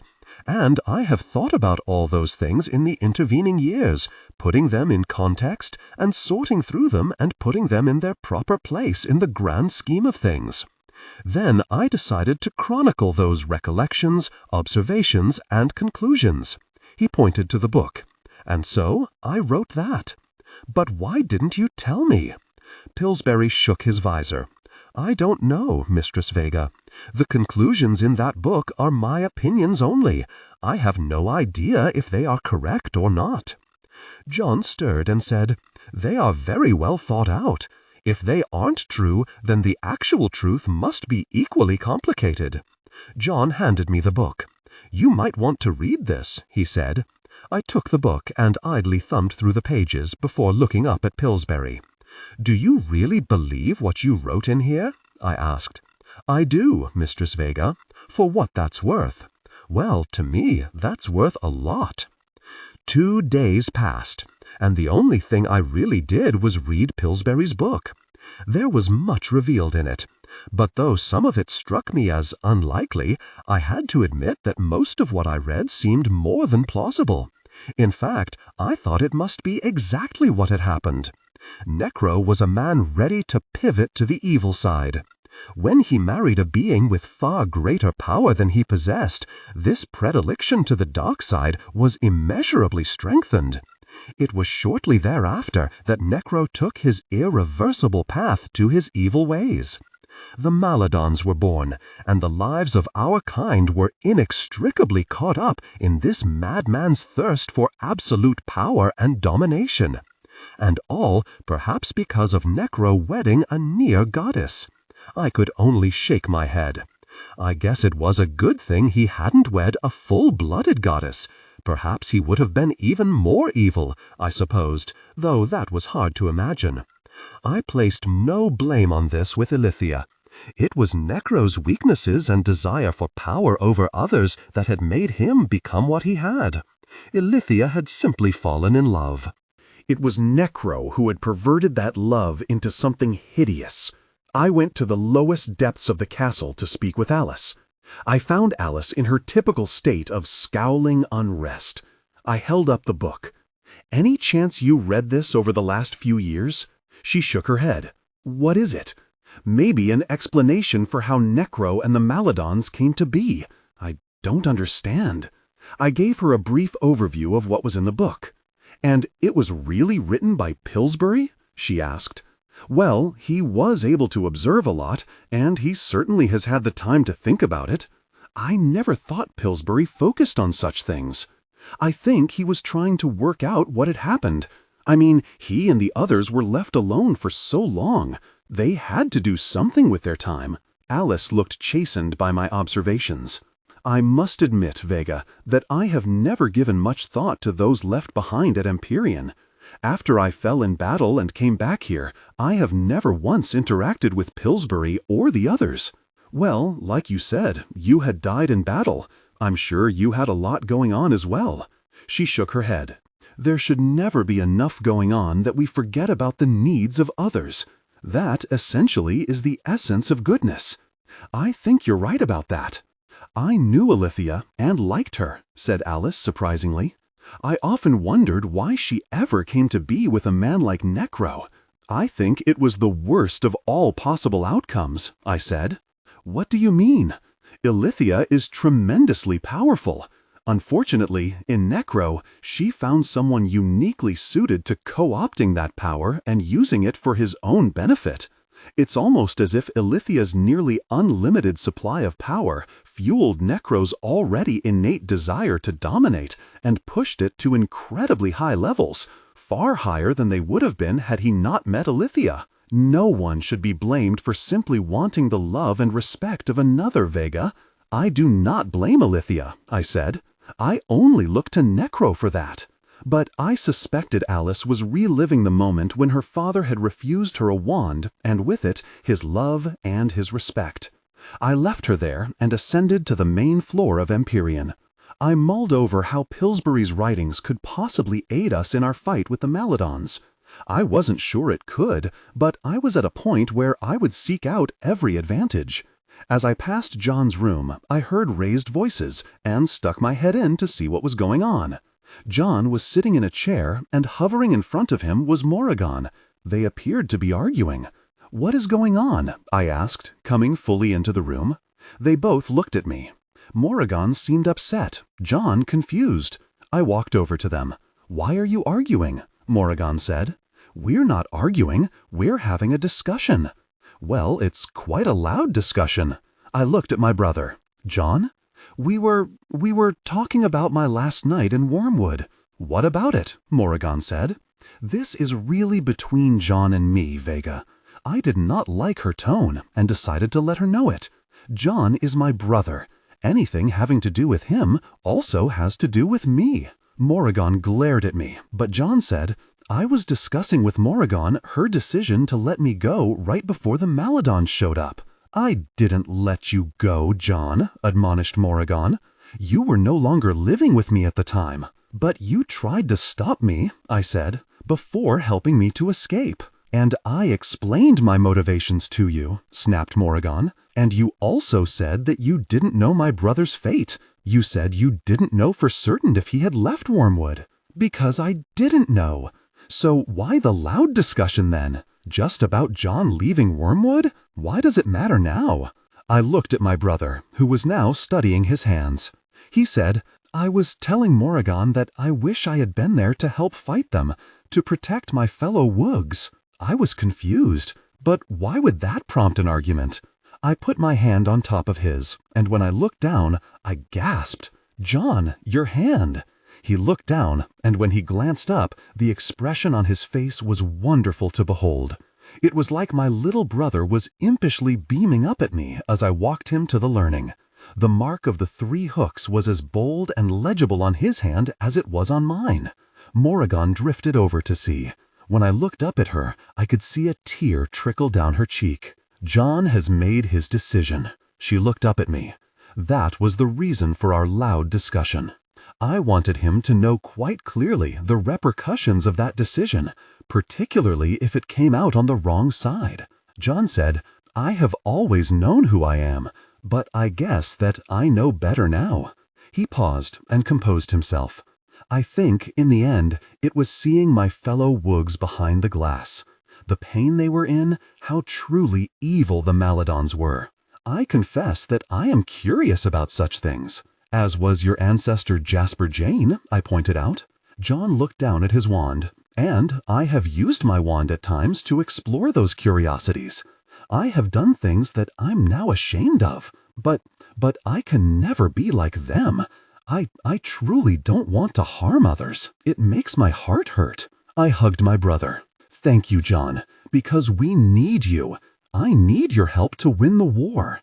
Let's go, Delph." I stared up at him after he opened his bedroom door. Go where? True. And then Maladon Castle. Harry, too, followed along behind. I wanted him to come, too. It would be like old times, I thought. Me, Delph, and Harry, too. "Why go to True?" asked Delph. "The Maladons are planning something. The bloke at St. Necro's is a Maladon. I want to question him. But if you do, he'll just keel over. Like you said, Necro has cursed them. We have to try, Delph. We need information. And I don't think I'll find it at the castle. It will be too heavily fortified now, after what we did there." We stepped out of the front door of Empyrean. I magically tethered us together after placing Harry too in his harness. I incanted the passe-passe spell with my destination firmly in mind. Seconds later, we were on the pavement in True. We had been here so many times that we could easily find our way around. I released Harry too from his harness, and we set off. While it was dark, it wasn't terribly late, so there were some people on the streets. We knew that the train carrying folks from the surrounding countryside would not be coming in until later, so we made our way to the church. We found the little room where the loathsome Maladon's office was. There was a light on under the door. I slipped out my wand and said the necessary incantation, and the door opened. We took a step inside, and froze. The Maladon was indeed there, and he was quite dead. He was toppled forward at his desk. White spittle was around his mouth, and his neck had literally been slit from ear to ear. "Holy steeples!" exclaimed Delph. I circled around to the other side of the dead Maladon and examined him more closely. "He's gone back to his horrible self," I said, noting the vulture-like elongated features. "Maybe they all do when they die. But who killed him, Vega Jane?" "Well, it wasn't by magic." I pointed to the jagged cut along his neck. "That was a knife, not a wand." Delph nodded in agreement. "Didn't think it was possible." "Delph, you've killed Maladons in battle before, with your hands and your axe." "Right, Vega Jane. But not every non-magical bloke is me." "True enough," I said with a grin.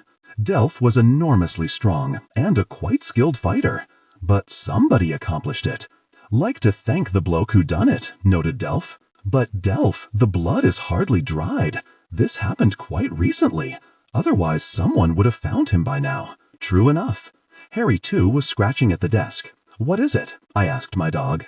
Harry too jumped up, placed his 2 front paws on the desk, and knocked a piece of paper to the floor. I hurriedly picked it up and looked at it. Now I knew who had done this. I held out the paper to Delph. He read, "This is for Daphne." I said, "Russell did this." He must have found out this bloke was a Maladon, and he came here and killed him in revenge for them killing Daphne. And he might still be in True, pointed out Delph. This put a whole new spin on things. Russell had promised that he and his fellow villagers would come to our aid in our war with the Maladons. I had never thought it a viable possibility, foremost because I didn't know what a non-magical could do to someone with a wand. Well, now I knew. But I didn't want Necro to know what had happened, or else he might send his Maladons out to massacre every non-magical in the countryside. I tethered the dead Maladon to me and told Delph I would be back momentarily. I said my incantation, and I was transported immediately to a dark wood outside of True. I buried the Maladon there and returned to stand next to Delph. "Good thinking, Vega Jane," said Delph after I told him what I'd done. "Now we need to see if we can find Russell."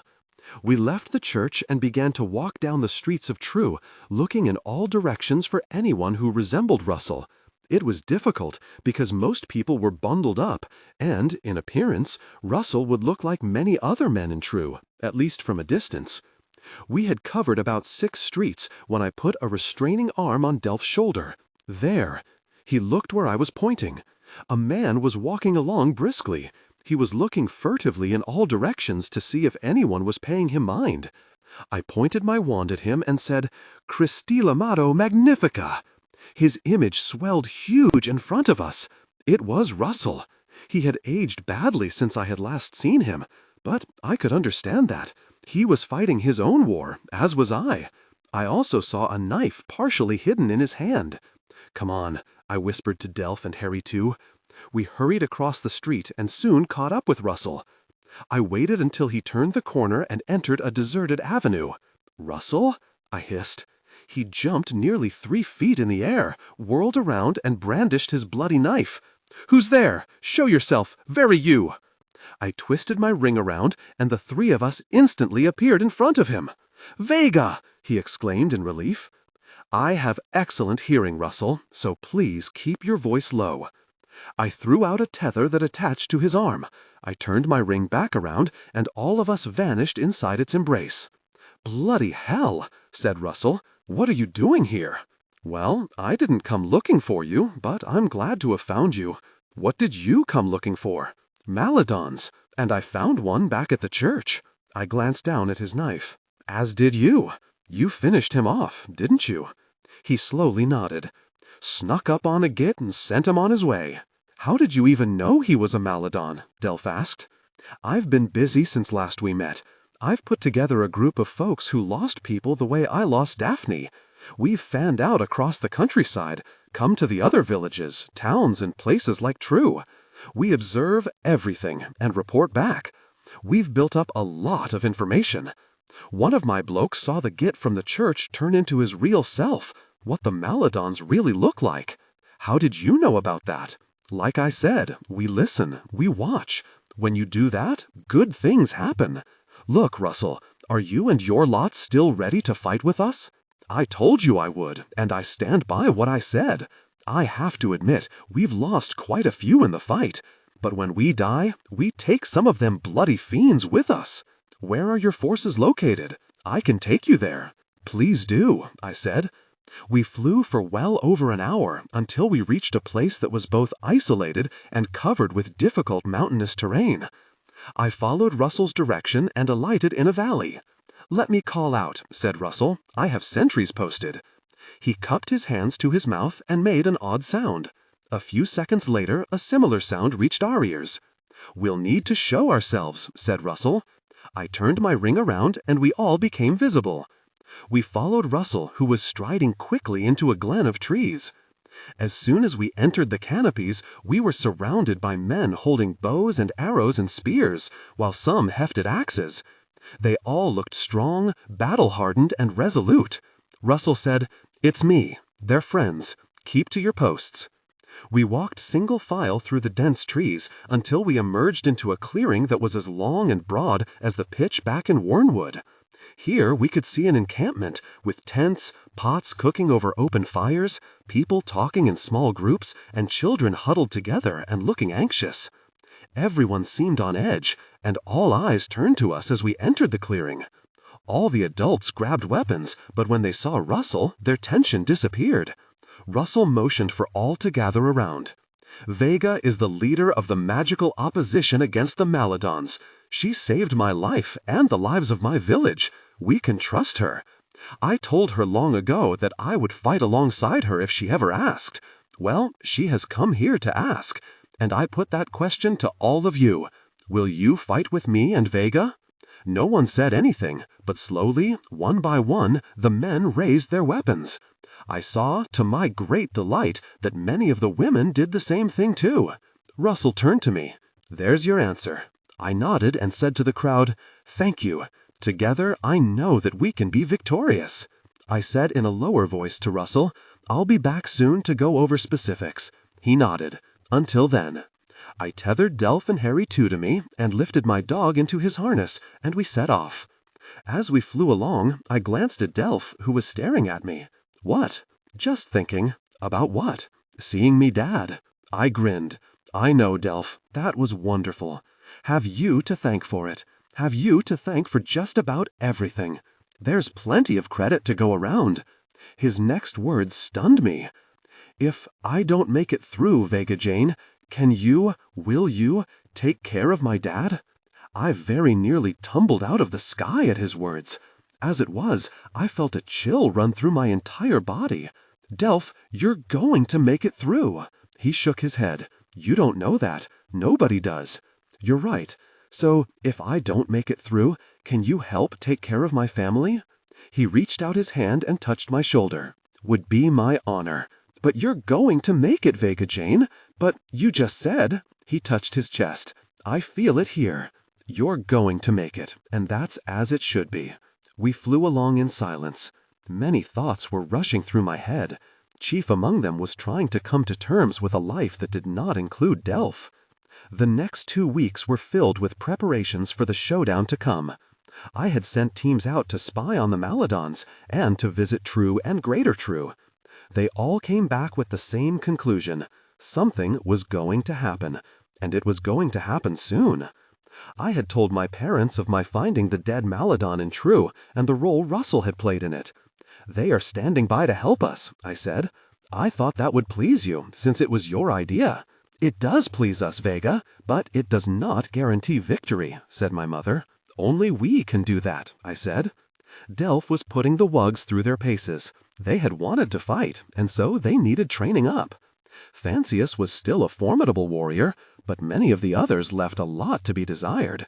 I remembered training with Delph for the duellum. I had made progress under his tutelage, but I wasn't sure about this lot. Roman Picus was okay as a brawler, but the soft Domitar and the ancient Disfetus were hopeless, as were many of the others. Most of the women were not adept at the brutality of physical combat. However, there were several who showed quite a penchant for getting in their licks in clever ways. Still, watching them falling down, crashing into one another, and sometimes simply weeping did not leave me too confident, and I wasn't talking just about the women. Yet Delph was patient and dutifully kept at it. However, he would throw me glances that showed me he was worried too. Estrella joined us one day and watched along with me. "It's not a pretty sight," she said. "No, it's not, but they want to fight. I just don't want them to be needlessly slaughtered. Russell's people have been fighting. I've seen them. They're hardened and capable. But this lot? Let me work on it, Vega," Estrella said. I glanced at her. "Work on it how?" "Just leave it to me," she said, mysteriously, and then walked off. Another week passed. Whatever Estrella was going to do with the wugs was not readily apparent to me. Delph continued to train them diligently, and to my great surprise, I saw marked improvement in many of them. Cletus Loon saw me watching and came over. Out of long habit, I expected to hear insults sprout from his mouth, but they didn't. "I just wanted to thank you, Vega, for all you've done for us, getting us out of them glasses and putting us up here. Never ate so good. Well, since Ma died." I had loathed Loon's father, but I had admired his mother. She had always been quite kind to me. "What happened to your parents?" I asked. "Garm got Dad one night. Mum got the sick, and then she died too." "What did you do then? Where did you live?" "Fancius got Ezekiel to take me in. I helped out with taking care of steeples and all. It weren't so very bad. Lots of folks died since you left, Vega. Beast, the sick, crops weren't coming in, not enough food and such, no work to do. I heard some tried their luck in the quag," he nodded, "and were never seen again."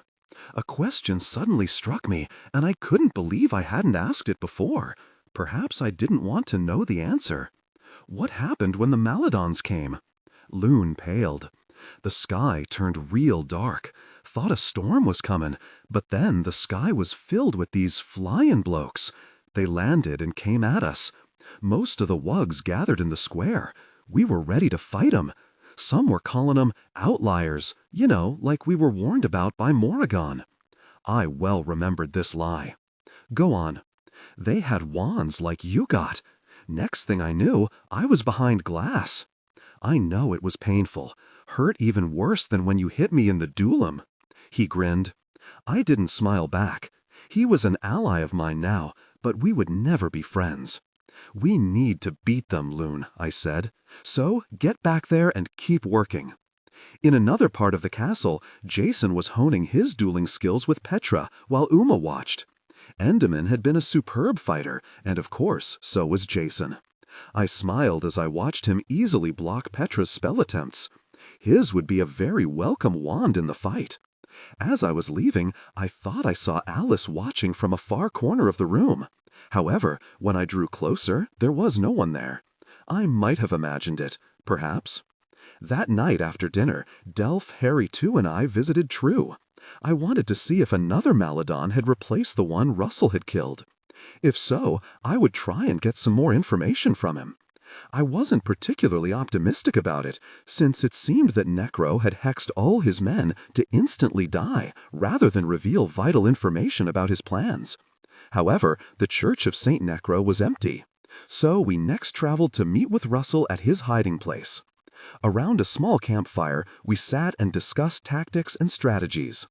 "The Maladons still outnumber us," I said. "If we are to beat them, we need to inflict maximum damage on them with limited losses on our side." "How do we do that?" Russell wanted to know. "We attack in small, concentrated forces that strike and then retreat, while another force takes up the fight against another part of Necro's army. Divide and conquer." "Blimey," said Delph. "Where did you learn that, Vega Jane?" "How do you know I didn't just come up with it on my own?" I shot back. Delph looked embarrassed and said, "Vega Jane, I didn't mean that." I smiled and cut him off. "I read it in a book on battle tactics I found at Empyrean." I felt my smile widen. My spirits hadn't been this high in a while. We landed back at Empyrean a bit later, and that's when my life changed forever. The door to Empyrean was knocked clean off its hinges. Inside, all we could hear was screaming and the sounds of spells smashing into things and people. The whole house was ablaze as smoke poured from multiple points. I stood there frozen, but only for an instant. Then I released Harry too from his harness, but not his tether. We all three raced through the opening. My wand was drawn and ready. Delph hefted his axe, Harry too's fangs were bared, and his hackles had shot straight to the sky. The great hall was absolute pandemonium. 3 Maladons lay dead by the stairs. With a sickening feeling in my belly, I saw that next to them were the bodies of Anna Dibble and Clive Pippin. A spell shot past my ear, and I wheeled around and blasted a Maladon off the second-story balcony. "Delph," I screamed, "to your right!" He let his axe fly, and I watched it cleave a Maladon nearly in two. Harry too raced forward, leapt and grabbed a Maladon by the throat, ripping it out and leaving the stricken Maladon to topple over dead, with the blood running down the front of his cloak as my dog went in search of more prey. Something flew past me, and I turned to see Dimitri, the Hyperbore, seize a Maladon in his arms and lift him straight up in the air. He pinned the Maladon's wand hand to his side and watched with grim satisfaction as Dimitri's powerful arms broke his quarry's neck neatly in two. He let the Maladon fall, where he crashed to the floor on top of 2 of his brethren. A bolt of light hit Dimitri directly in the chest. He banked to the left and fell straight down to the floor. His wings lifted once, feebly, and then he lay still, in death. I killed the Maladon who had shot Dimitri out of the sky, even as a body rolled past me. "Archie, no!" screamed out a voice. I looked at the top landing to see Estrella standing there. I had never seen her more stunned in her life. "No, Archie, you cannot die, not now." She held her wand aloft and then gave a long, sweeping motion across the entire lower floor. I felt the floor beneath me heave up as though it was no longer attached to the ground. Everyone in the room was thrown off their feet. A quartet of Maladons who had been trying to charge up the stairs at Estrella, but were now trying to hold on to the stair rails for dear life, were blasted to nothing by a huge bolt of light from her wand. But the Maladons were still coming at us in waves. Delph had retrieved his axe and, still invisible, was striking out at the enemy, culling several from the ranks. The little cuckoos were swirling like bothersome gnats around the Maladons. They would shake their wings, and this made the light coming from them so blinding that I saw many Maladons cover their eyes. This allowed our lot to blast them away. I raced across and knelt down next to Archie. He was breathing, though in pain. I turned my ring around so that I became visible. "Estrella," I cried out, "he's alive." She swept down to us, examined Archie, and then, with a compacted sweep of her wand, she lifted Archie from the floor, and I saw him soar away into another room to safety. Then I lost track of Estrella because charging across the room were Seamus and his group of hobs. They were flinging their blue balls of flame at the Maladons, whose cloaks caught on fire. In mere seconds they were engulfed in flames, screaming and ripping at their burning flesh. On the other side of the room, Chauncey Cyphers was fighting valiantly with his sword, as he dueled with a Maladon who only had one arm remaining. Chauncey gave a gasp as a blast of fire struck him from behind. I whipped around to see the Garm bolt through the open doorway. Chauncey, fully on fire, screamed, dropped his sword, and raced madly around the room, as I aimed at the Garm and took its life with my cast spell. The next instant, Petra appeared on my right. She raised her wand, and a cannon shot of water poured from it, dousing Chauncey. He collapsed to the floor, and she raced to his side, kneeling next to him as the battle continued on all fronts. I watched Petra until she looked up, and I saw the tears leach down her cheeks. Chauncey was obviously gone. Then, with a shriek, Petra leapt into the air and started firing spells at a brigade of Maladons who had just entered from another room. Raining spell after spell, she caused them to disperse, but they found cover, turned and returned the salvos of spell. But I had already cast my shield incantation, and a host of curses fell harmlessly off its toughened hide. The look on Petra's face told me that she knew exactly what was happening. I saw her glance around, and then she mouthed, "Thank you." The unicorn charged into the room and caught one Maladon on its horn. The beautiful creature lifted its head, and the impaled Maladon flew across the room and crashed into the wall. He fell to the floor quite dead. "John!" I exclaimed. My brother was battling a large Maladon at the back of the hall. I raced forward, but I needn't have bothered. My mother appeared directly in front of her son and calmly and efficiently dispatched the Maladon to the hereafter. Then I saw my father battling two Maladons, but deftly holding his own. The next moment I was knocked off my feet by the front facade of Empyrean tumbling down around me as a huge gash was opened in the stone. I looked over my shoulder at the figure striding into the crumbled space. It was Necro. Something landed to the right of me. It was Estrella. She took a few steps forward and stared across the width of the floor as Necro drew to a halt. The wands were pointed at each other. Necro lowered his hood so that his terrible countenance was fully visible. He looked around at the destroyed hall. Empyrean, at last. But you must admit, Estrella, it has seen better days. Estrella said, "I should have killed you during the First War." "You never could, Estrella, and you well know it." "My son lies badly injured," she said. "Your son should have been dead long ago, as should you. I am here now to take care of that." At the same instant, their wands slashed and the duel began. But it was not the only fight going on, because a surge of Maladons had followed Necro through the opening.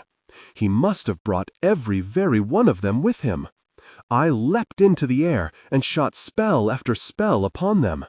I saw the remains of my army charge forward and engage the Maladons on the floor. But they were quickly overmatched, and they started falling at a rapid number. And then I looked over at Estrella, who was holding her own with Necro, matching him spell for spell. But Necro looked unworried by this, and I wondered why.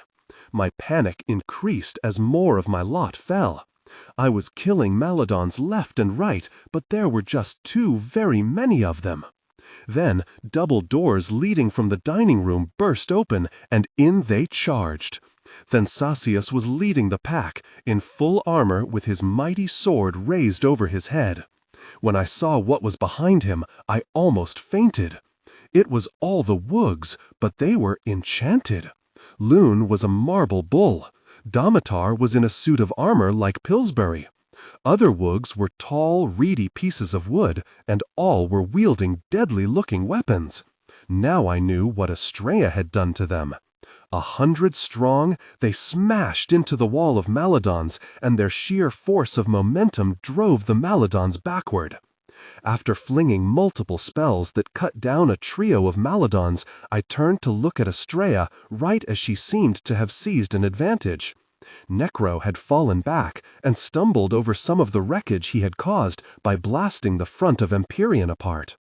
Then, just as she was about to press this advantage, from out of nowhere an enormous jabbet exploded through a wall and struck her in the back with its fangs. Estrella looked stunned and stumbled backward as the serpent reared to strike again. "Rigor morte!" I cried out. The spell hit the foul beast dead center of its chest. It froze for an instant, wobbled, and fell to the floor with a great crash. Estrella had fallen to her knees, and before I could make another move, Necro stepped forward, and with a slash of his wand, he beheaded her. Everyone in the place, Maladons and my lot alike, froze at this. I was so stunned that I could barely think. "Father!" Necro turned as Jason, who had just dispatched 4 Maladons, calmly walked up to him, his wand at the ready. Necro snarled, "You dare to call me by that name! You are no son of mine!" "I quite agree. I take after my mother, don't you think?" Necro glanced at his son's wand. "Do you really think you can beat me? Let's find out, shall we?" The next instant, Necro sent a spell that knocked Jason off his feet. "No!" screamed a voice. I turned to see Uma zooming forward, right at Necro. "You will not hurt him again," she shouted.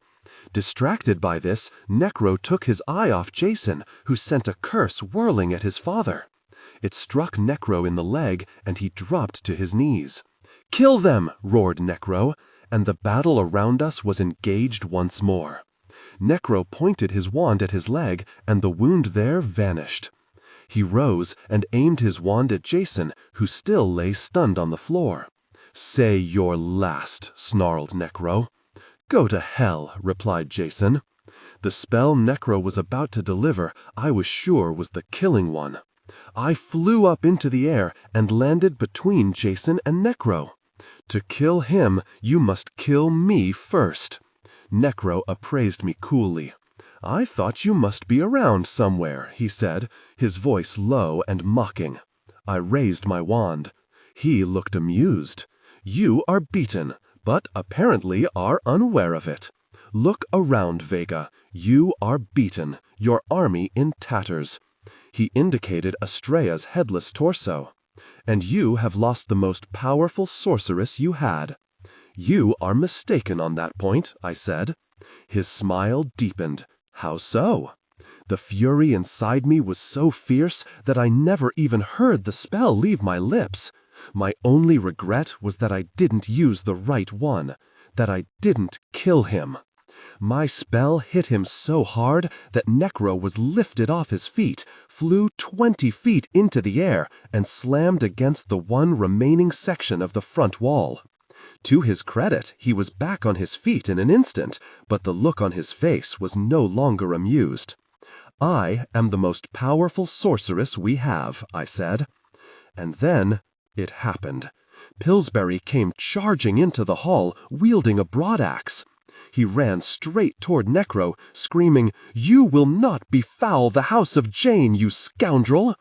Unfortunately, he stumbled over a pile of debris and went flying, and slammed right into me as I was about to deliver the killing curse to Necro. I was sent sideways, tumbling heels over ass. When I stopped and sat up, Necro had a dead aim on me. "No!" a voice cried out. Light shot from Necro's wand directly at me. The body flew across in front of me at the same instant. The light hit the person right in the chest. There was a gasp, a slight bulge of the eyes, and then the body came to rest, never to rise on its own again. I touched my chest, where I had felt a jab of pain so searing I thought that Necro's spell had hit me after all. I slowly rose and looked down at the crumpled heap. She had given her life for mine. Petra was dead. I looked up in time to see Necro lift his wand, and the air all around us started to harden. There was no escaping this, not unless I acted now. The spell came to me instantly. It was the same one I had used to carry all the wugs from Maladon Castle to here. The golden tethers shot out and connected with all those of my lot who remained living. And we were gone from Empyrean, leaving the Maladons in victory. I sat on my haunches with the remains of my defeated army scattered around me. The trees were dense, which muffled somewhat their cries of pain and suffering and loss. And it was staggering, beyond belief, really. I had checked on all the survivors after we had escaped from Empyrean. It was only then that I truly understood how many were gone. Seamus had survived, but had lost 4 of his band of hobs. Little Corey and 5 other ecos had perished. Ishmael was alive but injured. He and 2 other hyperbores were all that remained of his race. Petra, Estrella, and a dozen more magicals, including Amicus Arnold, Clive Pippin, and Tobias Holmes. Cletus Lune, Domitar, and Roman Picus were dead, though the still enchanted Thansius and ancient Disfitus had survived. But of the 100 wugs I had saved from the glass, a full 40 were no longer with us. This included Dolph Delphia. Tears welled up in my eyes, and I had suffered an even more devastating loss. My father had died in a duel with 2 Melodons. After he had fought so hard to survive the commingled curse, after all the efforts to restore him, he was dead. I didn't know until my mother had told me once we got to safety. I had sat with her and my brother for a long time, holding one another. John had cried freely. My mother was consoling him, which I think allowed her to escape her personal grief for a bit as she tended to her son. I did not have the luxury of grieving for my father. I had to make the rounds of the survivors, lift spirits where I could, and console those who had lost others. Delph was nursing multiple wounds and tearing up over his father. Harry, too, had lost his other ear and had deep gashes burned into his body. The beautiful unicorn was battered and bloody, licking its wounds while lying on the ground. I used the adder stone to do what I could to relieve the suffering. What that didn't cure, I tried to help with my wand. But many of the wounds were so cursed that my magic had little effect. Archie had survived, though he was badly injured. I had been surprised that my magical tether had delivered him here with me, though it had faithfully executed my command that all of my lot living were to be rescued from Empyrean. I knelt next to him for the longest time, using the stone and my wand to relieve his pain. He was ghastly white and shivered from head to toe. "My mother?" he had asked me. "How is she?" He obviously had been unconscious and not seen what had happened. I took his hand. "Archie, she fought valiantly. She really did. She would have defeated Necro but for a bloody jabbet. My mother is dead?" I slowly nodded. Archie started to quietly sob. I had Dido Dot, who had wounds across his face and neck, stay with him, as I ventured on to see the other wounded. Afterward, I looked around and counted all who were left with me. Our numbers were devastated, and some, like Archie, might never be fit to fight again. In my head, I counted the Melodons killed.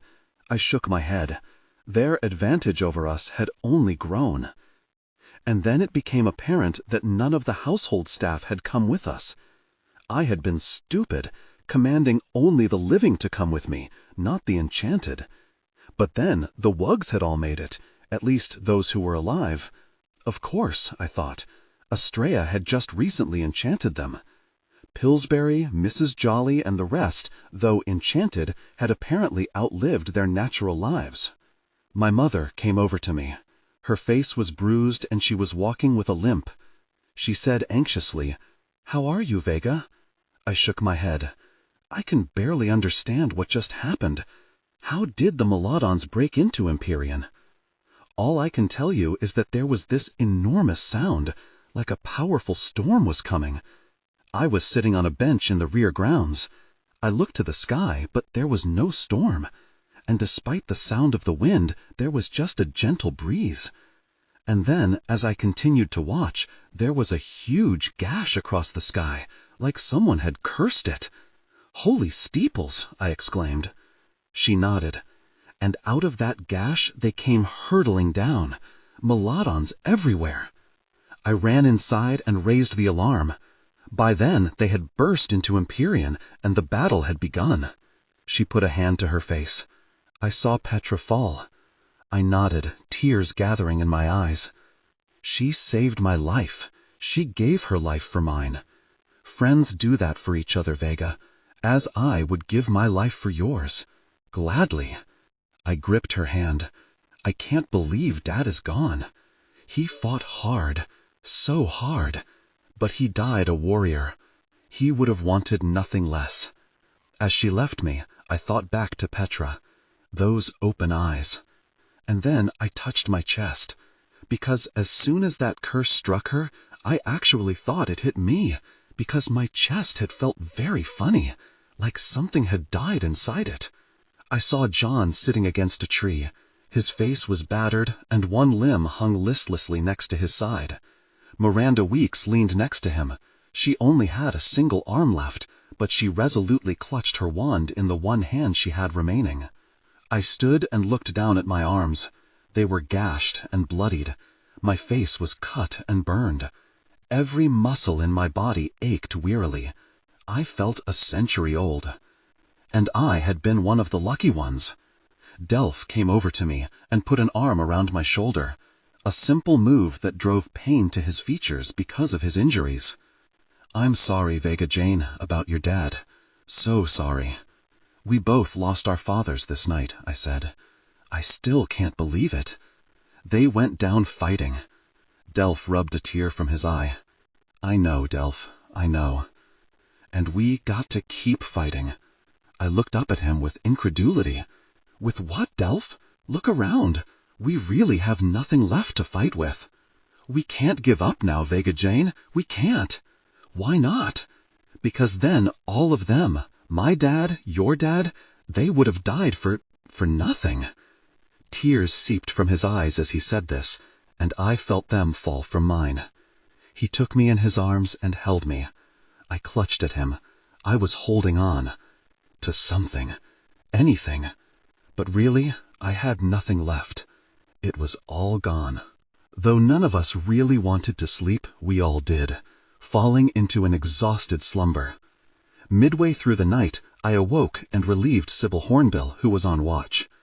We said nothing to each other, a simple nod, and then she left to lie under the trees and sleep.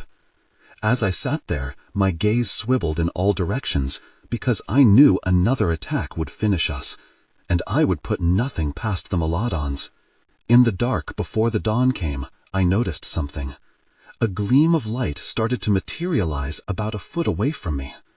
I hurriedly stood and aimed my wand directly at it, wondering if I should strike before it fully formed. I'm glad I didn't. Uma appeared in front of me. Jason rushed up. He had apparently seen her as well. Jason was battered and bloodied, but the curse from his father had fortunately not killed him. "Uma, what are you doing here?" he said. She looked at him sadly. "I came to tell you something, both of you." I said, "About the Melodons?" She nodded. "I know the reason that Empyrean fell." "What was it?" I exclaimed. She pointed her finger at Jason, who took a step back. I was so stunned, my brain stopped working for a few seconds. I felt myself lift my wand and point it at Jason's heart. "No!" shouted Uma. "He didn't know." I kept my wand on Jason, my reason returning, and along with it came anger. "Then explain," I said icily. To his credit, Jason looked just as stunned as I did. Uma said, "I overheard Necro." She glanced at Jason. "My love, he placed a curse within your body. Then he allowed you to be rescued from Maladon Castle. He knew they would take you to Empyrean." "I still don't understand," I said. "Nor I," said Jason. "When Vega carried you past the enchantments protecting the house and grounds, you were accepted because you were no longer a Melodon. In that way, Necro used your breaking from him as a strength for him. You could fool the enchantments only on his behalf. And the curse within you destroyed the enchantments from the inside out. It revealed Empyrean to your father, and it allowed him to breach the protections." I nodded dumbly at this. An enemy from within had given us away, and I had fallen right into Necro's trap. I had been so stupid. Now, of course, it made sense. It had been too easy rescuing Jason. Far too easy. I groaned and slumped down. "Please, Vega, do not blame yourself," said Jason, obviously distraught. "There is no one else to blame," I said, "except me." They looked around at the others with us, all battered and injured. "I'm so sorry," said Jason, as tears fell from his eyes. "My accursed father, I've ruined everything." "It's not your fault," I said, staring off before I could bring myself to look at Uma. "I thank you for telling us." I paused. "What is happening at Empyrean now?" Uma said nothing, but she looked extremely nervous. "I really need to know. Do not spare my feelings, Uma." "They've enslaved Pillsbury and the others," said Uma. And they've desecrated Gunther's remains." "Gunther's remains? Have you seen Alice since it happened?" "No," said Uma. "Please keep us informed, Uma." She and Jason embraced before she vanished. Jason turned to me. "Vega, Jason, it was not your fault. You fought valiantly. You took on your father. I could ask nothing more from you. Now go get some rest." After he left, I pulled out the pewter cup that constituted part of Astrea Circe. I had performed the Rejoinda Circe before escaping from Empyrean. I placed the cup on the ground and used it to spy on Empyrean. Outside the building, I could see the swirl of rainbow colors comprising the protective enchantments. The Circe must show all such magic. The Maladons must have placed the enchantments back over Empyrean after they had vanquished us. Inside, the place was now filled with Maladons. I saw in the dining hall that they were having a victory feast, and poor Pillsbury, now battered and blackened, was forced to serve them as they threw objects at him and called him vicious names. Mrs. Jolly came out with the fruit cart and was subjected to this same harassment. I could see that the portraits of our kind on the walls had been slashed and burned, or else had foul names painted across them. My beautiful Empyrean was no more. And, in a scene that actually made me retch, I saw that they had piled all the bodies of the dead in the great hall and set them afire. Some of them actually danced around the flames, hooting and calling out horrid names. However, Necro was not there, and I wondered why. I manipulated the Circe until I finally found him. What that creature was doing was more diabolical than even I could give him credit for. He was in Jasper's laboratory. Astrea's headless body was behind a glass. There was an enormous bottle under the glass collecting Astrea's magical dust. As I watched, the bottle filled. Necro waved his wand over it, and the dust swirled out and was absorbed into his body. He had just taken Astrea's considerable magic for his own. I had no idea such a vile thing was possible. Necro had been a force to be reckoned with before this. Now he would be truly invincible. I watched as he smiled, pointed his wand at the wall, and gave it a tiny wave. I could see that he had conjured a shield enchantment in front of the wall. Next, he pointed his wand at the shield and flicked it. The blast of power that came out of the wand was so strong that the shield enchantment was instantly punctured, and the massive stone wall was obliterated. There was nothing left. I dispensed with the Circe and resumed my watch. It seemed likely to me that the Maladons, after celebrating their victory, would commence their hunt for us. They would know how few there were left of us, and that we were injured and hardly prepared to fight. They would think they could finish us off easily.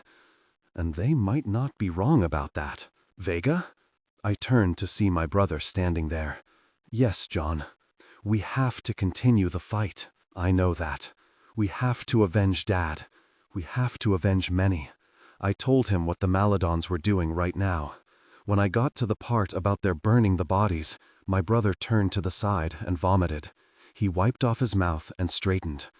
"Do you think they'll be coming after us?" "I think it quite likely, yes. We need to have a plan." "Yes. Do you have one?" "I'm trying to come up one, John. Do you realize what just happened at Empyrean? Do you understand how many people we lost? Including our father?" "I understand all of that, Vega. And I think we need to find the villagers you met. Russell? Delph told me. They can help us fight. I was thinking about that. But they're not magical. They can fight, and I know they can kill Maladons, but I'm not sure that it will be enough now. Not with our depleted numbers. to fight would be sending them to their deaths. John squatted down next to me and clasped his hands, his head bowed as though in deep thought. Better to die than be ruled by the Maladons. I mulled over his words. I guess I should give Russell and the others the choice. But there's something else, I added. I told him about Necro taking Estrella's power for his own. Now he will be even more formidable. I'm not sure that he can be stopped at this point. He can be stopped, Vega. How? I demanded. You will stop him. How can you be so sure of that? Because it's the only reason you're here. It's the only reason you've survived everything that's been said against you. It was why you lived tonight, when so many others died. No one can know the future, I said. One person can. I looked more closely at John until the truth hit me. You were in Jasper's laboratory. You were reading through his books. What did you find? I found that he went into the future. I found that he knows your fate, but he can't tell you, because that would mean awful consequences for you. And how can you be sure that in the future, I'm the winner and not Necro? Because I've never known you to be beaten. Ever. Every time you were knocked down, you got back up. Every single time when it would have been easier to stay down, you stood again. And you won. You fought Necro today. You knocked him into the air and slammed him against a wall, Vega. You did that. You stunned him. He knows how powerful you are. That was why he sought out Estrella's magic. He paused, and then simply said it. He fears you. He rose, his gaze downcast, but for some reason I could feel the burn of its intensity. That's what I think anyway, he said, and he turned and walked off. I watched him go for a long while, until I could see him no more. Then I huddled in my cloak, for it was chilly here, and thought about all that he had said. It was true that I had survived much, that I had always gotten up after being knocked down, that I had come up with some way to emerge victorious when all looked dark against me. And still, the future was guaranteed to no one. I could come all this way and still lose. I knew that. But my brother's belief in me, well, it bolstered me. It made me feel that what he was saying at least could be possible. Maybe, at this darkest point in my life, that was enough. All I could do was try. "Blimey," said Russell. "Blimey indeed." I had flown to Russell's hiding place to meet with him. "What will you do now?" he asked. "Regroup. Join our remaining forces with yours, if you're still willing. We're not as strong as we used to be, Russell. The result might be a slaughter. I just want you to know that. And if you decide not to help, I completely understand. Are you nutters? Didn't we already pledge our allegiance to you, Vega? Do you really think we'd go back on our word simply because you lost a battle? Hell, you need us now more than ever, I reckon. Thank you, Russell. And you're right, we do. What do you need right now? Give me 5 of your best fighters, I said. What are you going to do? I'm going to take the fight to the Maladons. How? Leave it to me. I had a plan, just not one I wanted to divulge. He said, when do you want them? And by the way, that number will include me. Tomorrow night. Do you need shelter? Food? That would be good, yes. Then bring your army here. I thought to myself that when he saw my ragtag band, he might use a different word than army. I returned to the others and told them of the plan to unite with Russell's group. I gathered all the survivors, tethered them, and did the requisite incantation. Seconds later, our feet, and in Harry Two's case, paws, hit the dirt smack in the middle of Russell's encampment. They were expecting us, as a crowd had gathered around with Russell at the head. I will never forget the kindness showed to us that night. They could see that we were battered and bloodied, tired and hungry. The outpouring of food and water and blankets and tents to sleep in was instant and overwhelming. In some cases it was simply a helping hand, a kind word of sympathy or encouragement. One lad who couldn't have been much older than John came over to me. He was dressed in rags and already bore the wounds of battle. He said eagerly, "You're Vega. I heard you speak last time you were here. What's your name?" "Donovan. Donovan McDougal." "Well, I appreciate you fighting with us, Donovan." "Appreciate? Blimey, Vega, 'tis an honor. If I survive this, I'll be tellin' me kids, oi, your father, he fought with Vega bloody Jane." I kept smiling at this comment long after he left. Before I really knew it, my lot was fully integrated with Russell's people. They were chatting away as though they had known one another their whole lives. I watched as my mother sat in front of a small campfire, warming her hands and sipping from a tin cup she had been given. She had spent most of her time nursing the wounded, and I was glad to see her take a moment for herself. I looked around at the primitive camp. It was certainly not the grandeur of our existence at Empyrean, but I was even more moved by the beauty of acceptance. John and Miranda were under a tree having a conversation with some of the younger members of Russell's band. Delph was sharpening his axe with a tool given to him by a bloke who was nearly as large as he was. Harry, too, lapped water from a bowl, while 2 other dogs sat peacefully watching him. I took Russell by the arm and led him over to a private spot to discuss matters. "Okay, have you got your 5 yet?" He nodded. "All good fighters.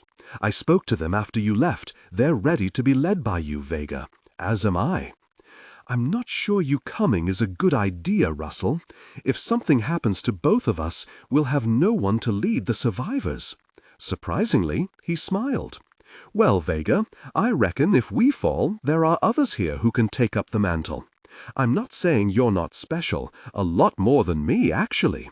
But leaders aren't so much born as made, I believe. They rise to the occasion.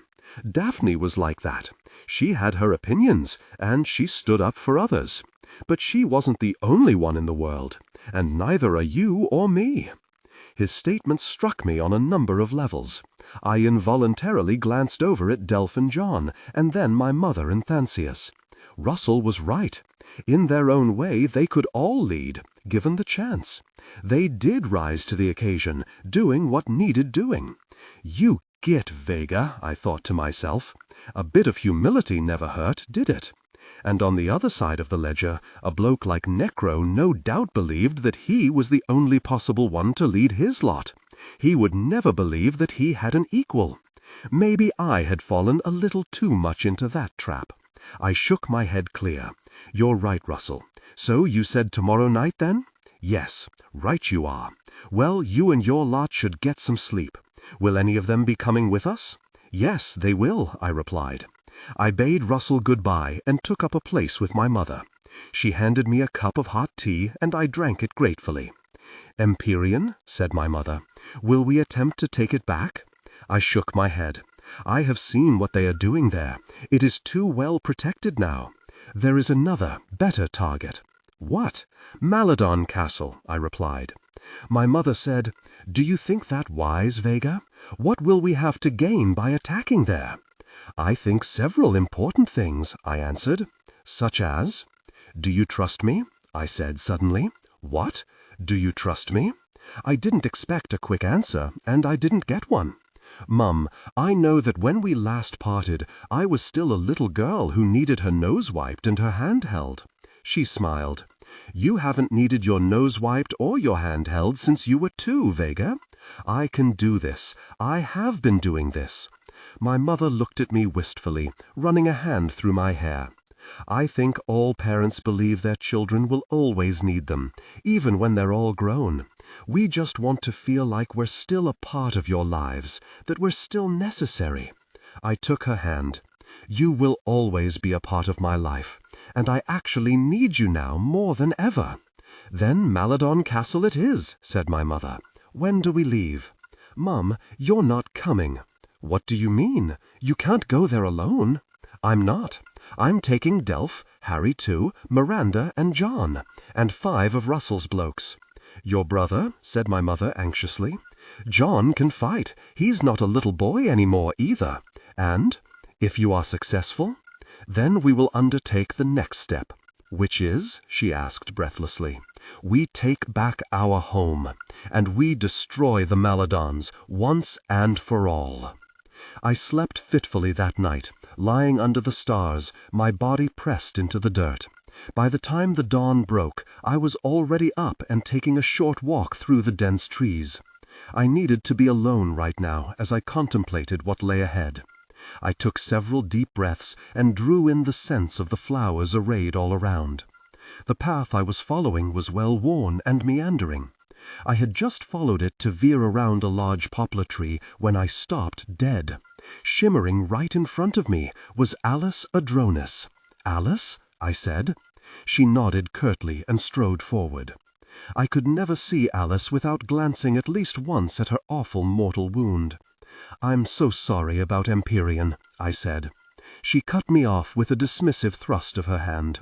"It is not your fault. Uma has explained matters to me. Necro's plot was quite brilliant, I will give him that. Insanely brilliant," I added, for I had long since concluded that the man did indeed have to be insane to do all that he did. "I have seen what they have done there, and I was told of Gunther's remains." This was the first time I had ever seen Alice look the way that she now did, as though she were about to cry. But she composed herself and said, "Fortunately, my dear husband knows nothing of it. They desecrated his mortal remains. They did nothing to harm the spirit and legacy he left behind. Alice, why didn't Gunther come back as you have, in spirit form to Empyrean? I died in battle. Gunther was murdered by Necro. I know that, but what does that matter? By murdering Gunther, Necro was able to keep his spirit from his rightful home. He wanders elsewhere, but always looking for his home. Always looking for me. All this time. This saddened me almost more than I could bear. So Uma and Morrigan? Uma was not murdered. She is free to go where she pleases. But she chooses Empyrean because her father, Bastian, was killed by the Maladons and thus cannot return to his home. Morrigan can never go back to her home in Wormwood. What about our side? Our side does not slit the throats of unsuspecting people, snapped Alice. We fight honorably, and we die honorably. When you murder, you are a coward. But the victim of a murder will never be free until... Until what? I said. Until his murderer is in turn killed. So, if Necro dies, I will be reunited with Gunther, and Uma with her father. Then I will do my best to see you reunited with him. She gave a curt nod. I said, I also saw what he did to Estrella. He took her powers. Alice did not seem all that upset about this startling development. In fact, I could have sworn that a tiny smile had escaped her lips. But it was gone so quickly that I convinced myself that I had imagined it. Tell me your plans, Vega. To destroy Maladon Castle, absolutely and completely. I was prepared for her to argue with me, to voice her opinion that another tactic would be superior to mine. To my astonishment, she nodded. Good, Vega. I quite agree. You do? Of course I do. Do you know how you will accomplish that objective? I have a pretty good idea, yes. She scrutinized me for several long and uncomfortable moments. Why was it that Alice always put me on guard, as though I had to continually prove myself in her eyes? Do you really have to ask that question, Vega? I believe it would need to be somewhat better than pretty good. The next instant, she vanished. I sighed. Leave it to Alice to make me feel like a git. We landed softly and looked around. There were 10 of us, all tethered together. We were invisible. I hoped we'd stay that way. Delph was right at my shoulder, as always. I unharnessed Harry too and set him down. Russell was at my other shoulder. He gazed carefully over the castle. So this is it, eh? I nodded. Where they took Daphne and killed her? He said grimly. Yes. How do we get in? Asked one of Russell's men. I took out the elemental and sent a wand wire to Victus. A few minutes passed before I received an answer in my thoughts. This way, I said. I led them to the rear of the castle. Victus was there holding the same door open. We hurried inside, and he closed the door after us. I whispered, "Thanks, Victus. Can you tell us how many Maladons are here?" "Fewer than a dozen. Most left 2 days before, for some reason, including Necro. I well knew where they had gone." "Can I assist you in any way, Vega?" he asked. "No, Victus. You've done more than enough for me. But you must do one thing for yourself." "What is that?" "You must come with us when we leave here." Though he had no face really, I could still sense the shock in him. "Go with you?" "Yes, Victus, because once we leave here, there will be no castle left." To his credit, Victus asked for no explanation. He simply nodded and said, "I shall be ready then." As we moved down the hall, Russell said, "He was an accommodating bloke, but where was his face?" "Long story," I replied. "Where are we headed?" asked Delph. I hadn't really filled the others in on my plan. There were several reasons for this, including the fact that I was still finalizing it in my head. I did have a purpose. I did have a goal. But so much of what I had accomplished while being here had been done on the fly, reacting to what I was confronted with. I guess I had accepted that as a normal state of affairs. "You'll see," I said. "It's just up ahead." We reached the door, and I looked through it using the Crystallado Magnifica incantation. There was no one in there. I used my wand to unlock the door, and we went inside. This was the room where magic was taken. The shattered mirrors stared back at us. With waves of my wand, I restored 12 of them. That finished, I lifted my wand and looked at John. "Are you ready?" He nodded and lifted his wand too. I had prepared John for what we had to do, and terrible though it was, he did not shy away from it. We said the spell at the same time, and cast our wands in a wide arc with the tips touching at the end of the sweep. Then we whipped them across the fronts of the restored mirrors. Soaring into them were the dozen Maladons left in the castle. I went over to the shelf, and with John's and Delph's aid, I gathered a dozen bottles, and we set one down under each glass. As soon as they touched the stone floor, the men in the glass started to scream in agony. And grain by grain, their magical lives started to drain down into those glass jars. I knew they were suffering, and I also knew they had done the same thing to my lot, and had loved every minute of it. I did not love this. I did not wish to see anyone in such agony. But my heart had been set in stone a long time ago. Only time would tell whether I'd get it back to normal or not. And I also knew that their suffering would not last long, for we still had work to do. "Let's go," I said to the others. I summoned Victus and inquired if there were any others of his kind in the castle. "Only I," he replied. "Even the terrible beasts are no longer here." I pulled out my wand. Rejoinda! Necessary bottle. A glass bottle appeared in my hand, an especially large bottle. On the side, the tag read, "Geoffrey Tremaine." I took off the top and cast my spell, and the dust inside returned to its rightful owner. Victus turned stiff as a tree, but only for a moment, as his pores absorbed what had always belonged to him before the Maladon stole it away. I watched as Victus' face returned to normal. He was quite handsome, and he was also crying. "Welcome back, Geoffrey Tremaine," I said. He hugged me, sobbing into my shoulder quietly for a few moments before righting himself. "Thank you, Vega. Thank you. However can I repay you? I will need you to fight with me. That's how." "Against your former masters?" He looked uncertain. "I don't know how to fight, Vega." I had expected this too. In answer to that, I had something else to give him, besides his freedom, and a face. The first time it had been an incredibly difficult spell to cast, but all the hard work on that one had been done, and the presence of a certain wand was still potent in the magical ether. "Hold out your hand, Geoffrey." He did as I asked. I incanted what needed to be said. A wand of gold appeared out of the air and sailed into his hand. "Your wand, Geoffrey, courtesy of Bastian Cadmus. And with the size of your bottle, I think you will be one powerful sorcerer indeed." He looked down at the thin reed of gold. When he looked back up, Geoffrey was a changed man. Gone were the tears, and along with them the uncertainty.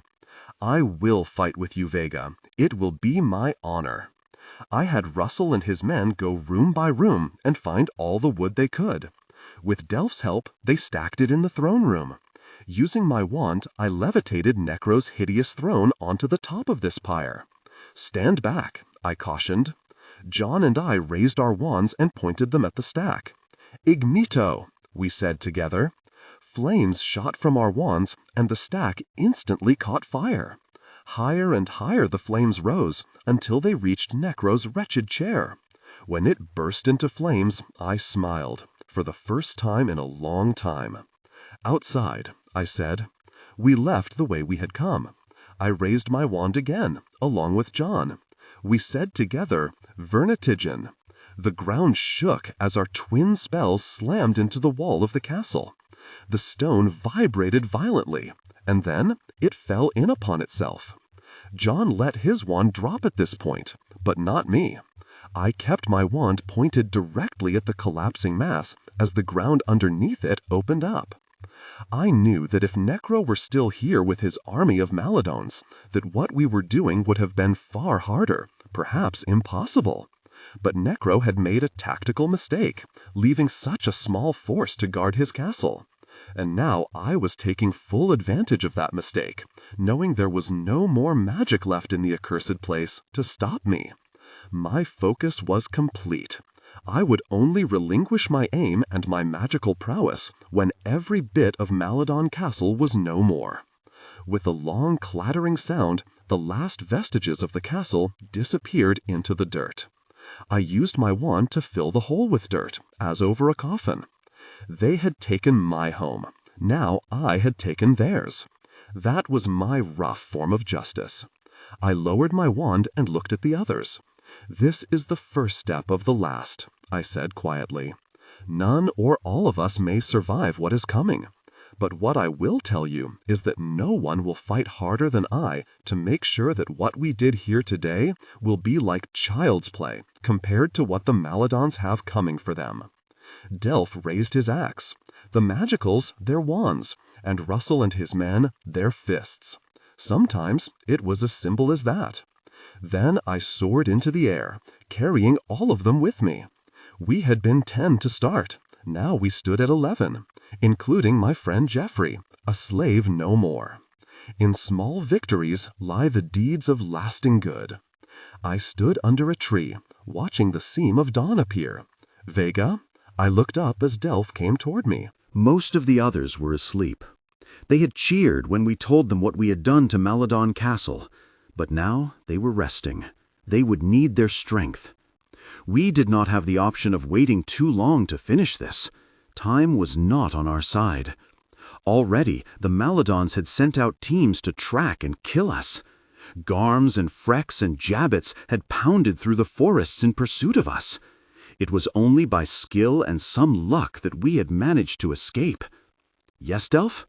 He had a weird expression on his face, and his hands were behind his back. I rose.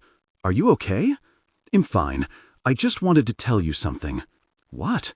"Happy birthlight." This simple phrase nearly knocked me off my feet. I was 18 this day. With everything going on, I had completely forgotten. Delph pulled his hands from behind his back. In them was a bunch of fresh flowers.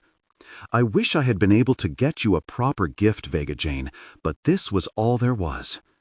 I took the flowers from him, sniffed them, and a wide smile broke across my features. "They're beautiful, Delph. Thank you so much." I hugged him. And then the hug quickly turned to a snog that lasted far longer than probably either of us initially intended. When we drew apart, I said, "That was an even nicer present than the flowers." He looked down solemnly at me. "What is it, Delph?" "The last is approaching," he said. "Not all will survive. We've talked about this before." "Yes, we have, but now we need to do something about it. I'm coming up with a plan to—" But he placed a hand on my mouth to shush me. This isn't about fighting the Maladons. This is about us. I'm not quite following Delph, and in truth, I was bewildered by his words. I didn't quite tell you the truth just now. What? I do have something else for you. He drew something from his pocket and held it up in front of me. It was a ring with a bit of stone atop it. This belonged to me, Mum. Dad gave it to me after you rescued him from the castle. But why? Because he knew I would have need of it one day. He paused and looked deeply into my eyes. And this is the day. Delph got down on one knee, and I lost all the breath in my lungs. Vega, will you do me the honor of becoming my wife? I could barely see him as the tears slipped from my eyes. I tottered on my feet as though I'd absorbed a dozen impacto spells. My entire life seemed to flash past in my mind. Delph and me as young friends, then older. We had been through so much together. Now we were battered and hardened by a war neither of us had wanted. I couldn't think of anyone I would rather spend my life with. So, yes, Delph. He slipped the ring on my finger. I liked it far better than my ring of invisibility. He rose, and then we fell into each other's arm. A kiss was shared, and our hearts truly became as one. I love you, Vega. Just Vega now, I thought. Delph had only ever called me Vega Jane. I love you, Daniel Delphia. I told my mother first, showing off my ring and telling her exactly everything that had passed between me and Delph. She was overjoyed for me, and we hugged and laughed and cried together. And I could not stop looking at my new ring, which had become a permanent part of me the instant Delph placed it upon my finger. And on your birthlight, too, Vega. How wonderful! I was coming to wish you a happy one when you arrived here with such truly beautiful news. I pushed the tears from my eyes, and then it struck me. Holy steeples, it's John's birthlight, too. Yes, it is. I've already seen him. He will be glad of your news. I found John perched on a tree limb reading a book, using his wand tip to write notes in the margins. This did not surprise me. John was happiest when he was reading. I called up to him, "John, can you come down?" He glanced down at me and then slowly made his way to the ground. "What is it, Vega?" "I wanted to wish you a happy birthlight." He smiled. "Mum has already been by, and that means I will wish you the same, Vega." "Thank you." He glanced at my hand. "Is that a new ring?" he asked. I was positively beaming. "I have news, John. Oh, do I have news!" After I told him, my brother said he was very happy for me, and that he looked forward to Delph officially joining the Jane family. There was a bit of a sad undertone in his words, however, and I well knew why. We might not live to be married. I spent the rest of the day planning out my assault on Empyrean. As my lot had, I had to assume that the Maladons would have encased Empyrean in protective spells. I could have used Estrella's advice on this, along with other items. She had used such a shield to protect her cottage in the quag. She might know ways to defeat such spells. I had a sudden thought, and unrolled the old parchment. I had taken it with me on the mission we had gone on before Empyrean was attacked. Later that night. "Salinas, I have a query." His aged face appeared on the paper. "Yes, Vega. There have been some developments since we last talked." "Such as?" I briefly filled him in on the Maladon attack, our loss of Empyrean, and how few people we had left. I also told him about our destruction of Maladon Castle. I watched as his bushy eyebrows rose with each of my revelations. "Indeed, Vega," he said. "I marvel at your calling all of this mere developments." "Well, catastrophes might be a better term, but I'm trying to stay positive." "And your query?" "Though Estrella has been killed and her magic transferred to Necro, is there a way for me to communicate with her? Though she died in battle, her spirit has not come to see me. I thought that she might." I could see Salinas mulling this over. "The answer would be an easy one and a positive one for you, Vega, but for one factor." "Which is?" I asked. "Necro claiming Estrella's magic for his own." You see, it is the magical core that allows you to converse with those technically dead. And without that magical core, I said, feeling more depressed than I thought possible. Surprisingly, Selena shook his head. There might be one way. What? I said eagerly. Estrella is dead, you say? What about her son, Archie? He lives, though he is badly injured. But his magical core remains intact, as far as I know. Why? It is a delicate business, Vega, very delicate. What is? I exclaimed. You can use the son's magical core to communicate with the mother. That is clear, I said.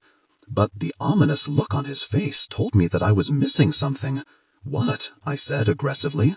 This comes with a price, a heavy one. What? I said far more quietly. What I propose is not a natural magical event, Vega. You are relying upon a conduit to make the connection. It requires an enormous amount of power and sacrifice. It will, in fact, extinguish the conduit's magical core. I said slowly, meaning that Archie will no longer be magical? Not just that. I seriously doubt that his life can be maintained. This stunned me. But I have seen the Maladons take the magical dust from others, and I have returned it to them. This is different, Vega. Necro took Estrella's magical core as his own.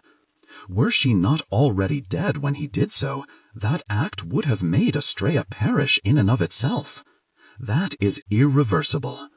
Using Archie as the conduit means that you will be transferring his magical core to the remaining ether of his mother. It can only be done among the closest of family. That connection can remain alive even after death. But that is also irreversible. It cannot restore life to her, nothing can. But it will allow you to communicate with Estrella. He lifted one finger. For a single time only. Then the core will be extinguished. I slowly shook my head. I can't ask that of Archie. I can't ask him to give up his life so that I can ask his mother for help.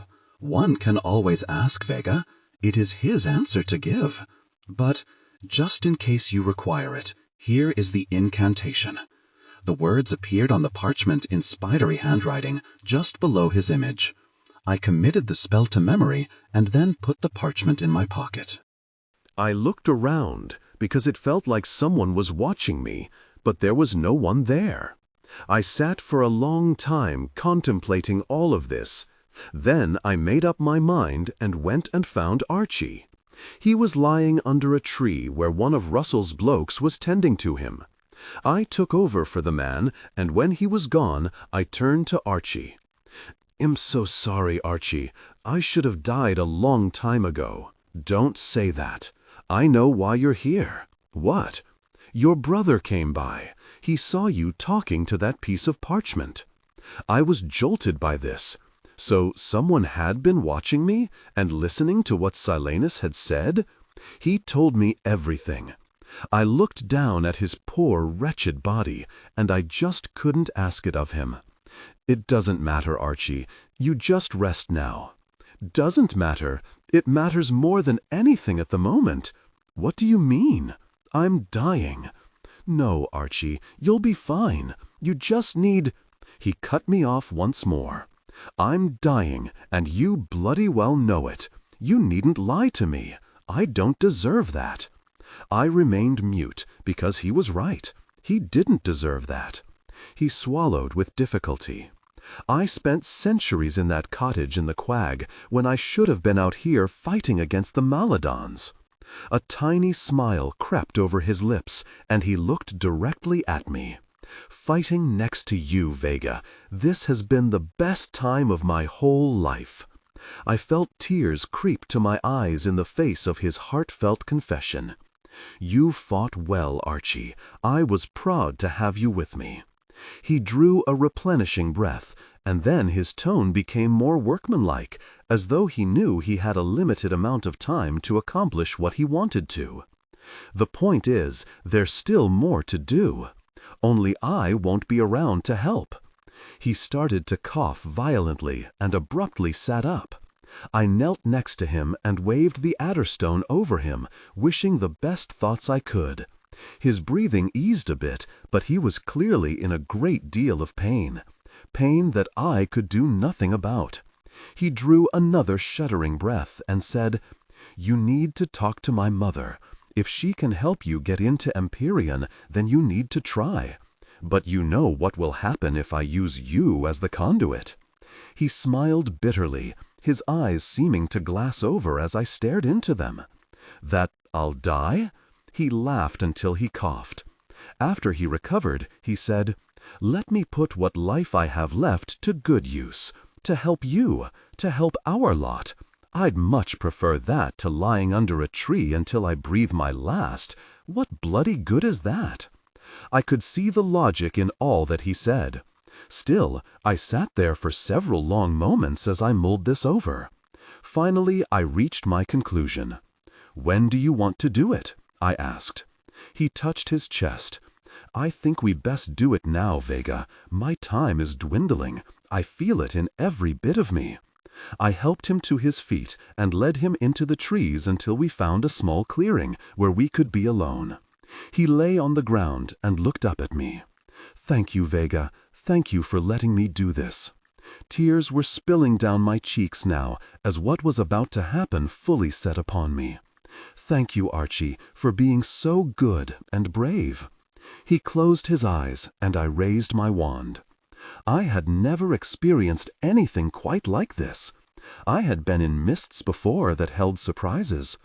In the quag, I had ventured under a river into the lair of Orko and his wall of the dead.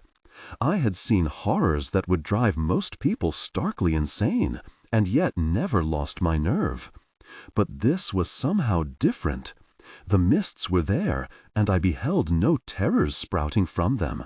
But an undeniable dread rose up in every pore of me. "Estrella, are you there? It's Vega. I need to talk to you." There was no answer, and my spirits plummeted. Had I just sacrificed Archie for no reason at all? Just as I was thinking of turning back, I sensed movement to the left of me.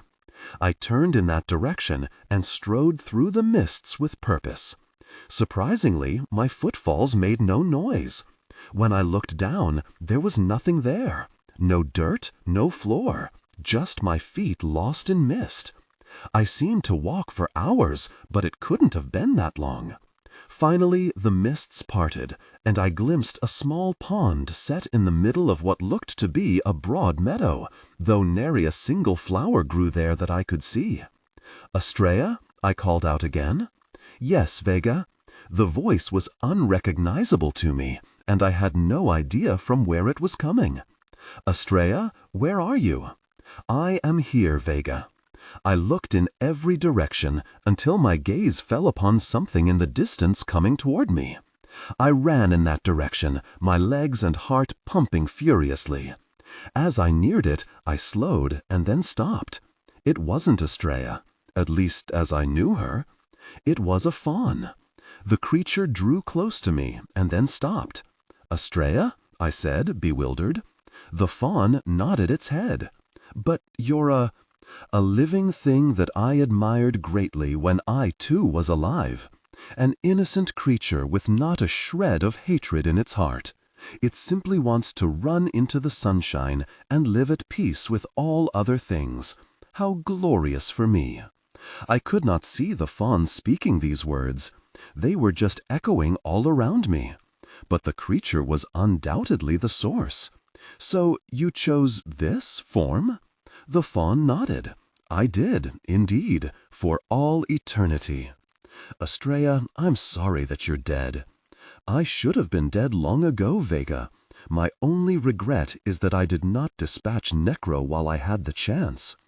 I killed the jabbit that bit you, as I knew you would." I could see the fawn looking me over. My battered body seemed to give it pause. "I see that things have not gone well for you." I took a minute to tell her what had happened. The fawn nodded, but then gazed at me sharply. "Who has sacrificed in order for you to be here?" I knew that so accomplished a sorceress as Estrella Prine was bound to ask this question. I swallowed the lump in my throat and said, "Archie. He was badly injured. He was dying, and he insisted. I didn't want to do it, but he wanted his death to have a purpose that would help our kind. I thought I could see a cluster of tears in the fawn's eyes. My son did the right thing, a brave and honorable man. As you know, much of his life was spent doing things with which he did not agree. At least at the end he was able to do as he wished. I agree. What did you want to talk to me about? The Maladons have taken over Empyrean, as I said. They have made it their new home. But surely their castle— I had forgotten to tell her that part. We destroyed their castle. It is no more. I applaud you, Vega. I truly do. But now we need to attack the Maladons and take back what is rightfully ours. I know that in the quag you had the green dome, which kept your cottage safe. Yes, Empyrean had such protections, but they were broken. Tell me how it was done. I told her what Uma had said.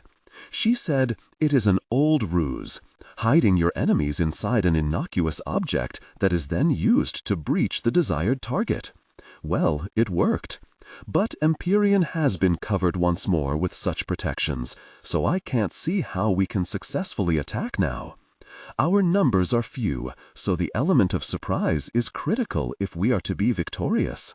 We can use my invisibility shield to our advantage, but we need to get in first. I see your dilemma, but there is a way, Vega. There is indeed. What is it? I asked. Look to the sky. I did so. It was a breathtakingly beautiful blue, with nary a puff of anything to mar it.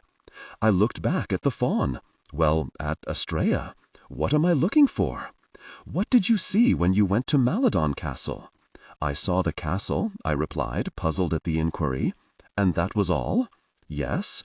No, it wasn't. You saw the sky over the castle. Well, of course. But so what? And nothing else?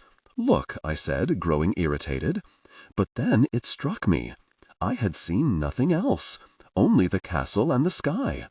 Why didn't the Maladons use a protective spell around their castle? I asked. The answer to that is, the Maladons are arrogant beyond belief, and they felt no need for protections like that. They have ruled this world for so long, and no one has ever challenged them. They have grown complacent and lazy in their superiority. I guess that's true enough, though even without the protections, the castle was well guarded. I could never enter without my invisibility ring. And they had garms and jabbets as well. They didn't need bloody enchantments. Correct. Then I thought about it some more. But that can't be right, I said. I used your Circe. I saw the protections around Empyrean. They're there. I'm sure that you did. So they must have put them there. Why? When they thought you were defeated? I was immensely frustrated because it appeared we were talking in circles. But there are protections there. I just told you that. I know. I was the one who put them there initially. My head was growing wongy. Astraea, can you please just explain this to me? The fawn drew closer to me. I drew up those protections to hold against anything, Vega. But in the rare chance that they were broken, for any reason, I did something else. What? I conjured the protections so that, if ever defeated, they would grow back. The spells you are seeing around Empyrean through the Circe are mine, not the Maladons. I looked down at the fawn, stunned. You're sure about this? Absolutely. But you can test it for yourself with a simple spell once you return. She told me the spell. If the light around Empyrean turns green, the protections are mine. Green, like the dome around your cottage? Yes. And if the protections are mine, then they form no barrier for us, I finished for her. The fawn nodded and then drew closer still. Vega, I'm sorry that I fell in battle. I would have much preferred to be with you fighting. I know. And since this will likely be the last time we will ever meet, I need to say this. I stood there rigidly, since I had no idea what she was about to say. It was an honor to first be your teacher in sorcery, Vega. And it was an even higher honor later to be your follower. I can't think of anyone better suited to lead our kind than you." Before I could say anything back, she said, "Now go on and finish off the bloody Maladons once and for all." My thoughts swirled, my head spun, and my eyes closed. When they opened, I was lying on the ground looking up at the sky. No mist, no fawn, no Estrella. I wondered for a moment if I had dreamed it all.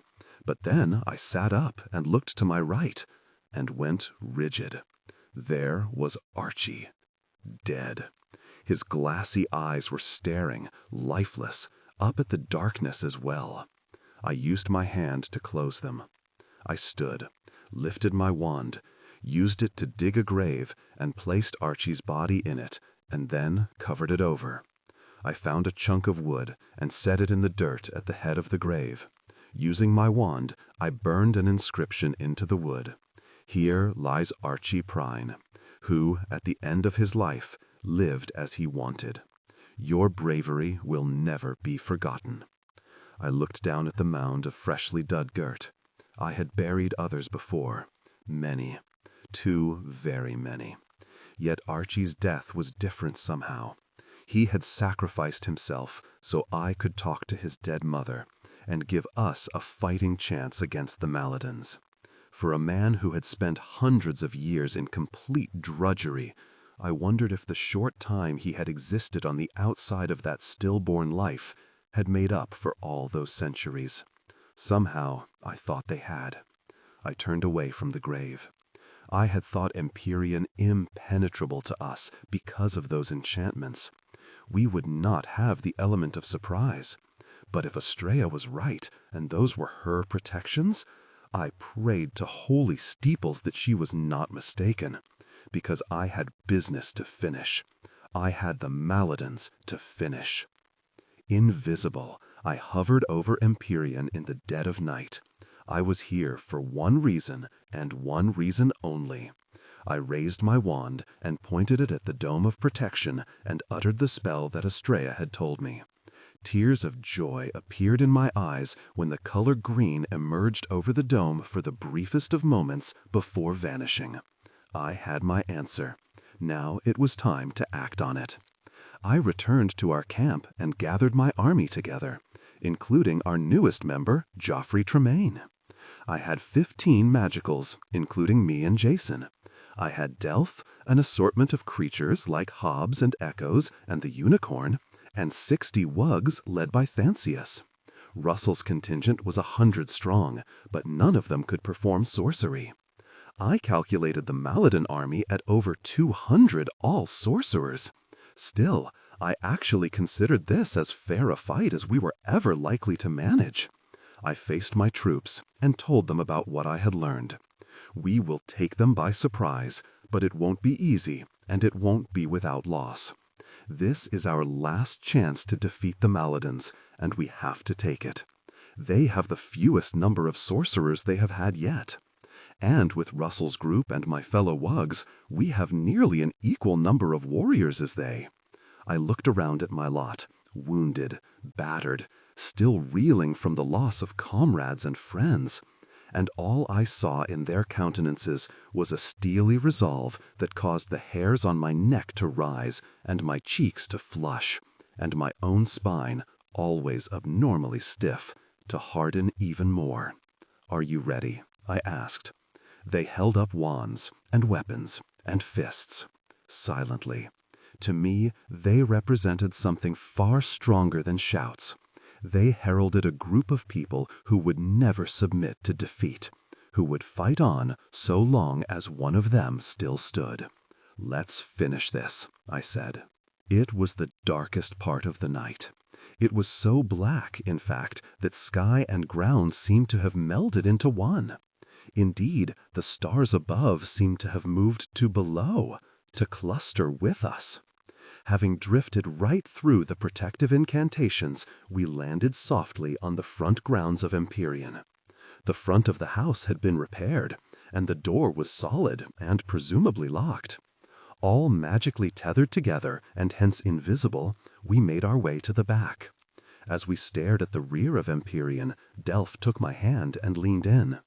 "Whatever happens this night, Vega, if one of us doesn't make it, Delph, we'll be fine. Vega, if one of us doesn't make it, I want you to know that I love you with all my heart. I have always loved you." I felt my heart thudding inside me, and tears rushed to my eyes. Just leave it to Delph to make me all wonky right before I was to go to war. I love you too, Delph, with all that I have. We exchanged a kiss, and then focused on the task at hand. We searched around for sentries, and finally happened upon 2 Maladins sleepily at their posts. Necro must have truly believed we were not strong enough to attack. He was probably focused on seeking us out and finishing us off, never truly contemplating that we were going to do the same to him. We pointed our wands at the Maladins and said the words. The 2 sentries lost their lives, never knowing who had taken them. 2 down, about 200 to go. "Next," I said softly.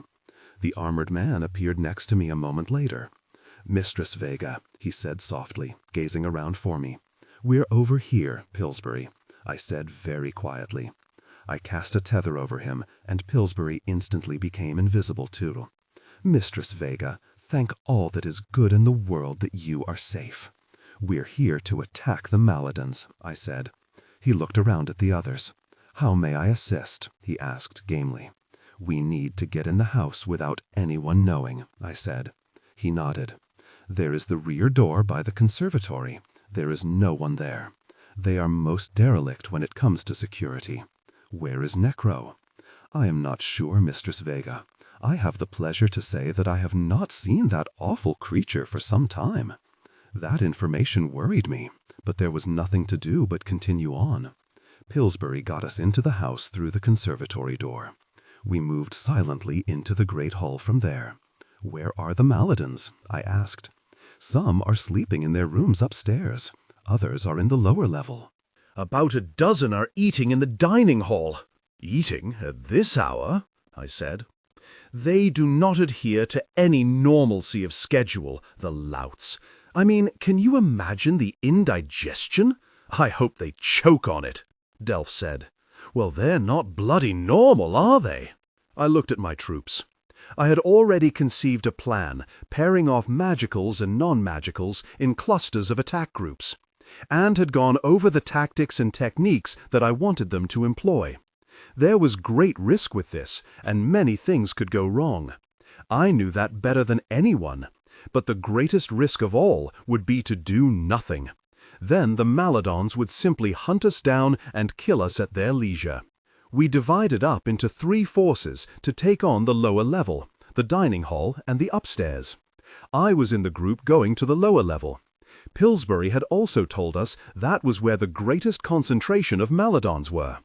With me were Miranda, John, Geoffrey, and my mother. Also a third of Russell's men and the Wugs. In the brief time I'd spent training Geoffrey in the art of battle, he had proved to be an apt student, though I would only truly know when the battle began. We headed to the lower level as quietly as possible. I felt the chain links of Destin silently moving under my skin. I would need every bit of power I had to survive this night. We reached the lower level, and I immediately felt a presence. Alice Adronis appeared in front of me. "Follow me, Vega," she said quietly. "I will lead you to them." I nodded. In her features I could see the pain, and I knew its source. Alice was unable to fight these monsters herself. I could sense that she wanted Maladon blood on her hands tonight. We moved quickly down the hall, Alice right next to me. She whispered something in my ear. I nodded at this, and then quietly passed this information down the line of my fighters. We reached a door behind which I knew there was a large room.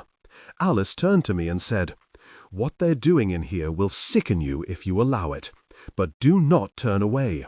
Do what you came here to do. If only I could wield a wand with you." The look on her face was so fierce that I thought it was very good indeed that I wasn't about to do battle against her. I drew a quick breath before looking at the others. I could see they had the same tense expressions on their faces as I did.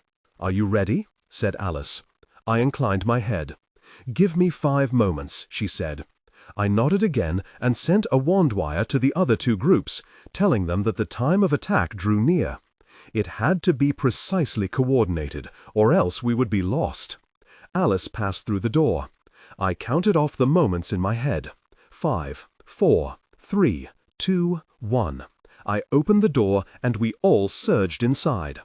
There were approximately 50 Maladons there, and I was glad of Alice's warning, but still I was so revolted by their actions that I nearly screamed out in fury. Gunther Adronas's body had been pinned against the wall, and the Maladons were using the corpse for target practice, hurling spell after spell against it. Russell's men, led by a large man who simply went by Cull, split off to the side, raised their axes and awaited my command. The Wugs, still enchanted by Astria's spell, and the creatures, including Seamus and the Unicorn, had hung back on my orders as the rearguard. The room could not contain all of us, but they had orders to take up the fight if it looked like things had turned against us. I, along with the other magicals, raised our wands. I sent a wand wire to the other 2 groups. Now! We opened fire with our wands. The Maladons turned and stared around at where the attacks were coming from, though they could see nothing until the lights from our wands passed our protective invisibility shield. Our first volleys took out 10 of them. Cull and his men rushed forward, and their axes and swords slammed into unprepared flesh. A score more Maladons went down under this onslaught. And then, as I knew it would, the return spells started blasting across the room. Invisible or not, we could still be hit, and killed. We conjured protective shields, but the Maladons had done the same. Cull's men were repelled. Cull was slammed into a wall, and his magical tether was broken. He died when a black light nearly split his broad chest in 2. Geoffrey charged forward, shooting spells at every Maladon within reach. My mother dropped 2 Maladons with a nifty reverse curse that hit one and ricocheted off the other. "Triangle!" I shouted. I shot into the air and fired spells down, drawing the Maladons' attention. All their wands pointed upward, and they commenced hurling spells as I dodged out of the way. My lot had formed a 3-sided attack formation and fired spells into the mass of Maladons at a frenetic pace. The Maladon dead were so many now that bodies lay on top of corpses. A spell whizzed by my face, and I heard someone cry out below. Miranda Weeks had been backed into a corner by a group of Maladons who had concentrated fire on the sight of the lights emanating from her wand. I could see the desperation on Miranda's features even as she fought bravely. I soared down and ripped apart this Maladon blockade, not with my wand, but the strength Destin gave me. "No!" I screamed. The light had shot right under my arm. I saw Miranda's face tighten as the spell hit, and then it relaxed. She gazed at me for a second. Her mouth moved, but I could hear nothing. "Miranda!" I yelled. Miranda's wand dropped from her hand as her knees struck the stone. I caught her before she hit the floor. "Miranda!" I fought the tears before just letting them flow. I took the adder stone from my pocket and waved it over her, thinking the absolute best thoughts I could. "You cannot save her, Vega. She is gone, and you have others to save. Quickly." I looked up to see Alice hovering over me. Tears were blinding me, but as I focused on her and then on what was going on around us, I knew that she was right. I laid Miranda down, closed her eyes with my hand, gripped my wand, and returned to the fight. Despite our advantage of being invisible, the Maladon's superior numbers and the close quarters of the place had turned the battle against us. There were only a dozen of Russell's men left alive. My mother, John, Geoffrey, and I were still in the fight, but there were 15 Maladons still firing spells at us. But I had something in reserve. "Now!" I shouted. The Wugs and creatures surged forward from the rearguard positions and smashed into the Maladons. Seamus hurled blue fire at 2 of the Maladons. Their shrieks of pain rang through the room. The unicorn galloped into 3 other Maladons, impaling each on its magical horn. An inspired and metallic Domitar plunged his sword into the belly of another Maladon and drove the blade into the hilt. I gathered my mother and John with me. My brother had not yet seen that Miranda lay dead, and I didn't want him to. "Fire and move, instantly," I said. "Mum to the left, John, you go to the right, Geoffrey in the center. The very instant," I added forcefully. They nodded, knelt down, and aimed their wands. I soared upward and hovered over all as the Maladons looked around warily for the next sign of light heading their way. I could see only one way out of this. I readied my wand and said the incantation. Since it came from above, the Maladons did not see it immediately. Yet as soon as they did, they fired, and every single one of their spells rebounded upon them, because I had cast a shield incantation around them. Maladons fell left and right, done in by their own spells. However, my shield spell had broken, and the remaining Maladons would not be fooled twice by the trick, and they still outnumbered us. I was racking my brain for an answer when someone cried out below.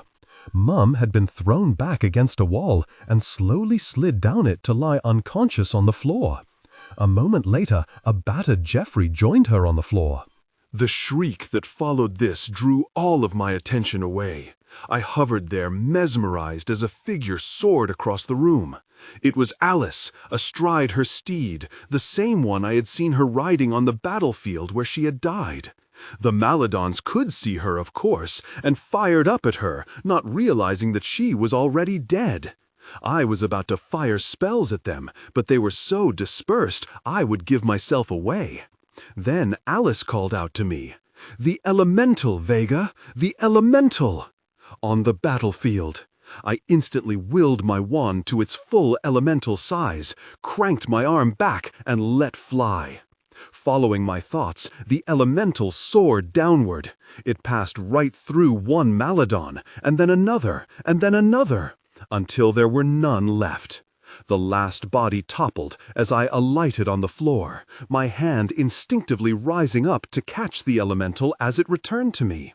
It shrank back to a wand, and I thrust it into my cloak. I raced over to my mother and knelt down next to her. Her head was bleeding, but she was breathing. I took out the adder stone and waved it over her. The bleeding stopped, and her eyelids fluttered open. She gripped my arm. "Vega, you're alive!" "Yes, I'm fine. And John?" "He's fine, too." She tried to get up, but I held her down. "You're hurt, Mom. You need to stay right here. I'll be back for you shortly." "No, I need to fight." My mother had fought enough. I could not afford to lose her again. I just couldn't. I surreptitiously pointed my wand at her and said the spell. Her eyelids shut once more, and she fell into a deep sleep. I rose and checked on Geoffrey. He too was alive, but his fighting was over for now. It was just me and John left. Or was it? "John, John, where are you?" I looked frantically around the darkened room until I saw him. He was huddled in a corner, cradling Miranda's head in his lap. I ran over to him. "John, oh John, I'm so sorry." He looked up at me, tears streaming down his face. "They killed her, Vega. She's dead." I knelt next to him and put my arm around him, as I had so many times when he was a child. "I know, John.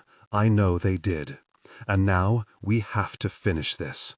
For her, for everyone we've lost." John's own internal struggle was vast, I knew. He and Miranda had grown quite close. But he finally set her down gently on the floor, and stood. He pointed his wand at her. "What are you doing, John?" Snow started to fall over her. When I looked at him, he said, "She thought it was pretty." I gripped his shoulder. "Are you ready?" I asked. He nodded. Alice appeared next to me. "The fighting still rages above," she said. Then she looked over at the wall. "Could you return Gunther to his place of peace, please?" I nodded, and used my wand to lift his body from the wall and return it to his coffin. "Thank you," said Alice. "Now go and fight. I will be there with you." John and I led Russell's remaining men, the creatures and the surviving wugs out of the room, and we all dashed up the stairs. It was time to triumph or die. We reached the main floor and looked frantically around. Shouts and screams were coming from the dining room. "Quickly," I said. We raced down the hall and entered the dining room, where a terrible fight was taking place. The air was filled with a blur of lights, screams, and the sounds of falling bodies. I was stunned to see that my invisibility tether had broken and that my side was having to fight against a block of Maladons that outnumbered them dramatically. I also saw that the group I had sent to the top floor of Empyrean were now in the dining room. Delph and Jason were two of them, thank the holy steeples. But they were losing badly, being driven into the far corner with no escape. Before we could strike, there came a scream as Pillsbury, Mrs. Jolly, and the entire household staff came charging into the room. Two of the horse statuaries slammed into a group of Maladons, sending them sprawling. Pillsbury used his sword to run another Maladon through, while Mrs. Jolly clubbed another with a metal ladle. A contingent of wugs led by Fancius took up the fight, and the two forces collided in the middle of the room, like two large boats crashing together. Russell and his lot attacked from another flank. Still, we were outnumbered when it came to wands. "Now, John!" I cried out. Invisible, we charged forward, firing off spells at the mass of Maladons surrounding the others, while Domitar and his group hacked away at them. This was followed by Russell's regiment hurtling at them from another direction.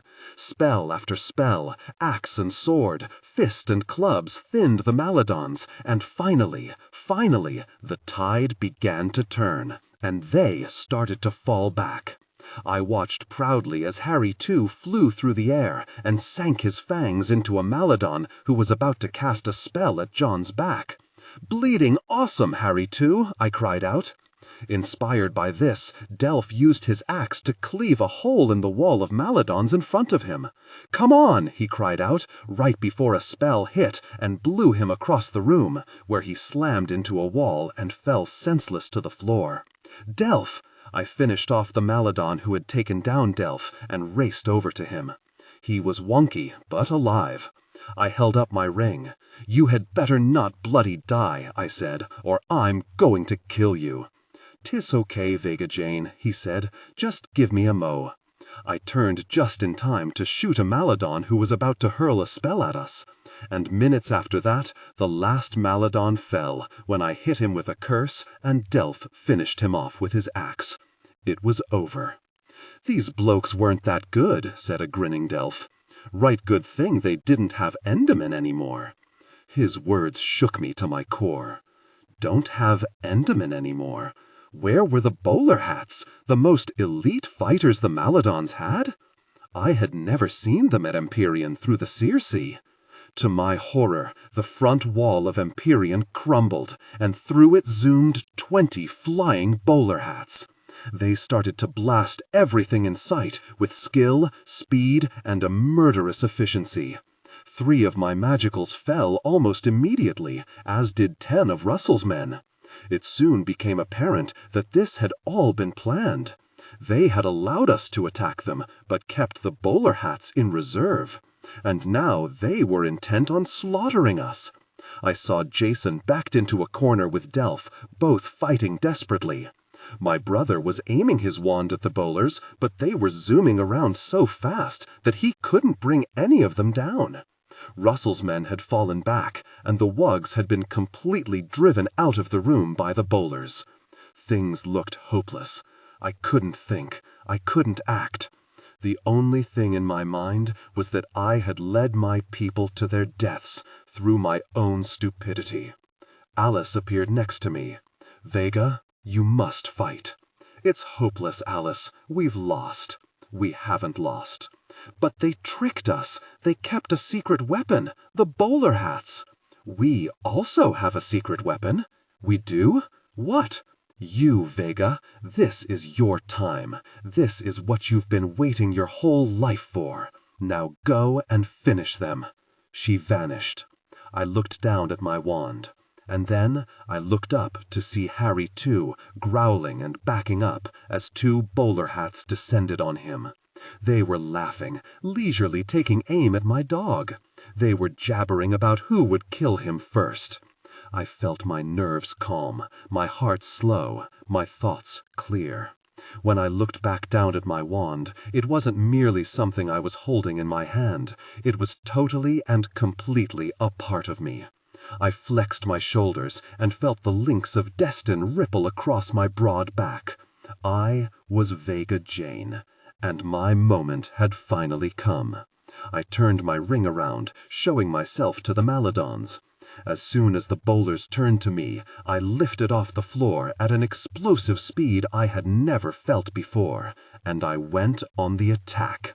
I was not going to allow anyone else I cared for, anyone I loved, to fall to these miserable, evil foes. The Maladons who were threatening Harry too never knew what had killed them, and as soon as they fell, I forgot about them. I was a machine now. I was a killing machine. I willed the elemental to full size and crushed another group of bowlers with it as I thundered in between them.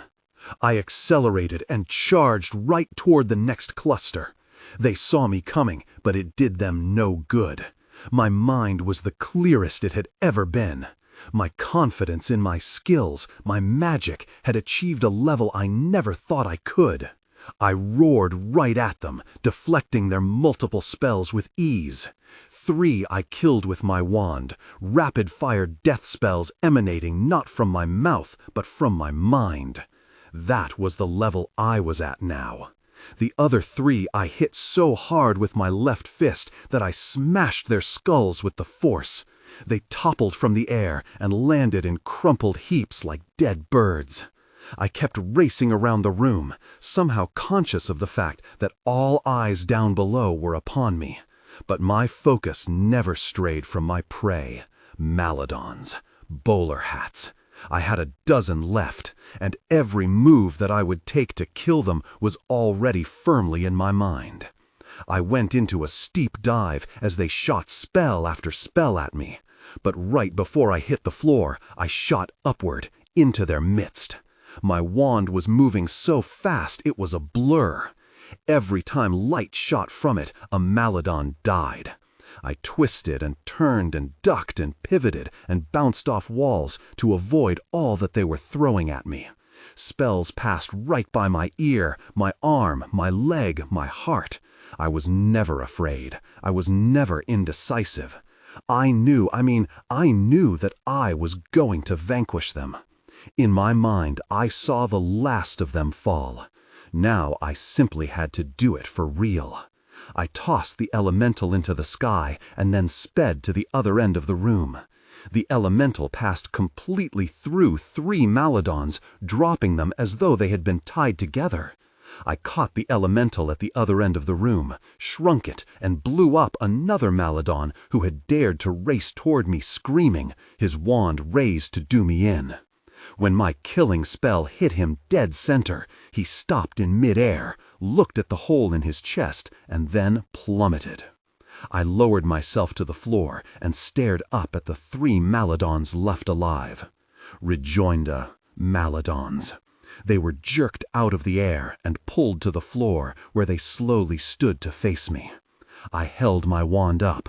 They did likewise. But I could see it in their faces. There was no confidence there, only fear. Only the understanding that I was about to kill them. There was no fear in my face, for there was none in my head or my heart. Their shaky hands held up their equally shaky wands. I could have spared them, I supposed. I could have had mercy, I supposed, but I didn't. Right then, I did not care about mercy. My wand flashed with a speed that no eye could follow. I did not kill them separately. I killed all 3 with one spell, for it was so overwhelmingly powerful it passed through the first, and then the second, and then the last. They fell to the floor, their wands falling from their dead hands. I lowered the elemental.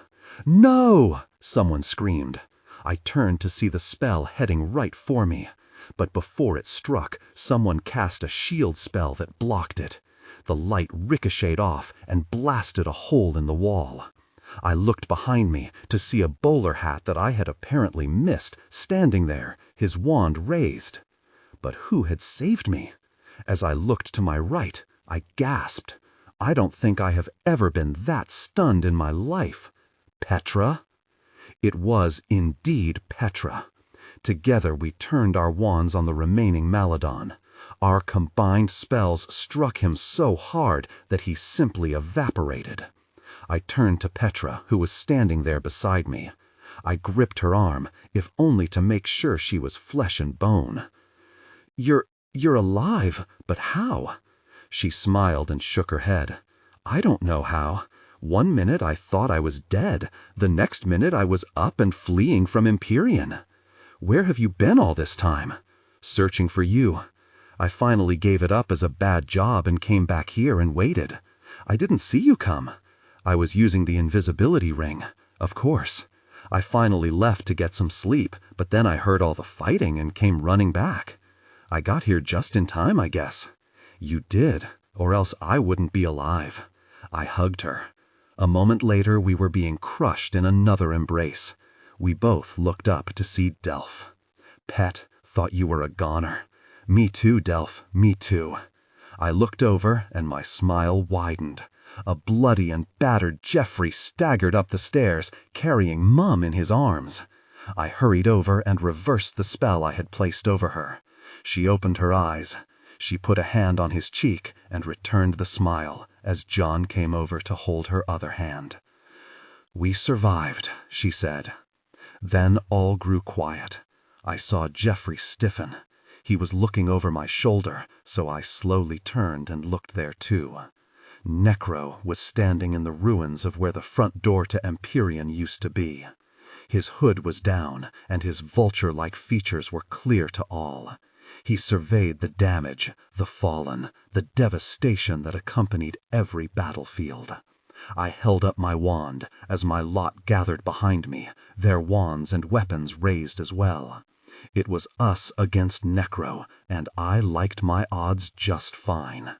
Until 30 creatures suddenly appeared behind him. Jabbits, Garms, Frex, giant Amaroks, and the dreaded Lycans, whose bite would turn someone mad. My new army, Vega, said Necro. He looked at the carnage. Conveniently so, since you appear to have dispatched my other one. But then your numbers have been culled dramatically. He looked us over. Not that many wands, and of course you have many who have no wands, which stands for nothing. One of Russell's men stepped forward and raised his axe. Well, we'll see about that, won't we? We will, said Necro. You first of all. He never even moved his wand. He never said a word, didn't move a muscle. The man suddenly gurgled, blood poured out of his mouth, and he fell forward, dead. His axe clanged against the stone floor. No! I cried out as I rushed toward him. Necro's voice stopped me in my tracks. He is nothing. Do not waste your time with nothing, Vega. You have far more important issues to confront.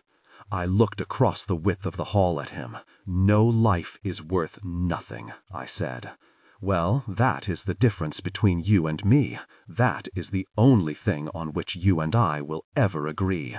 And without another word from Necro, all 30 beasts attacked. I sprang into the air and willed my elemental to full size. I heaved it at the charging beasts. It smashed into the wall of flesh, bone, and ferocity, and took out 10 of them with the blow. My lot surged forward to take up the battle. The elemental flew back to my hand, even as Necro entered the fight, and with sweeps of his wand he felled 4 of Russell's men and 2 of my sorcerers.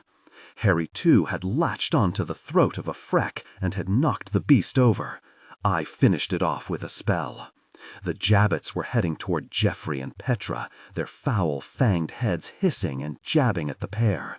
I swooped in to help, but then saw that John was in very real danger of being torn apart by a trio of lichens. I was about to help them when I saw that my mother was very nearly being done in by a garm, her shield spell the only thing keeping the beast at bay.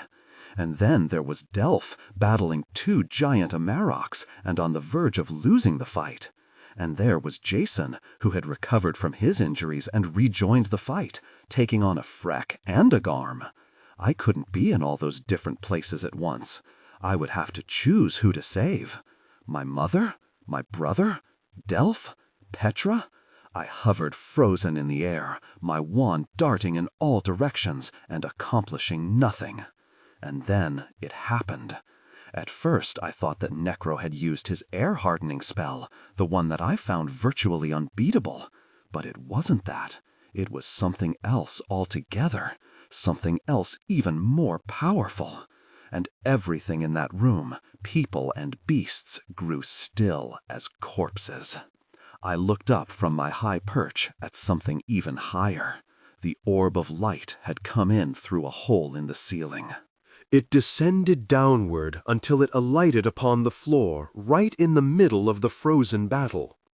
When the shimmering dissipated, I could see what, or rather, who it was. "Ilithia!" I gasped. She wore a hooded cloak of the palest blue. It was so pale, in fact, that it almost looked like a sheet of ice with light dancing through it. I glanced over at Necro, who was staring at his former wife. And for the first time ever, I saw something in his eyes that I never thought I would. Fear. "Ilithia?" said Necro. I looked around the room. My lot just stood there and stared at her. Even the beasts were frozen in place, unable to look away from the pale blue cloak and the woman inside it. Ilithia stepped forward and surveyed the death all around her. Then she turned to Necro, and the look on her face made me weak at the knees. Never have I seen such fury, such poisonous venom, not even in 1,000 jabbits. "There stands my son, Necro." She pointed at Jason. "As he fights against your kind." "He is misguided," snarled Necro, regaining a bit of his bravado. "I had been told for eons that Jason was dead, that her lot," she pointed to me, "had killed him." "Ilithia, you always knew the truth," began Necro. "Silence!" she spat, and Necro shut his cruel mouth. I almost smiled at how weak he now looked. Almost. Since I had no idea what Ilithia planned to do. For all I knew, she would kill us all. And I knew there was absolutely nothing I could do to prevent that. "My son was brought to me by Vega," she continued. "She wanted a mother to see her son. And for that I thank you," she said, glancing at me. She turned to Necro and advanced upon him. "I now know Jason had been enslaved by you. Turned into one of your followers, your hate-filled leeches that utter your name as though you were a god. Are you a god, Necro? Are you?" He shook his head. "I am not a god," he said. I found my voice because I was confused. "But, Ilithia, you had to know the truth about Jason. You struck all the Maladon women barren because of it. Because you knew he had taken your son." She turned to me. "I always knew that Jason was alive, and that Necro had wrongly blamed his death on your kind. That was why I did what I did. I did not want any more babies born to these fiends, who would raise them to be Maladons." "Blimey," said Delph. "Why didn't you just kill the bloke?" "Him," he added, pointing at Necro. Ilithia turned to Necro. "Shall I tell him, or will you finally tell the truth?" "Curse you," said Necro. "Jason," she said, "come to me." Her son dutifully crossed the room and took the hand of his mother. Ilithia said, "What I'm about to tell you I have never told anyone, ever. Only I and Necro knew. She turned to Delph. "And it will explain why I did nothing to him." She looked back at Jason. "Your father performed a spell on you when you were born, my beautiful son. It is a complex spell. It is a dark, hideous, evil spell. And of course, he knew how to do it, because that is who he is." She paused. "Do you want to tell them what you had to sacrifice in order to accomplish this?" Necro remained silent. Ilithia turned back to me. "He had to voluntarily relinquish his soul." "Blimey!" exclaimed Delph. "It is a terrible thing. It's like cleaving yourself in half." "He did it to protect himself against me, for not even my power is enough to overcome such a curse. But the price he paid means that when his physical body dies, he will live forever in a hell of his making, never able to escape, never able to have even a moment's respite from the pain, the agony, the horror of having done something so foul." I glanced at John, who was watching this all, mesmerized.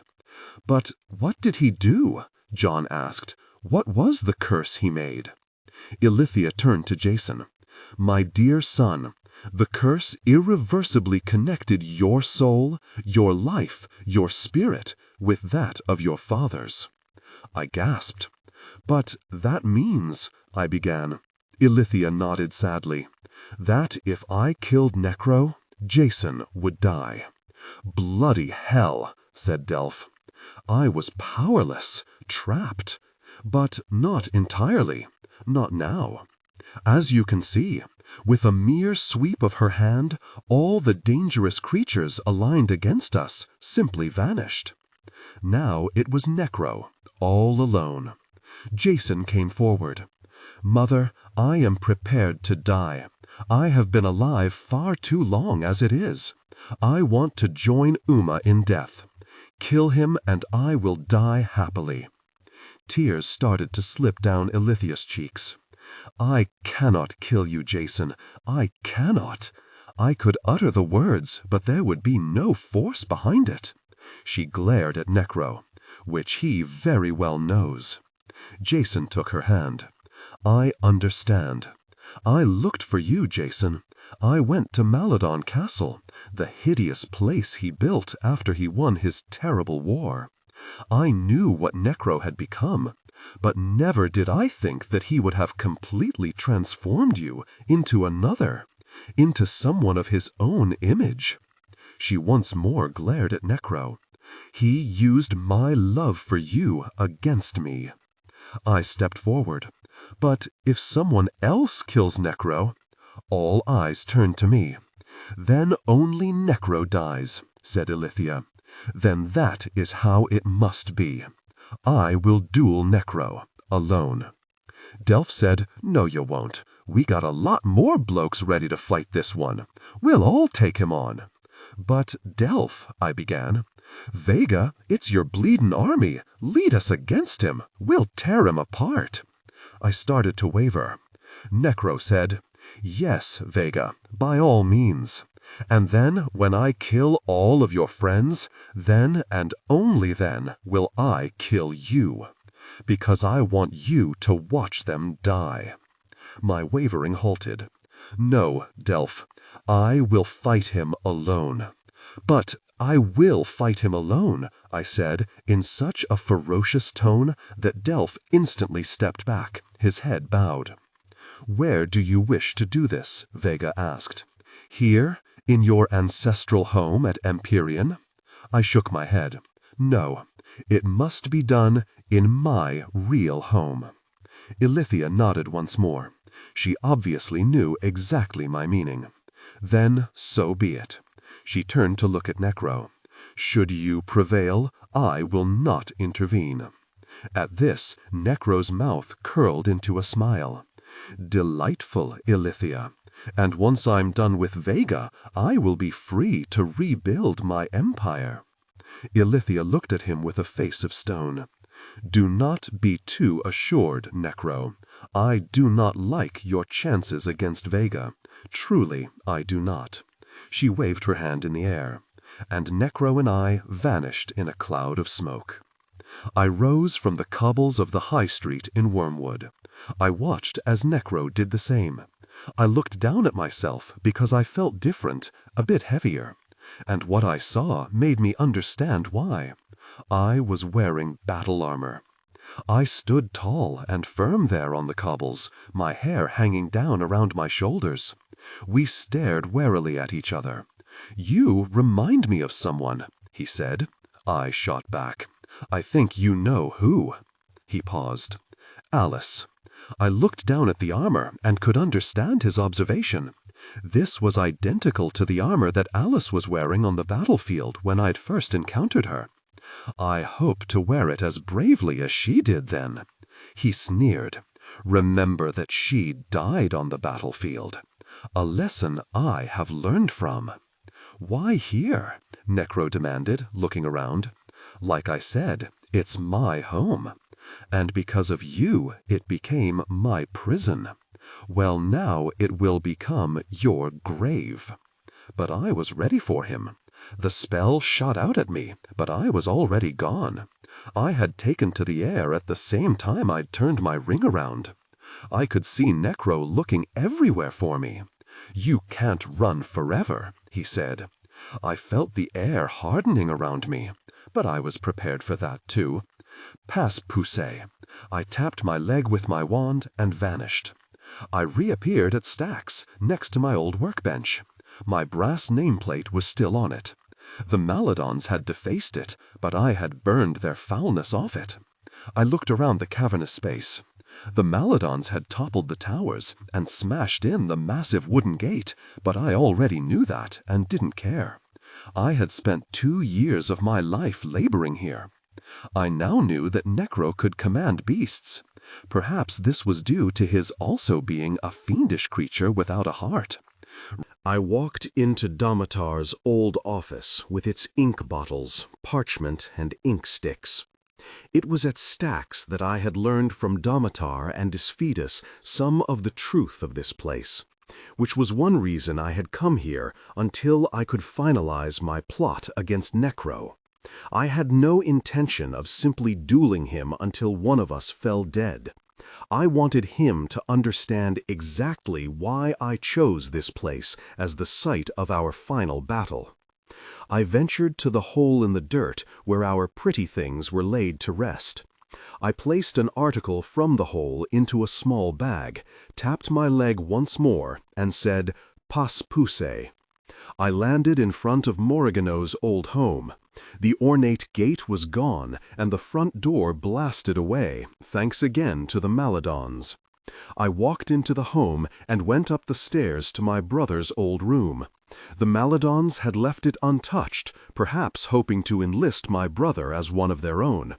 But I knew my brother better than anyone, and despite how he had changed while under Morriganeau's tutelage, inside that chest was a heart that was bigger than mine even. He might have been tempted by the sorts of black magic they performed, but he could never be like them. I found in John's room a journal that I had given him for his birthday, right before I left Wormwood. My brother had always been such a voracious reader of books that I had told him he might want to write one of his own. I opened the journal and started to read what he had written.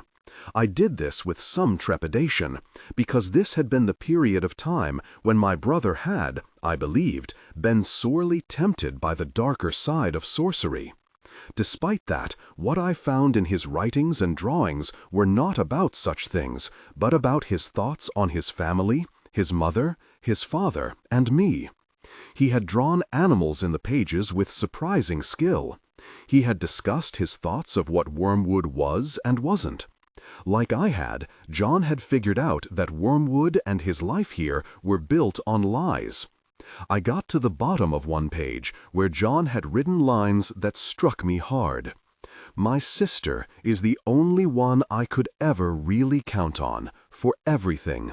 To tell me the truth when I didn't want to hear it. But for her, I would have chosen a different path that I now, with her gone from my life, find dangerously tempting. Wherever you are, Vega, please know that though I may draw close to the line that separates us from them, I will never cross it. And that is due entirely to you." I sat on the floor and read these lines 3 more times, my tears increasing with each pass. I finally rose and tapped my leg with my wand. I reappeared in my old home. I found what I was looking for in the corner, one of my dead father's old hats. I tapped my leg with my wand, and I appeared outside of Delph's house.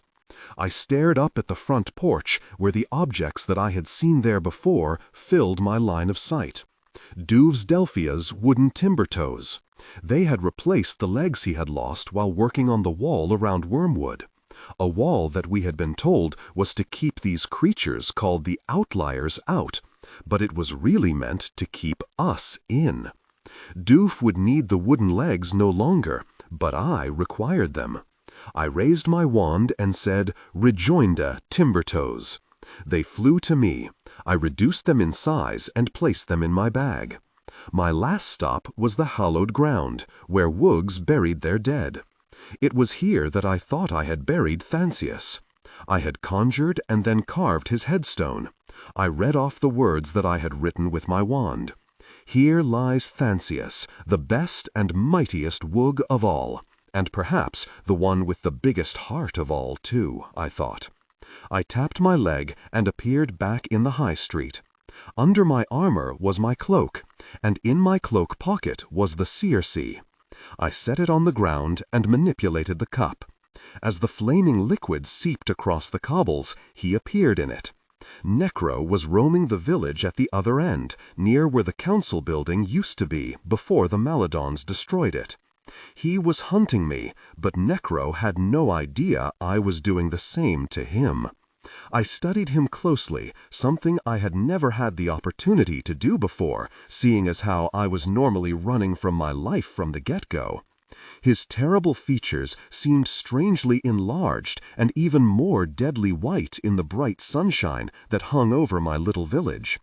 There were several breaches in the wall. I don't know what had caused them, whether beast, sorcerer, or some other evil. I continued to watch Necro walk along, his wand always at the ready. In my mind's eye, I saw him take Astrea's magic for his own, which had rendered him infinitely more powerful. Still, for a variety of reasons, I never doubted my ability to defeat him. The blow that hit me the next second was so stunning that my ring spun around, cutting off my shield of invisibility. Barely 10 feet from me stood Necro. But how was that possible? I looked down into the flaming liquid, and there was Necro as well, still walking through the village. Then it struck me. He had conjured a doppelganger of his very own. Another thought struck me as I stood on shaky legs. He had absorbed Astrea's magic. Did that mean he knew all about what she could do? If so, he was well aware of the Circe. Perhaps he had known all along that I used it to spy on his lot at Empyrean. I can see that the truth has occurred to you, Vega. Astrea was a brilliant sorceress with a far-reaching mind who could conjure things that even I could not. But for you, this is not a good thing. He hurled another spell at me, a killing spell that I managed to dodge by flying into the air. Necro leapt into the sky and met me 100 feet off the ground. "No doubt you thought it to your advantage to duel me in your old village," he said. "You know the lay of the ground, as it were. But so did Astrea, and thus so do I, seeing that she created it. You will never know this place as well as I do. You were not a match for me even before I took her powers, Vega. You are overconfident. You will find that was a fatal mistake, because I have never truly unleashed my full powers on you. But take heart, I will not kill you immediately," he added with a snarl, "because you have taken much from me, and I want you to know that after I finish you off, I will return and kill every single member of your lot left alive. The air started to seize up around me, and this time I couldn't escape its effects. I grabbed my throat because I could barely breathe. I became senseless. Right before my eyes closed, I could sense that I was falling a very long way. And then there was nothing. When I opened my eyes, I was bound head and foot by golden lashes. I struggled against them with all my might. With the strength the Destin provided me, I could feel them give, but only a little. Then I fell limp, exhausted by the effort. I looked around and saw that I was at Steeples. The last time I had been at our place of worship, the pretty glass had been melted and the building gutted by the Maladons. I was up on a stone slab on the altar, where Ezekiel the sermonizer would preach to us, basically telling us that no matter what we did, we were doomed. I could actually relate right now to the feeling of doomed. I sensed movement to my left and flinched when I saw it. The Jabbet was enormous, and it had wings, like the kind I had seen long ago on the battlefield where Alice had been killed. The creature sat coiled up, barely 10 feet from me, but all of its hideous heads were staring right at me. Hundreds of forked tongues slithered out of the serpent's hundreds of heads, and the fangs were revealed, pointy and full of venom, so deadly that one drop could kill just about anything. To my right, I also sensed movement. This time it was Necro, who was striding up the center aisle of Steeples directly toward me. "Vega, I trust your rest has been pleasant?" I just stared at him, the fury in me overtaking the fear. "I'll take your lack of response as a no," he said. He twirled his wand between his fingers. "Now, let me see. I have taken some items from you and would like an explanation." He flicked his wand, and a series of objects appeared above me. They were the things I had collected around Wormwood. A brass candlestick, my father's hat, and Duff's timber toes. He also had taken out the Adderstone. And my wand. "Tell me what these mean to you," he said. "Ah, some prompting then." He lowered his wand and pointed it at me. It was as though someone had set me afire. I had never felt such pain in my life. I screamed and pulled against my bonds. Tears fell down my cheeks. "Please stop," I cried out. The pain did indeed stop. "Answer," he said. "The candlestick represented things that I labored for years making for no reason at all, other than to occupy my time in useless endeavors. Because your lot made my lot hide. Dear me, but that's what those who lose wars do. They run and hide like the frightened little weaklings that they are. The hat? My father's hat. Your dead father. Let's not forget that little fact. I burned his body along with all the others.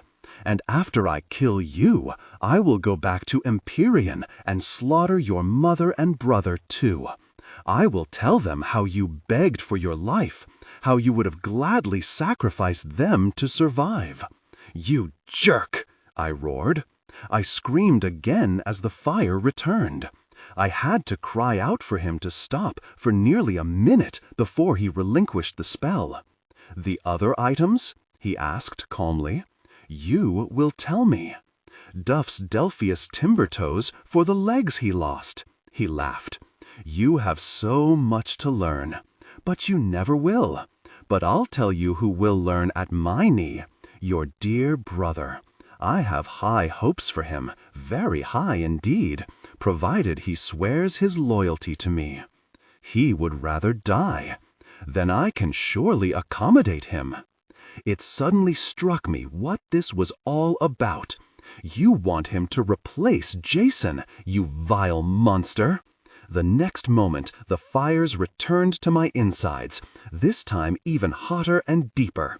It was as though I was being cooked from the inside. When he let go of the spell, I managed to catch my breath. I told myself that the next time he did that, I would not cry out. I would not beg him to stop. I would just die. But what tore at me was the fact that I would be leaving the others to deal with Necro. In my mind's eye, I saw a fresh pile of bodies aflame. That was more painful than anything that Necro could do to me. "And why would you want to collect these things?" he asked. "Because I wanted to show them to you right before I killed you.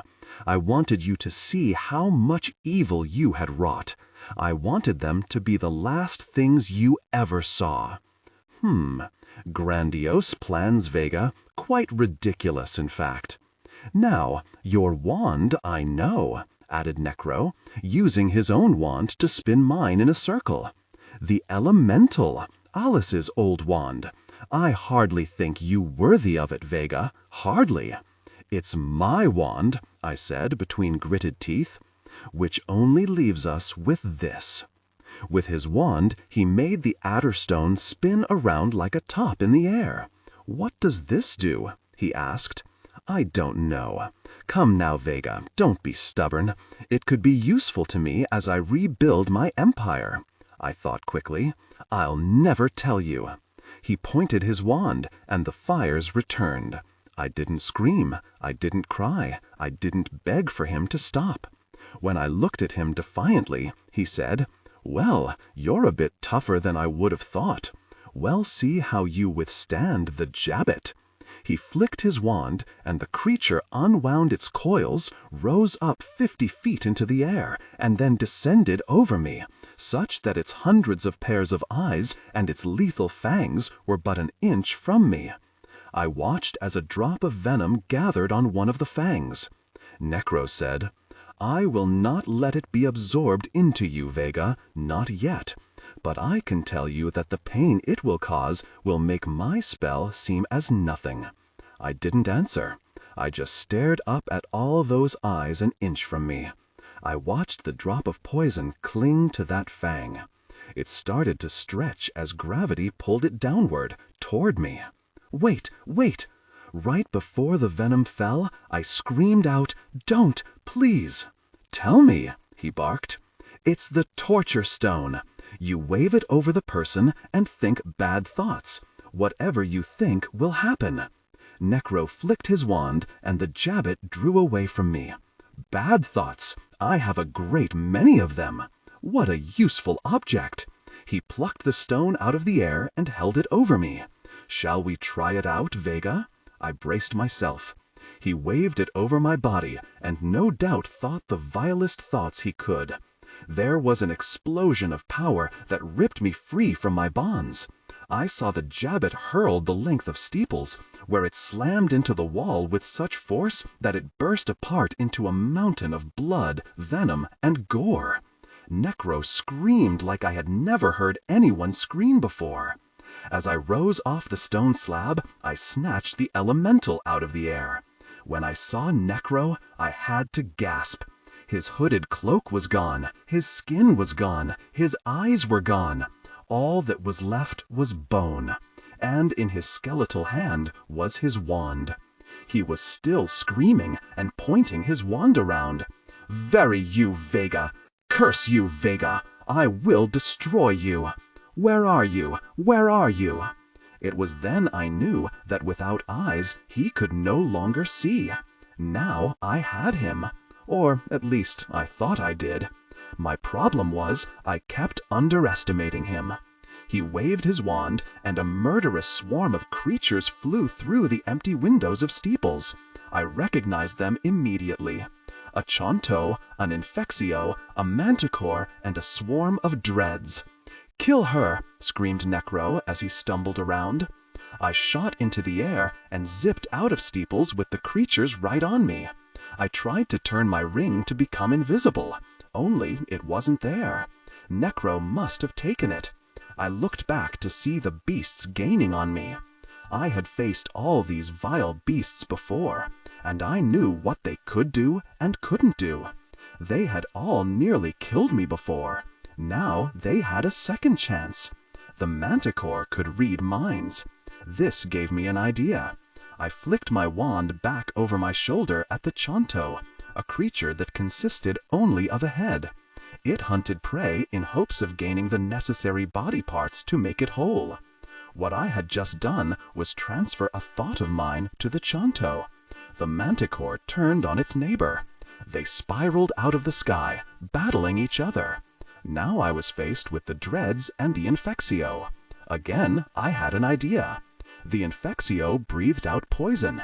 The dreads would simply claw me to death if they could catch me. I shot upward and then flipped over and headed right for them. The Infexio opened its mouth. Come on, do it. Poisonous vapor poured out. I immediately conjured a stiff wind that blew the gas right over the dreads. They fell from the sky and thudded into the ground. I shot downward, pointed my wand up at the belly of the Infexio, and muttered, "Jagada." Slashes opened up in the gut of the foul-flying beast. It turned over, banked to the side, and plummeted downward. I watched it until it struck the ground with an enormous crash. Then I turned and headed back to Steeples, and to Necro. When I got there, I found the building demolished, and, rearing up from the back of it, I saw why. It was the largest colossal I had ever seen, and I'd seen some gigantic ones indeed. And in the grip of the brute's right hand was blind Necro, screaming in pain as the thing was crushing him to death. I hurtled forward, my wand ready. This was going to be a little tricky, but if anyone was going to end Necro's life, it was going to be me, not some git colossal. I zoomed in low with the intent that I would fire upward into the creature's arm, severing it from the rest of it. While he was preoccupied with losing a limb, I would conjure a shield to soften the landing of the arm, freeing Necro, and then kill the bloody bastard, Severus. The forearm of the colossal came neatly away from its upper arm. Necro plunged to the ground. However, I conjured the shield, and the severed limb landed gently on the dirt as the colossal danced away, raging in pain at what I had done. I used my wand to free Necro, and then, as I zoomed toward him, I realized that this was the moment of truth. Soon, it would all be over. And I was right about that, for all the wrong reasons. The light hit me straight in the chest.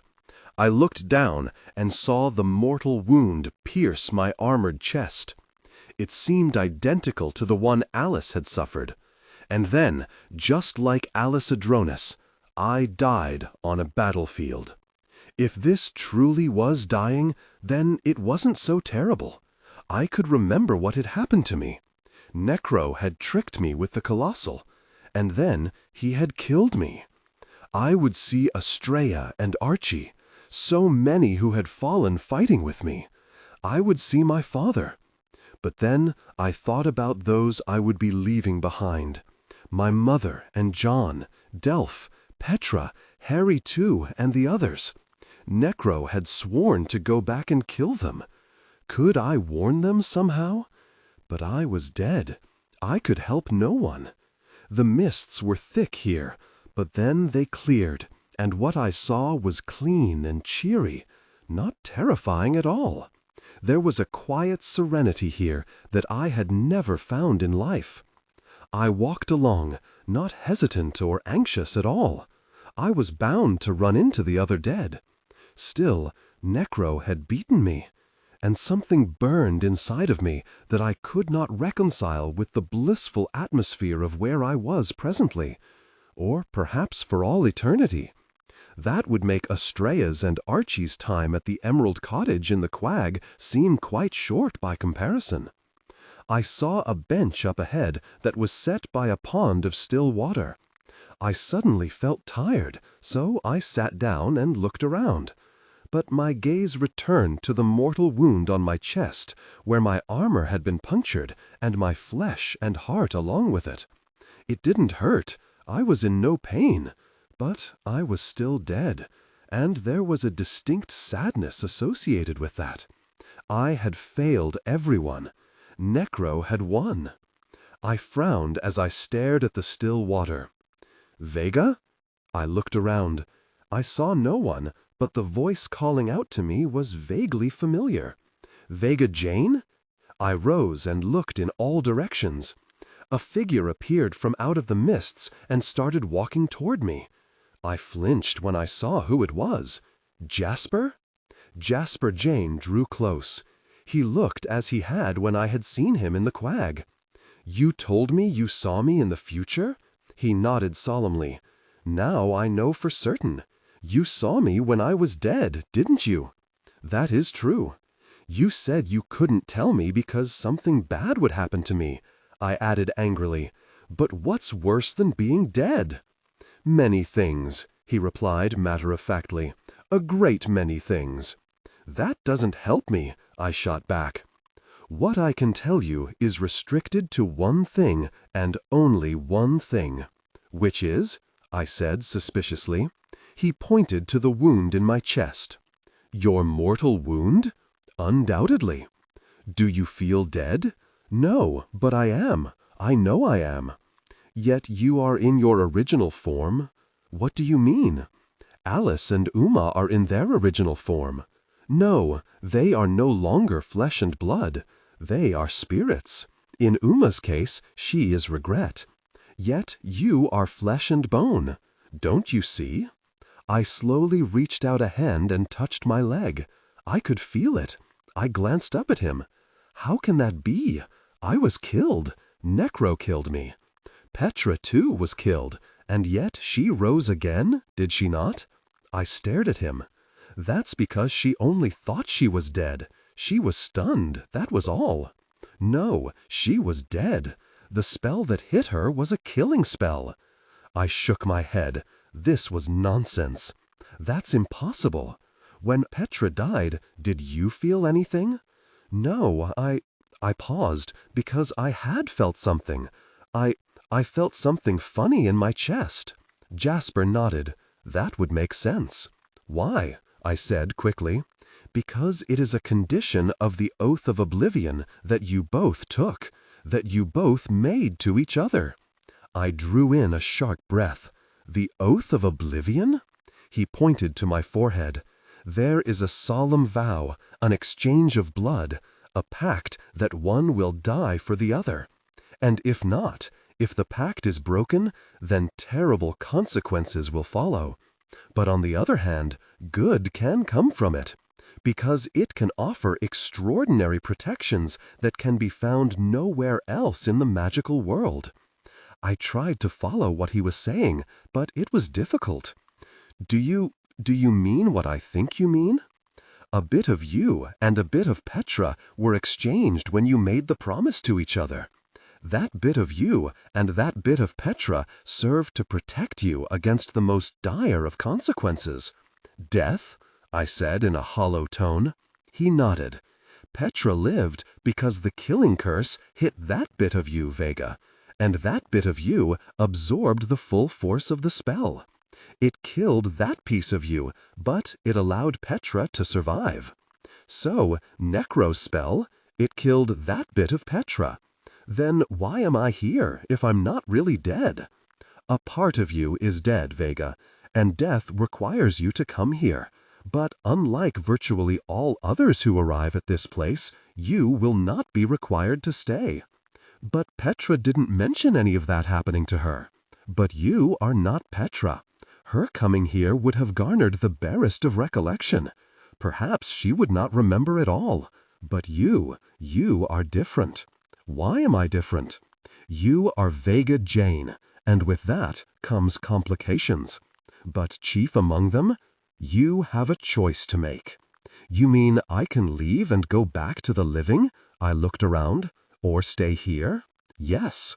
But should you die once more, it will be final." I nodded, because that made perfect sense. "By taking that oath, we saved both of our lives?" "Yes. I guess it was lucky that we did so." "Oh, I think luck had little enough to do with it. Did you know I would triumph over Necro because you saw that in the future?" "No, Vega, but having met you, I thought it a pretty good bet." I smiled at his confidence in me. "I wish I could have known him when he was alive. I think he would have been quite wonderful to have been around." "I've made my choice, and I have to going, Jasper. But I would like to ask you one more question. Yes, he said expectantly. How did you die? What does it matter? Life and death are just states of mind, Vega. I will see you again at some point, but not for a long time, I suspect.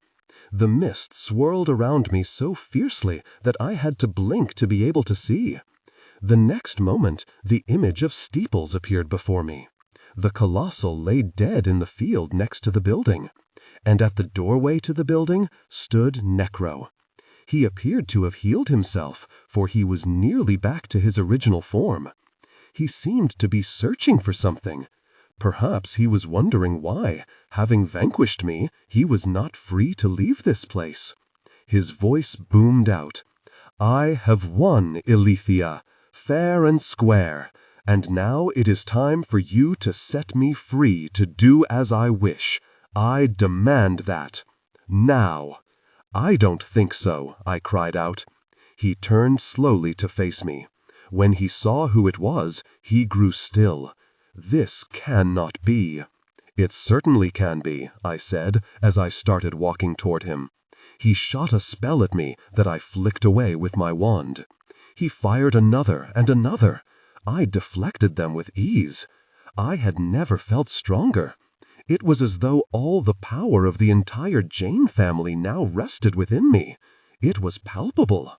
You are dead, he screamed. No, I'm not. But you are.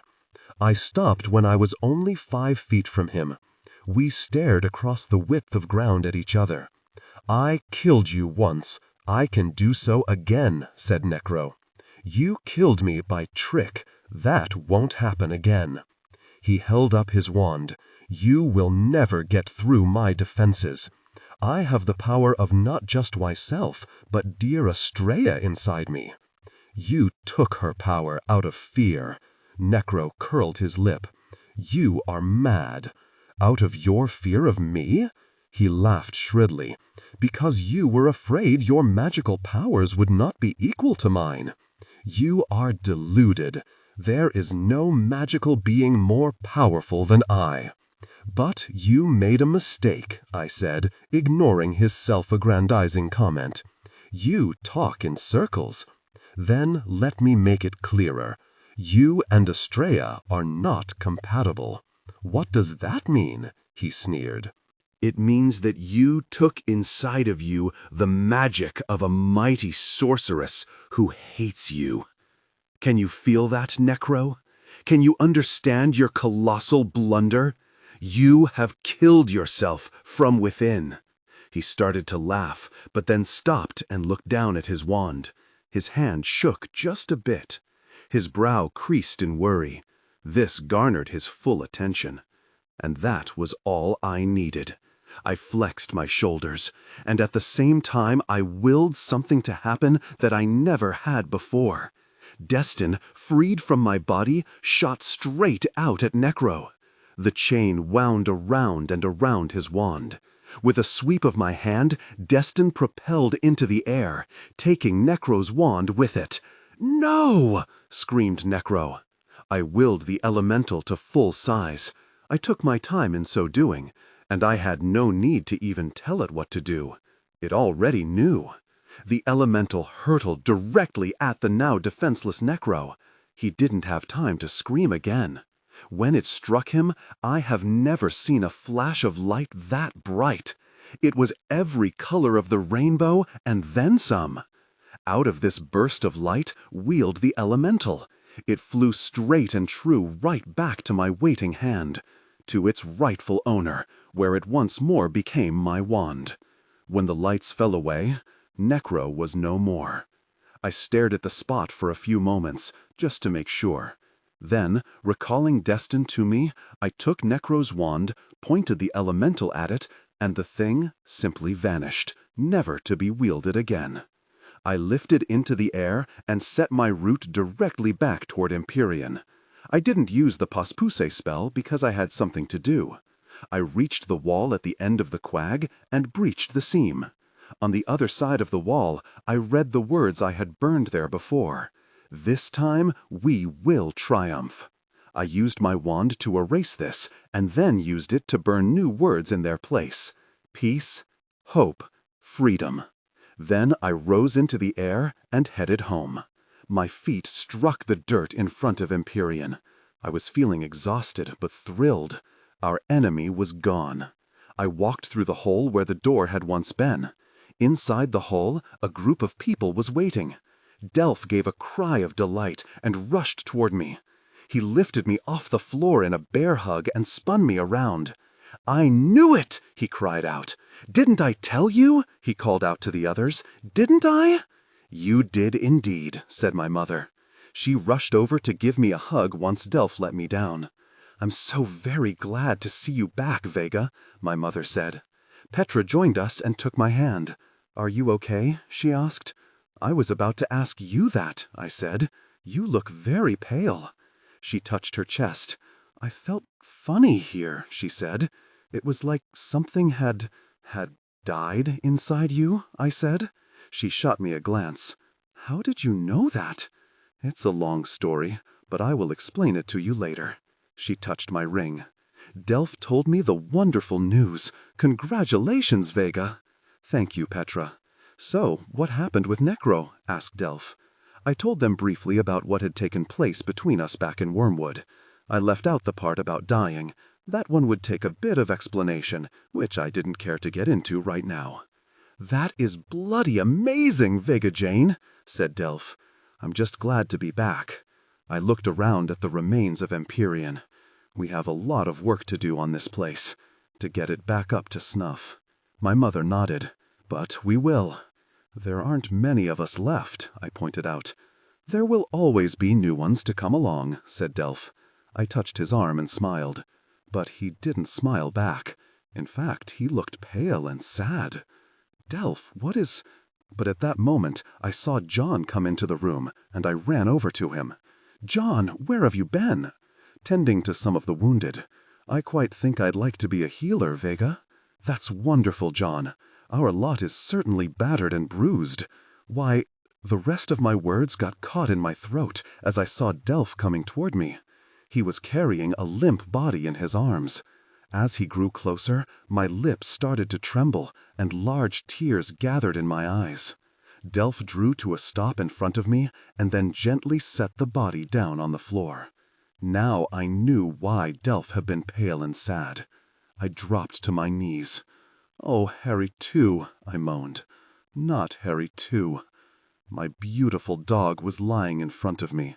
His glorious, mismatched eyes were open and glassy. His chest was not moving. Harry, too, had never failed to rise from his wounds. Several times he had been so close to death, usually after saving my wretched life, but he had always managed to get to his feet and labor on. Always. Until now. I put my hand on his head and ruffled his fur. "What happened?" "He was fine," Delph said. "He got hurt some in the fighting, but nothing bad," Petra added.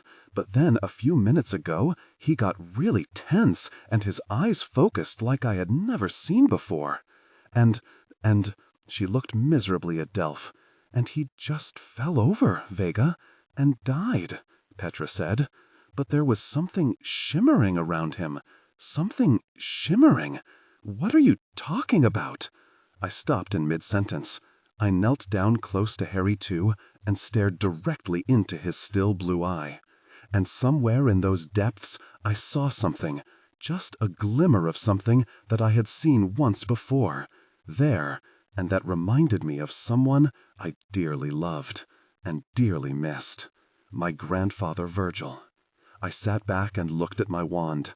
I recalled the power that I had felt upon coming back from the dead, right when I was to battle Necro for the last time. It was as though the entire Jane family was inside me, and maybe they had been. I looked at Harry too again. I had never known where my beautiful dog had come from. He had just appeared in my life one day when I was all alone and really, really needed someone. And Harry too and I had found each other. And then I remembered that my first dog, Harry, had been killed by a garm, sacrificing his life for mine. And my grandfather had been with us then. He had held me that day while I sobbed into his strong shoulder at my unfathomable loss. I buried my face in Harry Two's wonderfully soft fur and sobbed once more. I held on to him as tightly as I could. I didn't want to let him go. Death, after all, was only a state of mind. I don't know how long I was there, until Delph gently lifted me up into his arms. At first I fought him. No, I can't leave him. You don't understand. He needs me. What he needs, Vega Jane, is for you to let him move on to where he needs to be. Will you do that? Because he loved you so much. You need to do that for him. He deserves it. Let him be at peace. I stopped fighting him. As he carried me up the stairs, I peered back down where the ball of fur lay on the floor, with everyone gathered around it. Finally, Geoffrey gently picked up Harry Two and took him away. As I lay in bed that night, I stared up at the ceiling. I had finally stopped crying. I knew that some would think it silly that I was so heartbroken over a dog, but he and I had been through so much. He was often the only friend I had, and he had fought with me, helped me survive. He was not simply a beast. He was my friend. He was my family. And I would miss him till the day I died, as it should be with those you love, beasts or people. It didn't matter. What mattered was what was in your heart and in theirs. Delph and I walked hand in hand through the gardens of Empyrean, the fully restored Empyrean. After discussing it long and hard with them, we had restored the household staff to who they had once been. Then Pillsbury and Mrs. Jolly and the rest died peacefully and gratefully. I, for one, thought they had labored long enough. We had traveled to True and Greater True, and though it had taken a long time, we had finally freed everyone's minds from the Maladon's vicious handiwork. Now folks still scrubbed floors and washed windows, but they did it with a free mind and ambition to seek other jobs if they so desired. The elites of Greater True had been made to understand what had happened, and they opened their fine homes, which had been given to them by the Maladons, to their fellow citizens. The guards, both adult and boys' divisions, had been disbanded. The trains that ran from the countryside into the towns now did so merely to transport folks to and fro. There were more magicals in the countryside and the towns, but they no longer sported the Three Hooks brand, because when Necro had died, so had that curse. Those magicals came to Empyrean to live and learn their craft, and to understand how to use their magic responsibly. My brother became a healer in record time, and spent a great deal of his time treating folks in the towns and countryside. But when I saw him at Empyrean, where he had taken over Jasper Jane's old digs, his face was still always buried in a book. Some things never changed, and bully for that. My mother lived with us at Empyrean and really managed the place. She also helped Delph with the teaching of those who came to stay with us. Jason stopped taking the elixir of life and soon joined Uma in death. I feel that now she has no more regrets, and neither does he. Ilithia visited once and thanked me again for all that I had done. She blessed me, which I guess, coming from a near goddess, is not such a bad thing.